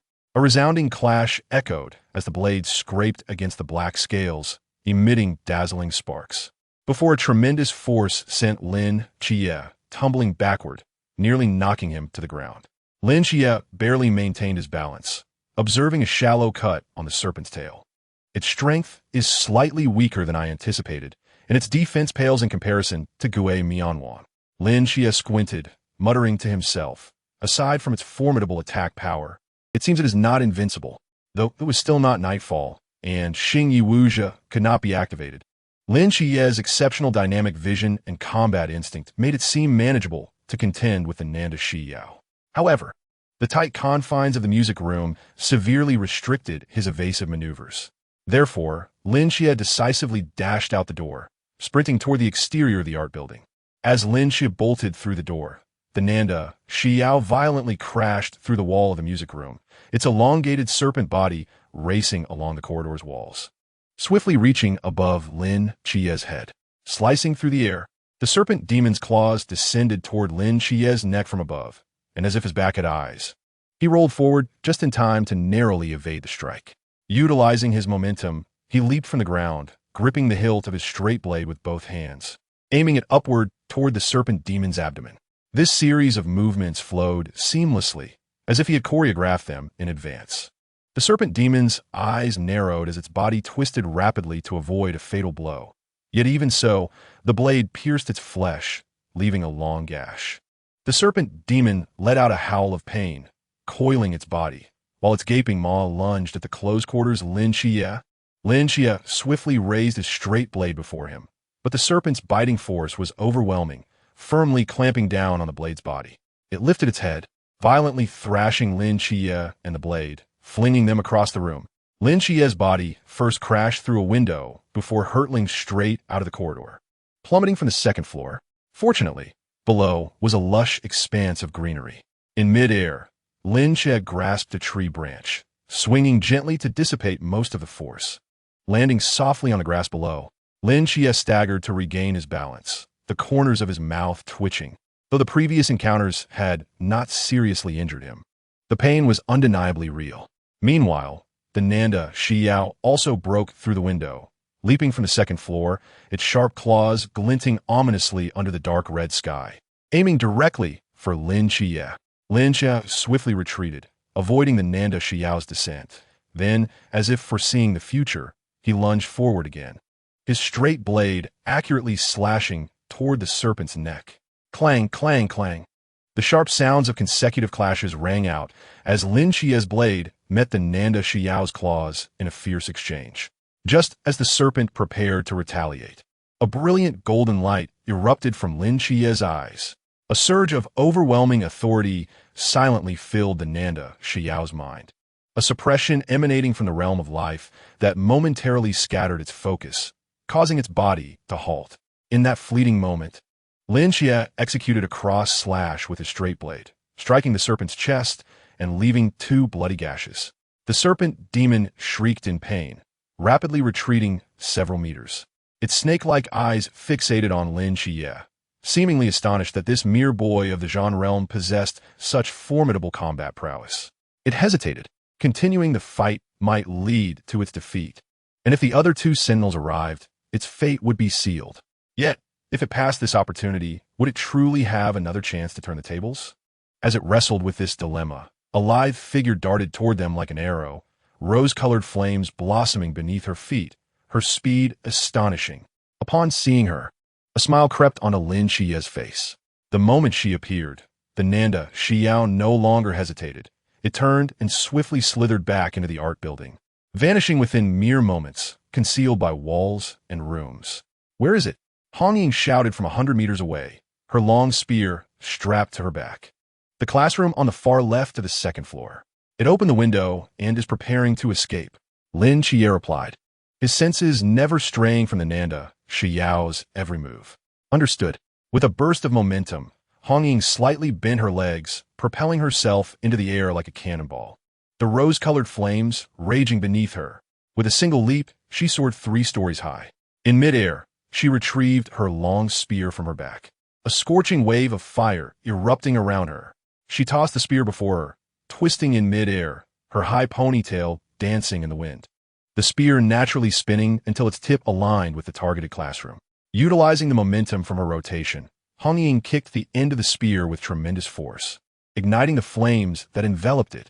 Thus, a spear wreathed in fire streaked across the sky like lightning, leaving faint scorch marks in the air as it hurtled toward the classroom. Boom! In the blink of an eye, a beam of crimson light pierced through the entire art building, creating a gaping hole with a radius of 5 meters. The tip of the gun penetrated the swiftly crawling Nantua Xiao's body, nailing it to the ground and forming a massive pit. Dust and smoke billowed into the air. Lin Xia stood beneath the art building, staring blankly at the gaping wound in its structure, utterly dazed. In that moment, he finally understood why others deemed the Nantua Xiao's combat rating to be weak. Hong Ying descended from the sky, walking directly to Lin Xia's side, carefully circling him to inspect, and asked with concern, "Xia, are you hurt?" "No, I'm fine." "That's good," she replied, patting his shoulder. "Let's go take a look. If all goes well, it should be dead." The 2 made their way to the rear of the art building, where they found the Nantua Xiao impaled in a pit so large it was almost absurd. Hong Ying stepped forward, withdrew the long spear, and slung it over her shoulder, giving the lifeless body of the Nantua Xiao a kick to confirm its demise. "Indeed, it is dead," she nodded in satisfaction, stretching her limbs. "Finally, it's over. I was so exhausted from thinking all day. It would have been better if we had finished it earlier." She climbed out of the pit at a leisurely pace, brushing off the dust from her school uniform. "Xia, let us go. I'll treat you to dinner." Hong Ying seemed to recall something and spoke cheerfully. "After all, it's your first completed mission. We should celebrate, right?" As she walked a few steps ahead, she noticed Lin Xia still standing in the pit. "What's wrong?" Hong Ying approached the edge of the pit, looking puzzled. Lin Xia gazed down at the Nantua Xiao's corpse, his brow furrowing deeper. "Something feels off." Chapter 61. The true body. What exactly are those things? I don't know, but I suspect they will haunt my nightmares for the next decade. A decade? Do you truly believe you will last that long? What do you mean? What if these monsters aren't confined to our school, but are present throughout the entire Xia? Like a zombie outbreak from a movie? Precisely. Oh, please. Lin Xia just mentioned that they only appear in our school. Once we are rescued, we'll be safe. Who exactly is Lin Xia? The spacious auditorium was now half filled with students rescued from the 2nd floor, gathered in what was deemed the safest place, guarded by the Axe team at the sole entrance. The atmosphere was rife with cries, comforting words, discussions, and disputes, despite attempts to maintain order. And Xingyu sat quietly at the back, eyes closed, lost in thought. Knock, knock, knock. 3 knocks resonated, 2 long and 1 short. The members of the Axe team perked up and hurriedly moved aside the obstacles blocking the door. Li Yifei is back. And Xingyu opened her eyes and turned towards the door. Li Yifei entered the auditorium, panting heavily as if he had just run an 800-meter dash, drenched in sweat. How is it? Have the other students evacuated? And Xingyu stood up to inquire. They VE all evacuated. I ran half the school in one go. And aside from this place, I didn't TC any other students. Damn, I'm exhausted. Li Yifei plopped down onto a chair, wiping the sweat from his forehead. That's good, and Xingyu nodded. I was at the playground when I heard a gigantic explosion from the direction of the art building, as if a building had collapsed. Li Yifei rakayat urgently. Is that so? They must have found the true body of the monster and are engaged in battle. Li Yifei leaned back in his chair, sighing deeply. If it weren't for my need to search and rescue, I would have liked to see it for myself. It's best to keep her distance during a celestial clash. True enough. What was the name of Lin Chie's organization again? And Xingyu suddenly asked. The Night Watchers.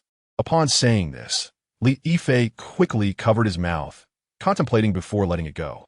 Oh well, it doesn't matter. Everyone here will have their memories wiped anyway. Memory wiped? Yes, they possess a means to erase memories on a large scale. After all, too many people have encountered the monsters, and if anyone leaks information, it could lead to trouble. What about you? Will you also undergo this? Not me. Li Yifei chuckled, leaning closer to Xingyu, whispering, to be honest, after this incident, I should be able to join them.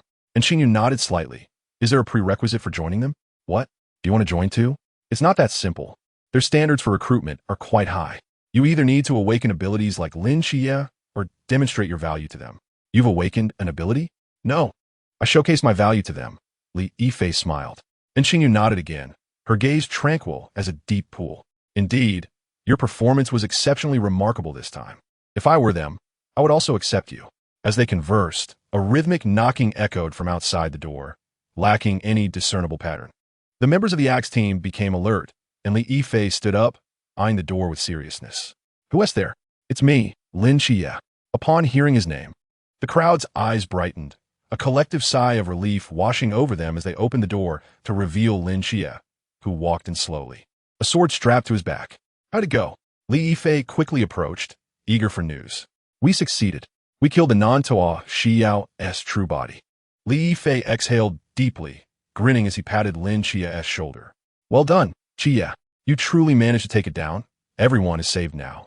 The auditorium erupted in cheers, the students who had brushed against death now on the brink of escaping this terrifying school and the monstrous beings that preyed upon them.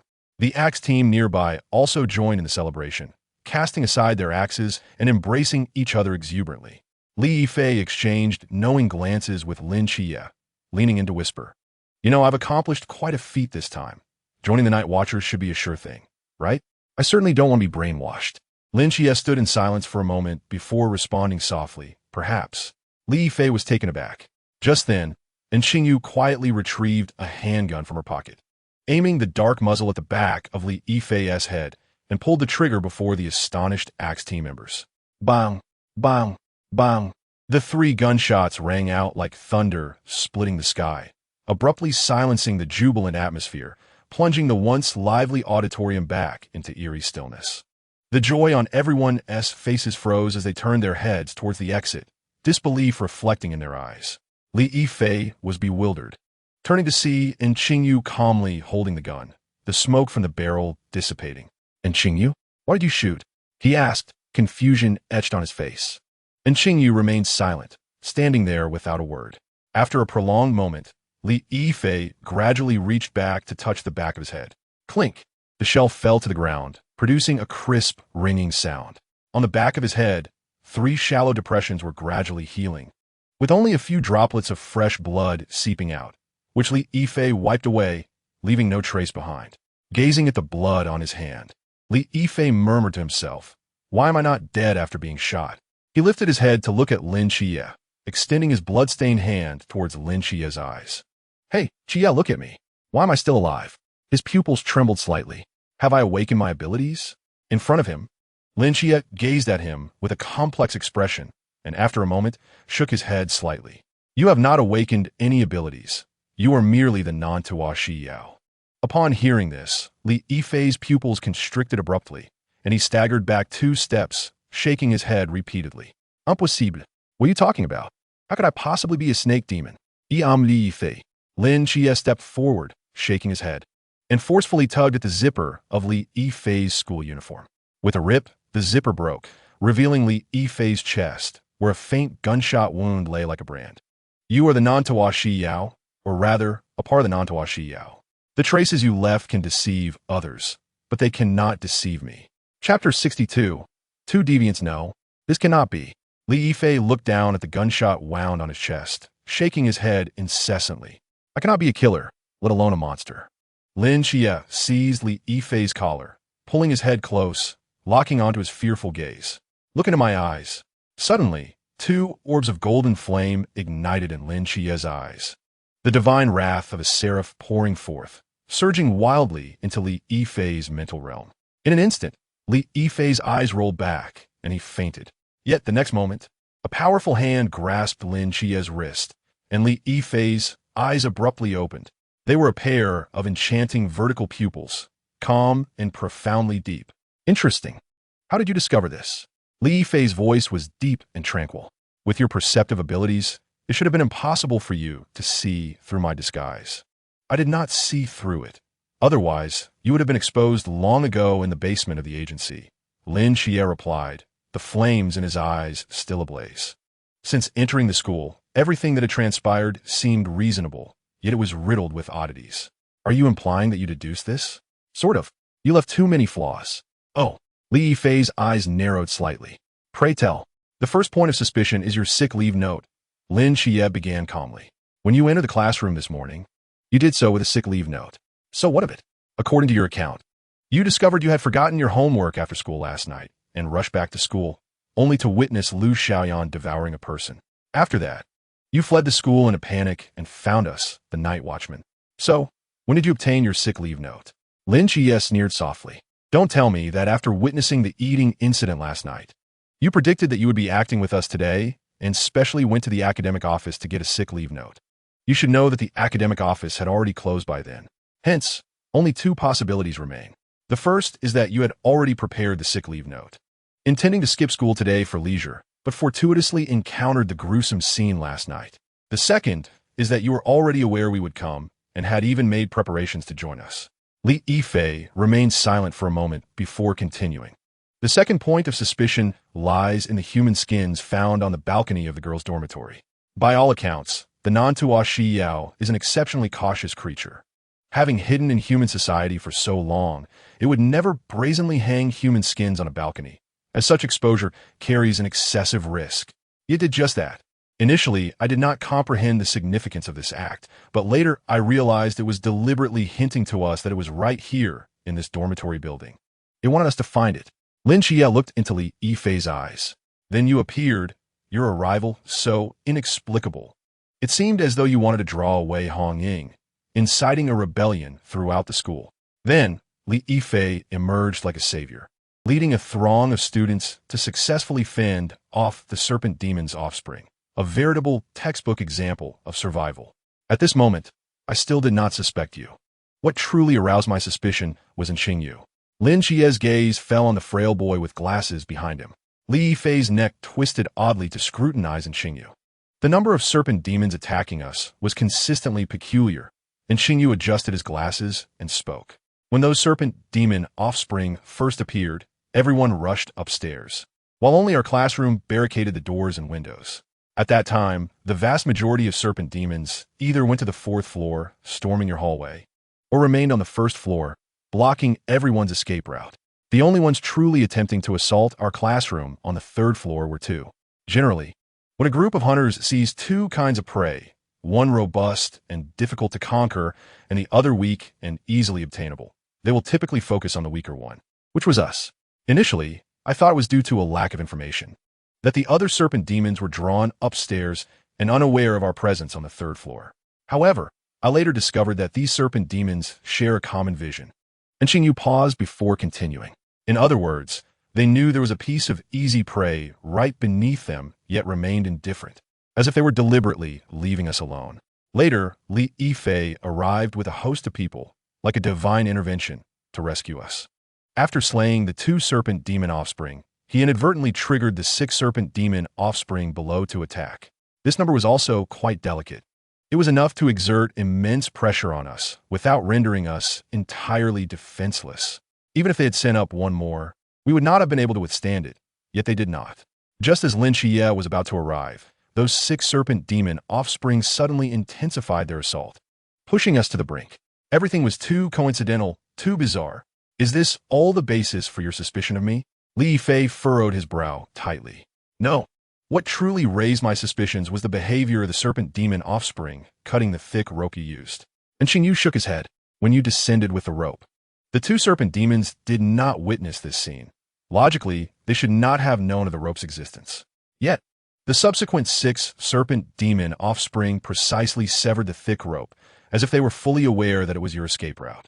The serpent demon offspring cut through something they should not have seen, indicating one thing. There exists someone among us who shares their vision. And Xingyu spread his hands. Of course, at the time, I knew little about the serpent demons, and the conclusions I reached later were derived from exchanging information with Lin Xie. Li Yifei's vertical pupils fixed intently on Xingyu, a cold chuckle escaping his lips. Had I known you were this clever, I should have eliminated you from the outset. Furthermore, every time a serpent demon appeared, you were conspicuously absent. Lin Xie continued. The first encounter with the serpent demon was in the girls' dormitory. I ask you, after you confessed to Wu Shujie, where did you go during the time before returning to the sophomore classroom? When Lin Xie and the others were battling the serpent demon entity, you were also ostensibly searching for other surviving students to leave, further solidifying my judgment. And Xingyu added. Li Yifei glanced at Xingyu and then turned to Lin Xie, letting out a self-deprecating chuckle. How did I end up encountering 2 such peculiar individuals? Chapter 63. The truth. Subsequently, I formulated a remarkably audacious hypothesis based on the information at hand, weaving everything together. Lin Xie continued. The non-Tawa snake demon arrived in this world earlier than we anticipated. He fixed his gaze on Li Yifei's eyes. Upon its arrival, armed with its extraordinary intellect and formidable ability to disguise itself, it swiftly grasped the operational laws of this society. Moreover, it became aware of the existence of the Night Watchers. Its inherent vigilance compelled it to quietly conceal itself within human society. Throughout this prolonged process, in its quest for flawless disguise, it inadvertently birthed a second personality from its subconscious. This persona was named Li Yifei. He forgot who he was, forsook his past, and embraced the identity crafted by the non-Tawa snake demon, living as an ordinary high school student in this city. If all went as expected, he would eventually traverse life with ease, thanks to his exceptionally long lifespan and innate abilities. However, approximately half a month ago, he witnessed the tragic demise of the Gue Mian Wang lineage, another mythological entity, even more powerful than the snake demon. The master personality felt fear emanating from the Night Watchers, leading to a burgeoning anxiety of meeting the same grim fate as Gue Mian Wang. Given its combat prowess, it knew it could not triumph over the Night Watchers. Thus, it sought to leverage its talent for disguise to infiltrate their ranks, distancing itself from this murky situation. It implanted suggestions into Li Yifei, prompting him to request joining the Night Watchers, only to be met with a heartless rejection. Yet, it was unwilling to relent. From the very beginning, its aim was not to procreate nor to annihilate the Night Watchers. It had but one objective, to showcase Li Yifei's worth. It orchestrated a grand performance, instilling terror in Li Yifei, subtly guiding him to seek the Night Watchers, thus setting the stage for subsequent events to unfold as it had envisioned. However, an unforeseen variable emerged in this plan, namely me. Lin Xie gestured to himself. I joined the Night Watchers as a temporary member half a month ago. It was utterly unaware of my existence, nor did it know my abilities could discern its progeny so clearly. Fortunately, after some probing, it discovered that I could not unmask its true form, leading it to decide to continue this game. It proceeded according to its strategy, revealing its true self in the girls' dormitory, drawing the strongest combatant, Hong Ying, away. before reverting to the oblivious Li Yifei and returning to the teaching building to orchestrate the situation. It meticulously controlled the movements of each progeny, ensuring Li Yifei garnered all the spotlight without genuinely endangering itself. Yet, I appeared again as a variable. I seized the attention that rightfully belonged to Li Yifei, eliminating all the progeny in the building. Though it felt anger, it reasoned that Li Yifei had already demonstrated his value and refrained from taking further action. What followed was straightforward. It would reveal its true form and engage the Night Watchers in battle, then feign death, creating the illusion that the Nantua snake demon had been slain, allowing Li Yifei to join the Night Watchers and secure a worry-free future. Unfortunately, I saw through it again. Lin Xie gazed at Li Yifei with a hint of regret, sincerely stating, "This scheme was brilliantly devised. Truly, had it not been for me, you would have had a 90% chance of success." Li Yifei fixed his gaze upon Lin Xie, and after a moment, smiled and applauded. "Indeed, I never imagined I would ultimately fall victim to the two of you." In an instant, however, his smile faded, replaced by a fierce hatred in his vertically slit pupils. "You have extinguished my hope for survival. How do you propose I repay you?" Li Yifei's body began to swell rapidly, his skin sprouting black scales, transforming him into a monstrous being with a human upper body and a serpent's tail. The next moment, a piercing scream echoed throughout the auditorium.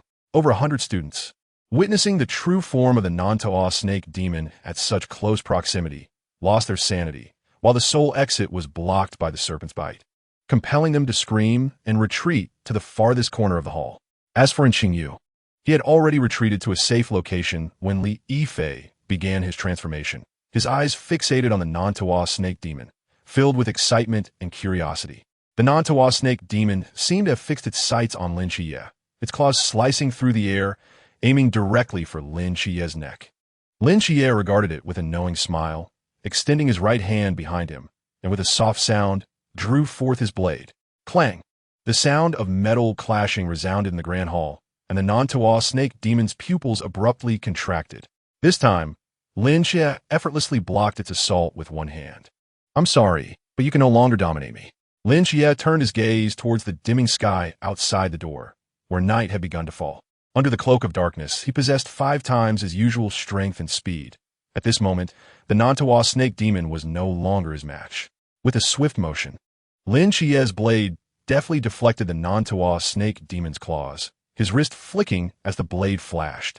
For consecutive strikes landed upon the demon's arm, causing it to retreat with a shriek, enraged as it turned to roar at Lin Xie. With a flicker, Lin Xie appeared before it, the Nantua snake demon's claws slashing through the air in rapid succession.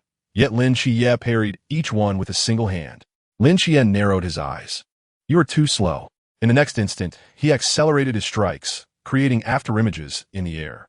The pale blue blade formed an impenetrable wall before the Nantua snake demon. As Lin Xie's speed surged, the demon struggled increasingly to defend itself, gruesome wounds appearing on its body. Before long, much of its black scales shattered, leaving it in a dire state. Even as it attempted to navigate the edges of various walls, leveraging its crawling advantage, Lin Xie followed it like a specter, inextricably linked. The Nantua snake demon's cries grew more harrowing, its venomous gaze fixed on the youth before it, filled with an overwhelming hatred. This time, in terms of intellect and combat prowess, it was ruthlessly crushed. Lin Xie, expressionless, continued to strike down one blow after another, as if sculpting an unfinished masterpiece. Once the Nantua snake demon had nearly lost all capacity to resist, a golden glimmer flickered in Lin Xie's eyes, and he shifted. The pale blue blade traced a straight line through the air, and Lin Xie's figure had already positioned itself behind the Nantua snake demon. Crack! The blade was sheathed. A massive serpent's head tumbled to the ground, its wide, furious eyes still fixed on Lin Xie, as if wishing to drag him into the underworld alongside it. Lin Xie turned away, gazing at the lifeless body beneath his feet, murmuring, "I'm sorry, Li Yifei. Let us meet again in the hospital." Chapter 64. The Calm Creek. The grand hall's door swung open once more, and Lin Xie emerged slowly, carrying the black box. Hong Ying, sitting on the adjacent staircase, smiled and waved as he saw Lin Xie. "Did you take care of it?" "Yes." "That's good." Hong Ying nodded hesitating for a moment before asking, by the way, "Why didn't you let me take action? He was my classmate. To kill him with my own hands serves as a form of closure." Lin Xie replied coolly. Hong Ying was taken aback. "Killing him with your own hands counts as closure? What kind of logic is that?" Su Xiaonan cast a fleeting glance at him and whispered, "Pervert." Lin Xie was undoubtedly speaking nonsense, fearful that if Hong Ying took action, she would swiftly eliminate the snake demon with a single shot, thus denying him the opportunity to deliver the finishing blow and preventing Li Yifei from resurrecting within the Hospital of the Gods. However, this time, we owe you our gratitude. Otherwise, we would have been deceived by that entity. Upon our return, I shall duly acknowledge your merit with a first-class commendation." Hong Ying exclaimed, raising her thumb in approval. "What about the students inside?" Lin Xie inquired, gesturing towards the auditorium behind them. "Let them remain there for now. Shortly, someone will utilize Dream Whisper to selectively erase all memories related to the snake demon in you, crafting a dream for them instead." "And how do we explain the deceased students?" Lin Xie could not help but ask. "Moreover, you have demolished an entire building. That is no longer our concern. A specialized department will handle it, providing reasonable explanations, such as a laboratory explosion, a large-scale fire, terrorist attacks, or even an alien invasion." "Are you certain the last explanation is reasonable?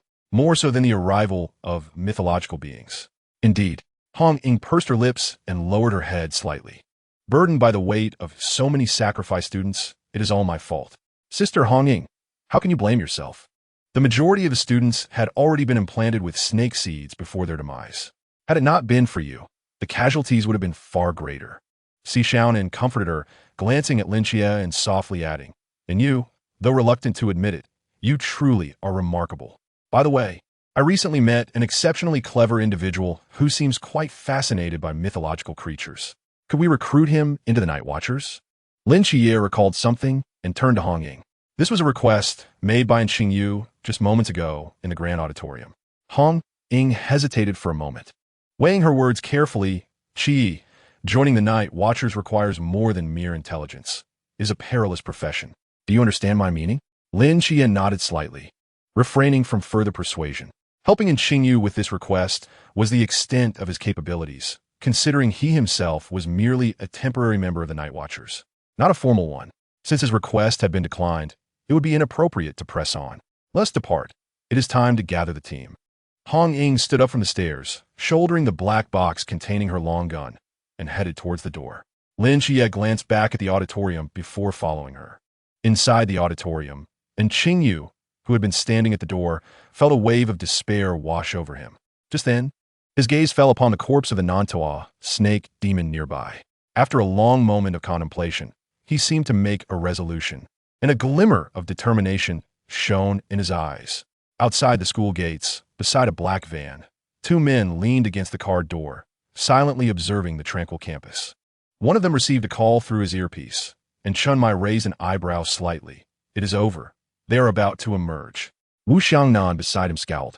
"Why did she only speak to you and not to me? I'm a captain. I am a vice captain. That does not matter. You always oppose Hong Ying. I am merely following protocol. You are too rigid." Chunmai shook his head, a faint smile gracing his lips. "Thus, Hong Ying feels closer to me. This is not a matter of children being closer to their fathers or mothers." "Your tone sounds peculiar." Wu Xiangnan rolled her eyes. "The meaning is essentially the same." After a brief silence, Chunmai spoke again. "I heard that Lin Xie performed exceptionally well this time." "Indeed. Since it is his first mission completed, should we not show our appreciation? Such as, perhaps a banner or a cake upon our return?" Wu Xiangnan sighed. "What is wrong? You appear as if you were the parent of a child about to graduate at the top of their class. Your pride is practically written all over your face." "Is it? I feel quite good about it." At that moment, Wen Qima, seated in the driver's seat, could not help but roll down the window and interject, "I say, you two have had enough. Completing a mission and fetching them shouldn't be such a performance." "What about Lung Xian?" "I do not know. He has always been elusive." "All right." As they bantered, three figures slowly emerged from the school gates. Hong Ying spotted the two men by the van from afar, smiling as she jumped up to wave at them. Si Xiaonan, thinking for a moment, stealthily wiped the blood from Lin Xie onto her own face, resembling a flower cat. Standing tall with an expression that seemed to proclaim, "I did not slack off." Lin Xie, bearing the black box, was drenched in blood, his school uniform barely recognizable. He squinted slightly at the path ahead, a faint smile playing at the corners of his mouth. "Are you injured?" Chunmai asked as Lin Chia approached. "No." Lin Chia shook his head. "How do you feel?" Surprisingly simpler than I anticipated, Lin Chia pondered. Chunmai smiled and nodded slightly. "All right, let us board. It is time to return." "Captain, why do you not ask me anything?" Hong Ying pouted, hands on her hips. "You?" Wu Xiangnan shot her a glance. "You did not even demolish the school. Why would I ask you?" Hong Ying glared at Wu Xiangnan, her teeth grinding in frustration. "Did I ask you?" "You are not the captain. I am the captain, albeit the vice." "The vice does not count." "Of course it does." "It does not." With a crisp click, the sound of a shutter echoed as a photograph emerged from the bottom of the telescope, carefully lifted by a hand. Not far away, on the rooftop of a tall building, Long Xian sat at the edge, gently swaying the photo in his hand, the image growing clearer. A breeze tousled his bangs as he looked down at the photograph, a faint smile appearing on his lips. This one turned out quite well. He treasured the photo, placing it in a box to keep close. Then, he leisurely stood from the rooftop, resting the sniper rifle on his shoulder, and walked into the night. Chapter 65. Awakening. "Hello? Is this Captain Chunmai?" "Yes, it is me. We encountered an issue while clearing the battlefield at number 2 high school." "What issue?" "When we were recovering the non-Tawa snake demon's body, we found that its head was missing." In the passenger seat of the van, Chunmai's brow furrowed slightly. "Missing?" "Indeed. We searched the entire scene and found no trace of its head. Could it be that a student hid it?" "That seems unlikely. We have already searched them and found nothing. We suspect that someone may have taken its head and escaped the auditorium before we arrived. Currently, Wu Jiekongyu should still be enveloping the school, so it cannot escape." Chunmai replied calmly. "You should play Dream Whisper throughout the campus to erase its memories. Once it loses its memories, it will inevitably expose itself." "Understood." After hanging up, Hong Ying curiously asked, "Captain, what happened?" "The head of the non-Tawa snake demon is missing. It may have been stolen." Chunmai explained. "However, it is not a significant problem. We should be able to retrieve it." Lin Chia was momentarily taken aback, his brow furrowing slightly as he gazed out the window. Could it be him? Bang! And Xing Yu, attempting to scale the wall, was violently repelled by an invisible barrier. Crashing back to the ground, gritting his teeth, he rose, adjusted his backpack, and stared into the void before him. The invisible barrier still stood. They might have already discovered that the snake demon's head was missing, he murmured to himself. His eyes glimmered with determination, and after contemplating for a moment, he dashed toward the playground. Since he could not escape, he would hide. He did not believe that this barrier could remain open for long. As long as he could conceal himself until they departed, he would be able to break free. Anqing Yu dashed to a secluded area at the edge of the playground, unearthing a manhole cover from weeds, and with considerable effort, he lifted it open. Immediately, a foul stench wafted from the sewer, assaulting his senses. Anqing Yu suppressed the urge to gag, forcibly adjusting his mindset as he slung his backpack over his shoulder and leaped down, replacing the cover over its original position. In the dark, damp sewer, the noxious odor invaded his nostrils from all directions, nearly suffocating him. He clenched his teeth, clutching his backpack, enduring the assault. Despite the darkness, his eyes shone brilliantly like stars. Suddenly, a melodious tune drifted in from outside, causing Anqing Yu's pupils to constrict sharply. In a daze, he seemed to hear someone whispering in his ear, and an overwhelming wave of drowsiness washed over him, lulling him towards sleep. At that moment, an extraordinary force surged from his heart, as if a clear spring was flowing into his mind, washing away all dreams and whispers into oblivion. Anqing Yu abruptly opened his eyes. The murkiness within now vanished, replaced by absolute clarity. Beneath the surface of his gaze, a barely perceptible gray veil flickered. He felt more awake than ever before. Staring blankly ahead, he then glanced down at his palm. To his astonishment, his body appeared transformed into an exquisitely precise machine. He could see the workings of each component in motion, comprehending their operational principles with remarkable clarity. He understood how every blink, every breath occurred, akin to a master watchmaker scrutinizing the intricate mechanisms of a timepiece through a magnifying glass. Never had he possessed such profound insight into his own being. Suddenly, an idea struck him. He swiftly unzipped his backpack and retrieved a head. The cranium of the non-Tawa Shiyao. Beneath its eyes, this mythological creature, wholly outside the realm of modern scientific inquiry, appeared disassembled into gears, levers, and screws. Yet, he was still unable to fully comprehend its essence. Consequently, Anqing Yu extracted a sharp fruit knife from the compartment of his backpack. Like a surgeon wielding a scalpel, he fixated on the head before him and plunged the knife into its cranium. Laboriously, he cut through the skull, dissecting it, yearning to unveil what lay within. His pace quickened, his eyes glimmering with excitement, his body trembling with exhilaration.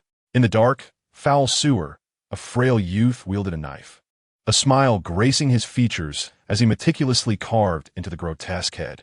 His voice echoed in the dim surroundings. So it is. I comprehend it now. This is how it operates. Fascinating, truly fascinating. Where's this? In a shadowy cell, Li Yifei slowly opened his eyes. Bewildered, he surveyed his surroundings, preparing to rise, when fragmented memories surged into his mind like a tide. He cried out in anguish, stumbling back to the ground. Anqing Yu had fired. He had been knocked unconscious by Lin Xie, the non-Tuashi Yao, lying dormant within him, had emerged, leading to a fierce battle, culminating in Lin Xie severing its head. He stared in shock at his hands, his voice trembling. Am I truly the non-Tuashi Yao? How could I have done this? I killed them. Before him, the images of students slaughtered by the offspring of the serpent demon flooded his mind. The blood-soaked scene burned into his consciousness, gradually becoming a nightmare. No. He knelt, his face contorted in agony as he groaned. In the next instant, his eyes morphed into eerie vertical slits, as if he had transformed into another being, rising expressionlessly. Cowardly wretch. One arm of the non-Tuashi Yao sprouted scales, fiercely grasping the railing before it, attempting to twist it apart. Instantly, obscure runes materialized on the surface of the cell, and a terrifying repulsive force hurled the non-Tuashi Yao away, crashing it against the opposite wall, where it fell heavily to the ground. The non-Tuashi Yao glared at the railing, its tongue flicking out as its eyes became frigidly piercing. At the moment of contact with the railing, fragmented information about the cell surged into its mind. It was uncertain of its surroundings, but it understood that its fate was controlled by one individual. That individual was the master of this place. As the non-Tuashi Yao pondered, steady footsteps echoed from the corridor beyond, causing its vertical pupils to narrow as it quickly crawled to the side of the railing to peer out. In the dim corridor, a figure became increasingly distinct. Clad in a white lab coat, the youth approached with hands tucked into his pockets, and upon seeing his face, the non-Tuashi Yao trembled. It is you. Lin Xie approached without a hint of emotion, raising an eyebrow. Surprised, are you? Chapter 66. The first caregiver. The non-Tuashi Yao coiled behind the railing, silently observing him. Lin Xie narrowed his eyes, standing outside the enclosure, also watching the non-Tuashi Yao intently. Within his view, a familiar panel unfurled. Offender, non-Tuashi Yao choice. As a mythological entity you personally dispatched, you possess the authority to determine its soul's fate. Choose one to eradicate its soul entirely, obliterating its existence from the world. Choose two. If its loyalty value reaches 60, you may employ it as a caregiver in the hospital, tending to patients while providing a certain degree of protection for you. Current loyalty value, 0. 85. Upon reading this information, Lin Xie raised his brow slightly. This task diverged from the last. If memory served, the previous caregiver's criteria revolved around fear value, while this time it shifted to loyalty value. This indicated that the hospital's standards for caregivers varied among different mythological beings. Furthermore, the loyalty value was divided into two segments, one being 0 and the other 85. If Lin Xie's conjecture was correct, this stemmed from a non-Tuashi Yao's essence being bifurcated into two distinct consciousnesses. The first value derived from the non-Tuashi Yao itself, while the second emerged from Li Yifei, this independent consciousness. I believe you are now aware of your fate. After a moment, Lin Xie spoke slowly. If you kill me, Li Yifei will also perish. The non-Tuashi Yao fixed its gaze upon Lin Xie. Oh, Lin Xie replied with a faint smile. Do you think I would care about his life or death? Indeed, if he were to die, I would be troubled for a time, but that would be the extent of it. Our relationship is not of such depth, as you should know. The non-Tuashi Yao fell silent. As a being that had observed everything from the shadows, it was acutely aware of Li Yifei's every action.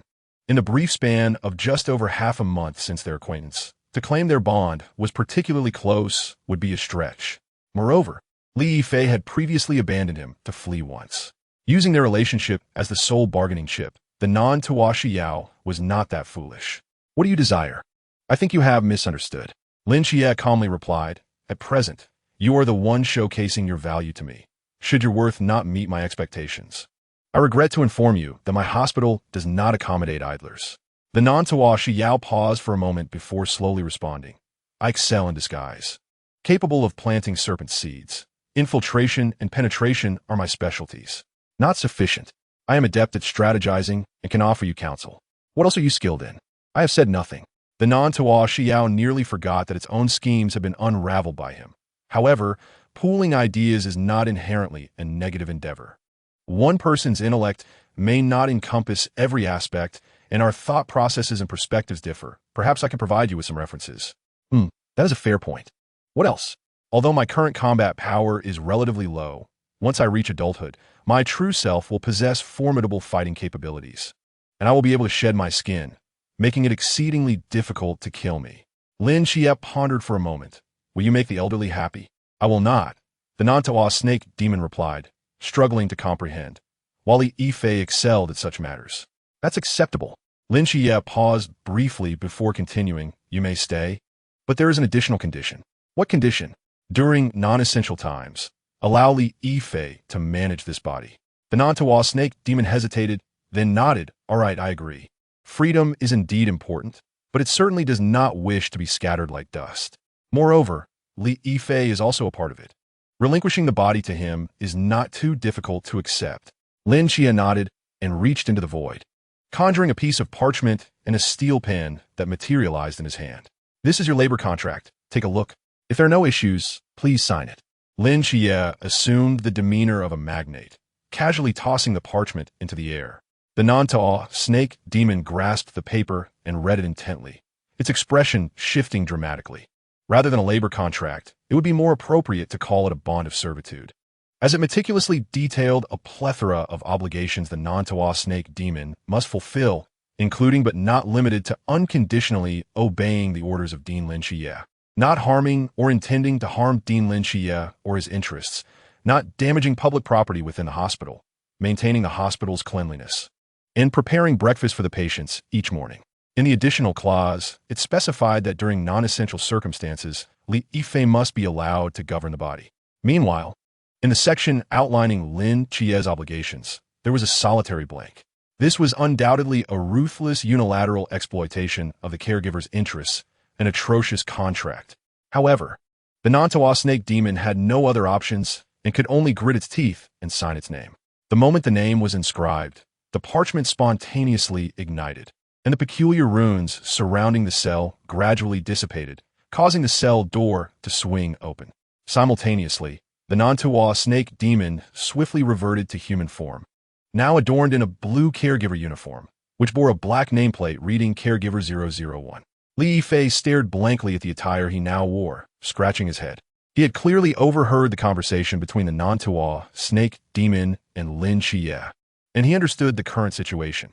He had fallen from being Lin Xie's classmate to becoming his subordinate. How does it feel to be revived? Lin Xie smiled as he approached. Not bad, Li Yifei replied with a wry smile. Boss Lin, please don't exploit me too harshly. I can't bear it. Call me Dean. Lin Xie patted his shoulder and turned to walk outside the cell. Come with me. I will introduce you to this hospital. Sighing, Li Yifei donned his caregiver uniform and hastily followed Lin Xie. This area is the ward. Currently, only one room is open, and there's only one patient in this hospital. Her name is Ni Keisai. You can check the case files I've written for details about her condition. Over there is the activity area. During leisure time, you can take her to watch television or play chess. Don't let her sit idly with a vase in the yard. We wouldn't want her mental health to deteriorate further into dementia. This is the pharmacy. These medications should be given to her 3 times a day, 2 pills each time. As Lin Xie elaborated, Li Yifei felt increasingly numb. What in the world is this place? Mother, I found you a companion. From now on, you will keep you company, Lin Xie finally said, leading Li Yifei to Ni Keisai. Ni Keisai gazed at Li Yifei, seemingly pondering something. After a while, she opened her mouth in surprise. Grandson, Grandma has found you. Chapter 67. Stop him. Li Yifei's smile abruptly froze as he slowly turned to Lin Xie, who offered him an encouraging glance. Grandma. Li Yifei obediently opened his arms, embracing the excited Ni-Sai, his face a mask of forced joy. I've missed you so much. Observing from the sidelines, Lin Xie raised an eyebrow, regarding Li Yifei with admiration. As expected of you, in making the elderly happy, you truly are a professional. Lin Xie clearly noticed the progress bar above Ni-Sai's head jumped from 21 to 23. Of course, only he could see this progress, while Li Yifei remained oblivious. Over the past half-month, Lin Xie had diligently visited the hospital daily, administering medications to Ni-Sai and engaging her in conversation. Under the dual treatment of medication and psychological support, Ni-Sai's condition had significantly improved. At least she no longer snuck into the pharmacy to sob while clutching a bottle of pills. With Li Yifei accompanying her 24/7, her recovery progress would undoubtedly accelerate, and it wouldn't be long before it reached 50. At that point, he would be able to extract Ni-Sai's second ability.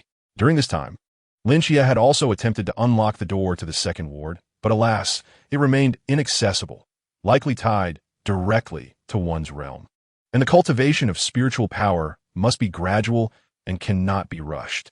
Fortunately, through the cultivation methods taught by Wen Qima, he had firmly established his realm, and the time to break through to the next level would not be long. After giving Li Yifei a few more instructions, Lin Xie departed from the psychiatric hospital. The subsequent days seemed no different from before. Even though Lin Xie had successfully completed his first task, the training regimen remained relentless. He even felt that Chen Mai's strikes felt sharper than ever. However, after experiencing life-and-death struggles, Lin Xie had become more adept at collaborating with Fan Xinyu, and his precision in spiritual perception had improved considerably, allowing him to perfectly evade a shooting frequency of 50 rounds per second in the mechanism room and challenge 100 rounds per second. Perhaps the most significant improvement was in Lin Xie's marksmanship, from initially missing targets at 30 meters to barely hitting them at 20 meters. His training had progressed to the point where he could confidently strike targets within 30 meters. Lin Xie vividly recalled the day he first hit a target at 30 meters, seeing Long Xian standing behind him with reddened eyes, discreetly wiping away tears, then looking up with a gratifying smile. 10 days later, Lin Xie approached the captain's office and knocked on the door. Guoming. Upon entering, he found Chen Mai engrossed in a document. He glanced up at Lin Xie and remarked, "In a few days, the new recruit training will commence."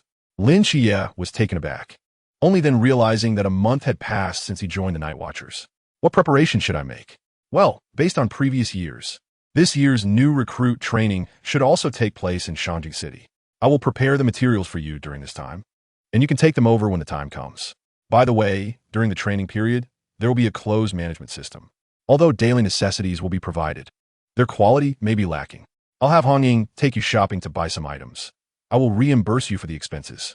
Also, the weather in Shangjing City is colder than in Songnan, so remember to purchase some winter clothing. Keep the expenses on my account.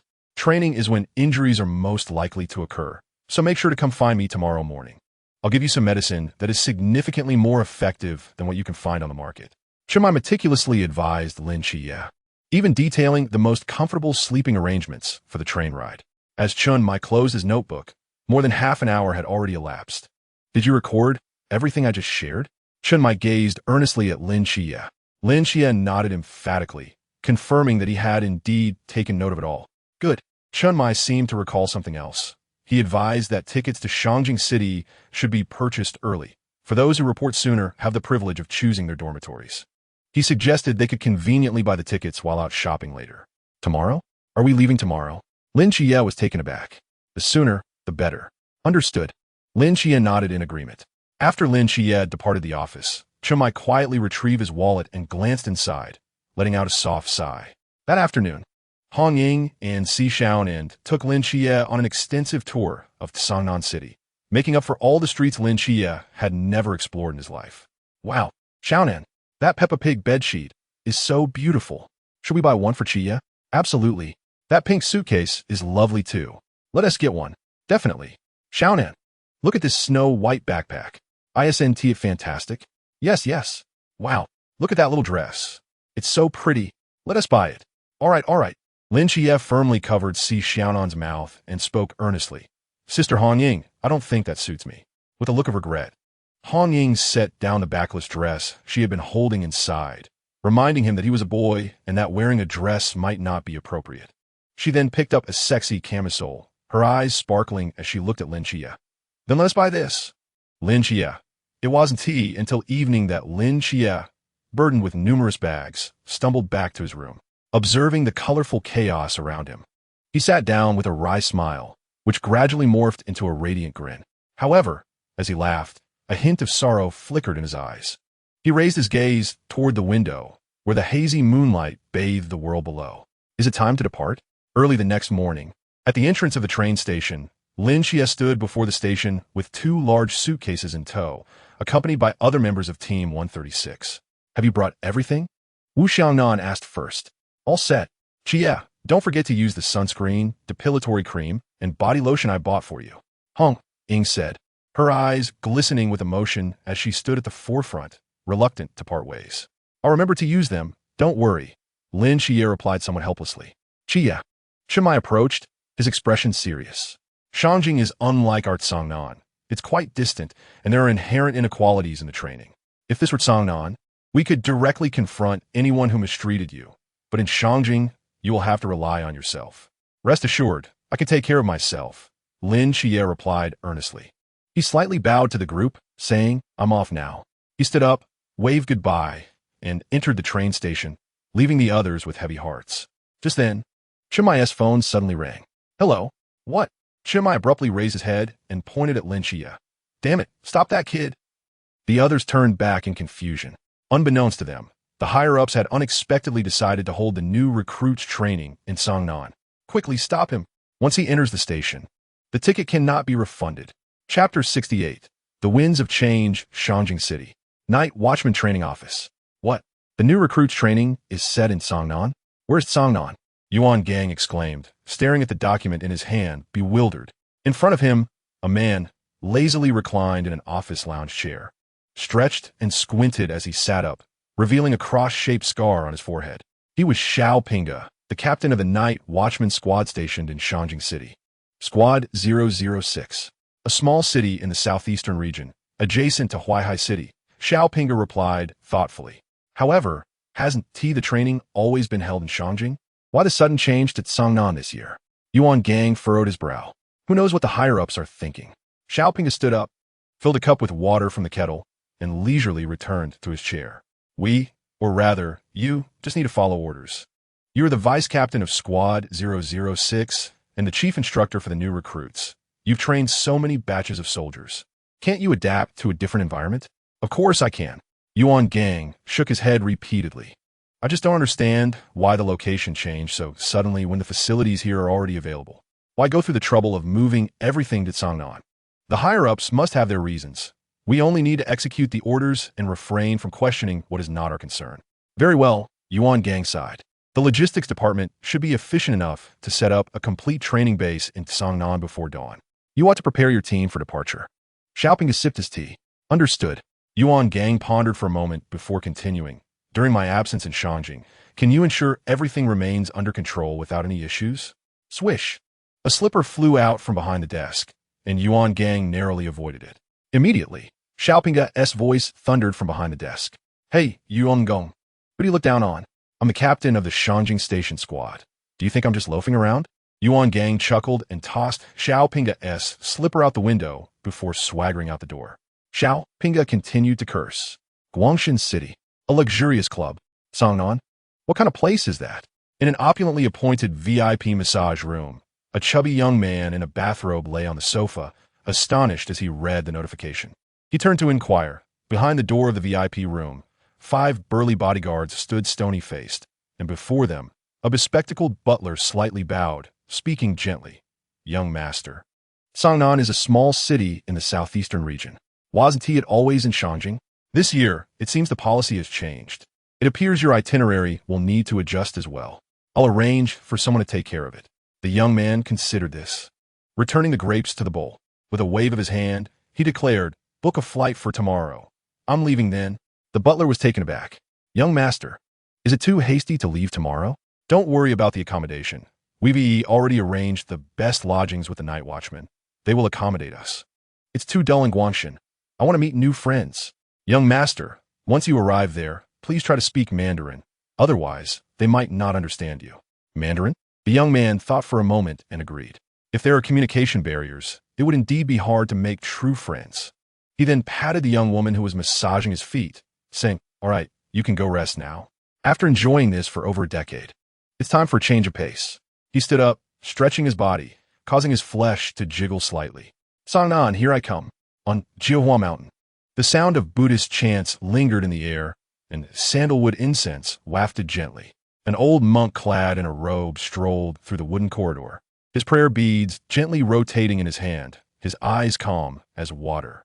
Finally, he paused at the entrance of a meditation room. He extended his hand and knocked twice before pushing the door open. Inside the meditation room, there was only a bed, a table, and a cushion. On the largest wall, the words "Calm the Mind" were inscribed in flowing black brush strokes, appearing gentle yet seemingly concealing a formidable intent. A black-haired youth on the cushion slightly opened his eyes. "Chow Yuan, your letter has arrived." The old monk performed the Buddhist salutation and then produced an envelope from his sleeve. The black-haired youth slowly rose to his feet, accepted the envelope, and spent a long time examining its contents. "Sangnan," he murmured to himself, before lifting his gaze to the old monk and respectfully inquiring, "Master, do you believe I should go?" "Benefactor, you have cultivated your mind in this temple for 5 years. The demons within you have been subdued, and I believe it is time for you to depart." A flicker of hesitation appeared in the youth's eyes. "But the sins that burden me, to slay is a sin, to save is a virtue. Only when merits and demerits balance can one find liberation." The old monk's gaze was profoundly deep as he pressed his palms together and calmly replied, "Remaining in this temple, even if one sits in silence for decades, sins will always remain sins, benefactor. It is time to let go." The youth fell silent for a long time, then also pressed his palms together and bowed deeply. "Thank you for your guidance, master." "Chow Yuan, benefactor, I have one more thing to remind you of." "Please, master." "On your journey to Sangnan, you may encounter a benefactor. If you seize this opportunity, not only will you cleanse your sins, but you may also achieve a fruitful destiny." "A benefactor?" Chow Yuan's brow furrowed slightly. "What characteristics does this benefactor possess?" 2 trees stand tall, 8 deities depart under the night sky for 10 years, guiding the people of this world. With his eyes closed and palms pressed together, the old monk's voice resonated like an ancient bell. "Omituo F." Filled with confusion, Chow Yuan diligently noted these words and bowed in return. "In that case," he said, gazing at the sea of clouds atop the mountain beyond the Zen room, "You shall go." Inside the vehicle, Lin Xie observed the silent group and instinctively shrank his neck. The atmosphere felt somewhat awkward. Ahem, when Shimal lightly coughed, breaking the silence. "Well, Chia, it's too late to refund the train ticket. That is not your fault, so don't dwell on it." Shimai, in the passenger seat, appeared slightly green. We should think of some positives, right? For instance, training in Sangnan is so close. We can visit you anytime. Training is closed off. We cannot enter." The driver, Wu Xiangnan, replied wistfully. When Shima paused for a moment, "At least we've got all our supplies like down jackets, thick blankets, heat pads, and large scarves." "Shima, you won't need those in Sangnan's winter," Honging softly reminded. "Be quiet." Shimai shot a glare at Wen Qima, feeling as if his heart were bleeding. After a moment of hesitation, he turned back and looked at Lin Xie with earnest eyes. "Xie, could you check if these can still be refunded?" Chapter 69. The first new recruit, the azure sky was filled with the rumble of heavy-armed transport helicopters descending slowly, their propellers whipping up the dust from the ground. On the other side of the helipad, several men in military uniforms stood resolutely against the gale, resembling unyielding statues. As the helicopter doors opened, Yuan Gang, clad in military attire and carrying a black box, stepped down. "Salute." The waiting soldiers snapped to attention, their voices echoing with vigor. "Good day, Commander." Yuan Gang strode forward, his expression grave, while the wind from behind the helicopter whipped around him. "Is the training camp ready?" "Report." "The training camp is fully prepared." "Good." Yuan Gong nodded. "By the way, please provide me with a list of new recruits for this training session." Yes. As Yuan Gang and the instructors toured the training camp, a soldier hurried up to him, handing over the list. Yuan Gang took the list, glanced at it, and froze in place. The instructors behind him also halted. Rubbing his eyes, he read it twice, murmuring to himself, "What in the world is this lineup this year?" "What's wrong, Commander?" one of the instructors inquired curiously. "The young master of the Guangshan Bailey Group? Is it that Bailey Group?" An instructor, upon seeing the first line, stood dumbfounded. The foremost family conglomerate of the Great Xia, the second largest sponsor behind the Night Watchman, known as the Museum of Forbidden Objects? Another instructor couldn't help but interject. "Is this the young master of our benefactor in the Night Watchman? Why would a wealthy heir come to the Night Watchman? Is he seeking to experience life? Perhaps, but the thoughts of the affluent are beyond our comprehension. What will we do during training? If we accidentally provoke him, will he retaliate? Would they dare?" Yuan Gang's eyes narrowed slightly. The Night Watchman is a national organization, while the Bailey family has indeed sponsored a significant amount. The Night Watchman is not their personal garden. Once they arrive at our training camp, everyone is equal. Push them to their limits. If anything goes wrong, I will take responsibility. Yes. The instructors nodded earnestly. Yuan Gang's gaze returned to the list in his hand, noting that this cohort included yet another divine agent. A divine agent? Which deity? Yuan Gang looked up at the sky, narrowing his eyes slightly. Codename 003, Seraphim Michael. Seraphim? When did they have an agent? Fortunately, he's on our side. It has been many years since a divine agent has appeared. This boy has an immeasurable future ahead. The last divine agent to emerge from basic training was likely from the special squad mask, right? Yes. Yuan Gang examined the list, circling several names with a red pen, and sighed helplessly. One young master from the Bailey Group and one Seraphim agent is already enough to give us headaches. This time, 3 high-risk Forbidden Ruin Bearers have appeared all at once, one of whom is ranked in the top 50. In addition, there are inheritors of the 8 trigrams from Shangjing, inheritors of the Mo family spear from Hebei, and active special forces. Looking at the densely circled names in Yuan Gang's hand, the instructors felt a pang of anxiety. "Commander, this time they're all tough nuts. Can we handle them?" Yuan Gang remained silent for a long time before putting away the list and calmly replied, "Contact the mass squad. Have them come to maintain order. Only prodigies can subdue prodigies." Outside the training camp, within the military checkpoint, a special forces soldier, holding binoculars, frowned as he observed the distance. After a lengthy gaze, he slowly lowered the binoculars and retrieved his radio. "Report, we have detected someone approaching. Relay their details." A young male, appears to be a high school student, dragging a pink Hello Kitty suitcase and a Peppa Pig suitcase. It is not visible to the naked eye whether he is carrying weapons. A high school student? The voice on the radio paused. Could he be a new recruit reporting in? The notification was issued this morning, and he arrived by noon? What speed? He is still approaching. Please advise. Stand by. I will meet him. Before long, a military off-road vehicle drove out from the checkpoint, heading towards the direction of the approaching youth. Under the scorching sun, Lin Xie was dragging 2 suitcases along a rugged, muddy path, with beads of sweat trickling down his cheeks. Is there really a training camp here? Lin Xie looked around, murmuring to himself, could the captain be playing tricks on me because I didn't refund the tickets? Having just received the specific address for the new recruit training camp that morning, Chinmai had urged him to come over, after the awkward farewell the day before. Today's scene was less grand, when Shima had driven him to the vicinity, leaving him to walk the rest of the way alone. Upon learning that Lin Yi was training at Songnan, the atmosphere seemed to lighten considerably.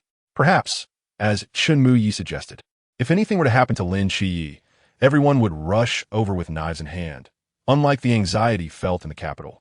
After all, Songnan City was the territory of their Team 136.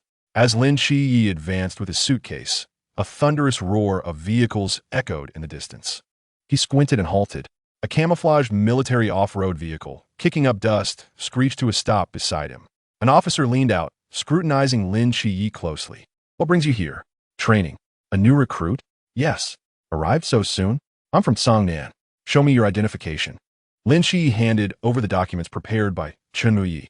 The officer examined them thoroughly before returning them to Lin Yi and gestured behind him. Get in. Lin Yi placed his luggage in the trunk and climbed into the vehicle. The officer drove straight through all the checkpoints, finally stopping at the entrance of the training camp. Here we are. You can go in by yourself, he said, nodding toward the grand gate ahead. Lin Shi jumped out of the car, pulling along his two pink suitcases, standing before the imposing iron gate and gazing upward. The 039 new recruit training base. This would be his home for the next year. He was the first recruit to arrive here. Chapter 70. Bond stronger than gold moments later. An instructor emerged from behind the gate, giving him a perplexed look. New recruit. Yes. What's your name? Lin Jie. The instructor's demeanor shifted, as if he were examining a rare treasure. You're Lin Shi? Lin Shi felt a twinge of discomfort under the intense scrutiny. Yes. Is there a problem? No. The instructor shook his head and opened the camp's gate. You are the first to arrive this year. Come in. By the way, my name is Hong Hao, and I will be your instructor. Hello, Instructor Hong. Lin Shi replied politely as he entered the training camp. Instructeur Onluded. You arrived early. Consider yourself fortunate. I will personally guide you around the camp. As they walked through the spacious training camp, Lin Shi was struck by its size, far beyond his expectations. The structures were not makeshift tents or temporary buildings, but solid edifices crafted from unknown materials, perfectly aligned with the ground as if they had sprouted from the earth. The paths were meticulously marked, indicating pedestrian zones and vehicular routes, complete with signs indicating the locations of the canteen and dormitories, all in pleasant colors and patterns, a veritable paradise for those with obsessive tendencies. If Lin Shi had not known that this was once barren land, he might have believed it to be a newly completed base after years of construction. Military vehicles sped along the roads, laden with crates of supplies, food, water, weapons, and bedding. Lin Shi even spotted a vehicle brimming with explosives. A slight twitch crossed his lips as he began to harbor concerns regarding the safety of this base. It dawned on Lin Shi that he had yet to undergo any formal collective training. After all, he had been blind since elementary school, missing out on military drills during junior and senior high, and had scarcely participated in physical education classes. Had he not maintained a workout routine on his own, he would likely be in a poor physical state now. Over there is the training field where most physical training will occur. Instructor Hong pointed to a vast area resembling an airport. Physical fitness is our primary focus. Your physique appears average, so you might find it challenging. That area is the canteen, a place you will both love and hate over the next year. There is the classroom for theoretical instruction. The series of abandoned buildings over there serve as a mobility training facility for urban combat, rappelling, and ziplining. And there is the shooting range. Lin Shi observed the array of training grounds before him, mentally noting their purposes, filled with curiosity and anticipation. What is that? A convenience store? He inquired, pointing to a small shop not far away. That is a supply station. Instructor Hong glanced over. The camp is entirely enclosed. Money is unnecessary here. If any of your personal items are damaged, you can come here for replacements. There are also bread, water, and cigarettes available, with each person receiving a monthly quota sufficient for needs. As they passed by, the instructors inside the supply station seemed to notice something, turning simultaneously to gaze at Lin Shi, whispering among themselves. Lin Shi furrowed his brow, wondering why they were all staring at him. The agent of the Seraph is quite a rarity, so their curiosity about you is understandable, Instructor Hong replied. Was there no agent before me who participated in new recruit training? Of course there was. Instructor Hong nodded. The last agent to leave the training camp has become the captain of Team Mask. Mask? Lin Shi was taken aback, if he recalled correctly, when Mo had mentioned this special team's exploits. Which deity's agent is he? You will learn the answer in a couple of days. Instructor Hong smiled faintly, withholding further details. Instructor Hong led Lin Shi to a cluster of buildings, stating, "This is the dormitory area, all double occupancy rooms. Since you're the first to arrive, feel free to choose any." Lin Shi nodded and wandered around the dormitory building, selecting a room facing south with the best lighting and comfort. Good choice. I will register you. Instructor Hong noted Lin Shi's room number. Training officially begins in 3 days. Take these 2 days to rest, as you want to have time to relax for the next year. With that, Instructor Hong departed, leaving Lin Shi alone in the dormitory. The environment was cleaner than he had anticipated, though the facilities were quite rudimentary. The low, hard bed creaked as he sat down, and there was no air conditioning. Indeed, there wasn't even a fan. Fortunately, Lin Shi was accustomed to hardship, so this environment was not particularly daunting. He deftly organized his belongings, laid out his sheets, and lay down on the bed. With no signal or phone to occupy his time, he feared that 3 days of solitude would lead to boredom. Fortunately, he had a mental institution to retreat to, where he could enjoy tea with Ni Kusi to cultivate their relationship or play chess and chat with Li Yifei in the activity room, never feeling dull. The following morning, Lin Shiyi went to the supply station to collect some provisions, as the canteen had yet to open for breakfast. Upon returning to his dormitory, he found several individuals standing at his door. "Young master, I have shown you so many places. This room has the best environment, warm in winter and cool in summer. With ample sunlight."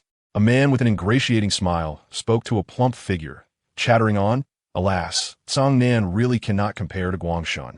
The economy is poor and the environment lacking. Look at these buildings. They are in terrible shape. The walls are peeling. The facilities in these dormitories are so rudimentary. Is this a bed anyone can sleep on? Young master, perhaps we should just go back. We don't need to endure this suffering." The chubby young man held his head high and cast a glance at him, exclaiming, "How dare you? I have come here to endure hardships, and I shall not return. Stop your incessant shouting and open the door. I shall reside here today." The man, helpless, unlocked the door and was taken aback by the scene inside. "Oh dear, young master, who is so thoughtless as to occupy your room? Hurry, what are you all standing there for? Toss everything out. It's filthy." The bodyguards behind the chubby young man hurried forward to assist in discarding the items. A glint of cold light flashed in Lin Chie's eyes. The cliched, rich young master bullying the commoner, flaunting wealth and slapping faces. How I adore this drama. Just as Lin Chie was about to make a move, the chubby young man kicked the man squarely in the rear and unleashed a torrent of curses. "How dare you? This is a double room, and my roommate resides here. You dare to touch my roommate's belongings? Filthy! I detest scoundrels like you who bully the weak. Get as far away from me as possible."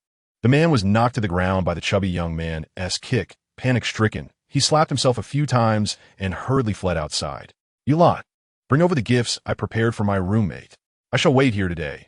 I want my roommate to witness what it means to be as close as old friends." Beside him, Lin Chie thought, Chapter 71. Bai Li Pang, the bodyguard behind the chubby young man, hastily placed piles of gift boxes neatly by Lin Chie's bedside, then lined up, standing behind their master. "What are you all standing around for? This is a new recruit training camp. Do you think it's your home?" The chubby young man waved his hands impatiently, urging them to leave. "Get out of here. I don't want my roommate to think I'm one who bullies others." The bodyguards exchanged glances, ultimately having no choice but to depart. Leaving the chubby young man alone beside a mountain of gifts, he glanced at his attire, cleared his throat, and sat upright at the door. Lin Chie scratched his head, feeling somewhat bewildered by the unfolding situation. After pondering for a moment, he slowly made his way back to his dormitory. As Lin Chie's figure appeared in the empty corridor, the chubby young man's eyes lit up instantly. He sprang to his feet, adjusted his appearance, revealing a set of pristine white teeth, and smiled at Lin Chie, who was approaching in slippers. Lin Chie's expression turned peculiar.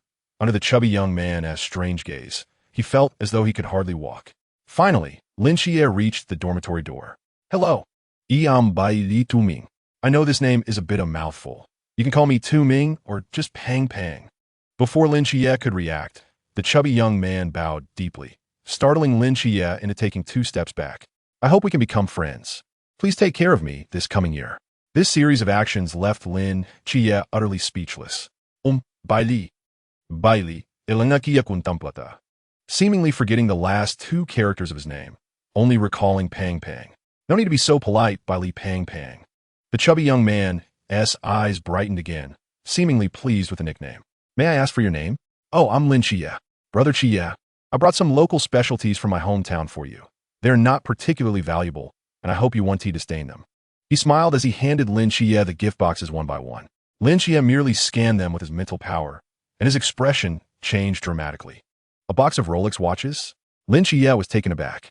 In the chubby young man's hands, there were 12 Rolex watches, each one different in style. Green Submariner, Explorer, Greenwich. Had he not read numerous magazines, he wouldn't have recognized many of them. 12 Rolex watches in one box had the appearance of a gift set of red Fuji apples. What's wrong? Brother Chie doesn't like Rolex? The chubby young man was taken aback, setting aside the Rolex gift box to pick up another. How about Patek Philippe, Cartier, Baume Mercier? Brother Chie, I initially wanted to gift something else, but most items are impractical in this training camp, so watches seemed most suitable. Lin Chia's pile of gift boxes grew larger, and after a long while, he finally spoke slowly. Bai Li Pang Pang, does your family deal in watches? No, our family dabbles in various businesses. Bai Li Pang Pang chuckled, but don't get me wrong, I'm just an ordinary kid from a regular family, not some aristocratic heir. I'm very down to earth. I believe you, Lin Chia thought, rolling his eyes internally, placing the gift boxes aside.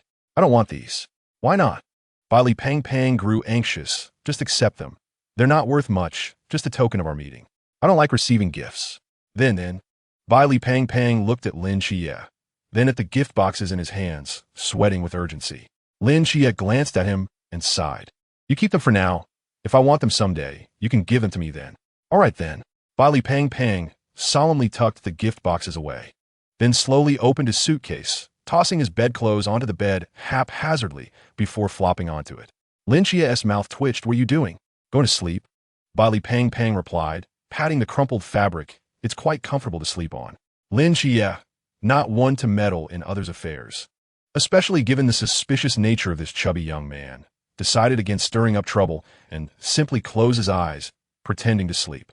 After a while, Bai Li Pang Pang quietly got up and called softly, Brother Chia. Chia. Lin Chia remained still, eyes shut.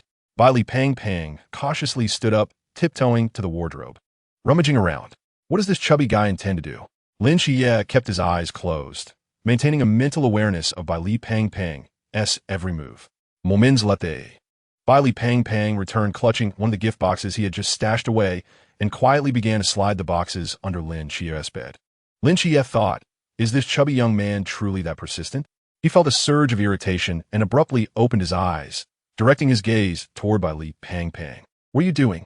Bai Li Pang Pang jumped, sitting on the floor in fright, eyes wide with terror as his not-so-bright brain raced. He stiffly leaned towards Lin Chia's feet and sniffed. Chia, your feet smell wonderful. Lin Chia was utterly dumbfounded, momentarily at a loss for how to respond to such a statement. What species is this? Seeing Lin Chia frozen in place, Bai Li Pang Pang hesitated for a moment, then cautiously extended his foot towards Lin Chia, asking, how about you smell mine? Lin Chia's murderous intent began to rise. Meanwhile, in a nearby building, Chief Instructor Yuan Gang quietly set down his binoculars, his expression extremely solemn. He turned to Instructor Hong, pointing at the two individuals on the opposite side who were sniffing each other's feet, speaking in a tone laden with sarcasm. So, these are the two dangerous individuals you mentioned? Instructor Hong rubbed his temples. This doesn't seem right. One is an arrogant agent of the Seraphim, and the other is a pampered young master of the Bai Li group. How can they coexist under the same roof? It's inherently perilous. Yet how did they? Yuan Gang placed a hand on his shoulder, speaking earnestly. Hong Hao, to truly understand a person, one must not only focus on their identity and background. Countless individuals can share similar family backgrounds, yet their character and temperament can differ immensely. After delivering this wisdom, Yuan Gang turned and departed. Once Yuan Gang was completely out of sight, Lin Chia could no longer contain himself and burst into laughter. Chapter 72. The training begins from the second day of Lin Chia's arrival at the training camp. The number of new recruits gradually increased. The dormitory building, which had initially been empty, was now nearly full without anyone noticing.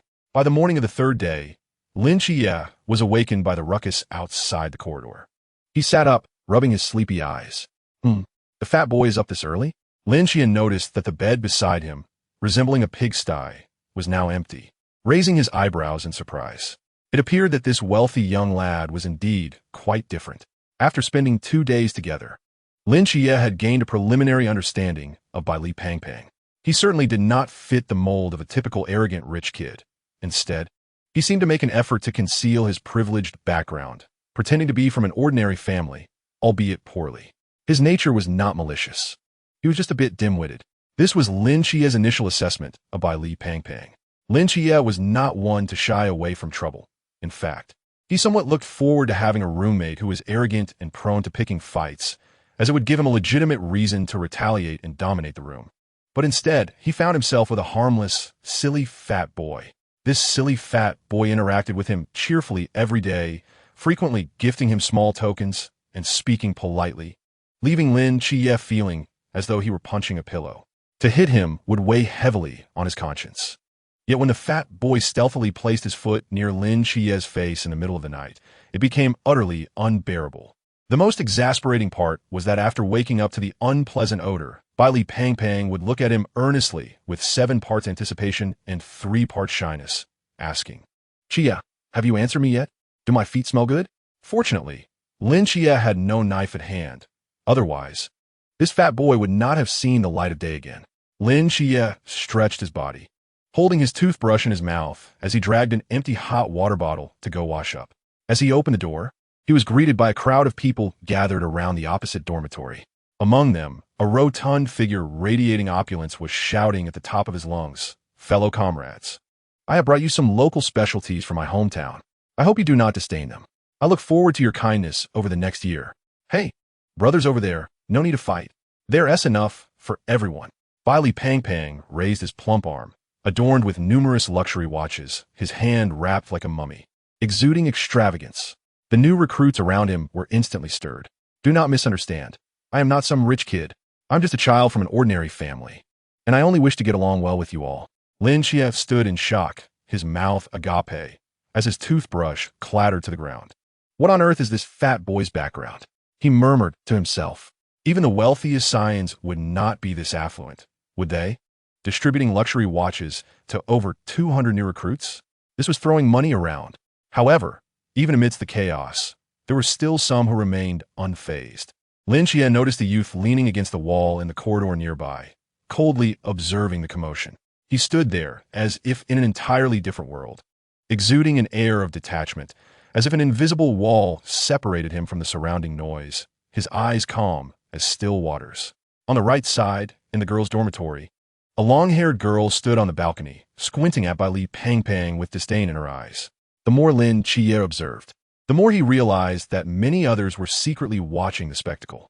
Some wore indifferent expressions, others displayed mockery, some scorned, while others seemed eager to act. Bai Li Pang's actions not only ignited the atmosphere in the new recruits' dormitory, but also unveiled a hidden tapestry before Lin Chia's eyes. Likewise, as Lin Chia took notice of them, they became aware of each other. Just then, Instructor Hong, accompanied by several other instructors, stormed into the dormitory area, glaring at the noisy dormitory building. "What the hell is going on? Are you holding a market here? Do you want me to hire some strippers to entertain you?" His shouts echoed through the dormitory, causing the recruits clustered around Bai Li Pang to scatter in panic, leaving only Bai Li Pang clutching his collection of watches, peering down timidly, muttering to himself, "You can't see me, you can't see me, you can't see me." Instructor Hong's lips twitched slightly as he continued to shout, "Don't think that just because training hasn't officially begun, you can act recklessly. I tell you, once you enter that door, you're soldiers. Soldiers must adhere to discipline. This is your first warning. I'll let you off this time. If I catch anyone causing a ruckus again, I'll make sure you regret it. Instructeur en bilod. Do you understand?" "Understood," came the chorus from all 3 dormitories. Instructor Hong's gaze sliced through the recruits like a knife before he spoke slowly. "This afternoon at 2 o'clock, all of you assemble at the training ground." Having said that, he turned and left with the other instructors.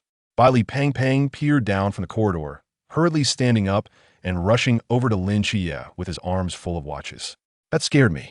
Luckily, I hid quickly, or I would have been discovered," Bai Li Pang said, patting his heart in relief.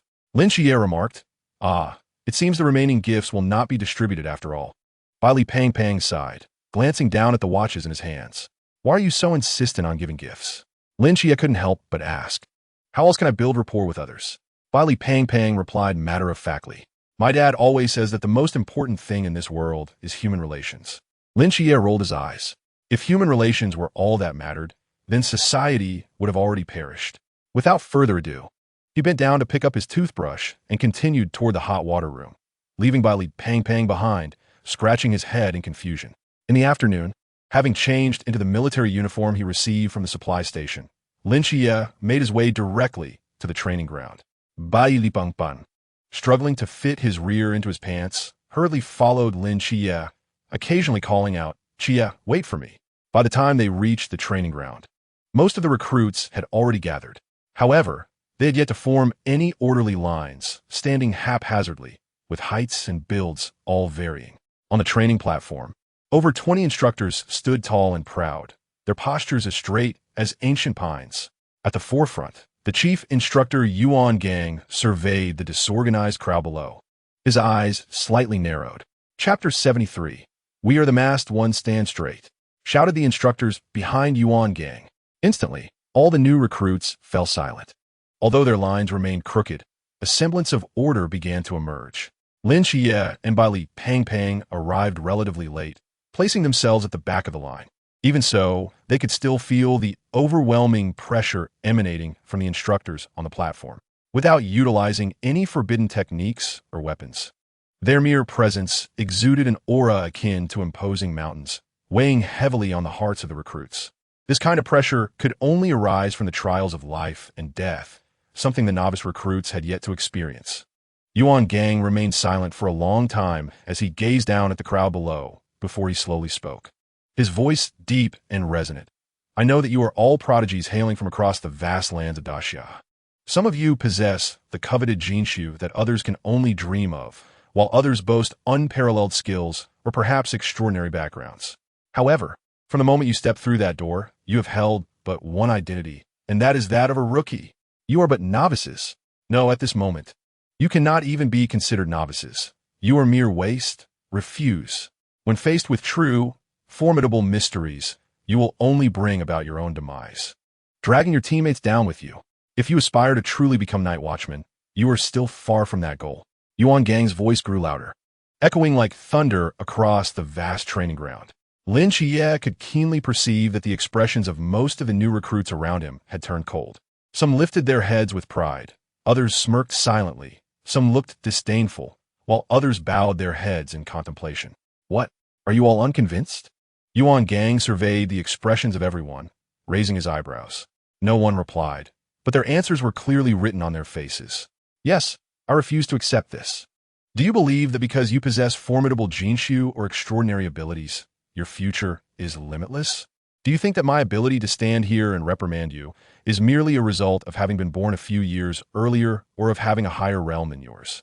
Do you believe that while I may assert your weakness and lower realm, I cannot declare you to be waste, to be refused? Yuan Gang let out a cold chuckle, dismissing their arrogance. I'm not mistaken in the slightest. At your current state, even if you were to reach the Klein realm, you would merely be a slightly more impressive waste. When confronted by those truly powerful beings, you would not be able to withstand even a single blow. Do you believe me? Many began to breathe heavily, their eyes fixed on Yuan Gang on the platform, as if flames of anger were igniting within them. I do not believe. At that moment, a young man wearing an unfastened military uniform and a backward military cap leisurely stretched out his hand, chewing gum, a mocking expression on his face. New recruit. What is your name? Shun Zhuqing. Good. Who else is unconvinced? I'm not convinced. Me too. Following Shun Qingzhu's lead, more and more recruits raised their hands, until nearly half of the entire group had done so. In the back row, Bai Li Pang nudged Lin Xie. Xie, what about you? Me? I yield. Why? Because he is not wrong. Lin Xie recalled the torrential downpour that had washed everything away, the formidable Gue Mian Wang that had swept through the rain. And within the second high school, the cunning and intelligent Nantua Shi Yao lurking in the shadows, orchestrating everything. They had not encountered the mysteries and did not know what kind of existence those truly were. Lin Xie's eyes narrowed slightly. I can guarantee that if they were to truly face the two mysterious entities I encountered, no more than 10 of the 200 recruits would survive. Moreover, in this world, there are undoubtedly stronger, more abnormal mysteries. If I were to encounter them now, I fear I would not even know how I perished. Have you encountered a mystery? Are they formidable? Very formidable. Good. Since you yield, I shall yield as well, Bai Li Pang said without principle. On the platform, Yuan Gang's lips curled into a slight smile as he nodded and continued. Well, since so many of you are unconvinced, I will grant you an opportunity, a chance to recognize your true selves. With that, he pulled out a walkie-talkie and spoke nonchalantly, prepare to descend. Beep. The walkie-talkie fell silent. Yuan Gang raised his head to gaze at the azure sky, as if awaiting something. The crowd below also looked up but saw nothing, and after a moment of waiting, they began to whisper among themselves. Suddenly, someone in the crowd exclaimed, "Look, someone is falling from the clouds." Everyone abruptly looked up. Lin Chia squinted at the sky. He saw 7 black dots rapidly enlarging against the brilliant blue sky. After a few seconds, they could see that it was 7 individuals. 7 figures draped in gray cloaks, bearing black boxes and adorned with different masks. They plummeted from the clouds, unencumbered by any protective gear, freely falling at high speed towards the training ground, their cloaks flapping wildly in the wind. Good grief! Are they really jumping out of an aircraft? Without parachutes? Baili Pang Pan exclaimed Basida Elenikia. It was not only Baili Pang Pang who was shocked. Others were equally astonished, the noise rising in intensity. On the platform, Yuan Gang rubbed his nose and muttered softly, "Well, I merely mentioned it casually, yet they truly jumped. How dedicated!" In the sky, the 7 figures descended rapidly, the shrieks echoing like the cries of a slaughtered chicken, one man donning a swirling mask flailing his limbs wildly. Help! Swirl! Can you be quiet? My ears are about to go deaf." A woman in a rose mask scolded. "I have acrophobia.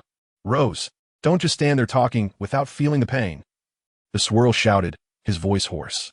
"Captain, did Yuan Gang actually say we were going to jump? Why are we really jumping? What gives?" At the bottom, a man wearing a king mask spoke softly. "I heard that this batch of new recruits is hard to intimidate. Instructor Yuan probably had no choice but to seek our assistance. We must help him out. What if we die from a fall? With me here, you won't die from the fall." The man beside him, wearing a scale mask, rolled his eyes. "Can you handle it? I've gained 2 pounds recently. Can you catch me? Captain, can I just let this guy fall to his death?" "No." All right, quiet down." The king mask glanced below and continued, "We are about to land. Making too much noise will let them hear us, and that would be embarrassing. Then I'll try to scream quietly." The swirl covered his mouth. As they neared the ground, the new recruits finally got a clear look at their attire. "Is that the Jumyan? One of the 4 special squads, Jumyan?" Hiss! Amidst the astonished exclamations, just as the 7 were about to crash to the ground, the man in the scale mask extended 2 fingers and gently shook them. Instantly, the gravity on the 7 dissipated and they floated down like feathers. Their toes barely touched the ground, and they stood steadily, their gray cloaks billowing in the wind, while the sunlight cast a radiant glow on their 7 distinctly different masks. The king mask scanned the crowd, speaking blandly, "Hello everyone, we are the Jumyan squad." Before the king mask could finish, the swirl's legs buckled, and he fell to his knees before the new recruits. Swirl, Jumyan the crowd. New recruits. Chapter 74, 239 against 5. The scene suddenly fell into a profound silence. The corners of the king mask's mouth twitched violently beneath the mask, while the rose's fists clenched tightly. The expressions of the instructors present darkened considerably. Only the new recruits stood there in a daze, struggling to comprehend the situation. Is this kneeling? Is this it? No way. Right? What is he doing? They might have guessed what was happening, but they dared not entertain such thoughts, desperately searching for a reasonable explanation for what they were witnessing. Please, this is Jumyan. How could they make such a low-level mistake? All eyes were on the swirl. Kneeling there, the swirl took a second to grasp the reality of the situation, hesitated briefly, and then slowly raised his hands, bowing to the new recruits. "The Jumyan squad, Swirl, wishes you all a happy new year in advance." With that, he sprang up, standing tall and proud, pretending as if nothing had happened. Lin Chia. Bailey Pang Pang pondered for a moment, then earnestly leaned close to Lin Chia's ear and whispered, "Do you think this instructor might be lacking in budget, unable to recruit the genuine Jumyan team, and thus settled for a high imitation?" "That seems unlikely," Lin Chia replied, his gaze fixated on Wang Mian, who stood at the forefront of the 7.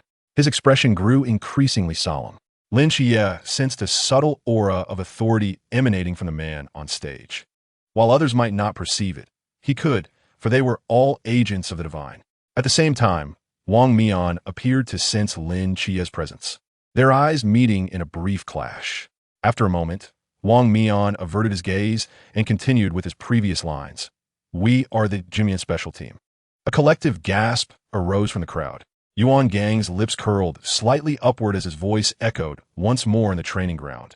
"Since you refuse to accept this, I shall offer you an opportunity, a chance to recognize your own worth, a genuine chance to confront top-tier talents. It is now 2:30 in the afternoon, before 9 o'clock tonight. All 239 of you new recruits must, by any means necessary, Unmask any member of the Jumian team to claim victory. If you succeed, it will prove your exceptional capabilities, and the need for this year's training will be rendered unnecessary. I will apply for your graduation tomorrow. However, should no one accomplish this by 9 o'clock, cast aside your absurd pride and arrogance. You must comply with any demands we impose during this training. Do you understand? Upon hearing Yuan Gang's words, the new recruits erupted in a frenzy. Soon, some began to protest. This is unfair. They are mostly Chuan or high-level experts, while we are all Adjan level. How can we compete? In this confrontation, the entire Jumian team would suppress their realms to the Zhan level. In such a balanced realm, 239 against 7. Are you afraid? The crowd buzzed with excitement. Being at the same level removed any fundamental disparity in strength. What remained was merely tactical cooperation, strategy, and combat proficiency. Even if the members of the Jiamian team were seasoned veterans, they still faced 239 individuals. Surely, sheer numbers would be enough to overwhelm them. The new recruits' breaths quickened. Given the stark difference in numbers, losing seemed implausible. If victorious, not only would they spare themselves a year of training, but they would also gain significant recognition. All right, I agree. It's a deal. The atmosphere among the new recruits ignited, their eyes fixated on the 7 figures clad in gray, their gazes burning with determination. Seemingly sensing their fervent spirit, Wang Mian narrowed his eyes and calmly stated, "We need not field all 7 of us to deal with you. 5 will suffice to defeat all of you." Upon hearing this, the recruits erupted once more, fiercely responding to Wang Mian's provocation, the scene descending into chaos. "Are they that arrogant?" Bailey Pang Pang exclaimed in astonishment. "They're not being arrogant. Quite the opposite. They're seeking stability." Lin Xie shook his head. Bailey Pang Pang paused. "Only 5 of them claim they can take us all down. Is that not arrogance?" The rules of this confrontation stipulated that unmasking any one of them counted as a victory. Thus, deploying more members could paradoxically increase their chances of losing. Noticing Bailey Pong Pong's lingering confusion, Lin Xie elaborated, "In a squad of 7, each member has strengths and weaknesses. Once a weakness is exposed, the likelihood of it being exploited during a collective assault by 239 individuals is high. However, if they initially keep all weaknesses off the field, that issue is mitigated. So you mean they're wary of us? We have a decent chance of winning?" "Not necessarily." Lin Xie glanced at the agitated crowd around him and remarked coolly, "While we may have the numerical advantage, we are merely a disjointed mob without coordination. In this scenario, numbers may actually become our disadvantage. The 5 from Jingyan are a sharp blade, while our 239 are but scattered sand." "Well," Bailey Pang Pang sighed, "our chances against Jingyan do not hinge on the number of our participants, but rather on the number of astute minds among us." Lin Xie surveyed the new recruits surrounding him. Observing that the crowd's fervor had reached its peak, Yuan Gang announced, "The weapons you require can be found in the warehouse. The next 7 hours are yours. Do not concern yourselves with how much property is damaged or how many structures are ruined. Whatever chaos you create here, we can restore. Now, let me witness your capabilities." After delivering his final words, Yuan Gang turned and departed with the other instructors. "Let us stick to the plan. I Xuanhua, Qiangwei, Tianping, and Yuege will enter. You all go rest." Wang Mian instructed the other 2 members before they followed the instructors away. Ultimately, only the 239 new recruits and the 5 members of Jiamian remained on the field. The atmosphere grew tense. All the new recruits cast malevolent glances at the 5 masked figures on stage, and someone in the crowd raised a hand and asked, "When can we start?" Tianping smiled slightly, extending a finger toward the crowd. In the next moment, the questioner was struck as if by an invisible giant hammer, violently coughing up blood and flying backward. Amid the chaos, Wang Mian's voice echoed. Wasn't the instructor's message clear enough? From 2 to 9, which means now it has begun. Chapter 75. The confrontation. As soon as Wang Mian's words fell, numerous new recruits surged forward, unleashing a barrage of flames, frost, gales, and lasers. The atmosphere of the training ground erupted like a powder keg ignited by a spark. Bailey Pang Pang shouted twice, ready to charge into the fray. Lin Xie seized him, turning on his heel to sprint away from the training ground. "Xie, what are you doing? We need to go. Charging in now is tantamount to seeking death." Lin Xie shouted while running. "Do you have any weapons?" "Our arms were confiscated upon entering the training camp.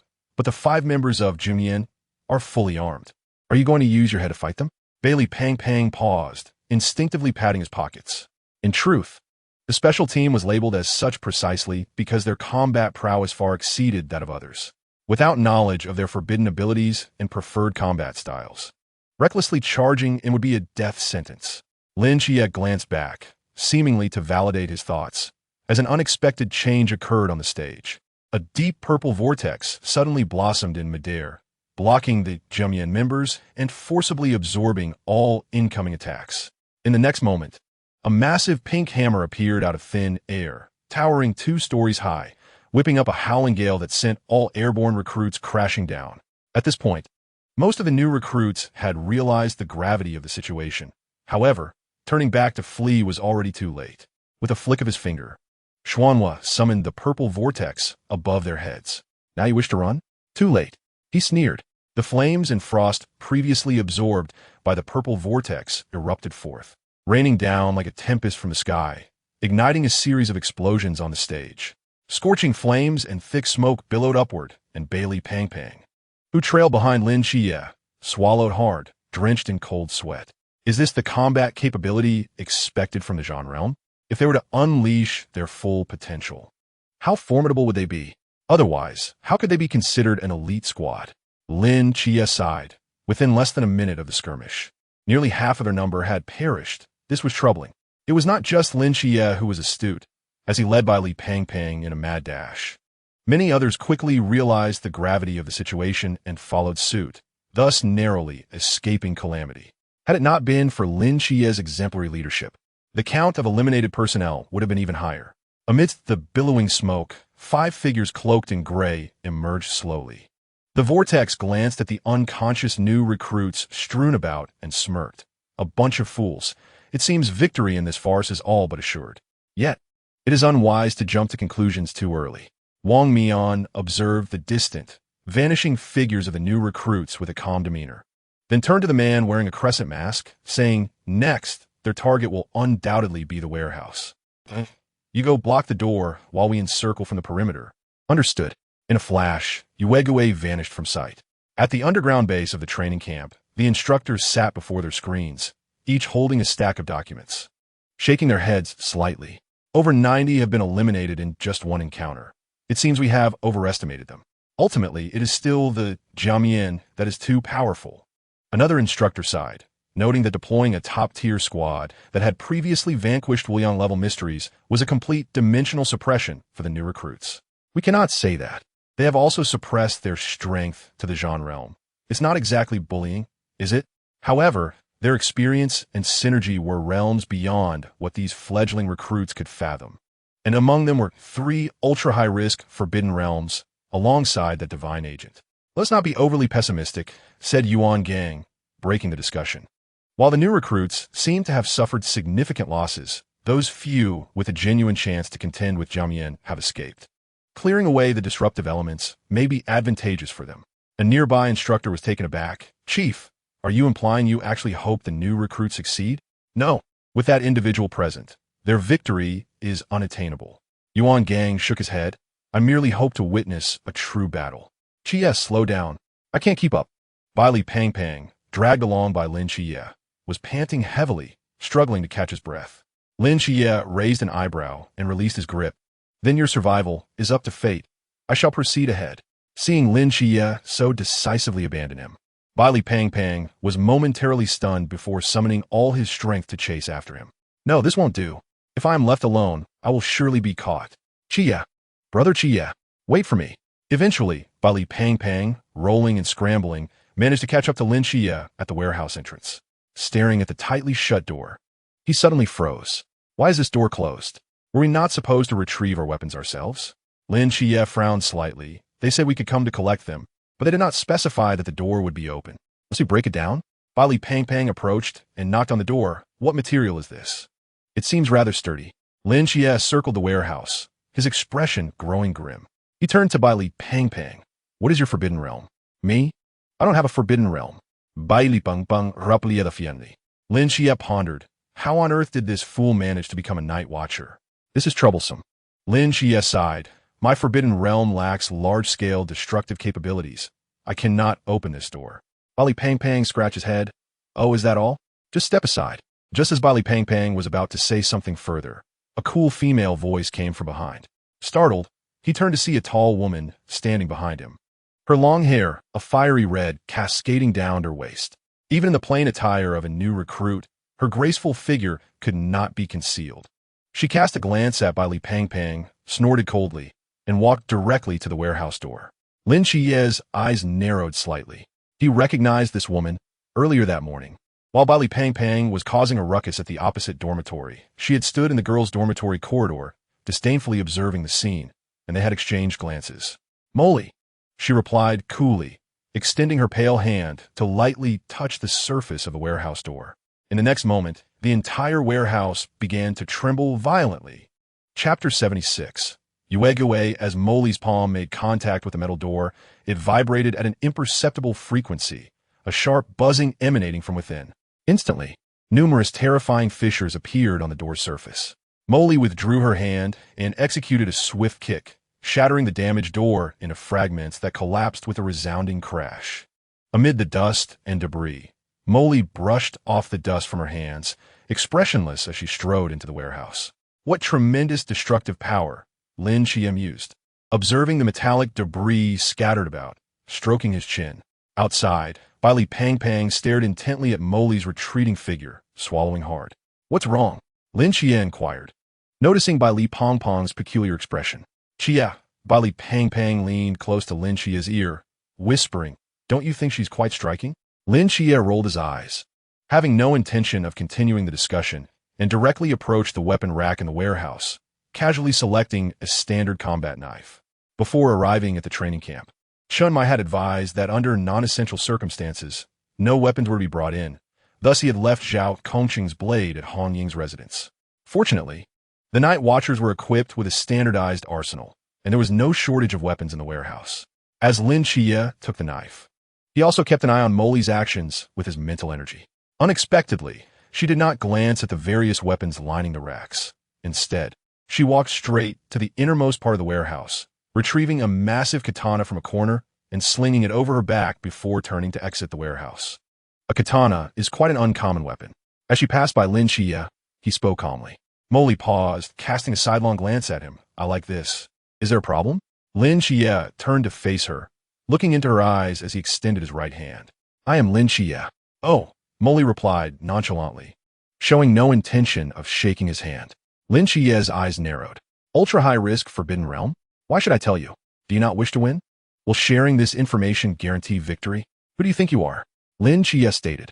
Among the 5 of Jimyan, at least 3 possess ultra-high-risk Forbidden Realms, and their coordination is exceptionally tight. If our ultra-high-risk individuals do not unite, we stand no chance whatsoever. Molly raised her eyebrows, looking at Lin Chia in surprise. You're also ultra-high-risk? No. Lin Chia shook his head, and, just as Molly turned to leave, he continued, I am the agent of the Seraph. Molly's steps halted abruptly. She turned her head, her eyes filled with shock. You are a divine agent? Indeed. Molly scrutinized Lin Chia for a moment, and after a pause, she slowly spoke. Forbidden Realm Sequence 076, Wanxiang Pindong, allows me to control the vibrational frequency of any object that comes into direct or indirect contact within the Forbidden Realm. Lin Chia's brows lifted. He quickly recalled the ease with which she had shattered the door moments ago, nodding slightly. Impressive. No wonder you opted for the katana. As the two conversed, Bailey Pong Pong hurriedly approached, clearing his throat before solemnly extending his hand to Molly. Greetings, Miss Molly. I am Bailey Tumming, born into an ordinary family in Guangshan City. Molly suddenly frowned, casting a disdainful glance at Bailey Pong Pong.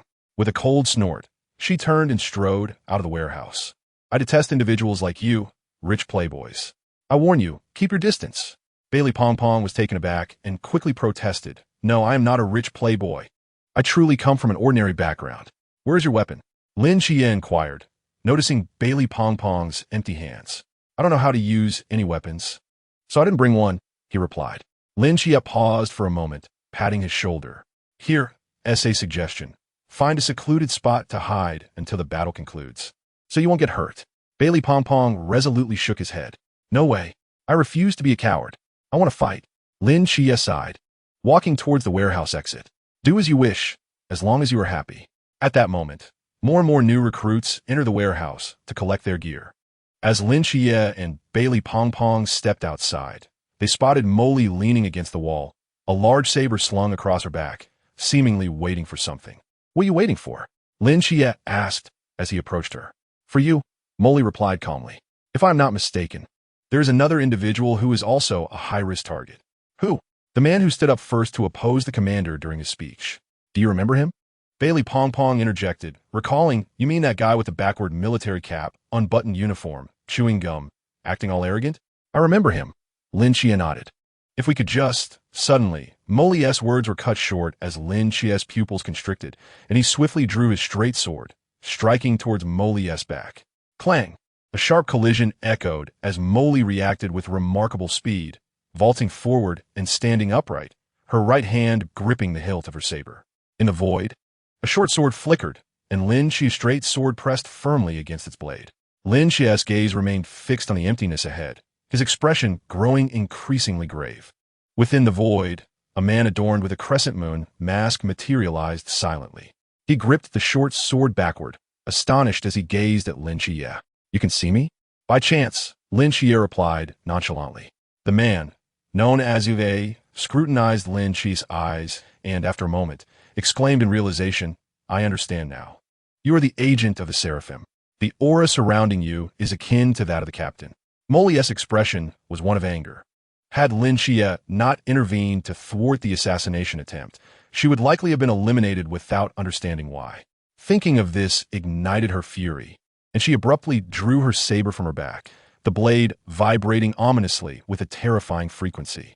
Lin Xie, swinging his straight sword to deflect Yuegui's short sword, leaped backward without hesitation. In the next instant, Molly swung her saber down. The air trembled violently before the blade, and a terrifying shockwave surged forth, cleaving through the ground before crashing against the warehouse wall, leaving a menacing gash behind. Dust and debris surged forth, and amidst the crack, Yuegui stood quietly. His right arm now vanished. Indeed, a perilous forbidden ruin, Yuegui remarked coolly, as hazy moonlight began to coalesce into the shape of an arm. Chapter 77, Breakthrough Molly, wielding her saber, looked at Yuegui with astonishment. How is this possible? Is this regeneration? No, at the moment the blade made contact with his body, half of him disintegrated into moonlight, evading your attack. Lin Xie elucidated, having observed the entire occurrence with his mental acuity, his brow furrowing. A troublesome, forbidden ruin. It seems he is the only one here. Lin Xie's gaze swept the surroundings, a glimmer of excitement igniting in his eyes. This is an opportunity. If we can unmask him, we shall prevail. Upon hearing Lin Xie's words, Molly's eyes ignited with fervor. Joined by dozens of new recruits who had just emerged from the warehouse with weapons, all turning their attention toward the solitary Yuegui. This is a lone member of the mask. Yuegui sensed the malicious gazes directed at him and felt his lips twitch slightly. This is not what I envisioned. He had anticipated lurking within the warehouse like a shadow, quietly harvesting new recruits. How had he become so exposed? Just then, Bailey Pong Pong raised his hand, pointing at Yuegui, shouting, brothers, let's take him down. As his words echoed, the new recruits surged forward, weapons drawn, a formidable force.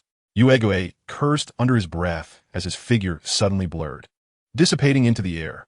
The new recruits, having lost their target, stood momentarily bewildered, scanning their surroundings. Lin Xie sprang into action. He darted toward a patch of emptiness, his eyes ablaze, as he swung his straight sword towards the air. In an instant, a short sword manifested, blocking his strike. Yuegui was forced to reveal himself, gazing at Lin Xie with a resigned expression. Come on, brother, do you have to treat me like this? Lin Xie smiled slightly, his eyes suddenly bursting with blinding golden light, a surge of divine power erupting from him, crashing into Yuegui's consciousness. However, despite Yuegui suppressing his own realm to the Zhan stage, he was fundamentally still at the Chuan stage, so the Seraphim's divine pressure had minimal effect on him. Divine pressure? Such power at the Zhan stage. Is this what the Seraphim is capable of? Yuegui only experienced a momentary daze before quickly recovering, as a short sword whirled rapidly, colliding with Lin Chie's straight sword. Clang! Clang! Clang! Sparks flew as the two weapons clashed with astonishing speed, but after a few seconds, Lin Chie felt immense pressure weighing down on him. Yue, being a member of the Mask, possessed formidable swordsmanship, and Lin Chie, having only recently begun his training, found himself at a disadvantage. Fortunately, he was not alone in this battle.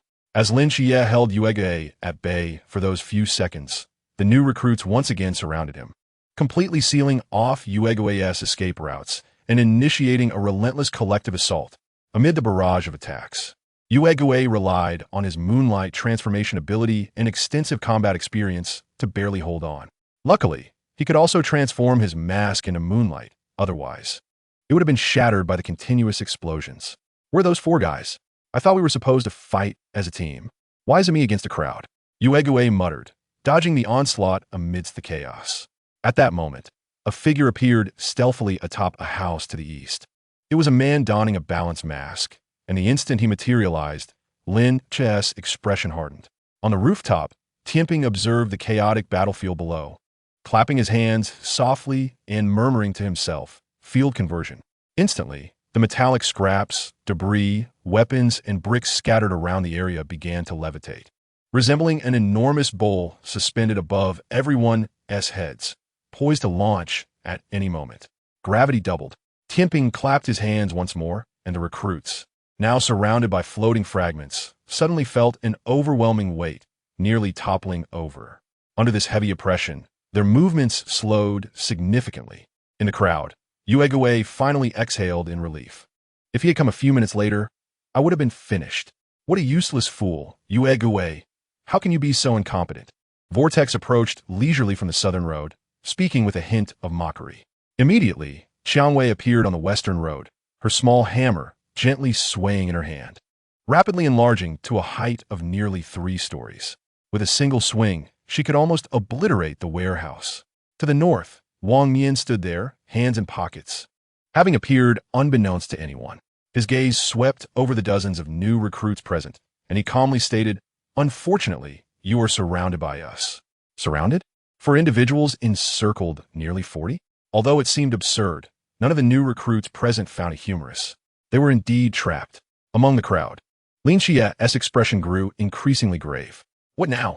Ma Li, wielding her great sword, looked equally displeased. Should they fight? With their numbers, it would be futile. Lin Chie shook his head, his mind racing. He slightly turned, his gaze traversing the half-collapsed warehouse, landing on the swirling vortex beside the southern warehouse. In a moment, "Watch my lead," Lin Chie whispered. Ma Li and Bailey Pong Pong exchanged glances, nodding slightly. There were only 4, blocking 4 directions. If they could unite and break through in one direction, their chances of success were substantial. Lin Chie's voice rose slightly, ensuring all the new recruits could hear. "When that Tianping makes a move, we charge collectively towards the woman in the west." The recruits' gazes flickered, silent yet understanding. Perched atop the roof, Tianping waved his fingers lightly. Instantly, the metallic shards and debris falling from above rained down, their sharp edges glinting ominously. Almost simultaneously, most of the new recruits, burdened by double the gravity, sprinted toward Qiangwei, while a cold glint flashed in Ma Li's eyes, her great sword trembling once more. With a fierce shout, she swung her sword skyward. An immense, invisible shockwave radiated from the blade, forcefully colliding with the descending shards, shattering them into fragments that scattered downwards. Meanwhile, Qiangwei, wielding the 3-story giant hammer, raised an eyebrow, observing the mass of recruits rushing towards her, a cold smile appearing on her lips. Seeking death, she hurled a hammer, which expanded to the size of an entire residential building, effortlessly wielded by her, stirring the winds as it crashed down upon the bewildered recruits. The sky darkened. Chapter 78. Explosion. Qiangwei's hammer was terrifying, yet the new recruits were not to be underestimated. At the moment the hammer was about to descend upon them, several beams of light suddenly erupted, colliding with the giant hammer, firmly resisting its force. A deafening explosion resonated from the point of impact, a tempest surging forth. The two forces locked in a stalemate, neither yielding ground. Just then, the other 4 mass team members sprang into action, racing westward as the encirclement rapidly tightened. "Run!" Lin Xie, standing at the rear, suddenly shouted, ignoring the chaotic battlefield ahead, and turned southward. Ma Li and Bailey Pong Pong, focused on the fierce battle, were momentarily taken aback by Lin Xie's command, then quickly followed him southward to break through. Captain, a few individuals are retreating south. Tianping observed this scene, momentarily taken aback. Wang Mian hesitated briefly before stating, first, eliminate these new recruits in front of us. Hold the vortex at the south. Understood. The vortex abruptly shifted direction, pursuing the three fleeing southward. At this moment, other new recruits, realizing the situation, attempted to break through in various directions, but alas, the encirclement had fully formed, and those who ran halfway were swiftly eliminated by the other mass team members. Lin Xie did not pause for a moment, charging straight into the already half-collapsed warehouse, closely followed by Bailey Pong Pong and Molly. The vortex flickered, quickly reaching the entrance of the warehouse, approaching them at an astonishing speed. Just as the vortex entered the warehouse, a cart suddenly slid toward him. The vortex instinctively dodged the cart, only for a round object to fall from above, landing precisely in the cart. Looking up, the vortex saw Lin Xie standing on the beams, smiling slightly. He then turned and leaped onto a nearby weapons rack, swiftly making his escape. The vortex glanced down, illuminated by the faint light outside, revealing the contents of the cart. It was laden with neatly arranged explosives. Atop the explosives sat a bomb with a countdown of only 2 seconds. The vortex's pupils constricted. Boom! A blinding flash of fire, mixed with billowing smoke, obliterated the remaining half of the warehouse, the deafening explosion resonating throughout the training base. As the entire cart of explosives detonated, other grenades, detonators, and gunpowder within the warehouse erupted in a cataclysmic secondary explosion. The mass team members, who had just eliminated dozens of new recruits, simultaneously changed their expressions. Flames soared like pillars, smoke billowing. The 4 mass team members quickly approached the wreckage of the warehouse, their expressions grave. From within the flames, a disheveled figure staggered out from the rubble, and only then did they breathe a sigh of relief. The battered vortex coughed violently, collapsing onto the ground, cursing, "Damn it, this kid is truly ruthless. If I hadn't reacted quickly and opened the swallowing vortex in time, I would be dead for sure." He touched his face mask, now charred and deformed, with fine cracks appearing. It would surely break if he applied any more force. Thankfully, the mask remained intact. He had not faced disaster. "Vortex, you were too careless," Tianping sighed. "Can you blame me for this?" The vortex replied weakly. Yue Gui shrugged nearby, commenting, "I wanted to warn you earlier that the agent of the Seraphim is not to be trifled with. But I never expected that our meticulously laid trap would be breached so effortlessly." Wang Mian silently watched the direction in which Lin Xie and the others had departed, his gaze shifting. Indeed, an agent of remarkable caliber. The vortex scratched his head and asked, "Captain, are you praising yourself?" Lin Xie glanced back at the blazing warehouse, calmly stating, "It's safe. They haven't pursued us." Bailey Pong Pong gasped heavily. "Xie, you were so ruthless. He won't be dead from the explosion, will he? If that's the case, he can't possibly join the special team." Lin Xie shook his head, regretfully saying, "Unfortunately, it seems the explosion did not destroy his mask. Otherwise, we would have already won. Is it not a bit inappropriate to leave the others behind?" Molly, shouldering her great sword, looked at Lin Xie. They were never going to escape. Lin Xie replied calmly, "Their target was too large. Our ability to break through stemmed from being just 3 individuals, while the mass team chose to surround the majority. Should our number have increased slightly, they would inevitably redirect their main force to intercept us, and, at that point, we would have been unable to flee. Ultimately, we merely exploited the disparity in value between us and them, forcing the mass team to make a choice. If we had stubbornly attempted to break out with the others, none of us would have escaped." Molly fell silent. "What shall we do next?" Bailey Pong Pong inquired. Given the current developments, the foolish among the new recruits should have already been eliminated, and the remaining recruits had likely split into small factions scattered throughout the training camp, seeking opportunities to eliminate the masked team. Lin Xie crouched down, using a nearby branch to sketch on the ground. As of now, there were approximately 100 new recruits still present, but after excluding those who had lost their fighting spirit and were hiding in corners waiting for the battle to conclude, the actual combatants numbered around 90. Whether through a frontal assault or a surprise attack, it would require at least 10 individuals to simultaneously confront the Jiamian team. Assuming these 90 individuals had been divided into 4 to 8 groups scattered throughout the school, Lin Xie hastily drew a rudimentary map of the training camp on the ground, marking several key locations. If I were the Jiamian team, I would certainly seize the opportunity to dismantle these small groups one by one. If my assumptions are correct, the upcoming engagement will likely devolve into a time-consuming battle for control of positions, as well as a war of attrition. In order to engage in a battle for control, the training camp offers limited ambush locations: the cafeteria, classrooms, dormitory buildings, and tactical research rooms. I suspect that the Jiamian team will target the dormitory buildings next. Lin Xie marked a pentagram at the dormitory location. Why? Bailey Pong Pong could not comprehend. Among all these locations, only the dormitory boasts the largest area, the most ambush points, and the highest concealment potential. I surmise that there must be more than one group of new recruits lying in wait there. Given that the Jiamian team would want to avoid prolonged engagements that could deplete their own mental resources due to the war of attrition, they will undoubtedly choose to tackle the most formidable threat right from the outset. Hence, it is highly probable that they will directly assault the dormitory buildings. Lin Xie's eyes sparkled with insight as he abruptly lifted his head, only to find Bailey Pong Pong and Molly gazing at him with peculiar expressions. What is it? Have I erred in my reasoning? Lin Xie pondered in confusion. Bailey Pong Pong and Molly exchanged glances before slowly speaking. Perplexing. Chapter 79. Suffocation in the dormitory buildings? Why prioritize that location? Xuanhua was momentarily taken aback, rubbing his stomach. I want to head to the cafeteria for a meal. The cafeteria is not serving food at the moment, Tianping retorted, rolling his eyes. I have made it abundantly clear. Our numbers are a disadvantage. Having been suppressed to the Zhan realm, we lack the capability to handle a war of attrition, so we must eliminate the greatest threat from start. Oh, so after we conquer the dormitory, can we then head to the cafeteria? Wang Mian spoke slowly. Let us adhere to Tianping's plan and first focus on the dormitory. Yes, underground base. Lin Xie can manage that. He nearly blew up Xuanhua's mask in the process of breaking through. A training officer remarked. After all, without some skill, how could one become an agent? His melee abilities are formidable, yet he has yet to reveal the characteristics of a seraphim.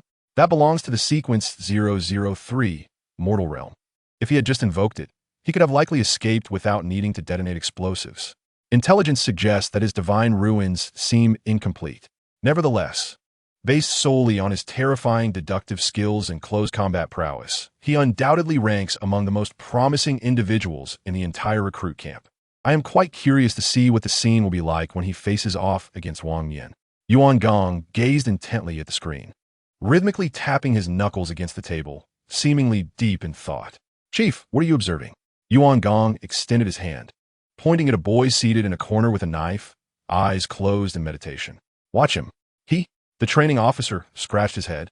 I recall he has been sitting there since the battle commenced, right? Does he possess any special abilities? Yuan Gong tossed the materials onto the table. Take a look. The nearby officers picked up the materials, their eyes widening in astonishment, ultimately gasping in disbelief. He is. Cao Yuan, why are you just sitting here? Come discuss battle tactics with us. A young man pushed open the dormitory door, gazing at the boy alone in the corner, sighing. Cao Yuan slowly opened his eyes. Speaking calmly, you all may discuss without me. No, Cao Yuan, don't you want to defeat the Jiamian team and conclude the training? Just sitting here is far too passive. The young man's expression conveyed frustration when the Jiamian team arrives. Will you simply sit idly by and wait for them to eliminate you? Indeed, seeing that communication was futile, the young man resignedly closed the door and turned to leave the corridor.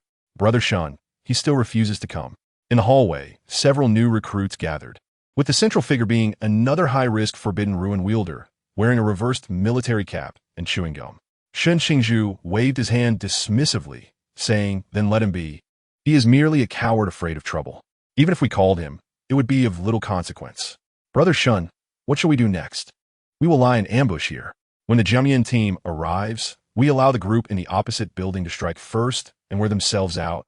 Then we will spring forth unexpectedly and decisively defeat the Jiamian team. Sound good? Agreed. Fools. Brilliant. Amidst the chorus of agreement, a peculiar sound seemed to mingle in. The crowd paused, turning to see a figure standing behind them, wielding a short sword and wearing a crescent mask. The corners of the Uegwe mask curled into a faint smile. Bang, bang.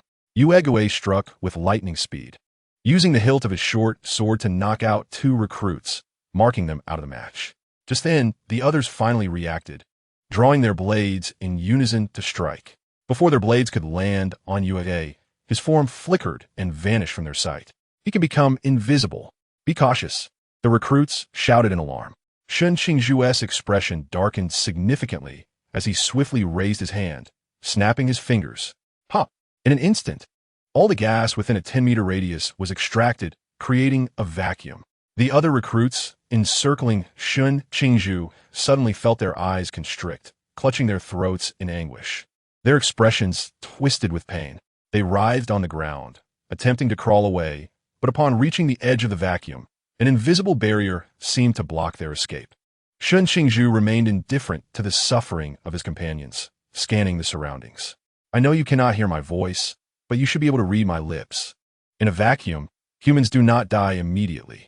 As external gas pressure dissipates, the gases within the human body expand, escaping through the mouth, nose, and rectum, slowly being depleted. Meanwhile, microbubbles in the blood vessels expand, causing foamy blood to block the vessels, leading to internal bleeding. Humans can survive in a vacuum for a maximum of 16 seconds. 7 seconds have already elapsed. Now, it would be prudent for you to remove your mask. Otherwise, I would not hesitate to eliminate you alongside them. A murderous intent surged in Shun Qingzhu's eyes. Just then, a flash of sword light appeared before his neck. Shun Qingzhu's pupils contracted sharply, instinctively drawing his blade to block. But at that moment, Uegwe's figure materialized, delivering a powerful kick to his chest, sending him flying. Shun Qingzhu crashed beyond the boundary of the forbidden ruin, and the gas in this space returned. The recruits who had been crumpled on the ground gasped for air, erupting into violent coughs. Cough! Cough! You lunatic! Holding his short sword, Uegwe glared fiercely at Shun Qingzhu, his gaze cold. In a single encounter, you resort to such brutality? Shun Qingzhu chuckled, rising from the ground. How else could I draw you out? Now, things will be more manageable. With a swift motion, Shun Qingzhu reached out, grasping at the air, and the surrounding air rapidly compressed towards Uegwe, forming a high-pressure prison that locked him in while continuously pressing inward. Uegwe's eyes flashed with a chilling intensity as half of its body transformed into moonlight, forcefully piercing through the air's confines. The short sword in its hand darted toward Shun Zhuqing with the speed of lightning. Shun Zhuqing clapped his hands, summoning a wall of air to shield him, while simultaneously retreating swiftly, grabbing the collars of several new recruits and tossing them into the corridor of the dormitory behind him. Meanwhile, the short sword of Hui was nearly slicing through the air wall. Shun Zhuqing took a deep breath and blew a bubble with his chewing gum, directing it toward Hui. In the next moment, a violent explosion erupted. Chapter 80. General, the sound of an explosion. In another dormitory building, several new recruits abruptly stood up, looking toward the source of the blast, their expressions changing. Should we go help them? One of them asked with a furrowed brow. You should take care of yourselves first. A voice floated from afar, followed by a purple vortex rapidly forming below. Boom!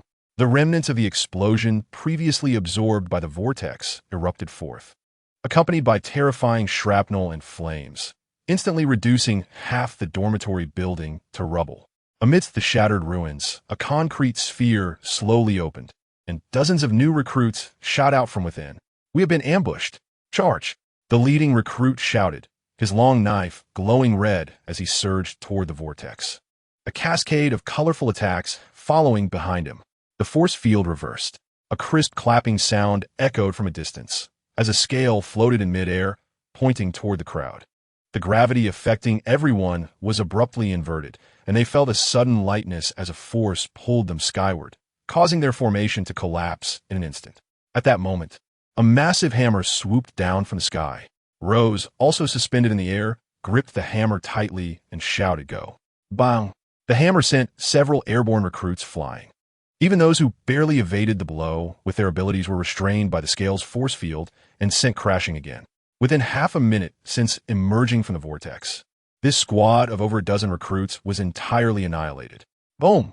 A blinding fireball erupted from another dormitory building as the scale descended slowly alongside Rose, turning to observe. Wasn't Yurgori supposed to distract another group?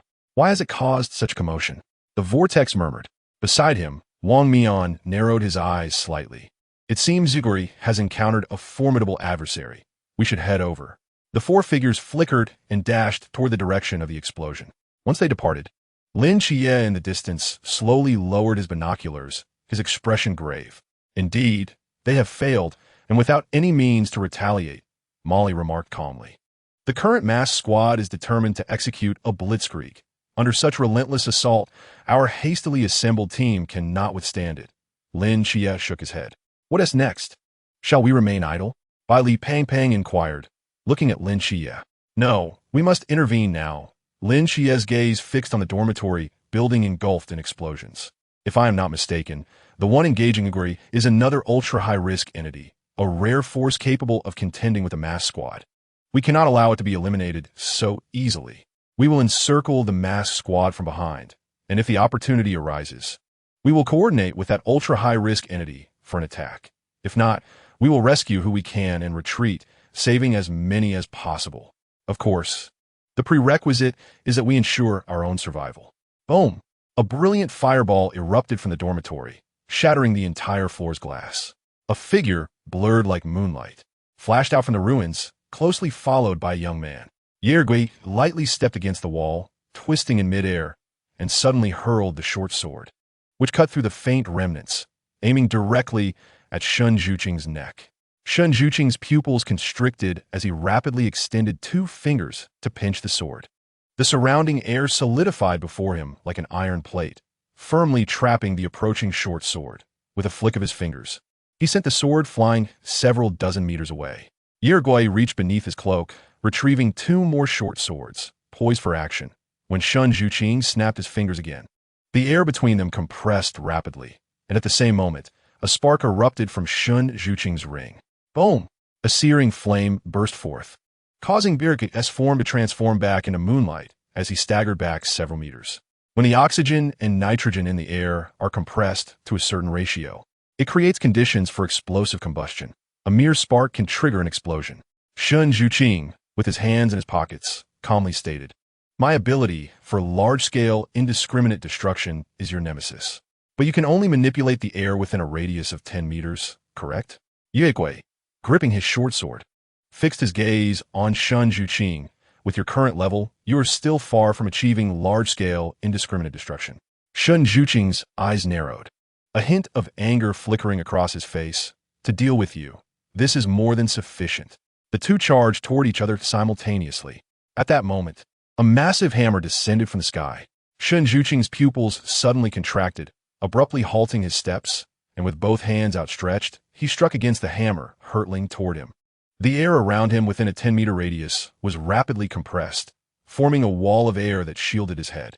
Clang! The hammer struck down, causing the ground around Shun Zhuqing to sink slightly, with cracks rapidly spreading beneath his feet. Shun Zhuqing let out a muffled grunt, blood seeping from the corner of his mouth, his figure swaying precariously before collapsing to the ground. The air wall shattered inch by inch, and the hammer above him swiftly shrank, eventually returning to Rose's hand, as if she were toying with a mere plaything. Forbidden Ruin Sequence 068, Chi Min. Another ultra-high-risk Forbidden Ruin. The scale walked slowly beside the vortex, speaking softly. No wonder Instructor Yuan wanted us to intervene. This is indeed quite troublesome. It is said that among the new recruits, besides the agent, there are 3 ultra-high risks. The woman wielding a katana, this man controlling the air. And where is the other? The vortex looked around. He should be lying in ambush nearby. We must proceed with caution, Wang Mian said calmly. Just as Wang Mian finished speaking, the windows of the dormitory buildings on either side suddenly shattered, revealing a host of dark gun barrels protruding, rifles, submachine guns, sniper rifles, and even several grenade launchers. In the corridor stood over 20 new recruits, their fingertips glowing with various hues, gazing ominously at the mass squad. Simultaneously, the 4 new recruits appeared behind the 2 buildings, simultaneously pressing their hands to the ground. Walls of earth, barriers, vines, and steel spikes rose from the ground, effectively sealing off the route the three had taken, completely cutting off all escape routes for the masked squad. Amidst the ruins, Shun Zhuqing staggered to his feet, wiping the blood from the corner of his mouth, and coldly smiled at the five before him. General, he addressed, masked squad. Chapter 81. Yuan, do you think I've been entangled with that assassin wearing a moon mask for so long for no reason?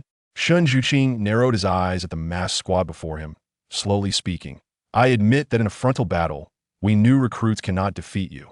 But now we have laid out a net of heaven and earth. Here, we can wear you down. Shun Zhuqing's figure suddenly retreated rapidly into the dormitory behind him, followed by a heavy wall of air blocking the entrance to prevent the masked squad from charging through. This is a bit tricky. The vortex observed the new recruits ambushed from all directions, scratching its head. More than 50 individuals had gathered, revealing that the ambush was not limited to merely 2 teams. Almost half of the new recruits present had converged here, creating a formidable scene, Tianping remarked. He then turned to Wang Mian and asked, Captain, it is time for you to take action, is it not? Wang Mian stood silently, his expression unchanging. In the dormitory building, Shen Qingzhu looked down at the 5 individuals below and gently waved her hand. Proceed. The gunfire erupted from the weapons stationed around the windows, the dark muzzles spitting forth blinding flames as bullets poured forth like a relentless tide, aiming squarely at the 5 in the center. In addition to grenades and bullets, the new recruits capable of attacking the Forbidden Domain simultaneously unleashed a furious barrage of elemental and peculiar assaults, falling like raindrops. Xuanhua took a deep breath and opened a massive purple vortex above the crowd's heads, engulfing all incoming attacks. He could only maintain the Zhan realm for a limited time. Shen Qingzhu observed, her gaze fixed on the unfolding scene. Indeed, mere seconds later, the purple vortex above began to tremble violently. Captain, I cannot hold on much longer. Xuanhua's face turned pale as he glanced at Wang Mian. The myriad attacks intertwined to create a dazzling display of light, illuminating Wang Mian's white mask.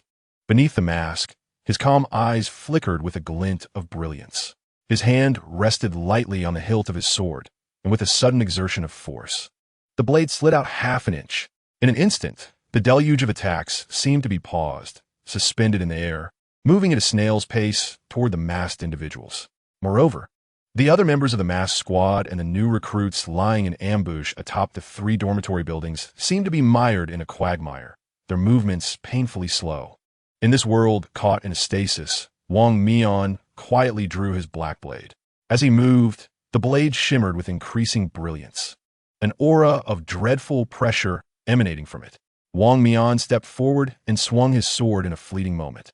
The intertwined flashes of the blade gathered before him, forming a net of sword light, yet they too lingered around him at an excruciatingly slow pace, enveloping him entirely. With a snap, the black blade was sheathed. Everything around returned to normal. In the next moment, vicious slashes radiated outward from Wang Mian's position, instantly reducing the surrounding 3 dormitory buildings to rubble while deftly avoiding any harm to the new recruits.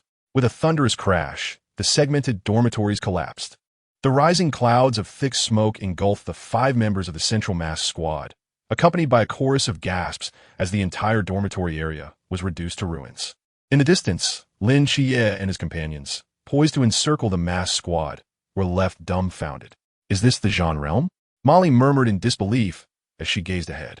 To slow down time and unleash such outrageous sword light, what exactly is his divine domain? Lin Qiye's brow furrowed, filled with confusion. Perhaps they had been far enough from the dormitory to avoid being caught in that strange temporal stasis, allowing them to witness Wang Mian's swordplay in its entirety. Yet the question remained. How could someone of the Zhan realm simultaneously exhibit 2 completely unrelated abilities? In truth, his divine domain merely controls time. Li Pang scratched his head. As for those incredibly powerful sword lights, you may interpret them as him having cheated. Cheated? The black blade in his hand was a forbidden artifact capable of unleashing the forbidden domain of sequence 301, and which could condense his speed into a sword aura. The faster he moved, the more potent the sword aura became. Although the artifact itself bore a low danger level in that individual's hands, It wielded a lethality that rivaled that of high-risk entities. Wang Mian, even while utilizing the acceleration of the Zhan realm, could produce sword auras comparable to those of the Chuan realm. Thus, even if he suppressed his realm to Zhan, he still possessed the killing power of the Chuan realm. This was utterly monstrous. Lin Xie could not help but voice his thoughts.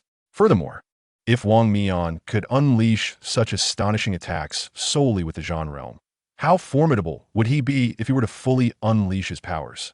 Is this the caliber of a special squad leader? Truly a prodigy among prodigies. Lin Xie suddenly recalled the deity behind him. The deity's code was 017. The god of time, Kronos. Molly gazed at the distant ruins and spoke softly, because he is the captain of the Zhangmian squad, donning the Wang mask, and is also the agent of the god of time. He is sometimes referred to as the Time King of the Mask. Lin Xie's expression grew grave. In his earlier studies on the night goddess Nyx, he had also delved into other deities of Greek mythology, and Kronos, as the second-generation king of the gods, possessed godly powers that ranked among the highest. Consequently, as his agent, Wang Mian's strength must be extraordinarily fearsome. However, while Kronos was formidable, Nyx, the goddess in the hospital, belonged to the pantheon of creator gods, making her a senior figure to Kronos. If she were to bestow her complete powers upon him, he would undoubtedly not stand a chance against Lin Xie. By the way, how do you know so much about Wang Mian? Lin Xie seemed to remember something and turned to Bai Li Pang Pang. Bai Li Pang Pang cleared his throat, because the yin in my possession was given to him by our family to win him over. I often used that blade to swat mosquitoes when I was little. Your family? Molly's brow furrowed slightly, as if recalling something, a look of shock crossing her features. What did you say your name was? Bai Li Pang Pang was taken aback. Then his face lit up with joy as he earnestly looked into Molly's eyes and extended his hand once more. Miss Molly, allow me to reintroduce myself. My name is Bai Li Tumming. Bai Li, Molly murmured. The Bai Li family, known for their forbidden artifact museum? Bai Li Pan Pan Kuwakiatli, lowering his voice and waving his hand dismissively. Don't make a scene. Keep it low-key, low-key. I'm just an ordinary kid from a regular family. Molly regarded him with disdain. Her eyes filled with contempt as she scoffed and turned away, ignoring the hand he had extended. I absolutely detest rich young masters. The richer they are, the more I loathe them. Bai Li Pong Pong's expression suddenly stiffened. Chapter 82. Strike me down with his divine domain and that forbidden artifact. His combat prowess had already far surpassed the Zhan realm. Perhaps he could single-handedly take on all 239 of us new recruits without issue. Molly's expression darkened, realizing that this confrontation offered them no chance of victory. Not necessarily, Bai Li Pang Pang said, patting his belly with a grin. Lin Xie asked, do you have a plan? The yuan was a gift from our family, so naturally, I have means to restrict it. Bai Li Pang Pang reached into his pocket and produced a roll of tape. This is the forbidden item, sealing scroll, sequence 343. As long as a segment is affixed to the blade, it will completely isolate the sword from its environment, rendering Wang Mian's time, divine, domain ineffective, and its power will be akin to that of an ordinary blade. Lin Xie took the tape, astonished as he glanced at Bai Li Pang Pang's pocket. You carry this with you? Did you know Wang Mian would come? Bai Li Pang Pang Shuklat, nonchalantly, neither confirming nor denying. Seeing he was unwilling to elaborate, Lin Xie turned his attention back to the tape, his gaze flickering. As long as they could seal that blade, there was still hope. Boom! Boom! Boom! Explosions erupted from the ruins as numerous figures surged toward the massed squad from all directions. Blinding flashes of fire erupting in succession. The dormitory building has collapsed, yet not all recruits have been forced to withdraw. Those who remain resilient are predominantly geniuses hailing from every corner of the world. Managing to secure their own safety amidst chaos is not overly difficult. Xin Yi, are you all right? A new recruit staggered to his feet from the rubble, calling out beside him.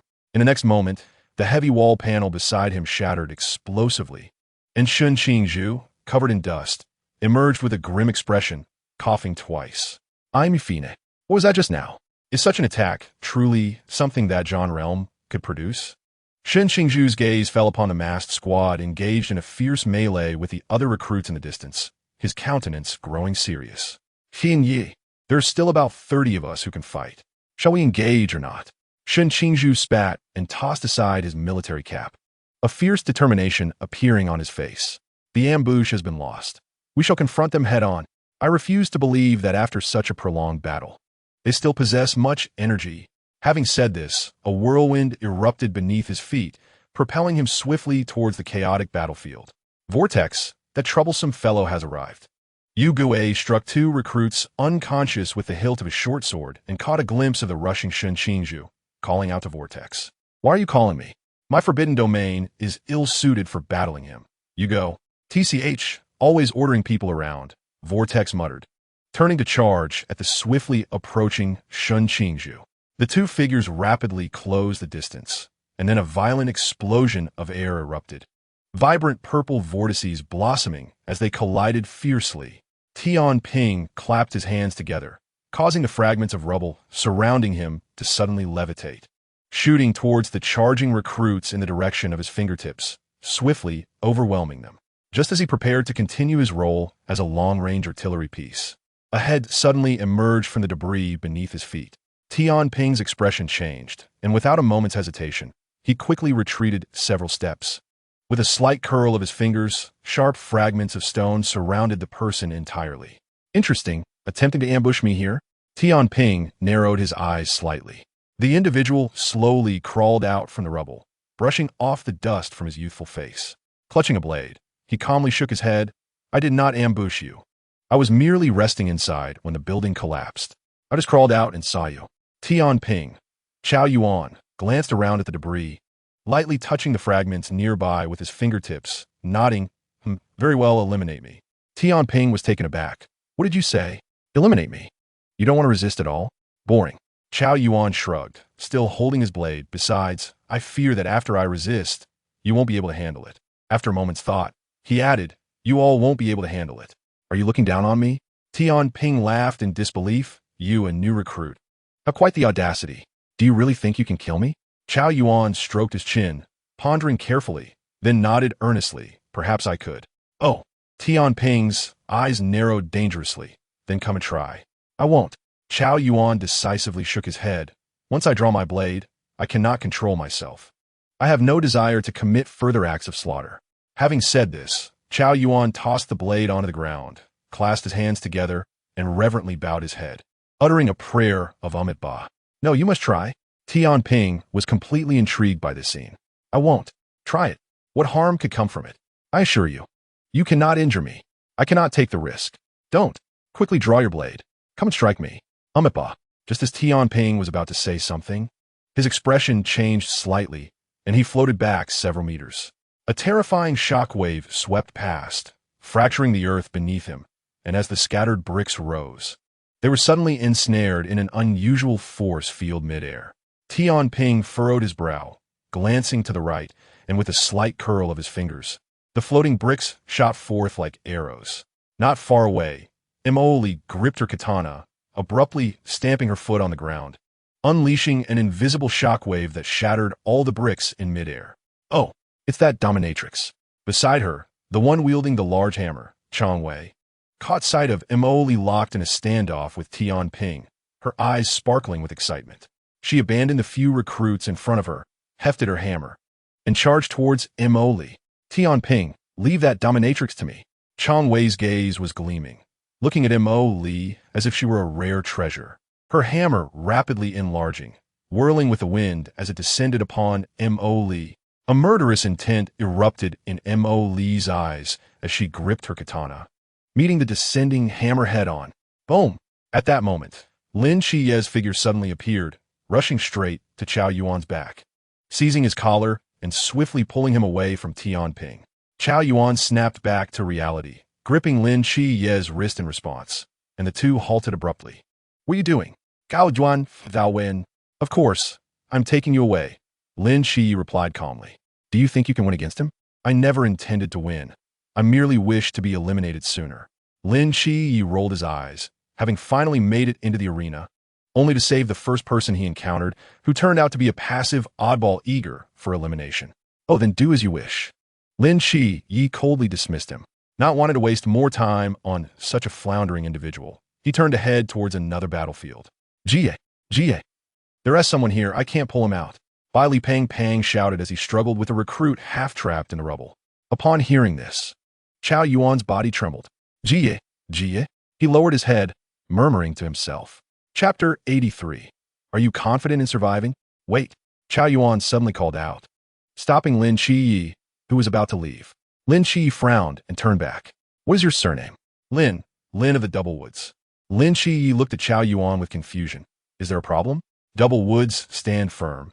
The 8 deities come together, entering the night for 10 years, ferrying the souls of the world. So it is you. Chao Yuan stared blankly at Lin Shiyi, murmuring to himself. Lin Shiyi did not catch what he said, merely rolling his eyes at his eccentricity. Crazy. Lin Shiyi chose not to engage further, turning to dash towards another battlefield. Chao Yuan silently watched his retreating figure, lost in thought. Suddenly, someone patted him on the shoulder from behind.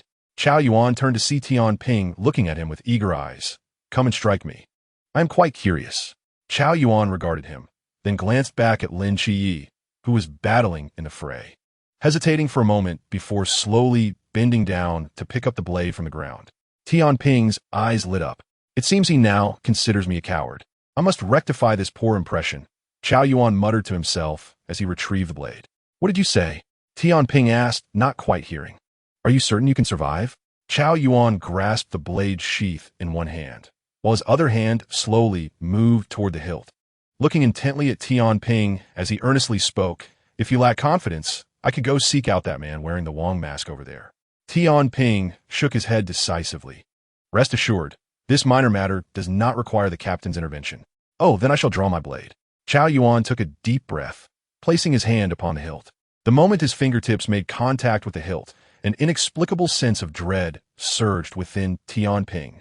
Simultaneously, the silent observer, Wang Mian, abruptly turned his head, fixating on Chao Yuan in the distance, his eyes flashing with shock. The blade was drawn. A dark malevolence surged forth like a raging inferno, soaring into the sky. A wisp of inky black flame erupted from Chao Yuan's skin, instantaneously incinerating his shirt and revealing a robust body marred by scars. The dark, malevolent fire coiled around him, gradually solidifying into an eerie humanoid form. It bore semblances of both human and demon. With a slight smirk, a plume of white smoke wafted from his body as he slowly opened his eyes, revealing a pair of blood-red, otherworldly orbs. In his gaze, there was no trace of rationality or calm. He resembled a feral beast. Tian Ping's pupils abruptly constricted, an intensifying sense of unease swelling within him. He instinctively began to retreat, preparing to distance himself from Chao Yuan. Just as his feet left the ground, Chao Yuan's figure flickered, appearing like a specter before him. With a menacing grin, he slashed at Tian Ping's neck. The black flames danced around the blade, effortlessly breaching Tian Ping's defensive barrier, aiming straight for his head. A jolt of terror surged through Tian Ping's heart. In that fleeting moment, he recalled how the young man had earnestly gazed into his eyes and asked, Are you certain you can survive this? Certain? What a joke. This strike made Tian Ping acutely aware of the life-threatening peril he faced. If he did not unleash his full potential, relying solely on his Zhan realm, he would undoubtedly perish beneath this blow. As Tian Ping prepared to liberate his realm, he suddenly perceived a blur before him, as a figure materialized out of nowhere. It was a man adorned with a Wong mask, wielding a dark blade. Clang! The sharp clash resonated. Blinding sparks erupted in the twilight as the masked figure's blade met Chao Yuan's, unleashing a tempest centered around the two. Immediately after, a terrifying blade aura surged forth from the masked man, sending Chao Yuan, along with his weapon, hurtling away into the distant ruins. The masked figure sheathed his sword and turned to Tian Ping, speaking with a hint of exasperation. Tian Ping, you are far too complacent. Tian Ping, still dazed and rubbing his eyes, pondered what manner of being this was. Forbidden Ruins, Sequence 031. Hey Wang Zhanya. This was my first encounter with a human from such a high-ranking forbidden sequence. Indeed, the top 30 sequences of the Forbidden Ruins are referred to as the Divine Realm, indicating that most of these sequences belong to deities, and possessing any of these sequences signifies entry into the realm of divinity. Sequence 031S, Hey Wang Zhanya, exists truly beneath the divine, above all living beings. The masked man observed Chao Yuan rising from the ruins, stating calmly, His power is overwhelming. and he is so weak that upon utilizing the forbidden ruins, he will completely lose consciousness, driven solely by the instincts of battle. This is a genuine, indiscriminate assault. In his madness, he could even harm his own allies. I understand now, Tian Ping said, his body slowly rising as he focused on the frenzied Chao Yuan. I was careless before. Now I must exert my utmost effort to confront this madman. His fingers intertwined, and the scattered weapons and debris around him began to levitate, encircling the grounded Chao Yuan. Chao Yuan gripped his blade, his blood-red eyes fixated on Tian Ping. As the dark flames swirled around him, a sinister grin stretching across his face. In the next instant, he vanished, darting through the ruins like a phantom. Go! Tian Ping commanded, and the myriad of weapons and bricks shifted direction, launching toward Chao Yuan like a barrage of bullets, causing the ground to tremble beneath them. Boom! The black flames erupted, and with a flash of his blade, Chao Yuan effortlessly cleaved through the descending objects, his speed astonishing as he reached beneath Tian Ping in the blink of an eye. With a powerful leap, just as his blade was about to make contact with Tian Ping, the latter wobbled upwards for several dozen meters. Thus, in his frenzied state, Chao Yuan encountered a grave dilemma. He could not reach him. Tian Ping laughed down at the bewildered Chao Yuan below. You can't fly, can you? How frustrating. Chao Yuan retorted, damn it, that guy is utterly shameless. Watching the battle from a distance, Bai Li Pang couldn't help but curse. That guy is too strong. If it came down to a one-on-one duel on the ground, aside from the masked man, none would stand a chance against him. Which is why we must keep him at bay.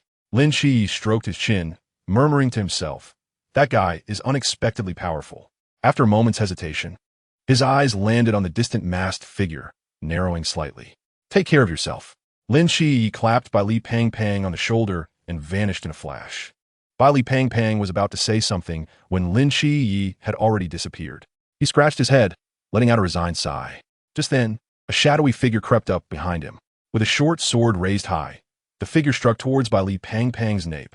Slap! A dazzling golden shield suddenly enveloped Bai Li Pang, deflecting the short sword wielded by the shadowy figure.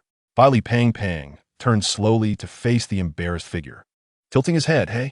Were you trying to ambush me just now? The shadowy figure was undeterred, drawing another short sword and striking at the golden shield again.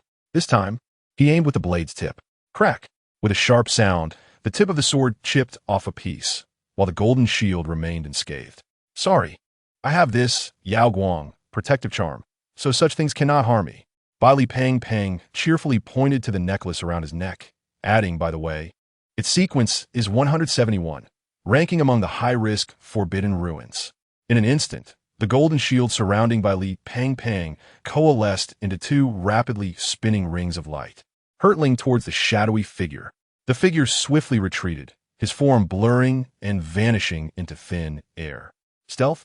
Bai Li Pang raised an eyebrow, reaching into his pocket to retrieve an old monocle, placing it upon his nose. The lens shimmered with a faint blue glow, and with a gentle wave of his hand, the two rings of light shot forth. Clang! Two short swords emerged from the void, blocking the light rings. The shadowy figure stumbled, astonished at Bai Li Pang's presence. You can see me?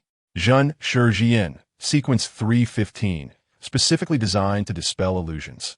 Bai Li Pang adjusted his monocle with a grin. The shadowy figure seemed to recall something. You are the young master of the Bai Li family? Please refrain from calling me young master. I am merely a child from an ordinary family, Bai Li Pang replied solemnly. The shadowy figure coughed, seeing them fight so fiercely. I should contribute as well. Bai Li Pang reached into his pocket, and to the shadowy figure's astonishment, he pulled out a broom. This was not the small broom used for household cleaning, but a large street-sweeping broom made of tightly bundled twigs. With the broom in hand, Bai Li Pang swung it fiercely at the nearby shadowy figure. A tempest, laden with crackling arcs of electricity, surged forth, obliterating the debris ahead. Despite this, the wind showed no signs of waning, intensifying as it bore down on the shadowy figure. Whoa! With no time to think, the shadowy figure disintegrated into moonlight, narrowly evading the strike, but the tempest continued its relentless assault towards the melee between Mo Li and Chong Wei. As the hammer and blade clashed repeatedly, both fighters turned and beheld the approaching storm with alarm, exclaiming, "Damn it, you fatso! Can you aim properly?" Cough, cough, I apologize profusely. Bai Li Pang Pang bowed repeatedly in contrition, hastily returning the broom to his pocket. He rummaged around and produced a magnificent sword. Yu Gui exclaimed in bewilderment. Are you some sort of doryman? If Lei Wan Feng cannot be utilized, then I must resort to this. Mimicking doryman's posture, Bai Li Pang Pang raised the sword high, invoking Yihua Sanqian.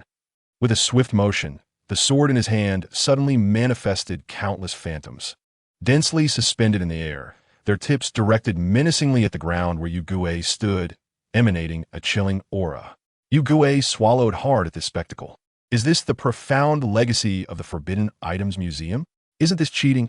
Bai Li Pang Pang gently swung the sword down, took a deep breath, and shouted attack. The 3,000 sword lights descended like raindrops, coalescing into a dragon of blades that roared towards Yu Gui. Yu Gui inhaled deeply, crying out, "Vortex, save me!" Meanwhile, Vortex, entangled in a fierce struggle with Shun Qing Zhu, seized the opportunity to dash towards Yu Gui, his lips twitching in desperation. Shun Qing Zhu narrowed her eyes and summoned the winds to follow suit. Just as the blade dragon was about to engulf Yu Gui, a violet vortex erupted, consuming the majority of the sword phantoms, allowing Yu Gui to slip away. Yet in the next moment, a knife wreathed in black flames grazed his scalp. Yu Gui turned around to find the devilish Chao Yuan standing behind him, a sinister grin plastered across his face. "Tianping, help me!" Below, various instructors observed the dormitory ruins, akin to celestial beings embroiled in combat, engulfed in an eerie silence. Vortex, Qianbei, Tianping, Iwagi, Bai Li Pangpan, Mo Li, Shun Qing Zhu, and Chao Yuan were locked in a chaotic melee, their attacks reverberating with such intensity that the screen flickered ominously. A thunderous crash echoed from above, dust cascading from the ceiling as the lights in the monitoring room dimmed. One instructor remarked, "Should we relocate? They won't bring this place down, will they? Surely not. It's 10 meters underground. How could a group at the Zhan level achieve such destruction?" Another instructor pointed at the screen, plunging the room into silence once more. I suddenly realized that the decision to have the Jiamian team maintain order was indeed astute. The instructors nodded fervently. Had we proceeded as before, pitting instructors against new recruits, it would have been a spectacle of chaos. During a recent training session, such an influx of talent surfaced. Yuan Gang leaned back, a smile gracing his lips, pondering that perhaps in a few years, the vacant 5th Special Team would finally emerge. "Do you believe they can become the 5th Special Team?" An astonished instructor inquired. "Your assessment of them is so lofty?" In the past 2 years, the mysteries of the Xia have multiplied and intensified. Beyond the night watchmen stationed in various cities, the 4 special teams have been struggling. The upper echelons of the night watchmen are now planning to reorganize the 5th Special Team. Yuan Gang continued, his fingers tapping the table. After the demise of the Lan Yu team, the 5th Special Team has remained vacant due to a lack of candidates. Now I see hope in them. Destiny, after all, is an unpredictable force. Among these children, some may fall in battle, while others may retreat, but surely a few will emerge as true pillars of the nation, establishing the 5th Special Team. Upon finishing his thoughts, Yuan Gang's gaze fell upon a particular screen. Perhaps a grand era is on the horizon. As dusk deepened and night enveloped the heavens, Wang Mian stood like an outsider at the edge of the ruins, gazing into the distance where a youth wielding a sword approached. Wang Mian's lips curled into a subtle smile. "I have awaited your arrival for quite some time." Chapter 85. The War of Agents. Lin Qi halted, locking eyes with Wang Mian, and slowly spoke, "To abandon the effort to besiege a particular team member and instead challenge you, the captain, to a duel is the most foolish decision I could make in this battle. Yet, indulging in a whim occasionally is not without merit. The key to winning this battle lies in unmasking a specific individual behind the false faces, not in eliminating all opponents." Lin Qi understood this all too well. However, he was more eager to glean insights regarding the divine agents. 10 years ago, the Seraph had inexplicably cast a glance his way, leaving him with no words but designating him an agent, while the enigma surrounding his own divine ruins remained unanswered. Wang Mian was the first divine agent to appear before him, and he did not wish to squander this opportunity. "I know you harbor many questions," Wang Mian said, resting his hand on the sword's hilt. "After this battle concludes, Regardless of the outcome, you may seek me out for a discussion. Thank you. Lin Shi replied sincerely, placing his own hand on the hilt. Are you certain you wish to use that assistive tool in our duel? Lin Shi's gaze fell upon the black blade at Wang Mian's waist. Wang Mian raised an eyebrow. Using my own weapon cannot be deemed cheating. Unconscionable. Thank you for the compliment. Clang. Lin Shi made the first move. Drawing his straight sword, he darted through the ruins with astonishing speed, akin to a shadow weaving through the debris. With much of the day already past, darkness had descended, and under the enhancement of Xing Yi Wuzhe, Lin Shi's speed was remarkable. Wang Mian, taken aback by Lin Shi's swiftness, let out a soft gasp. Moments later, he slowly drew the yuan from his waist. Swish! The intangible divine ruins unfurled, and to Lin Shi's eyes, Wang Mian's draw was so rapid it blurred, and had it not been for his mental acuity, he might have failed to perceive Wang Mian's strike. In the next instant, an exaggerated blade, aura, sliced through the air, hurtling towards Lin Shi. As Wang Mian drew his blade, Lin Shi's terrifying dynamic vision had already predicted the trajectory, prompting him to evade just in time. Thus, despite the astonishing speed of the blade, aura, Lin Shi skillfully sidestepped it at the last moment. The blade aura grazed Lin Shi's hair, severing a lock. And following this textbook-level evasion, he charged straight at Wang Mian. It seemed Wang Mian had not anticipated Lin Shi's agility, pausing momentarily before launching into a second, third, and fourth strike. A dense web of blade auras interwove before Wang Mian, and Lin Shi narrowed his eyes, pushing his dynamic vision to its utmost limits. In his perception, Wang Mian's movements gradually slowed, and he seemed to discern the gaps between the blades. In mere moments, his eyes began to ache from the strain. Lin Shi blinked forcefully, and in the next instant, the intricate network of blade auras loomed before him. Without hesitation, Lin Shi leaned back sharply as if to fall, just before he would crash heavily to the ground. Simultaneously, he thrust his straight sword into the ground, barely stabilizing his backward momentum, slipping beneath the lowest edge of the blade aura network. The razor-sharp blade aura brushed past his nose, and Lin Shi could feel the chilling presence emanating from it.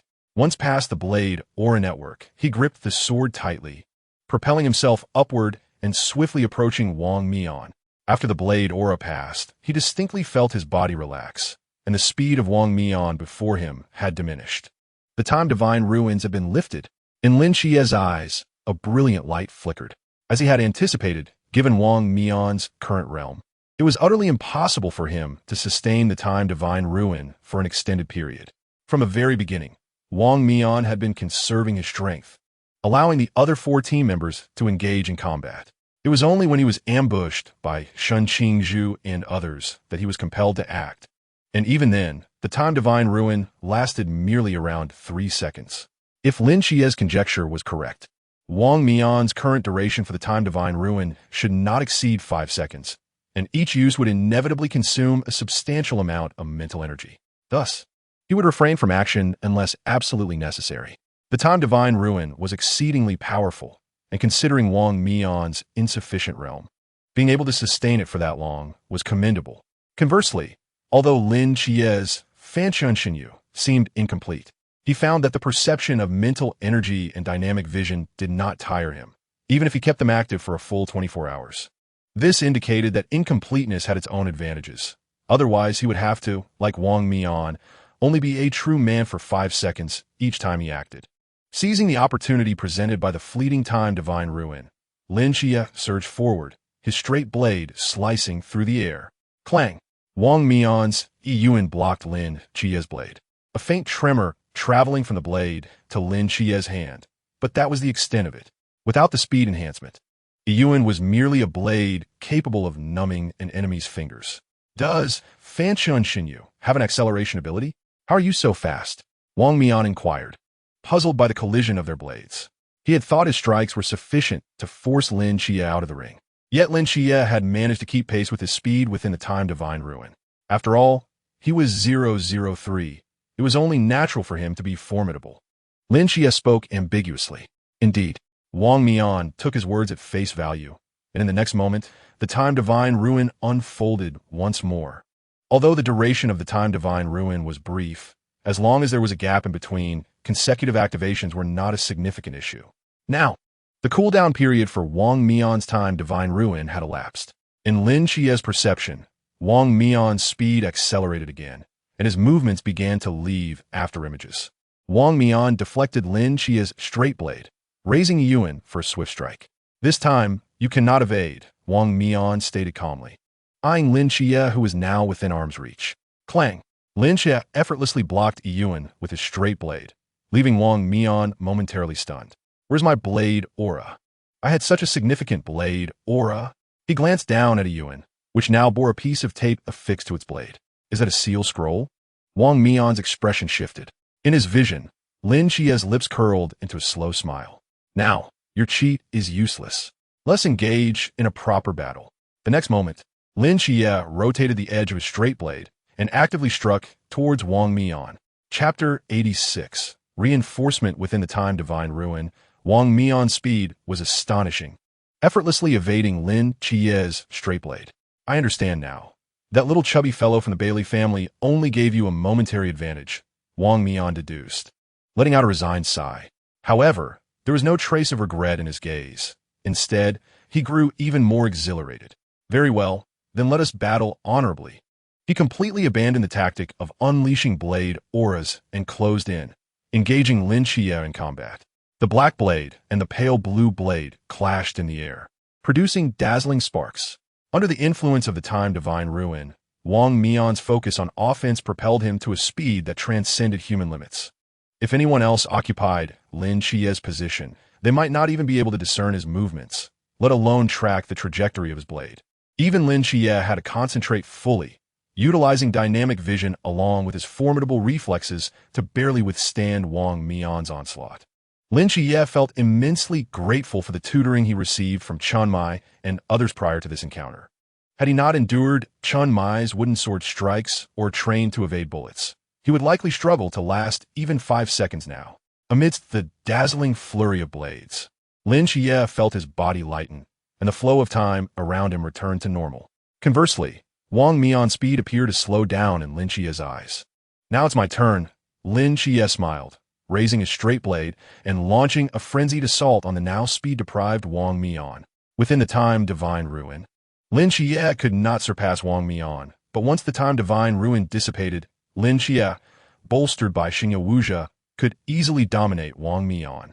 The tide of battle shifted instantaneously. Lin Chie's offensive surged like a tempest, forcing Wang Mian to retreat repeatedly. If not for Wang Mian's exquisite swordsmanship, he might not have withstood the pressure for long.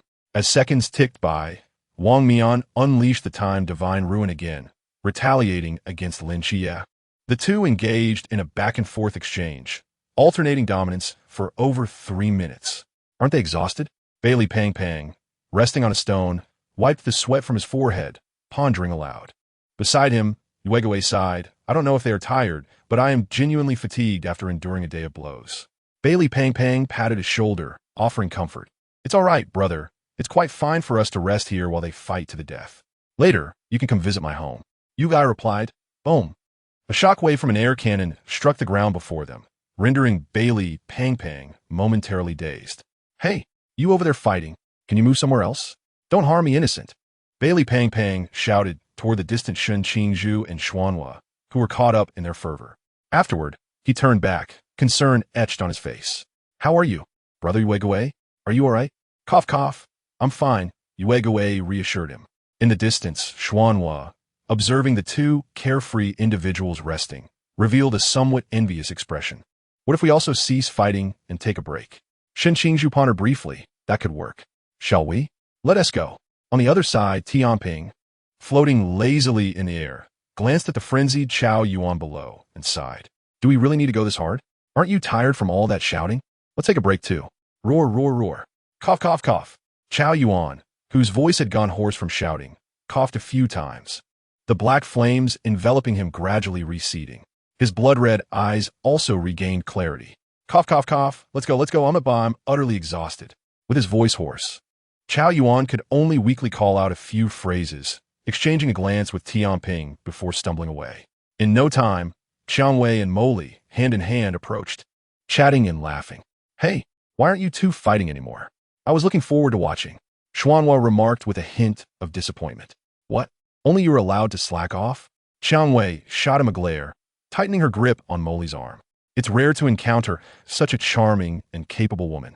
I would want to miss this. Xiangwei, you should be cautious. Otherwise, people might misinterpret that all our masks are perverted. Tianping covered his forehead in exasperation. How is pursuing true love considered perverted?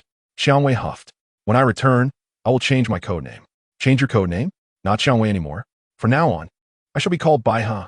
The gazes of the others turned peculiarly towards the two, and Bailey Pongpong's hand trembled, causing the great sword he held to clatter to the ground. Molly quietly withdrew her hand from Xiangwei's arm, moving to stand beside Bailey Pangpang. Make way. Give me some space. Huh. Oh, okay. Thus, the 8 individuals huddled together on a stone, savoring the spectacle of the 2 combatants engaged in their fierce bout in the distance. Go, Captain. The captain is the most handsome. Xuan was shouted at the top of his lungs. Bailey Pangpang, not to be outdone, yelled, Chia, go for it. Defeat him. Captain, strike him down. Xiangwei echoed the fervent cheers. Bailey Pangpang exclaimed, 7 knights, how magnificent. Captain is formidable. Yuegui follows closely. With a cough, Bailey Pangpang rubbed his throat and turned to the silent Mo Li, Shun Qingzhu, and Chao Yuan, urging, you should shout too. I cannot face them alone. Shun Qingzhu simply turned away, ignoring Bailey Pangpang, while Mo Li scratched her nose and managed to utter, I am not familiar with him. On the other hand, Chao Yuan hesitated for a moment before hoarsely shouting, Lin Kinney, you are amazing.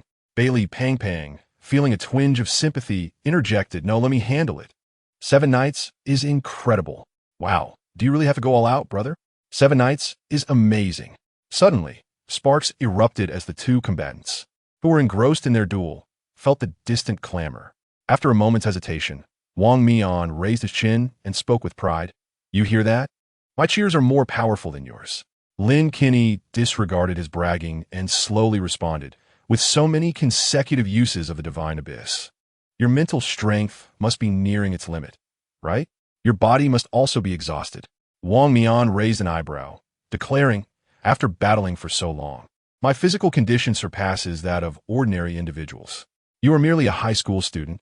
It is impressive you have lasted this long. I can still fight. Is winning this battle so significant for you? Lin Kinney shook his head and replied calmly, I do not care about the outcome. I simply wish to give my all. Chapter 87. Playing Dirty Chief. Who do you think will win? Below, over 20 instructors gathered around screen, their eyes unblinking. Before Yuan Gang could respond, another instructor interjected, Isn't it obvious?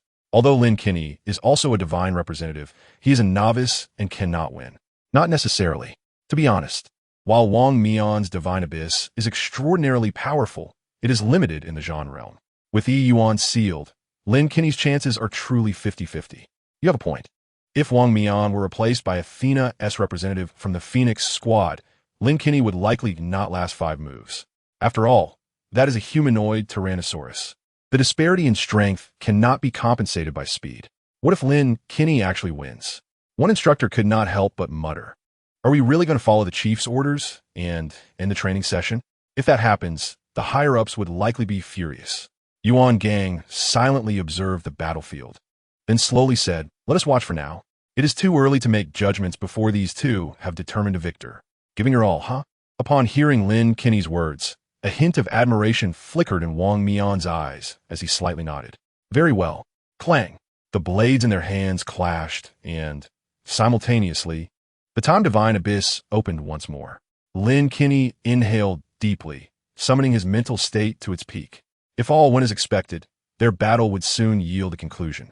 Yuan's blade sliced through the air, emitting a faint buzz as Lin Kinney instinctively raised his sword to meet her attack. Just then, an invisible ripple surged from beneath Wang Mian's mask, a formidable divine pressure erupting from his eyes, crashing into Lin Kinney's mind. While Lin Kinney had once cowed many with the might of the Seraphim, experiencing another's divine might was a first. Almost instantaneously, as the time god's pressure exploded, Lin Kinney's eyes also narrowed. 2 piercing golden beams erupted from within his gaze, resembling twin blazing furnaces radiating terrifying divine power. In midair, their gazes collided.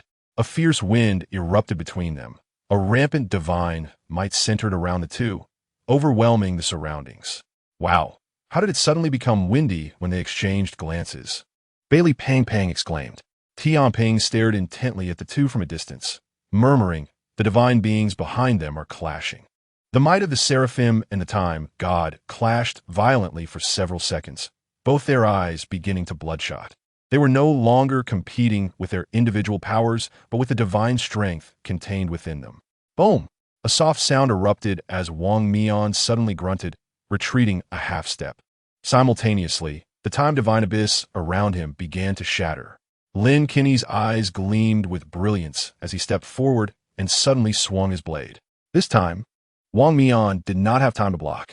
The pale blue blade sliced through his mask, cleaving the character Wang in two. Crack!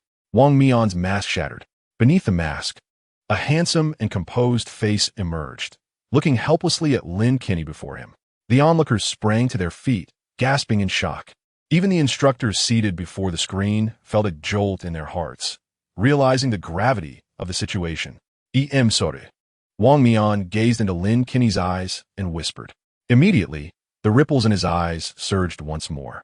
Time Divine Abyss, activate. The fragments of the shattered mask swiftly reversed, flying back to Wang Mian's face as he leaned back, his form gradually returning to its original position. The surrounding crowd, who had stood up, resumed their seats, a look of confusion appearing in their eyes. Lin Kinney's body uncontrollably retraced, his blade returning along its original path, and the cracks in the mask began to mend. His form returned to the position before he had swung the blade. Lin Kinney's eyes widened in shock. Time had rewound to 3 seconds prior. At that moment, the two had not yet determined a victor, he had not yet swung his sword, and Wang Mian's mask had not yet shattered. The surrounding spectators seemed to have forgotten the previous scene, still cheering for the two, while only Lin Kinney remembered what had just transpired. No, besides Lininiye. The instructors, intently watching the screen, also grasped what had occurred. Did he just sever Wang Mian's mask? Thankfully, Wang Mian rewound time, otherwise, we would have truly been in trouble. Yet, could such a time reversal be executed in the Zhan realm? Hadn't Wang Mian just unsealed his realm? In that instant, he had at least reached the Chuan realm. Did that not mean we had lost? Cough. Since Lin Kinney did not sever Wang Mian's mask, we have not lost. But he unsealed his realm. Isn't that playing dirty? Such matters of academic integrity cannot be considered playing dirty. Do you truly wish for this training session to end here, leaving you satisfied? The instructors erupted in a cacophony of debate. Just then, Yuan Gang slowly rose from his seat, glancing at the time. It was already 9 o'clock. The battle had to conclude. Chief, what about the outcome? Yuan Gang cast a calm glance at him and stated, the training must continue. This is not merely for our pride, but for the future of these children. On the ground, Lin Kinney looked down at the sword in his hand, then at Wang Mian before him. After a moment, he finally reacted. You are playing dirty. Shoo. Wang Mian placed a finger to his lips, leaning closer to Lin Kinney's ear, whispering, Lin Kinney, I admit I lost to you just now. But this new recruit training must proceed. Do you understand my meaning? Lin Kinney's expression suddenly turned peculiar. You want me to pretend I didn't win? As if nothing had ever happened? That is the idea. Wang Mian nodded, adding, but rest assured, the instructors are well aware of your performance. After this battle concludes, you can claim compensation as the victor. Lin Xie raised his eyebrows and declared, I am a person of principles. I estimate that they should have no issue sending you a red envelope of 500,000. My principles might even lead them to present you with a defensive artifact. He coughed lightly, adding, in that case, I owe you a favor. Wang Mian gazed into Lin Xie's eyes, acknowledging, as the captain of the masked team, I owe you a favor. Deal. Chapter 88. The young are fearsome with time expired. The battle concluded. Instructor Yuan Gang's voice echoed through the speakers within the base, resonating clearly in every corner. The members of the masked team, who had been anxiously seated nearby, finally exhaled in relief. I was terrified. I almost thought the captain was going to lose, said Xuanhua, patting his chest in a mix of fear and relief. Yuegue remained silent for a moment, expressing, why do I feel that something is off? I feel that way too, chimed Qiangwei, her expression peculiar. It felt as though they were all ensnared by the captain's time. Coughing violently, Taiyangping shot them a glance, prompting the members of the mass team to promptly close their mouths, a shared understanding dawning upon them, their faces tinged with embarrassment. Bailey Pang Pang scratched his head, puzzled. What? Did Chia not win? No, time ran out. He failed to eliminate Wang Mian's mask, Molly replied, shaking her head. Bailey Pang Pang blinked in confusion, pointing to his monocle, but I distinctly saw Chia deliver a decisive blow.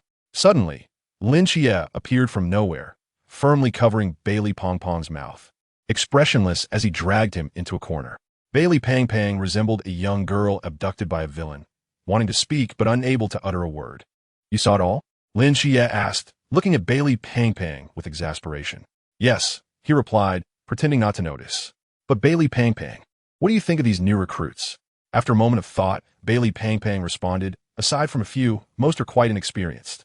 Do you believe that canceling this training session and allowing them to face those mysteries directly is a good idea? It should not be. Exactly, Lin Chia said, patting him on the shoulder, gazing 45 degrees toward the sky with a profound and compassionate expression. Even if I have won, I must feign that I have not. I do not fight for myself. I fight for the future of these 200 individuals. This is the vision. Bailey Pang Pang trembled slightly, staring at Lin Chia in awe. Finally regaining his composure after a lengthy pause. I see now, Brother Chia. I never imagined you to be not only intelligent and capable, but also possessing such a lofty mindset. I have indeed been narrow-minded. Lin Chia nodded slightly. This matter must remain confidential. Rest assured, I understand. Bailey Pang Pang replied, firmly patting his chest, determination gleaming in his eyes. Let us go. The battle has concluded, and it is time to assemble. Half an hour later, on the training platform, more than 20 instructors stood upright, flanked by the entire mass team. Yuan Gang stood at the forefront, surveying the silent and downcast recruits below, a fleeting smile appearing at the corner of his mouth. I am very disappointed in you. He began slowly, his deep voice reverberating beneath the night sky. Upon hearing these words, the members of the mass team beside him shuddered slightly, bowing their heads in silence. 239 individuals against 5. Aside from a mere handful, the vast majority did not even manage to touch the hem of the mass team's attire. Action sluggish. Thoughts chaotic. Complete disarray. Why previously stated holds true. You are all worthless. Your incompetence only endangers your comrades. Yuan Gang scolded them vehemently for an extended period. Seemingly feeling a twinge of guilt, he added, of course with a few exceptions. Since you have lost, you must adhere to what I previously stated. Cast aside all your pride and self-respect, forget your past, and immerse yourselves wholeheartedly in this training. This training will last for 1 year, divided into 2 parts. The first half will be pure physical training. During this period, we will employ a forbidden artifact to suppress the forbidden ruins within you. You will relinquish your proud special powers and be reduced to mere mortals. Throughout this time, we will subject you to various forms of torment, leaving you physically and mentally exhausted, perpetually teetering on the brink of collapse. You will experience despair, pain, and even contemplate death, but unfortunately here, you will not even be able to seek death. As for the second part, it will involve the practical application of forbidden ruins and tactical theories. Once you endure this first half, I will slowly explain the rest to you. Yuan Gang's gaze swept across the recruits below before he turned and departed. Enjoy this last moment of peace, rookies. Tomorrow marks the beginning of your nightmares. The instructors followed Yuan Gang out, while the members of the mass team adopted a haughty demeanor, vanishing into the darkness of the night. The new recruits immediately began to whisper among themselves. I think I might regret coming here for the physical training, Bailey Pang Pang lamented, patting his belly with a sorrowful expression. More importantly, I believe you should address another issue. Lin Chia began slowly. What? The dormitory building has just been demolished. Where will we stay tonight? Not only Lin Chia, but the other recruits quickly grasped the gravity of this issue, rushing back to the dormitory area, only to stand frozen in shock. The dormitory building, which had just been reduced to rubble, had returned to its original state. There was not a single crack in the walls, and even the ground showed no signs of debris. All their belongings and beds were intact, with no trace of a fierce battle. How is this possible? The new recruits were completely astonished upon witnessing this scene. Their departure and return had taken less than half an hour. How could this have happened? Beside them, Lin Chia stroked his chin thoughtfully, turning to gaze into the distant night. Ahem, Someone help me. Wang Mian had already removed his mask and stumbled, nearly falling to the ground. Xuanhua and Taiyangping supported him, sighing heavily. Captain, why go to such lengths? The logistics team could have repaired the dormitory. Why resort to time reversal to restore it? Xuanhua frowned, questioning. One cannot say that. Those 3 buildings were brought down by me, and one must take responsibility for their actions, Wang Mian replied, shaking his head, his lips slightly pale, though there were no living beings inside. Reversing time by over half an hour places a significant burden on one's mental fortitude. Taiyangping's brow was similarly furrowed. It is fine. I will just have Kai brew me a bowl of soup upon returning. By the way, Captain, did we lose today? Xiang Wei could not help but inquire. Taiyangping shot her a glance, signaling her to refrain from discussing that topic at the moment. Wang Mian paused, gradually straightening up, turning to face the noisy dormitory building behind him, a smile creeping onto his lips. Indeed, we lost, and even owe a favor. The young are indeed fearsome. Chapter 89. How the piercing whistle shattered the stillness of the dormitory area at 3 in the morning, jolting Lin Qiye awake from his slumber. He glanced at the Rolex he used to prop the table, his brow slightly furrowing. Is it really this harsh at 3 in the morning? He hastily donned his military attire, slapping his slippers onto the sleeping Bailey Pong Pong's face. The latter grunted, licking his lips, lazily flipping over to continue his sleep. Lin Qiye, unfazed by his companion, organized his gear while stepping out the door, and just as it was about to close, he casually remarked, I heard that Molly has a preference for women. Bali Pang Pang abruptly sat up from his bed, as if haunted by a nightmare. Upon glancing at the empty bed opposite him, he finally grasped the reality of the situation. Had they lost their minds? I had barely managed 4 hours of sleep. Jie, wait for me. As Bali Pang Pang hastily donned his trousers and pushed open the door, he discovered that numerous individuals were already sprinting towards the training ground. Frustrated, he scratched his head and set off in pursuit. Under the cloak of night, Lin Qiye's speed was astonishing. By the time he arrived at the training field, aside from the 3 impeccably standing instructors, no other recruits remained. Instructor Hong regarded the first to arrive, Lin Qiye, with a glimmer of admiration in his eyes. Following Lin Qiye, the other recruits arrived one after another. Instructor Hong held a stopwatch, seemingly awaiting something. As the last few recruits reached the training ground, Instructor Hong, with an impassive expression, surveyed the drowsy crowd and spoke in a deep voice. Today marks the first day of your training camp. I shall impart to you the essence of discipline, what it means to execute orders. Upon the sound of the whistle, regardless of what you are engaged in, you must assemble at the training ground within 3 minutes. Instructor Hong's gaze swept over the crowd, his eyes narrowing slightly. Now, anyone who took longer than 3 minutes to arrive stepped forward. Among the recruits, only a handful complied, while the majority whispered among themselves. What if the instructor didn't keep track of time? A recruit raised his hand and inquired. Instructor Hong shot him a glance. You go run 10 laps. The recruit. I was merely asking. I told you to run 10 laps. Do you not understand? Yes. The brows of the other recruits furrowed tightly, seemingly unable to comprehend Instructor Hong's actions. At that moment, a solemn-looking middle-aged man among the recruits suddenly called out, Report. Instructor Hong's eyes brightened slightly. Speak. What if one does not know their time? Then rely on intuition. Gamble. I have recorded each of your arrival times. You may wager that you arrived within 3 minutes. If you are correct, there will be no consequence. If wrong, double the punishment. Yes. Have you served in the military? Former Special Forces of the Army Combat Brigade, Zheng Zhong. Lin Qiye cast a sidelong glance at the middle-aged man, his expression complex. Was he also a Special Forces soldier turned night watchman? Was it the same for Old Zhao when he first entered the recruit training camp? Instructor Hong nodded slightly, diverting his gaze from Zheng Zhong. I shall reiterate. Those who exceeded the time stepped forward.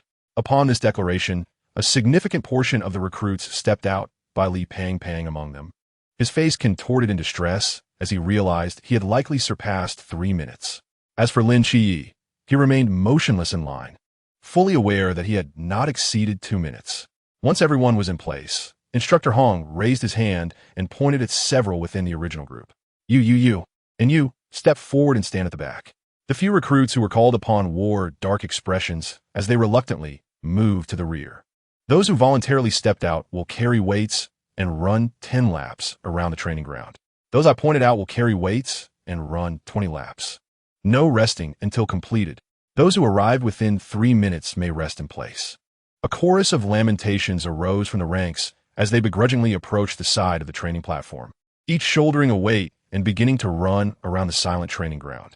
Meanwhile, Lin Chi sat leisurely, observing them as they ran.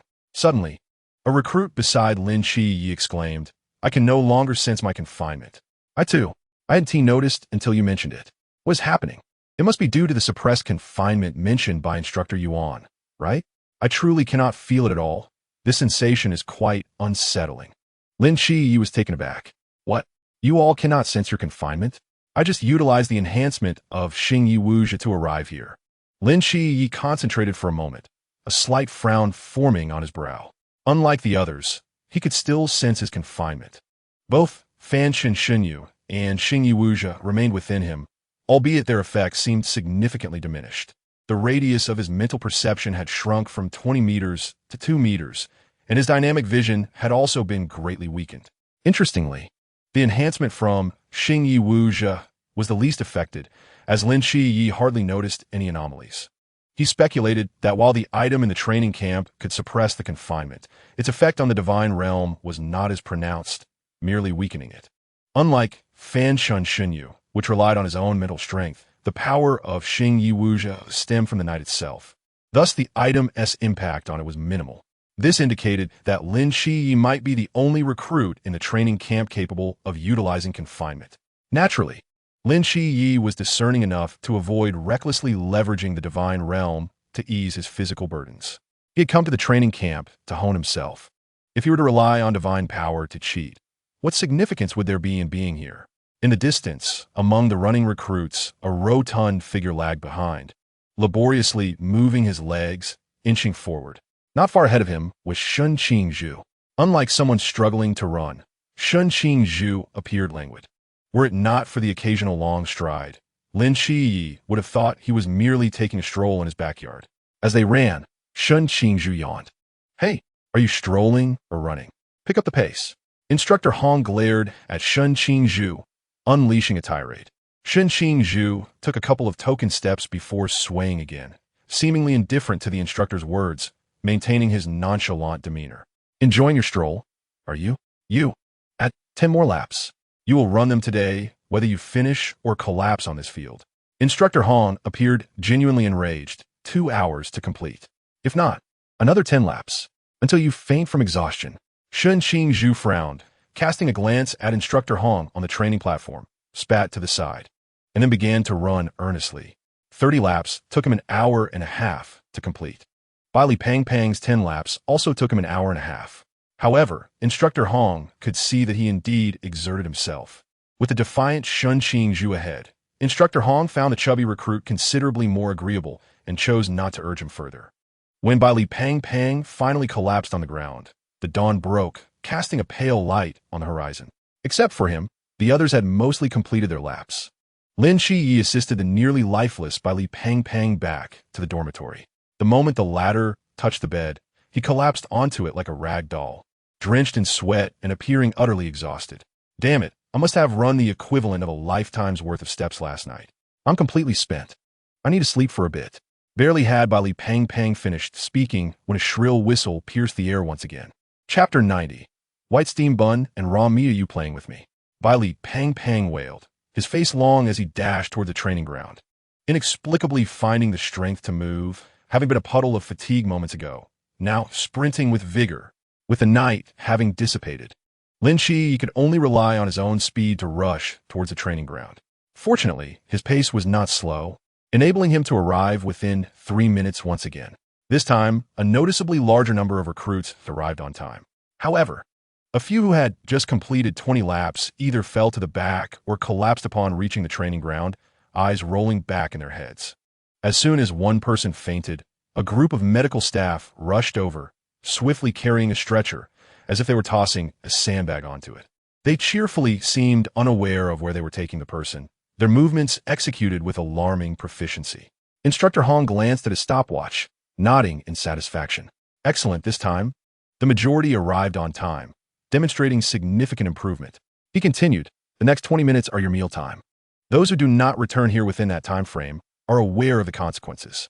With that, he turned away, accompanied by 2 other instructors, leaving without a backward glance. The new recruits exchanged glances before they all sprinted towards the cafeteria. Even the previously lethargic Bai Li Pang was invigorated, his eyes gleaming as he charged to the front, his expression resembling someone ready to devour the entire cafeteria. Upon bursting into the cafeteria like fierce tigers, the new recruits suddenly froze at the sight before them.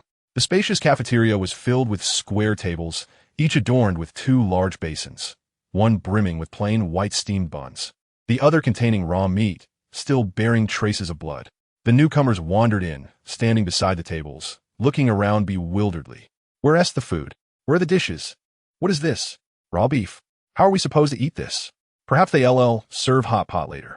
Lin Shiyi and Bai Li Pang stood at one table, the latter frowning as he lifted the 2 large basins, seemingly searching for food at the bottom. Shiyi, what do you think this means?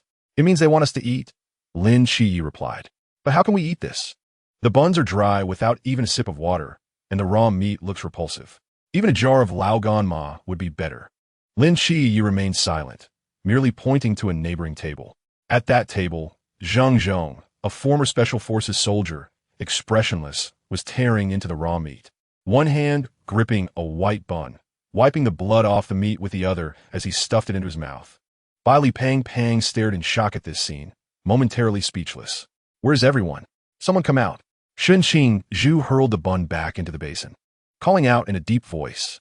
Shortly after, an elderly man with a spoon emerged from the kitchen, his face darkened. Who the hell is shouting? He glared. Is this food meant for humans? Who do you look down on? Shunqing Zhu narrowed his eyes at the old man and coldly replied, If you want to eat, then eat. If not, get lost. The old man shot him an angry look, responding gruffly. Oh, Shunqing Zhu raised an eyebrow, about to retort when several others entered the cafeteria, clad in gray cloaks and holding masks. They strode straight through the center of the cafeteria to sit at the round table at the back. In that moment, the entire room fell silent. This time, they did not wear masks, but everyone knew who they were. Ah, you little rascals, the old man chuckled upon seeing the 7 individuals. Old son, after all these years, you're still cooking for the new recruits? The handsome Wang Mian stood up respectfully as he saw the old man.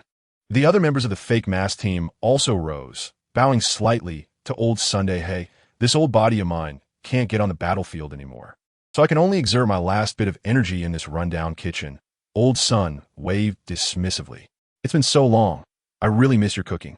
We'll have to trouble you again, Wang Mian continued. Ah, don't worry about it. Just wait here. I'll go prepare a few dishes for you. Old Sun, holding his spoon, turned back towards the kitchen, completely disregarding the new recruits as if they were invisible. With the fake mask team present, the other recruits dared not stop Old Sun, merely frowning at the basins of white buns and raw meat, remaining motionless. Let us eat. Lin Shi reached into the basin, pulling out a piece of white bun and taking a bite.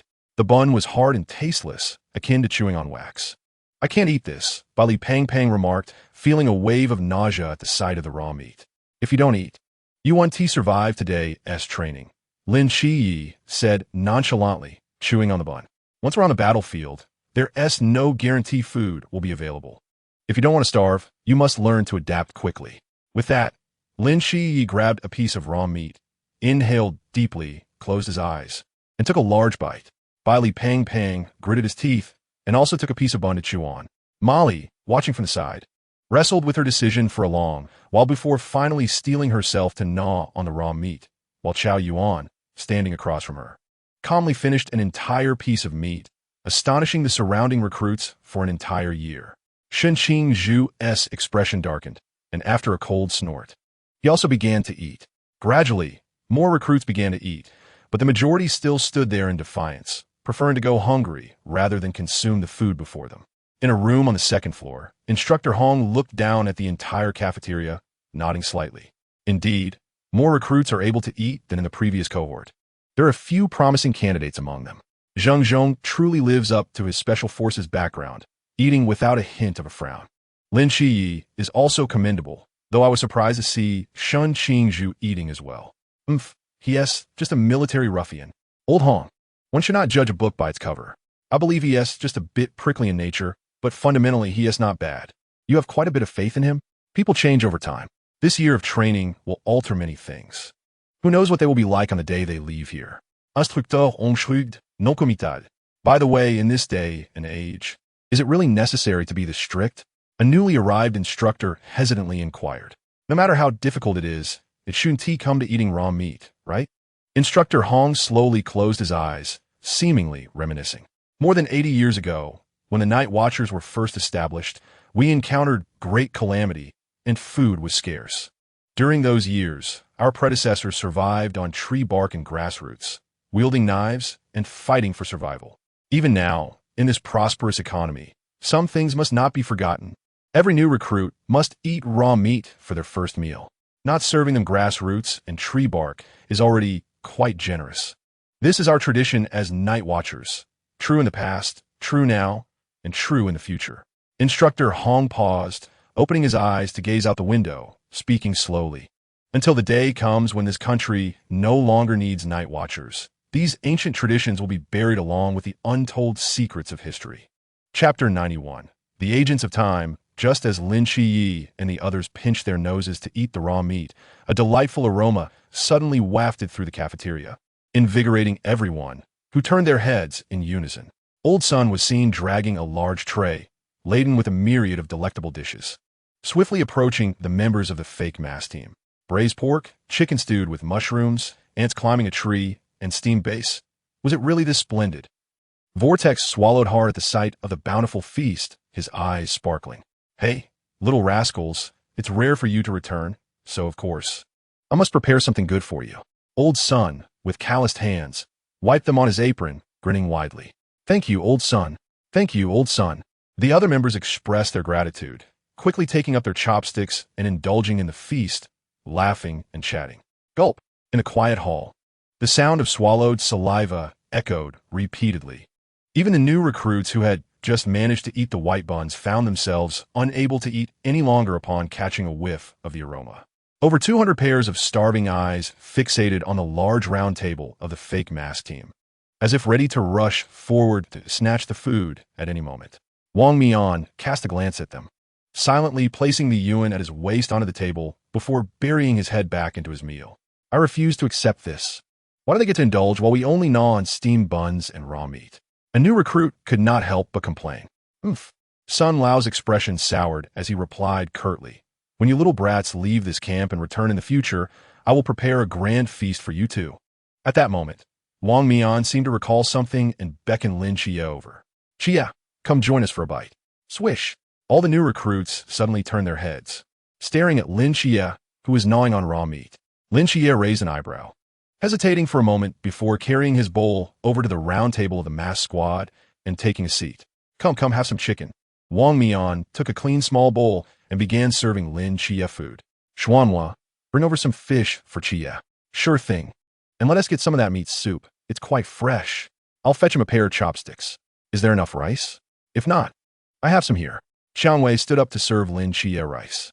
The masked squad treated Lin Chia with utmost courtesy. So much so that Lin Chia felt somewhat embarrassed and repeatedly waved his hands. No, you all eat. I'm just here to ask a few questions. I'll stick to my own food. Yu Gui was taken aback. You want to eat good food and prefer raw meat? Yes. Look at your comrades behind you. Their eyes are practically green with envy. Are you really not going to have some? I'm a new recruit. I'll eat what new recruits should eat. Lin Chia decisively shook his head. Seeing Lin Chia's insistence, the members of the mass squad had no choice but to sit down. Wang Mian looked at Lin Chia with approval and said, You wish to inquire about the agents? Yes. Please ask away. I will tell you everything I know. Lin Chia pondered for a moment. What is the relationship between agents and gods? That is a profound question. Wang Mian mused for a long time before slowly speaking. Essentially, the relationship between agents and gods can be summed up in two words. Contract. Contract? Due to certain reasons, gods generally do not appear directly in human society. If they wish to accomplish something, they must find a suitable person to assist them, at which point a mysterious contract is formed between man and God. The essence of the contract is exchange. The god bestows a portion of their divine power to the agent, and in return, the agent must assist the god in fulfilling certain tasks. Of course, not just anyone can become an agent. Only if the god themselves acknowledges you qualify to become an agent and fulfill this contract. Contract, Lin Chia murmured, his brow furrowed in confusion. If a contract is signed, it makes no sense for him to be unaware of anything. The seraphim granted him a portion of their divine power, yet did not mention what he should do. Compared to a contract, Lin Chia felt this was more akin to a gift. So, what must you do for the god of time? Lin Chia looked at Wang Mian, then realized that his question might have been intrusive and added, if it's not something you can disclose, just pretend I didn't ask. There is nothing I can't say. Wang Mian shook his head. About 8 or 9 years ago, when I was still an ordinary person, I was walking down the street in a daze when a drunk truck came barreling towards me. I had no time to react, and just as I was about to be struck, time suddenly froze around me. Later, the god of time emerged from the void, signed a contract with me, and bestowed upon me his divine remnants. In return, I am bound to enter Takamagara in the future and retrieve something for him. Takamagara? Lin Chia was taken aback. The land of gods in Japanese mythology? Indeed. Does it really exist? If the god of time says it exists, then it undoubtedly does. I just have yet to find it. Wang Mian sighed helplessly. Lin Chia nodded. So, your joining the Night Watchman was your own choice? Yes. In fact, before I joined the Night Watchman, the evil agent of the ancient god church approached me, asking me to join them, Wang Mian said calmly. But I refused. Lin Chia pondered. Because the goal given to you by the god of time has no relation to which faction you belong. They thought they could recruit you? Exactly. Some individuals within the ancient god church have even found clues regarding Takamagara, but I simply do not wish to associate with them, so I ultimately declined. Then did they give up? Not that easily. The people of the ancient god church are a bunch of lunatics. If they cannot recruit you, they will find ways to kill you. When I first joined the Night Watchman, I was ambushed by them 3 or 4 times. If it weren't for my good fortune, I probably wouldn't be here now. Wang Mian shrugged. But now, they no longer dare to approach me. Why? Because they might not be able to defeat me. Wang Mian's gaze fell on the other members at the table, a smile gracing his lips. I have a reliable group of teammates. Whether in a one-on-one or a brawl, they would dare make a move against me. Ahem, Captain. It's best not to get too sentimental while eating. It's rather nauseating, Xuanhua remarked with a peculiar expression. But I speak the truth. Even so, you could wait until there is no one around to say that. It's quite awkward to mention it now. Qiang Wei glared at Wang Mian, puffing up in frustration. I'll be more mindful next time. Lin Chia sat there, watching the 7 before him banter and jest, and after a long while, a faint smile appeared at the corners of his mouth. Chapter 92, The Power of Money. Outside the cafeteria, a sharp whistle sounded once more. Zing! Before Lin Chia could react, the 7 members of the mass squad had already jumped to their feet and dashed out. As Xuanhua took a few steps, he suddenly came to his senses. Wait, we're not new recruits. Why are we running? Instinctive reflex, Wang Mian scratched his head, glancing around the hall and noticing all the new recruits staring at them. He cleared his throat awkwardly and added, let us continue eating, continue eating. The mass squad members sat back down, pretending to ignore what had just happened and resumed their meal. The new recruits redirected their gaze. Glancing at the clock on the wall, it had only been 10 minutes since they started eating, and the 20-minute limit was still far off. Why is the whistle blowing again? Nevertheless, they set down their steamed buns and turned to sprint towards the training ground, as no one wished to run extra laps for being late. Bai Li, who had been choked by his steamed bun, waved at Lin Chia and turned to rush outside. I'm leaving first. You all continue eating, Lin Chia said as he turned. All right, go ahead, Wang Mian smiled slightly. Next time we meet, it will be outside the training camp. You're leaving? Yes, a mysterious ocean has appeared in the north. We'll head over there right after finishing our meal. Well, I wish you a victorious return. Lin Chia waved at them and quickly dashed out of the cafeteria. Once everyone had left, the surroundings fell silent. Without the envious gazes of the new recruits, this meal just doesn't taste as good. Xuan set down his chopsticks, letting out a long sigh. Such a wicked sense of humor. Tian Ping rolled his eyes. Since we're all full, we should take our leave. Wang Mian noticed that no one was moving their chopsticks, so he picked up the black box beside him and slowly stood up. All right, let us go. We shouldn't keep them waiting too long. Yu Guei wiped his mouth. The others also stood up, donned their cloaks, grabbed their black boxes, and strode towards the cafeteria exit. The gentle sunlight streamed through the pristine windows, cascading into the empty cafeteria. The 7 of them walked side by side. as a soft breeze wafted in through the entrance, lifting a corner of the gray cloaks. Their silhouettes were vividly reflected on the immaculate tiled floor. They slung their black boxes behind them, bowed their heads, donned their respective masks, and stepped forth. The cafeteria fell into a profound silence. In the cramped kitchen, the somewhat stooped figure of Old Sun stood by the small window, silently watching their departing backs. His eyes were slightly reddened, yet his gaze radiated determination. After a moment, he brought his feet together, puffed out his chest, and rendered a crisp military salute towards the direction they had vanished. At the training ground, mysterious beings from myths, legends, and rural tales stood as the primary adversaries of the Night Watchers. Their abilities were bizarre and varied, and their characteristics differed greatly. However, there was no doubt that they were far more formidable than mere mortal humans. But what do we rely upon when we wish to combat such entities? On the training platform, an unfamiliar instructor stood at the center, surveying the group of new recruits. Shen Qingzhu lazily raised his hand. Report. We rely on the formidable Jinshu. The instructor let out a cold chuckle. Indeed, Jinshu was the most crucial support for humanity in its battles against the mysterious, yet it did not encompass everything. Unless your Jinshu was extraordinarily powerful, capable of vanquishing the enigmatic with a mere flick of the finger, could you achieve such a feat? Shen Qingzhu raised an eyebrow. I can do it. What is your Jinshu? Sequence 068, Chimin. The instructor feigned ignorance, straightening his posture, and asked, Does anyone have a different answer? Suddenly, a chubby recruit raised his hand. Report. We rely on money. The instructor was taken aback. Money? Tell me, how does money help in battling the mysterious? Shall we exchange it for coins to crush them? The instructor was nearly amused by the absurdity. He turned to all the new recruits, solemnly stating, In the fight against the mysterious, aside from Jinshu, we also need a robust physique and combat skills.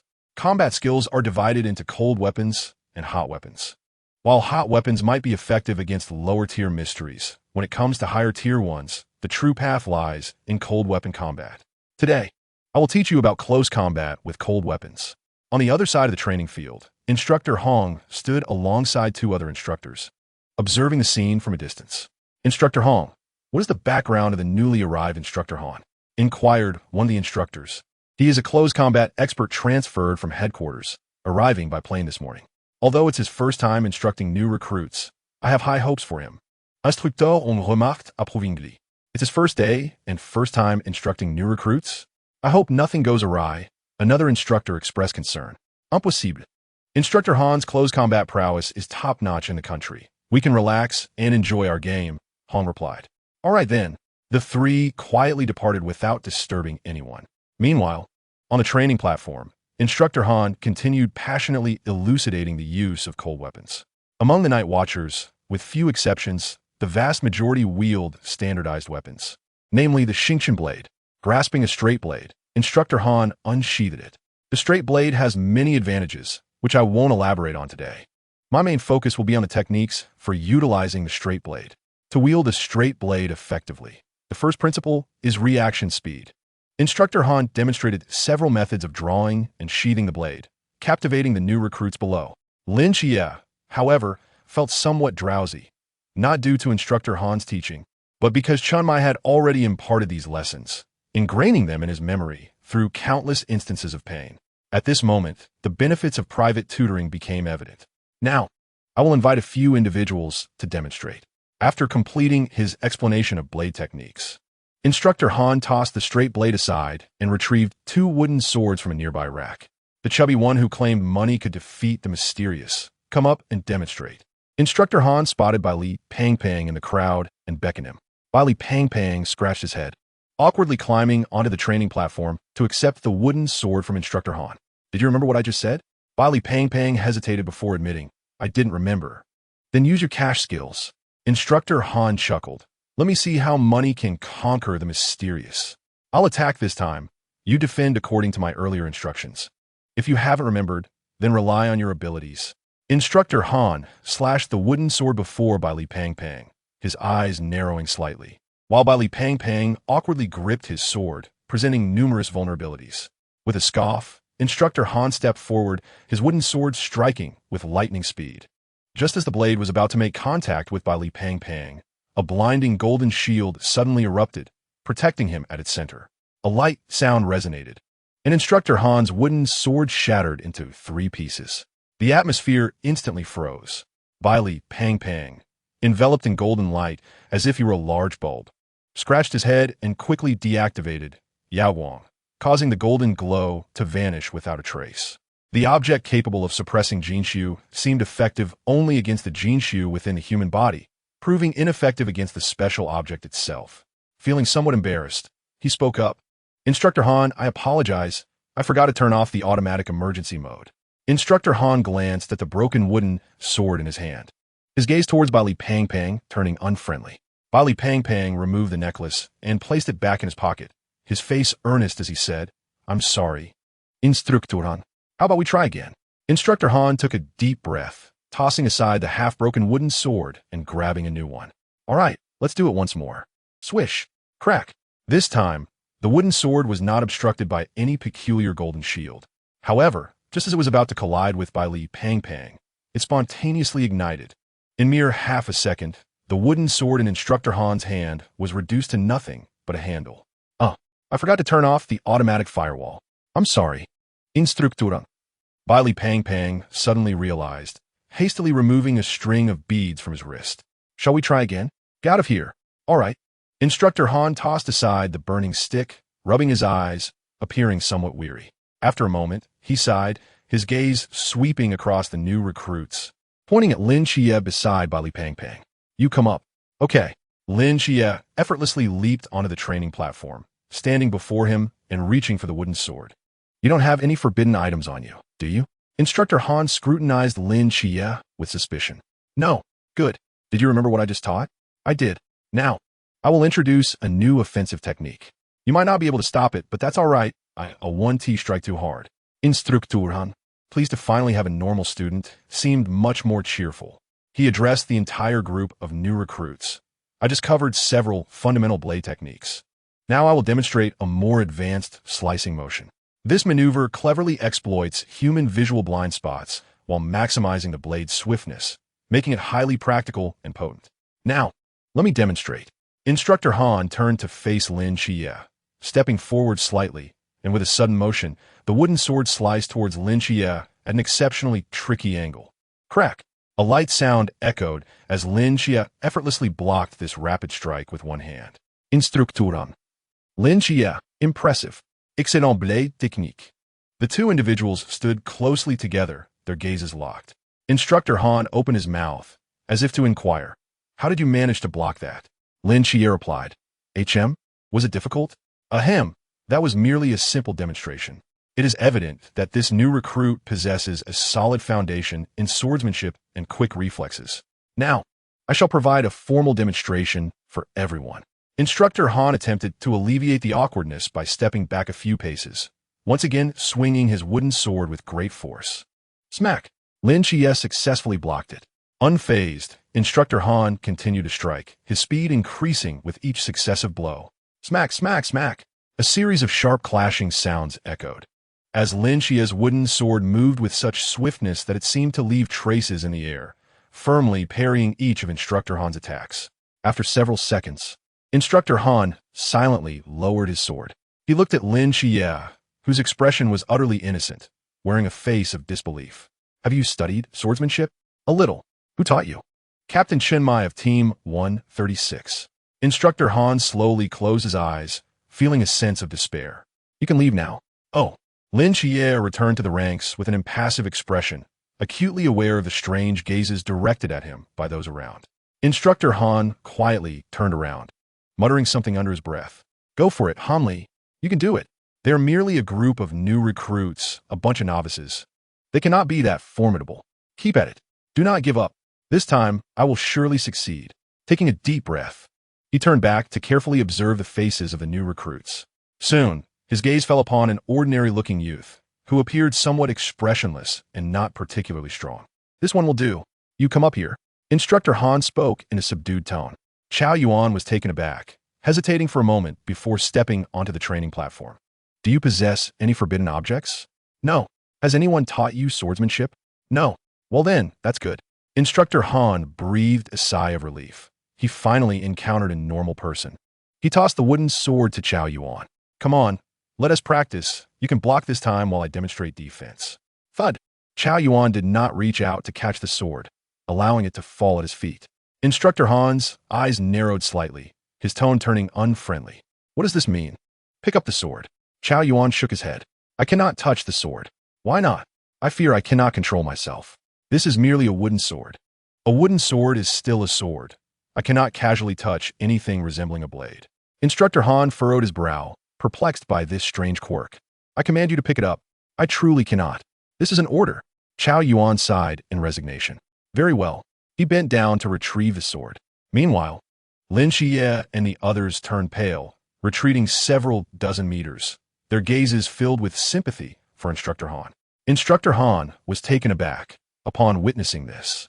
An ominous premonition arose within him. Just as he was about to speak, Chao Yuan's hand had already brushed against the hilt of the sword. Boom! A dark, malevolent aura erupted from Chao Yuan, centering around him.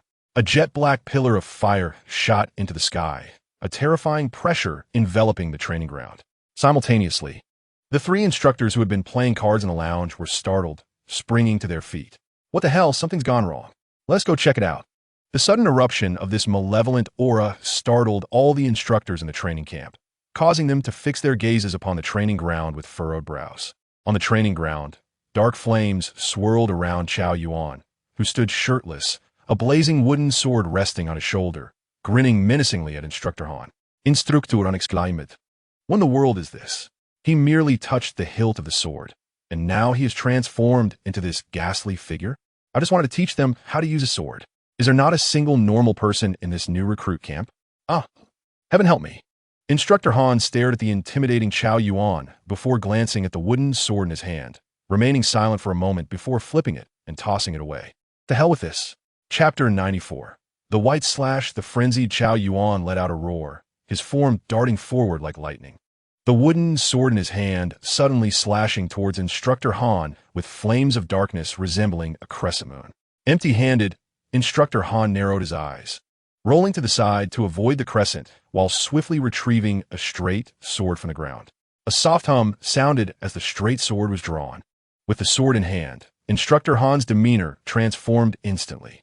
His profound gaze seemed capable of discerning the movements of the frenzied Chao Yuan.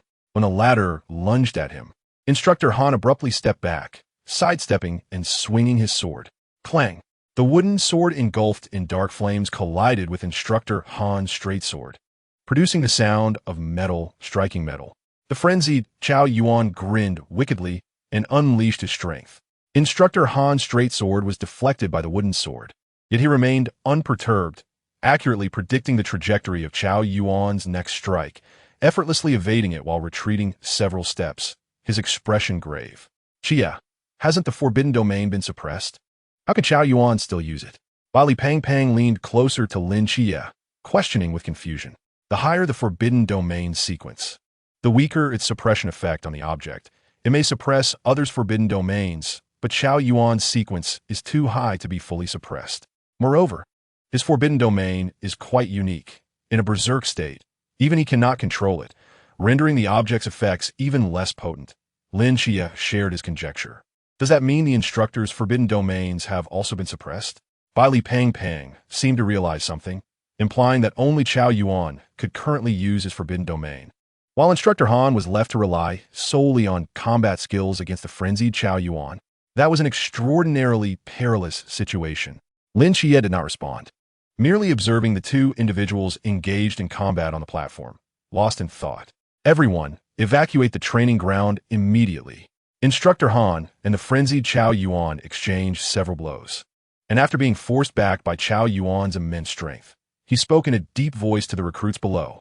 With his keen vision, he recognized the forbidden domain of the youth before him and grasped the situation. Regardless, Chao Yuan was far too dangerous at present. The recruits, whose forbidden domains have been suppressed, were merely ordinary individuals. Remaining any longer would surely lead to unforeseen consequences. Damn it, I cannot sense my own forbidden domain.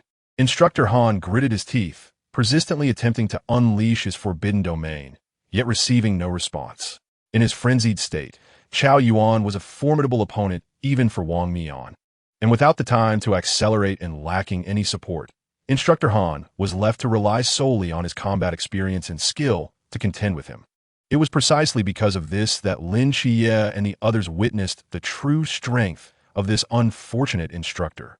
No matter how swift the frenzied Chao Yuan's movements were, Instructor Han consistently anticipated his trajectory, the straight sword in his hand seemingly possessing a mind of its own, fluttering like a butterfly as it deftly parried each of Chao Yuan's strikes. Unfortunately, while he could block the attacks, he could not withstand the overwhelming strength and the onslaught of the malevolent flames. This battle was fundamentally unfair. Amidst the frenzied laughter of Chao Yuan, Instructor Han could only barely defend himself, retreating step by step. Yao Guang, Bai Li Pang Pang donned a necklace, extending his chubby little hand and pointing towards the training platform.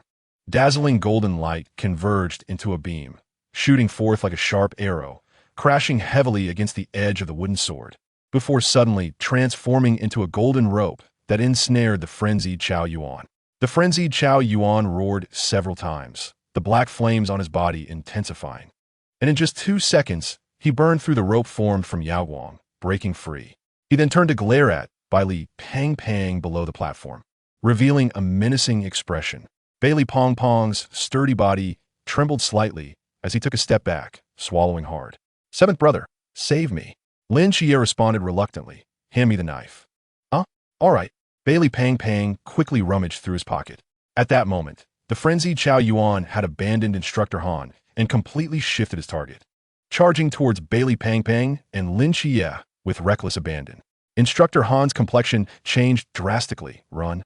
He propelled himself forward, pursuing the frenzied Chao Yuan towards the two. Lin Xie stood with a furrowed brow, a faint golden glow appearing in his eyes as a formidable aura radiated from him. "Found it." Bai Li Pang Pang extracted a knife from his pocket, one similar in length to the Xingqian Dao, and handed it to Lin Xie. At this very moment, the black flames of the frenzied Chao Yuan had already reached Lin Xie. The wooden knife, engulfed in malevolent flames, sliced through the air, aiming directly for Bai Li Pong Pong's neck. Just then, a flash of white blade light erupted. With a swift motion, the wooden knife collided with the blade light, effectively halting the advance of the malevolent flames. Lin Xie twisted the knife in his hand, deflecting Chao Yuan's wooden blade. Trembling with fear, Bai Li Pang Pang stood behind Lin Xie, clutching his wildly beating heart. "Damn, that scared me to death." Lin Xie gave a light exclamation, looking down at the knife in his hand, a hint of confusion in his eyes. "I clearly didn't touch the wooden knife. Why?" "This knife, known as Xiaozhan Bai, is a man-made forbidden item. A replica of the legendary weapon, Zhan Bai, from Sequence 061. It can ignore a distance of 5 meters when wielded, not particularly formidable." Bai Li Pang Pang patted his belly. "The true Zhan Bai is one of our family's treasures. It's said to disregard a distance of 1,000 meters. With a single strike within that range, all things bow before it." "Is it really that exaggerated?" Lin Xie inquired, playing with Xiaozhan Bai in astonishment. "Absolutely. There are only a few forbidden items that our family takes seriously. My father guards them like precious jewels, and I can't even get a glimpse." Lin Xie weighed Xiaozhan Bai in his hand, nodding with satisfaction. The frenzied Chao Yuan let out a low growl, fixating his gaze on Lin Xie. The malevolent flames swirling around him intensifying.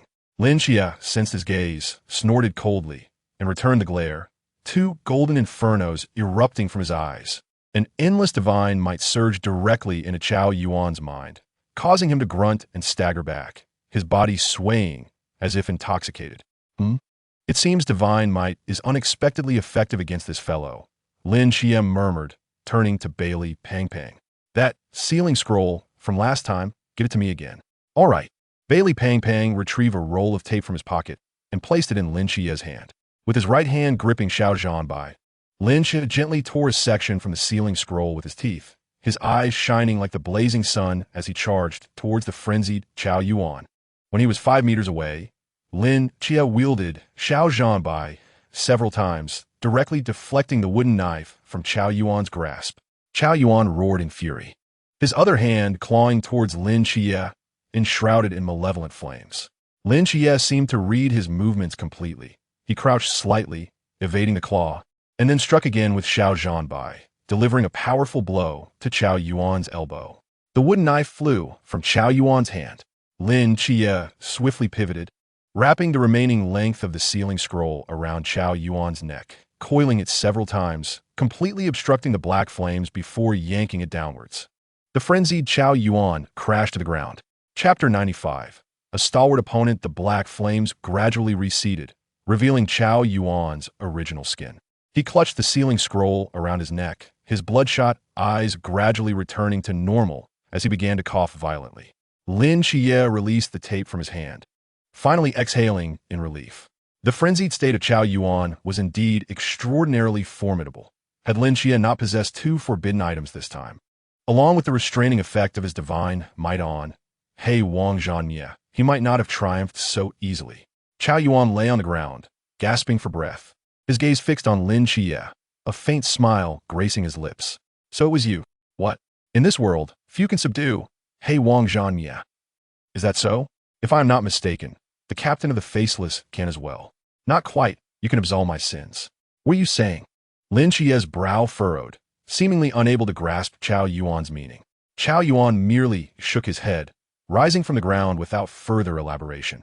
Instructor han apruishid. Scrutinizing Lin Chia for a long time. You're not injured, are you? No. Instructor Han paused, giving Lin Chia a thumbs up. That move was impressive. Lin Chia smiled slightly. Instructor Han helped Chao Yuan to his feet, and just as Chao Yuan was about to speak, Instructor Han shook his head to silence him. You need not say anything. The responsibility for this incident lies entirely with me. It was I who insisted on having you draw your blade. It is not your fault. Chao Yuan, intending to apologize, found his words completely blocked, letting out a helpless sigh, his hands pressed together in front of his chest, and bowing slightly, Ba.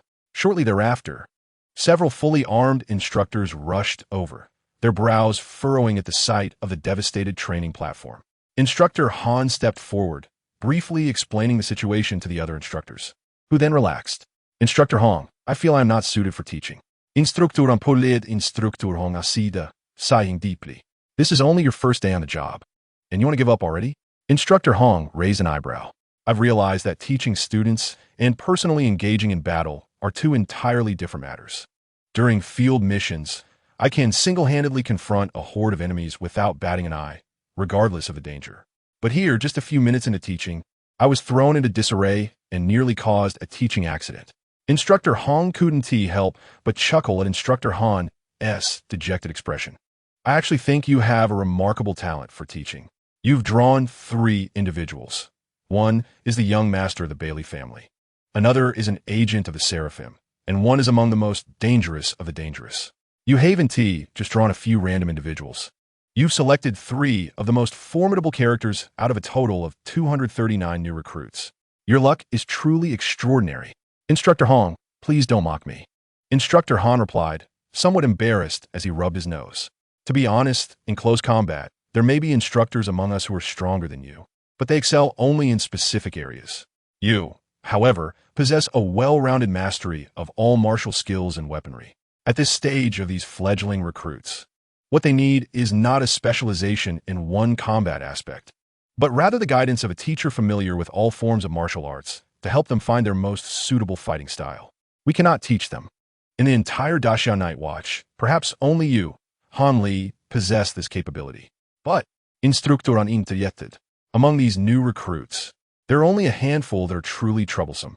In fact, having the chance to witness the growth of these prodigies is a fortunate experience for both you and me. ISNT it? Instructor Hong's gaze drifted into the distance, a slight smile on his lips. Aren't you curious what these prodigies will be like when they leave this training camp? Instructor Han paused for a moment, instinctively turning to look at the new recruits. The figure of a youth with a bandaged left hand and a knife in his right hand surfacing in his mind. After a moment of silence, he nodded. All right, I will give another try. Instructor Hong chuckled, patting Instructor Han on the shoulder. Go on. Those fledgling recruits are waiting for your training. Instructor Han nodded, took a deep breath, and strode towards the training ground. Upon his return, the previously restless recruits fell silent, and the entire training area became tranquil. Instructor Han's gaze swept over the crowd as he retrieved a wooden sword from the nearby rack and approached the partially destroyed demonstration platform to continue his explanation. The sword technique we discussed earlier, while swift and fierce, still lacked in power. The entire morning was dedicated to close combat training, during which Instructor Han briefly introduced several sword techniques, followed by discussions on dual wielding, fencing, spear techniques, and even the use of hidden weapons. As it was their first encounter with cold weapon training, the session primarily revolved around Instructor Han's teachings. With a kind heart, he allowed them all to sit and listen, granting the weary new recruits a moment of respite after a grueling morning. As Instructor Han's voice grew hoarse, it marked the arrival of lunchtime. When the recruits arrived at the dining hall, filled with anticipation, they were met with the sight of plain steamed buns accompanied by raw meat, causing their spirits to plummet, with some even retching. However, keen-eyed individuals noticed that in addition to the steamed buns and raw meat, each person also had a small plate of pickled vegetables before them, igniting a flicker of joy among the disheartened recruits. Chia, do you think that old man in the dining hall has finally found his conscience? He even prepared pickles. Bali Pang Pang remarked, touched as he stuffed the pickles into a steamed bun and took a generous bite. I don't know, but I can tell you that this small dish is hardly enough to satisfy, Lin Chia said, counting the pickles with a frown. Just then, a figure quietly approached their table. Chao Yuan silently offered his pickles to Lin Chia, chewing on the raw meat as he spoke. This is for you. Lin Chia was taken aback, while Bali Pang Pang's eyes widened. Brother, this is pickles. You aren't eating? If Lin Chia wants to eat, then I will give it to him. Upon hearing this, Bali Pang Pang's mouth fell agape. Do you know what this is called? What? A sycophant. I take pleasure in it. Lin Chia paused for a moment before slowly replying. If this is about what happened this morning, there is truly no need for such gestures. I am unscathed. It's not that, Lin Chia. Chao Yuan shook his head, gazing earnestly into Lin Chia's eyes. I simply wish to serve you sincerely. Lin Chia, Bali Pang Pang's body trembled, and his expression toward Chao Yuan shifted dramatically. Damn, this is a formidable rival. Chapter 96. Extreme training? Is this person suffering from serious illness? Lin Chia regarded Chao Yuan with an odd expression. He often harbored the most negative interpretations about others, making it difficult not to overthink someone suddenly approaching him with undue kindness. I do not comprehend. Lin Chia shook his head. Is it simply because I can restrain the madness within you? You can help me cleanse my sins and achieve my atonement, Chao Yuan said, bringing his hands together in prayer, softly reciting a Buddhist chant. Lin Chia furrowed his brow. What are you talking about? Chao Yuan's expression darkened, sorrow flashing in his eyes. After a moment of silence, he spoke slowly. I carry the lives of 333 innocent souls who perished cruelly. Their blood cries for vengeance. Only you can absolve me of this sin and save me from the flames of retribution. You killed 333 people? Bali Pang Pang's eyes widened. Were you a bandit? No. Then what have you done? Chao Yuan stared blankly, his gaze fixed on the ground, silent. Lin Chia finally spoke. I am sorry, but I lack the power to absolve others of their sins. You should seek out a monk. I have, Chao Yuan replied, his eyes locked onto Lin Chia's. I recited scriptures at Jiuhua Mountain for 7 years, yet the bloodthirst within me remains unabated. Master Jin Chan stated that only one person could assist me in achieving atonement. Did he provide you with my ID number? Lin Chia asked incredulously. No, but it is of no consequence, Chao Yuan replied calmly. The duality of wood standing firm, 8 deities depart, and upon nightfall, 10 years have passed. Guiding the world of mortals aligns perfectly with the 3 characters of Lin Chia. Lin Chia remained unfazed by the initial phrases, but upon hearing upon nightfall, 10 years, his expression grew serious. Did this imply he had been blind for a decade, or that he had made a pact with Zhao Kongcheng to become a night watchman for 10 years?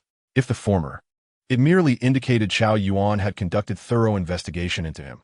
However, if the latter held true, how could Master Jin Chan have known? Given that he had made his vow in his solitude, as I have said, I will not bear the burden of others' calamities. Lin Chia shook his head. Perhaps not now, but I believe the future you can achieve it. You have such faith in me. I trust Master Jin Chan. Lin Chia scrutinized Chao Yuan for a long while, eventually sighing in resignation. Do as you wish, but I shall not offer any guarantees. A faint smile graced Chao Yuan's lips, as if recalling something, and he extended the pickles towards Lin Chia. Eat the pickles. Lin Xie hesitated momentarily, but ultimately reached out, taking a small amount and stuffing it into a steamed bun. Taking a hearty bite, a satisfied smile appeared on Chow Yuan's face. That smile makes you look ever more like a sycophant, Bai Li Pang Pang muttered, unabashedly approaching Chow Yuan to grab some pickles for himself. Chow Yuan's expression shifted, and he abruptly covered the pickle dish with his hand. Scram, let me have a bite. If Seven Knight can eat, why can't I? Bai Li Pang Pang protesta, boating. These are all Lin Xie's, Chow Yuan replied expressionlessly. Bai Li Pang Pang sadly leaned towards Lin Xie. Seven Knight, tell me, do I, Bai Li Pang Pang, deserve to eat your pickles? You do not. My Rolex, well, eating a little less is fine. Upon hearing Lin Xie relent, Chow Yuan, under Bai Li Pang Pang's triumphant grin, had no choice but to release his grip and silently resume gnawing on the raw meat. Bai Li Pang Pang, holding a steamed bun in one hand and pickles in the other, stood defiantly before Chow Yuan, munching while grinning foolishly, reminiscent of a favored concubine in a royal harem. Attention, everyone! As the recruits were absorbed in their meal, Instructor Hong entered the dining hall, flanked by two other instructors, his commanding voice resonating throughout the room.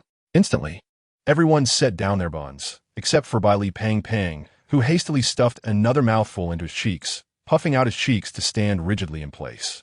Instructor Hong's piercing gaze scanned the room as he slowly declared, "This afternoon marks your first extreme training session. Once you finish eating, assemble behind the dining hall." Understood. The recruits chorused. Instructeur Onuded. I offer you this piece of advice. The extreme training this afternoon will be arduous. You best finish all the food on the table. With that, the three instructors turned and left, and the noise in the dining hall resumed. Extreme training? What on earth is that? Bai Li Pang Pang Puzlat. Still chewing on his bun. I have no idea, Chow Yuan replied. Let us finish our meal. Lin Xie gazed towards the departing instructors, sighing deeply. This afternoon, it seems we are truly entering a hellish trial. After Lin Xie and his companions finished their meal, they headed straight to the back of the dining hall, where several black buses awaited, their destination unknown. Are we leaving the camp? Bai Li Pang Pang's eyes lit up with anticipation. Leaving the camp may not necessarily be a good thing, Lin Xie remarked, his brow slightly furrowed. Why? This indicates that the facilities in the training camp can no longer meet the demands of extreme conditions. Zheng Zhong, a former Special Forces soldier, suddenly appeared behind them, interjecting coolly. Have you trained before? I do not know if the training for night watchmen differs from that of the military, but in any case, the afternoon training will not be as easy as the morning. Conserve your strength. Zheng Zhong traversed past Lin Xie as the door of the black bus slowly swung open. With a gentle leap, he vanished from the sight of the crowd. Lin Xie pondered for a moment, unable to fathom the nature of this extreme training. Ultimately, he dismissed the thought and boarded the bus alongside Zheng Zhong, followed closely by Bai Li Pang Pang and Chow Yuan. Once everyone was aboard, the vehicle gradually set in motion. The 5 black buses gliding through the gates of the training camp and racing towards the wilderness. After approximately half an hour, the vehicle came to a halt. Lin Xie, who had been resting, opened his eyes and gazed outside, momentarily taken aback. Jinan Mountain? As a local from Songnan, he could easily recognize the lush mountain range before him. Songnan City, situated in the southeastern plains of Xia, is devoid of towering peaks, and Jinan Mountain, at a mere 4,000 meters, hardly qualifies as a high mountain. Yet, it is encircled by a series of smaller peaks, forming a cohesive mountain range that is neither overly grand nor diminutive. Furthermore, Jinan Mountain has not been extensively developed and remains a wild mountain on the outskirts of Songnan City. A small cable car sits atop its peak for tourists. But even so, the number of visitors each year is minimal, rendering it an exceedingly obscure attraction. Once the vehicle came to a standstill, Instructor Hong rose, turning to face the new recruits with a cruel smile creasing his lips. All of you disembark. Chapter 97. Entering the mountains swiftly, the new recruits gathered at the foot of Jinan Mountain. Instructor Hong stood before them, hands clasped behind his back, surveying the group before speaking slowly. Next, we shall commence extreme training. Do you see this mountain range behind me? Shortly, I will assign each of you a load of 35 kilograms. Your task is to traverse this mountain range before dawn tomorrow. Report. Zheng Zhong called out. Speak. Is it merely a standard weighted cross-country run? Not quite so simple. Instructor Hong replied with a slight smile, gesturing with his hand. Suddenly, a swarm of drones erupted from the last bus, each equipped with a miniature gun barrel beneath it. The weights you bear are equipped with tracking features. Once the training begins, these drones will enter the mountain range to pursue each of you. If you're struck by the paintball guns they carry, it signifies failure. And failure comes with a harsh, exceedingly harsh punishment. The corners of Instructor Hong's mouth curled upward uncontrollably, as if he had envisioned something particularly amusing. He emphasized the word harsh thrice, sending shivers down the spines of the new recruits. I must highlight a few rules. Instructor Hong raised 3 fingers. Firstly, you may exchange weights among yourselves. If any of you can no longer bear the load, you can transfer some of it to another and retrieve it at any time. However, be warned, you cannot discard any load without permission, or you will face immediate failure. Secondly, you are forbidden from attacking or even touching the drones. You cannot carry any items to obstruct the paintball guns, nor can you hide in dead-end terrain and remain motionless. Your only option in the face of the drones is to flee. Thirdly, you may band together, but you cannot attack one another or interfere with each other's actions. Having outlined these points, Instructor Hong bellowed, "Do you understand?" "Understood," the recruits replied in unison. "Collect your weights and proceed into the mountain." Upon receiving the order, the new recruits began to take turns shouldering their burdens, each issued a tactical knife. This knife is for overcoming terrain, not for infighting. Remember, Instructor Han li cautionat earnestly. When the knife reached Chao Yuan, Instructor Han Li quietly set down the knife in his hand and produced a spoon from behind his back. "Instructor, this is absurd. Gao Juan Vima, Bu Wui. You can't use a knife, and there are no other weapons available, so just make do with this for now," Instructor Han Li said, patting him on the shoulder. Chao Yuan lamented, "They can use a knife to cut through underbrush, and what can I do with a spoon? Dig a hole for myself? By the way, that chubby fellow over there." Instructor Hong suddenly recalled something and called out to Bai Li Pang Pang, who was preparing to enter the mountain. "Yes? Remove all Yorzai Kongjin items, along with those necklaces and bracelets you're wearing, and hand them over to me for safekeeping." Instructor Hong extended his hand. Bai Li Bang Ban Shudarat, clutching his chest. "Instructor, these items are quite valuable. I'm not keeping them, just holding them temporarily. Understand? If you enter and lose prohibited items, what good is the training?" "Fine," Bai Li Pang Pang sighed in dismay, producing a small white pouch from his pocket and handing it to Instructor Hong, along with the assorted trinkets adorning him. "All right, you may go." Instructor Hong solemnly placed the items in a secure location, waving Bai Li Pang Pang off. Once all the new recruits had entered the mountain, Instructor Hong leisurely settled into the tactical tent that had just been set up, yawning. "Instructor, is it really necessary to complicate a simple weighted cross-country run like this?" Instructor Han Li questioned, taking a seat beside him, perplexed. This is far from a mere weighted cross-country run," Instructor Hong smiled. "Do you truly believe they can run out of this mountain range?"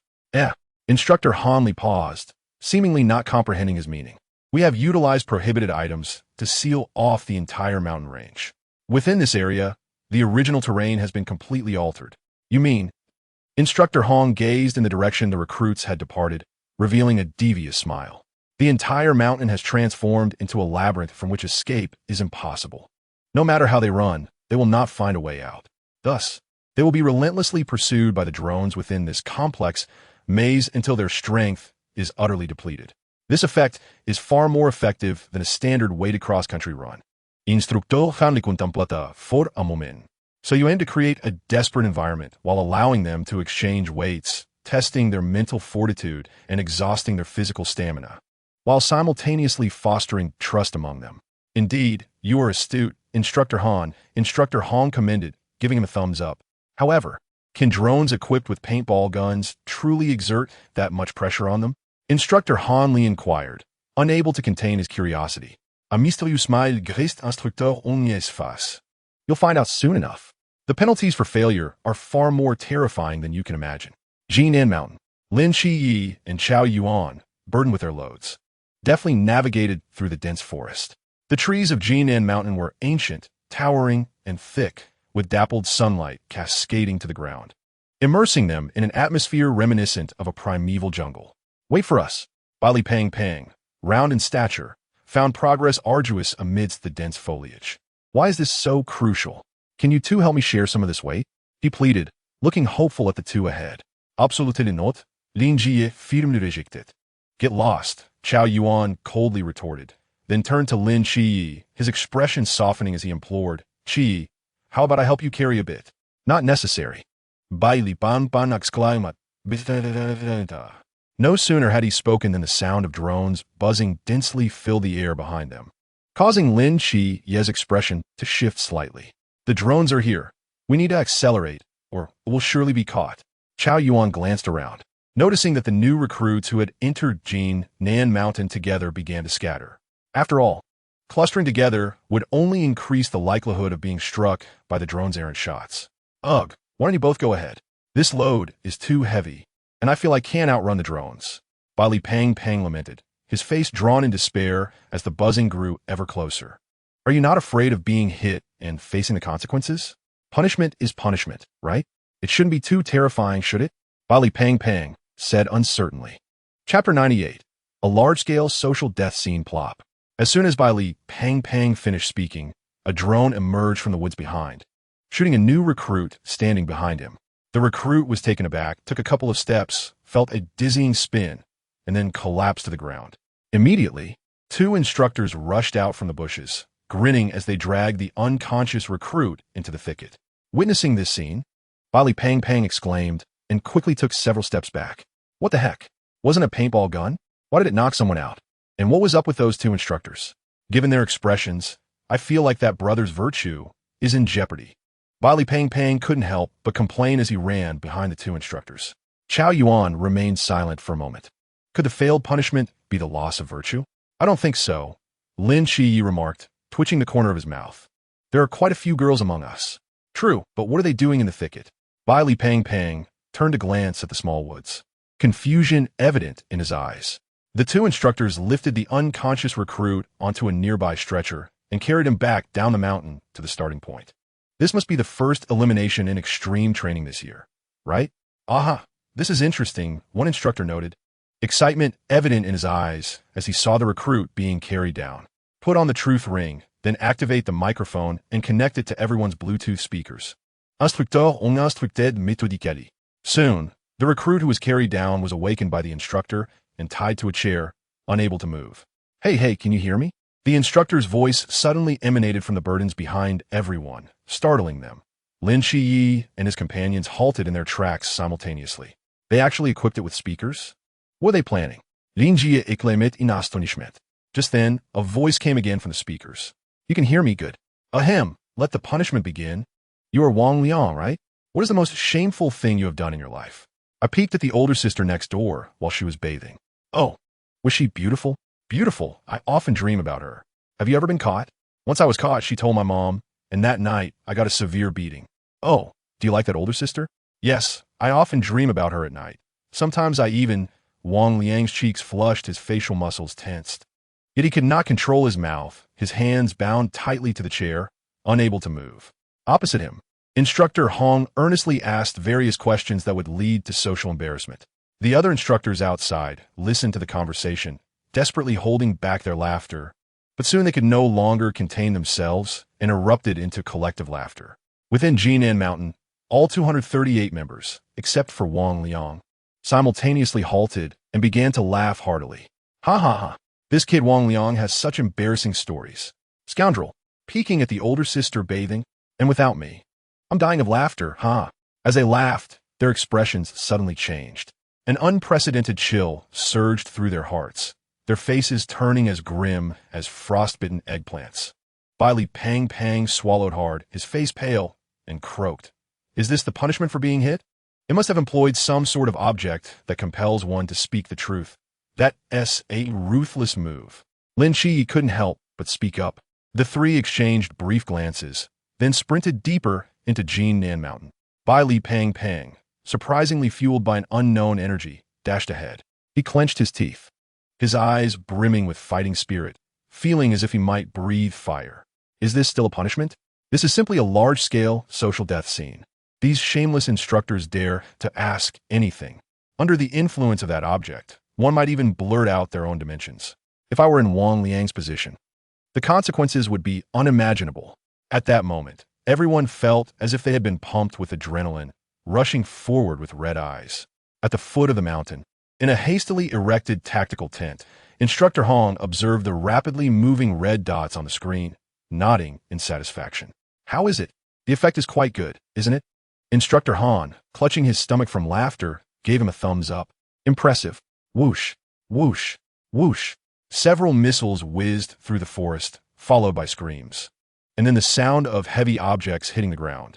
Lin Chi frowned, glancing at the woods beside him, and then quickly retreated like lightning to avoid 2 incoming missiles. The drones on the left were closing in. He said in a low voice, "Then we can only head right." Chao Yuan glanced to the other side, his expression somewhat grim. The terrain there was much more rugged and would consume more energy. I feel like this group of instructors is doing this on purpose. Bai Li Pang panted heavily. They're trying to push us towards those hellish places. We have no other choice. Gao Juan Ziplit Gan Li. Lin Shi was the first to charge into the dense forest filled with rocks and old trees, running, leaping, dodging, twisting and turning. His knife continuously sliced through the branches, entangling him, making his way forward with great difficulty. Before long, his military uniform was riddled with scars, and his hands had small cuts from the sharp branches around him. After all, he was just a high school student, despite a month of tutoring. His physical abilities were limited, and the continuous, intense exercise rapidly drained his stamina. Gradually, his movements slowed. In contrast, Chao Yuan appeared unusually robust. Even after such a long run, he only seemed slightly out of breath, not overly fatigued. As for Bai Li Pang, he looked as if he were about to collapse at any moment, yet somehow found the strength to keep moving forward. One couldn't help but wonder what secret this guy was hiding to be so terrified of that punishment. Lin Shi sliced through a vine blocking his path, just as a rustling sound and a faint buzzing reached his ears. At that moment, Shun Qingzhu also cut through an obstacle nearby, appearing right in front of Lin Shi. The two stared at each other in surprise. Suddenly, 2 waves of drones surrounded them. Damn it, this is bad. They cursed in unison. Chapter 99, The Lackey. Damn, how did you suddenly appear in front of us? Bai Li Pang was equally stunned by the sight. This is not the time to dwell on that. Shun Qingzhu shouted, quickly changing direction and leaping to the left. Coincidentally, Lin Shi also chose the same direction at the same time. The 2 groups, previously blocked, simultaneously broke through to the left, followed by a series of missile sounds. Among Shun Qingzhu's 3 followers, 2 were hit simultaneously, collapsing to the ground after desperate cries. Lin Shi's knife was almost a blur as he swiftly cleared a path through the forest, while Chao Yuan, holding a practically useless spoon, desperately tried to catch up. Bai Li Pang gasped, dodging behind a large tree to evade a hail of missiles, then rolled and crawled after Lin Shi and the others. They ran for their lives, traversing the entire rugged old forest, finally reaching a relatively spacious clearing where a small stream babbled down the mountainside, producing a pleasant tinkling sound. Lin Xie took a few steps, bending down by the stream to drink from the water with his hands, then wiping his face and exhaling deeply. Bai Li Pang plopped down on the ground, utterly exhausted. Xie, how far are we from crossing the mountain range? Still quite a distance, Lin Xie replied slowly. From the very beginning, drones have been charging towards us from various directions, forcing us to change our path several times. We have only advanced about 4 or 5 kilometers in a straight line from our starting point. Is the instructor playing games with us? We are being pursued by drones and cannot even fight back. Shun Qingzhu stood up and kicked a stone into the stream, visibly displeased. At this rate, we will never make it across the mountains. Chao Yuan furrowed his brow. Honestly, I have felt something was off since the start. Lin Xie hesitated for a moment before speaking. Off? Have you not noticed? We've been running for so long. Yet the position of the sun in the sky has not changed regardless of the direction we take. Lin Xie pointed to the sun above. And the mountain paths I see are constantly shifting. Everyone froze, simultaneously looking up, their expressions darkening. What is happening? It seems the instructors have placed some sort of forbidden object over this area. From the outset, they never intended for US to cross. So what exactly do they want to do? To completely drain our stamina here, Bai Li Pang's face turned pale. Does that mean we are all doomed to face that punishment? Not exactly. Chao Yuan interjected suddenly. Those who have fainted from exhaustion did not appear in the punishment. Bai Li Pang sat on the ground in despair, letting out a long sigh. The drones seemed aware that they were nearing their limits and did not pursue them directly, granting them a rare moment to catch their breath. After running for so long, Everyone was nearly exhausted, and one by one they sat on the ground. The clearing by the stream falling into a profound silence. Only the incessant soul-searching questions emerging from the burdens they carried echoed through the mountain valley, causing them to chuckle occasionally. Hey, you over there with the spoon. Shun Qingzhu's gaze fell on Chao Yuan. You are clearly very strong. Why didn't you exert yourself during the battle with the masked one last night? I do not draw my sword unless absolutely necessary. It is a vow I made before the Buddha, Chao Yuan replied calmly. But then you did fight later on? That was when it became unavoidable. Chao Yuan's peripheral vision glanced at Lin Chia. Shun Qingzhu frowned. What do you mean? If he tells you to fight, you do, and when I ask, you just sit there? Do you look down on me? Indeed, Chao Yuan replied. You. Shun Qingzhu's gaze intensified. Those who cannot control their emotions are forever weak. Chao Yuan played with the spoon in his hand, speaking with tranquility. Shun Qingzhu glared at Chao Yuan, his fists clenched tightly, as if he wanted to rush forward and strike him. After a moment, he released his hands. He stood up, casting a cold glance at him. Let us see who is strong and who is weak. With that, he turned and walked in another direction. Following closely behind him was the remaining new recruit, who hastily stood up to follow. Damn it, those two have been eliminated. Why are you still following? Shun Qingzhu, in a fit of anger, turned and scolded. Because you are my Shunge. A dark-skinned recruit grinned foolishly. If it weren't for you helping my mother pay off her debts, I'd still be begging on the streets, let alone being a night watchman. Are you kidding? I almost used Chi Min to kill you and that moon ghost yesterday, and you still regard me as Shunge? That was to force him out, the lackey replied honestly. Besides, if you really didn't care about us, why would you throw us into the dormitory before using air explosions? Shun Qingzhu, frustrated, kicked a stone away. Damn it, I don't care anymore. Since you blind fools insist on following me, do as you wish. Just remember, don't cause me any trouble. Shun Qingzhu turned and strode away, with his lackey closely trailing behind. Shunge, are you heavy? Should I help carry some of your load? Get lost. My burden is mine to bear. Once Shun Qingzhu and his companion moved on, Bali Pang Pang shrugged. It's strange. Shun Qingzhu is ill-tempered, arrogant, and loves to curse. Yet someone is willing to follow him. Could they really be blind? That boy is named Deng Wei. His father left with another woman when he was young, and his mother loves to gamble, accruing a mountain of debt. When the creditors came with knives, he had no choice but to borrow money from others. Then he happened to meet Shun Qingzhu, who, for reasons unknown, sold several plots of land from his hometown to lend Deng Wei money. Later, they both awakened to the forbidden ruins and were noticed by the night watchman. Leading them here, Chao Yuan briefly recounted the events. You know all this so well? Deng Wei is my roommate, Chao Yuan shrugged. There are also two other lackeys, twin brothers namely Jia and Li Liang, who for some reason are just as devoted to Shun Qingzhu. He is a man with a story. I didn't see that coming. Bali Pang Pang raised an eyebrow. At that moment, the buzzing of drones echoed through the forest once again, and Lin Chia's expression shifted slightly as he stood up from the ground. They're coming again. Shop to the tundra, seeing ye bus. Bus. Several drones emerged from the forest on the right side, causing Shun Qingzhu's expression to change. Run. With that, he turned and quickly leaped onto the rocks jutting out of the stream, racing in the opposite direction.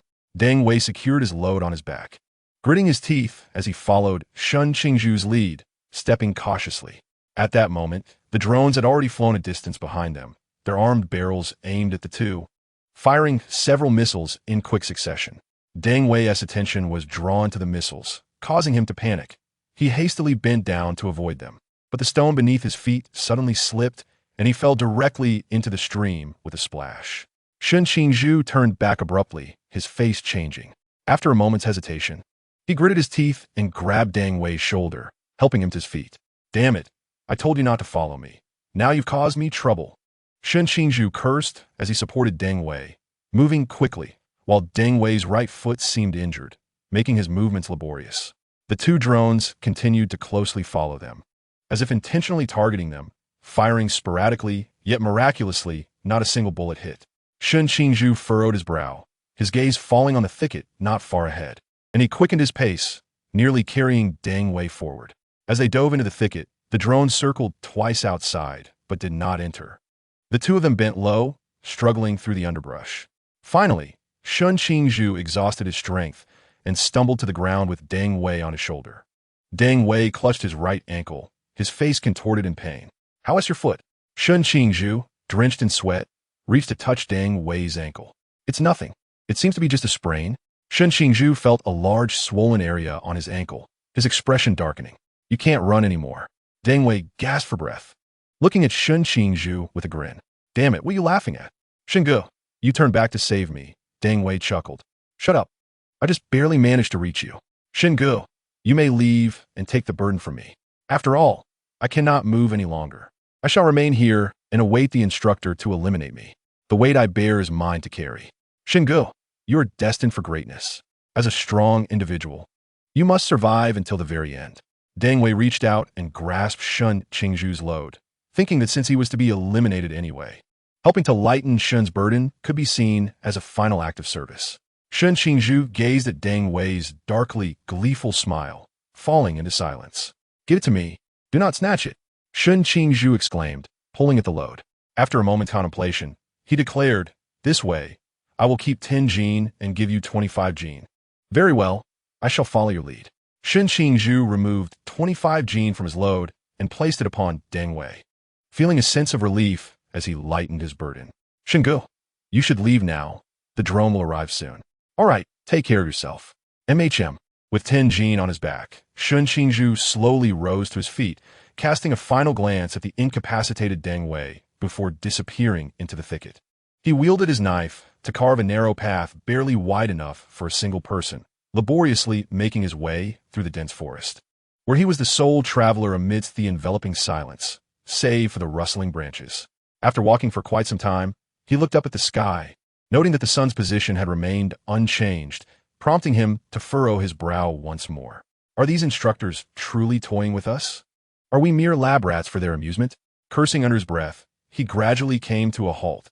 He glanced back toward Deng Wei's direction, a flicker of hesitation clouding his brow, yet he soon shook his head. "No, Shun Qingzhu, you are destined to become a formidable force. A strong person must possess a ruthless heart.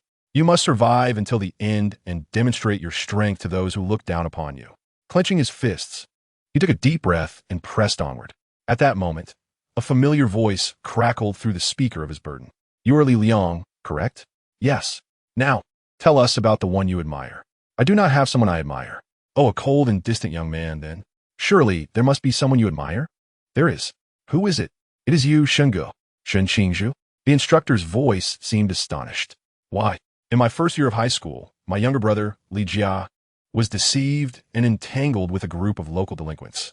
Every day after school, we were cornered at the school gate, subjected to their harassment and extortion. Eventually, Shingu, a senior, could no longer stand idly by and intervened, single-handedly battling over a dozen thugs and sending 4 of them to the hospital.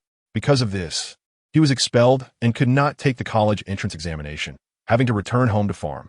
Since that day, my brother and I vowed to follow Shingu, despite his terrible temper and penchant for scolding us.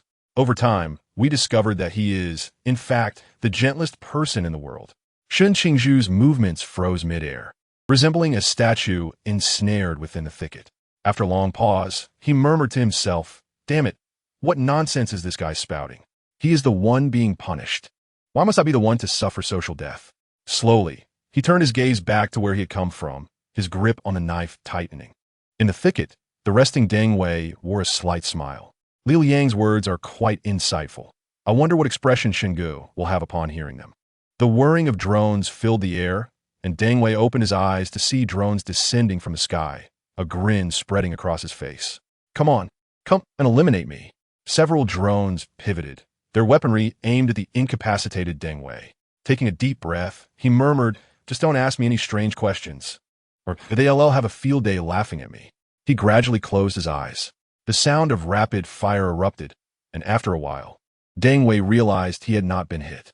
Opening his eyes, he saw Shun Qingzhu, one hand wielding a knife and the other holding the burden across his chest, shielding Deng Wei from all the projectiles. Deng Wei was momentarily stunned. "Shingu, the rules state you cannot use the bag to block bullets." Shun Qingzhu raised an eyebrow, tossing aside the burden, a smirk playing at the corners of his mouth. "Rules? When have I, Shun Qingzhu, ever abided by the rules?"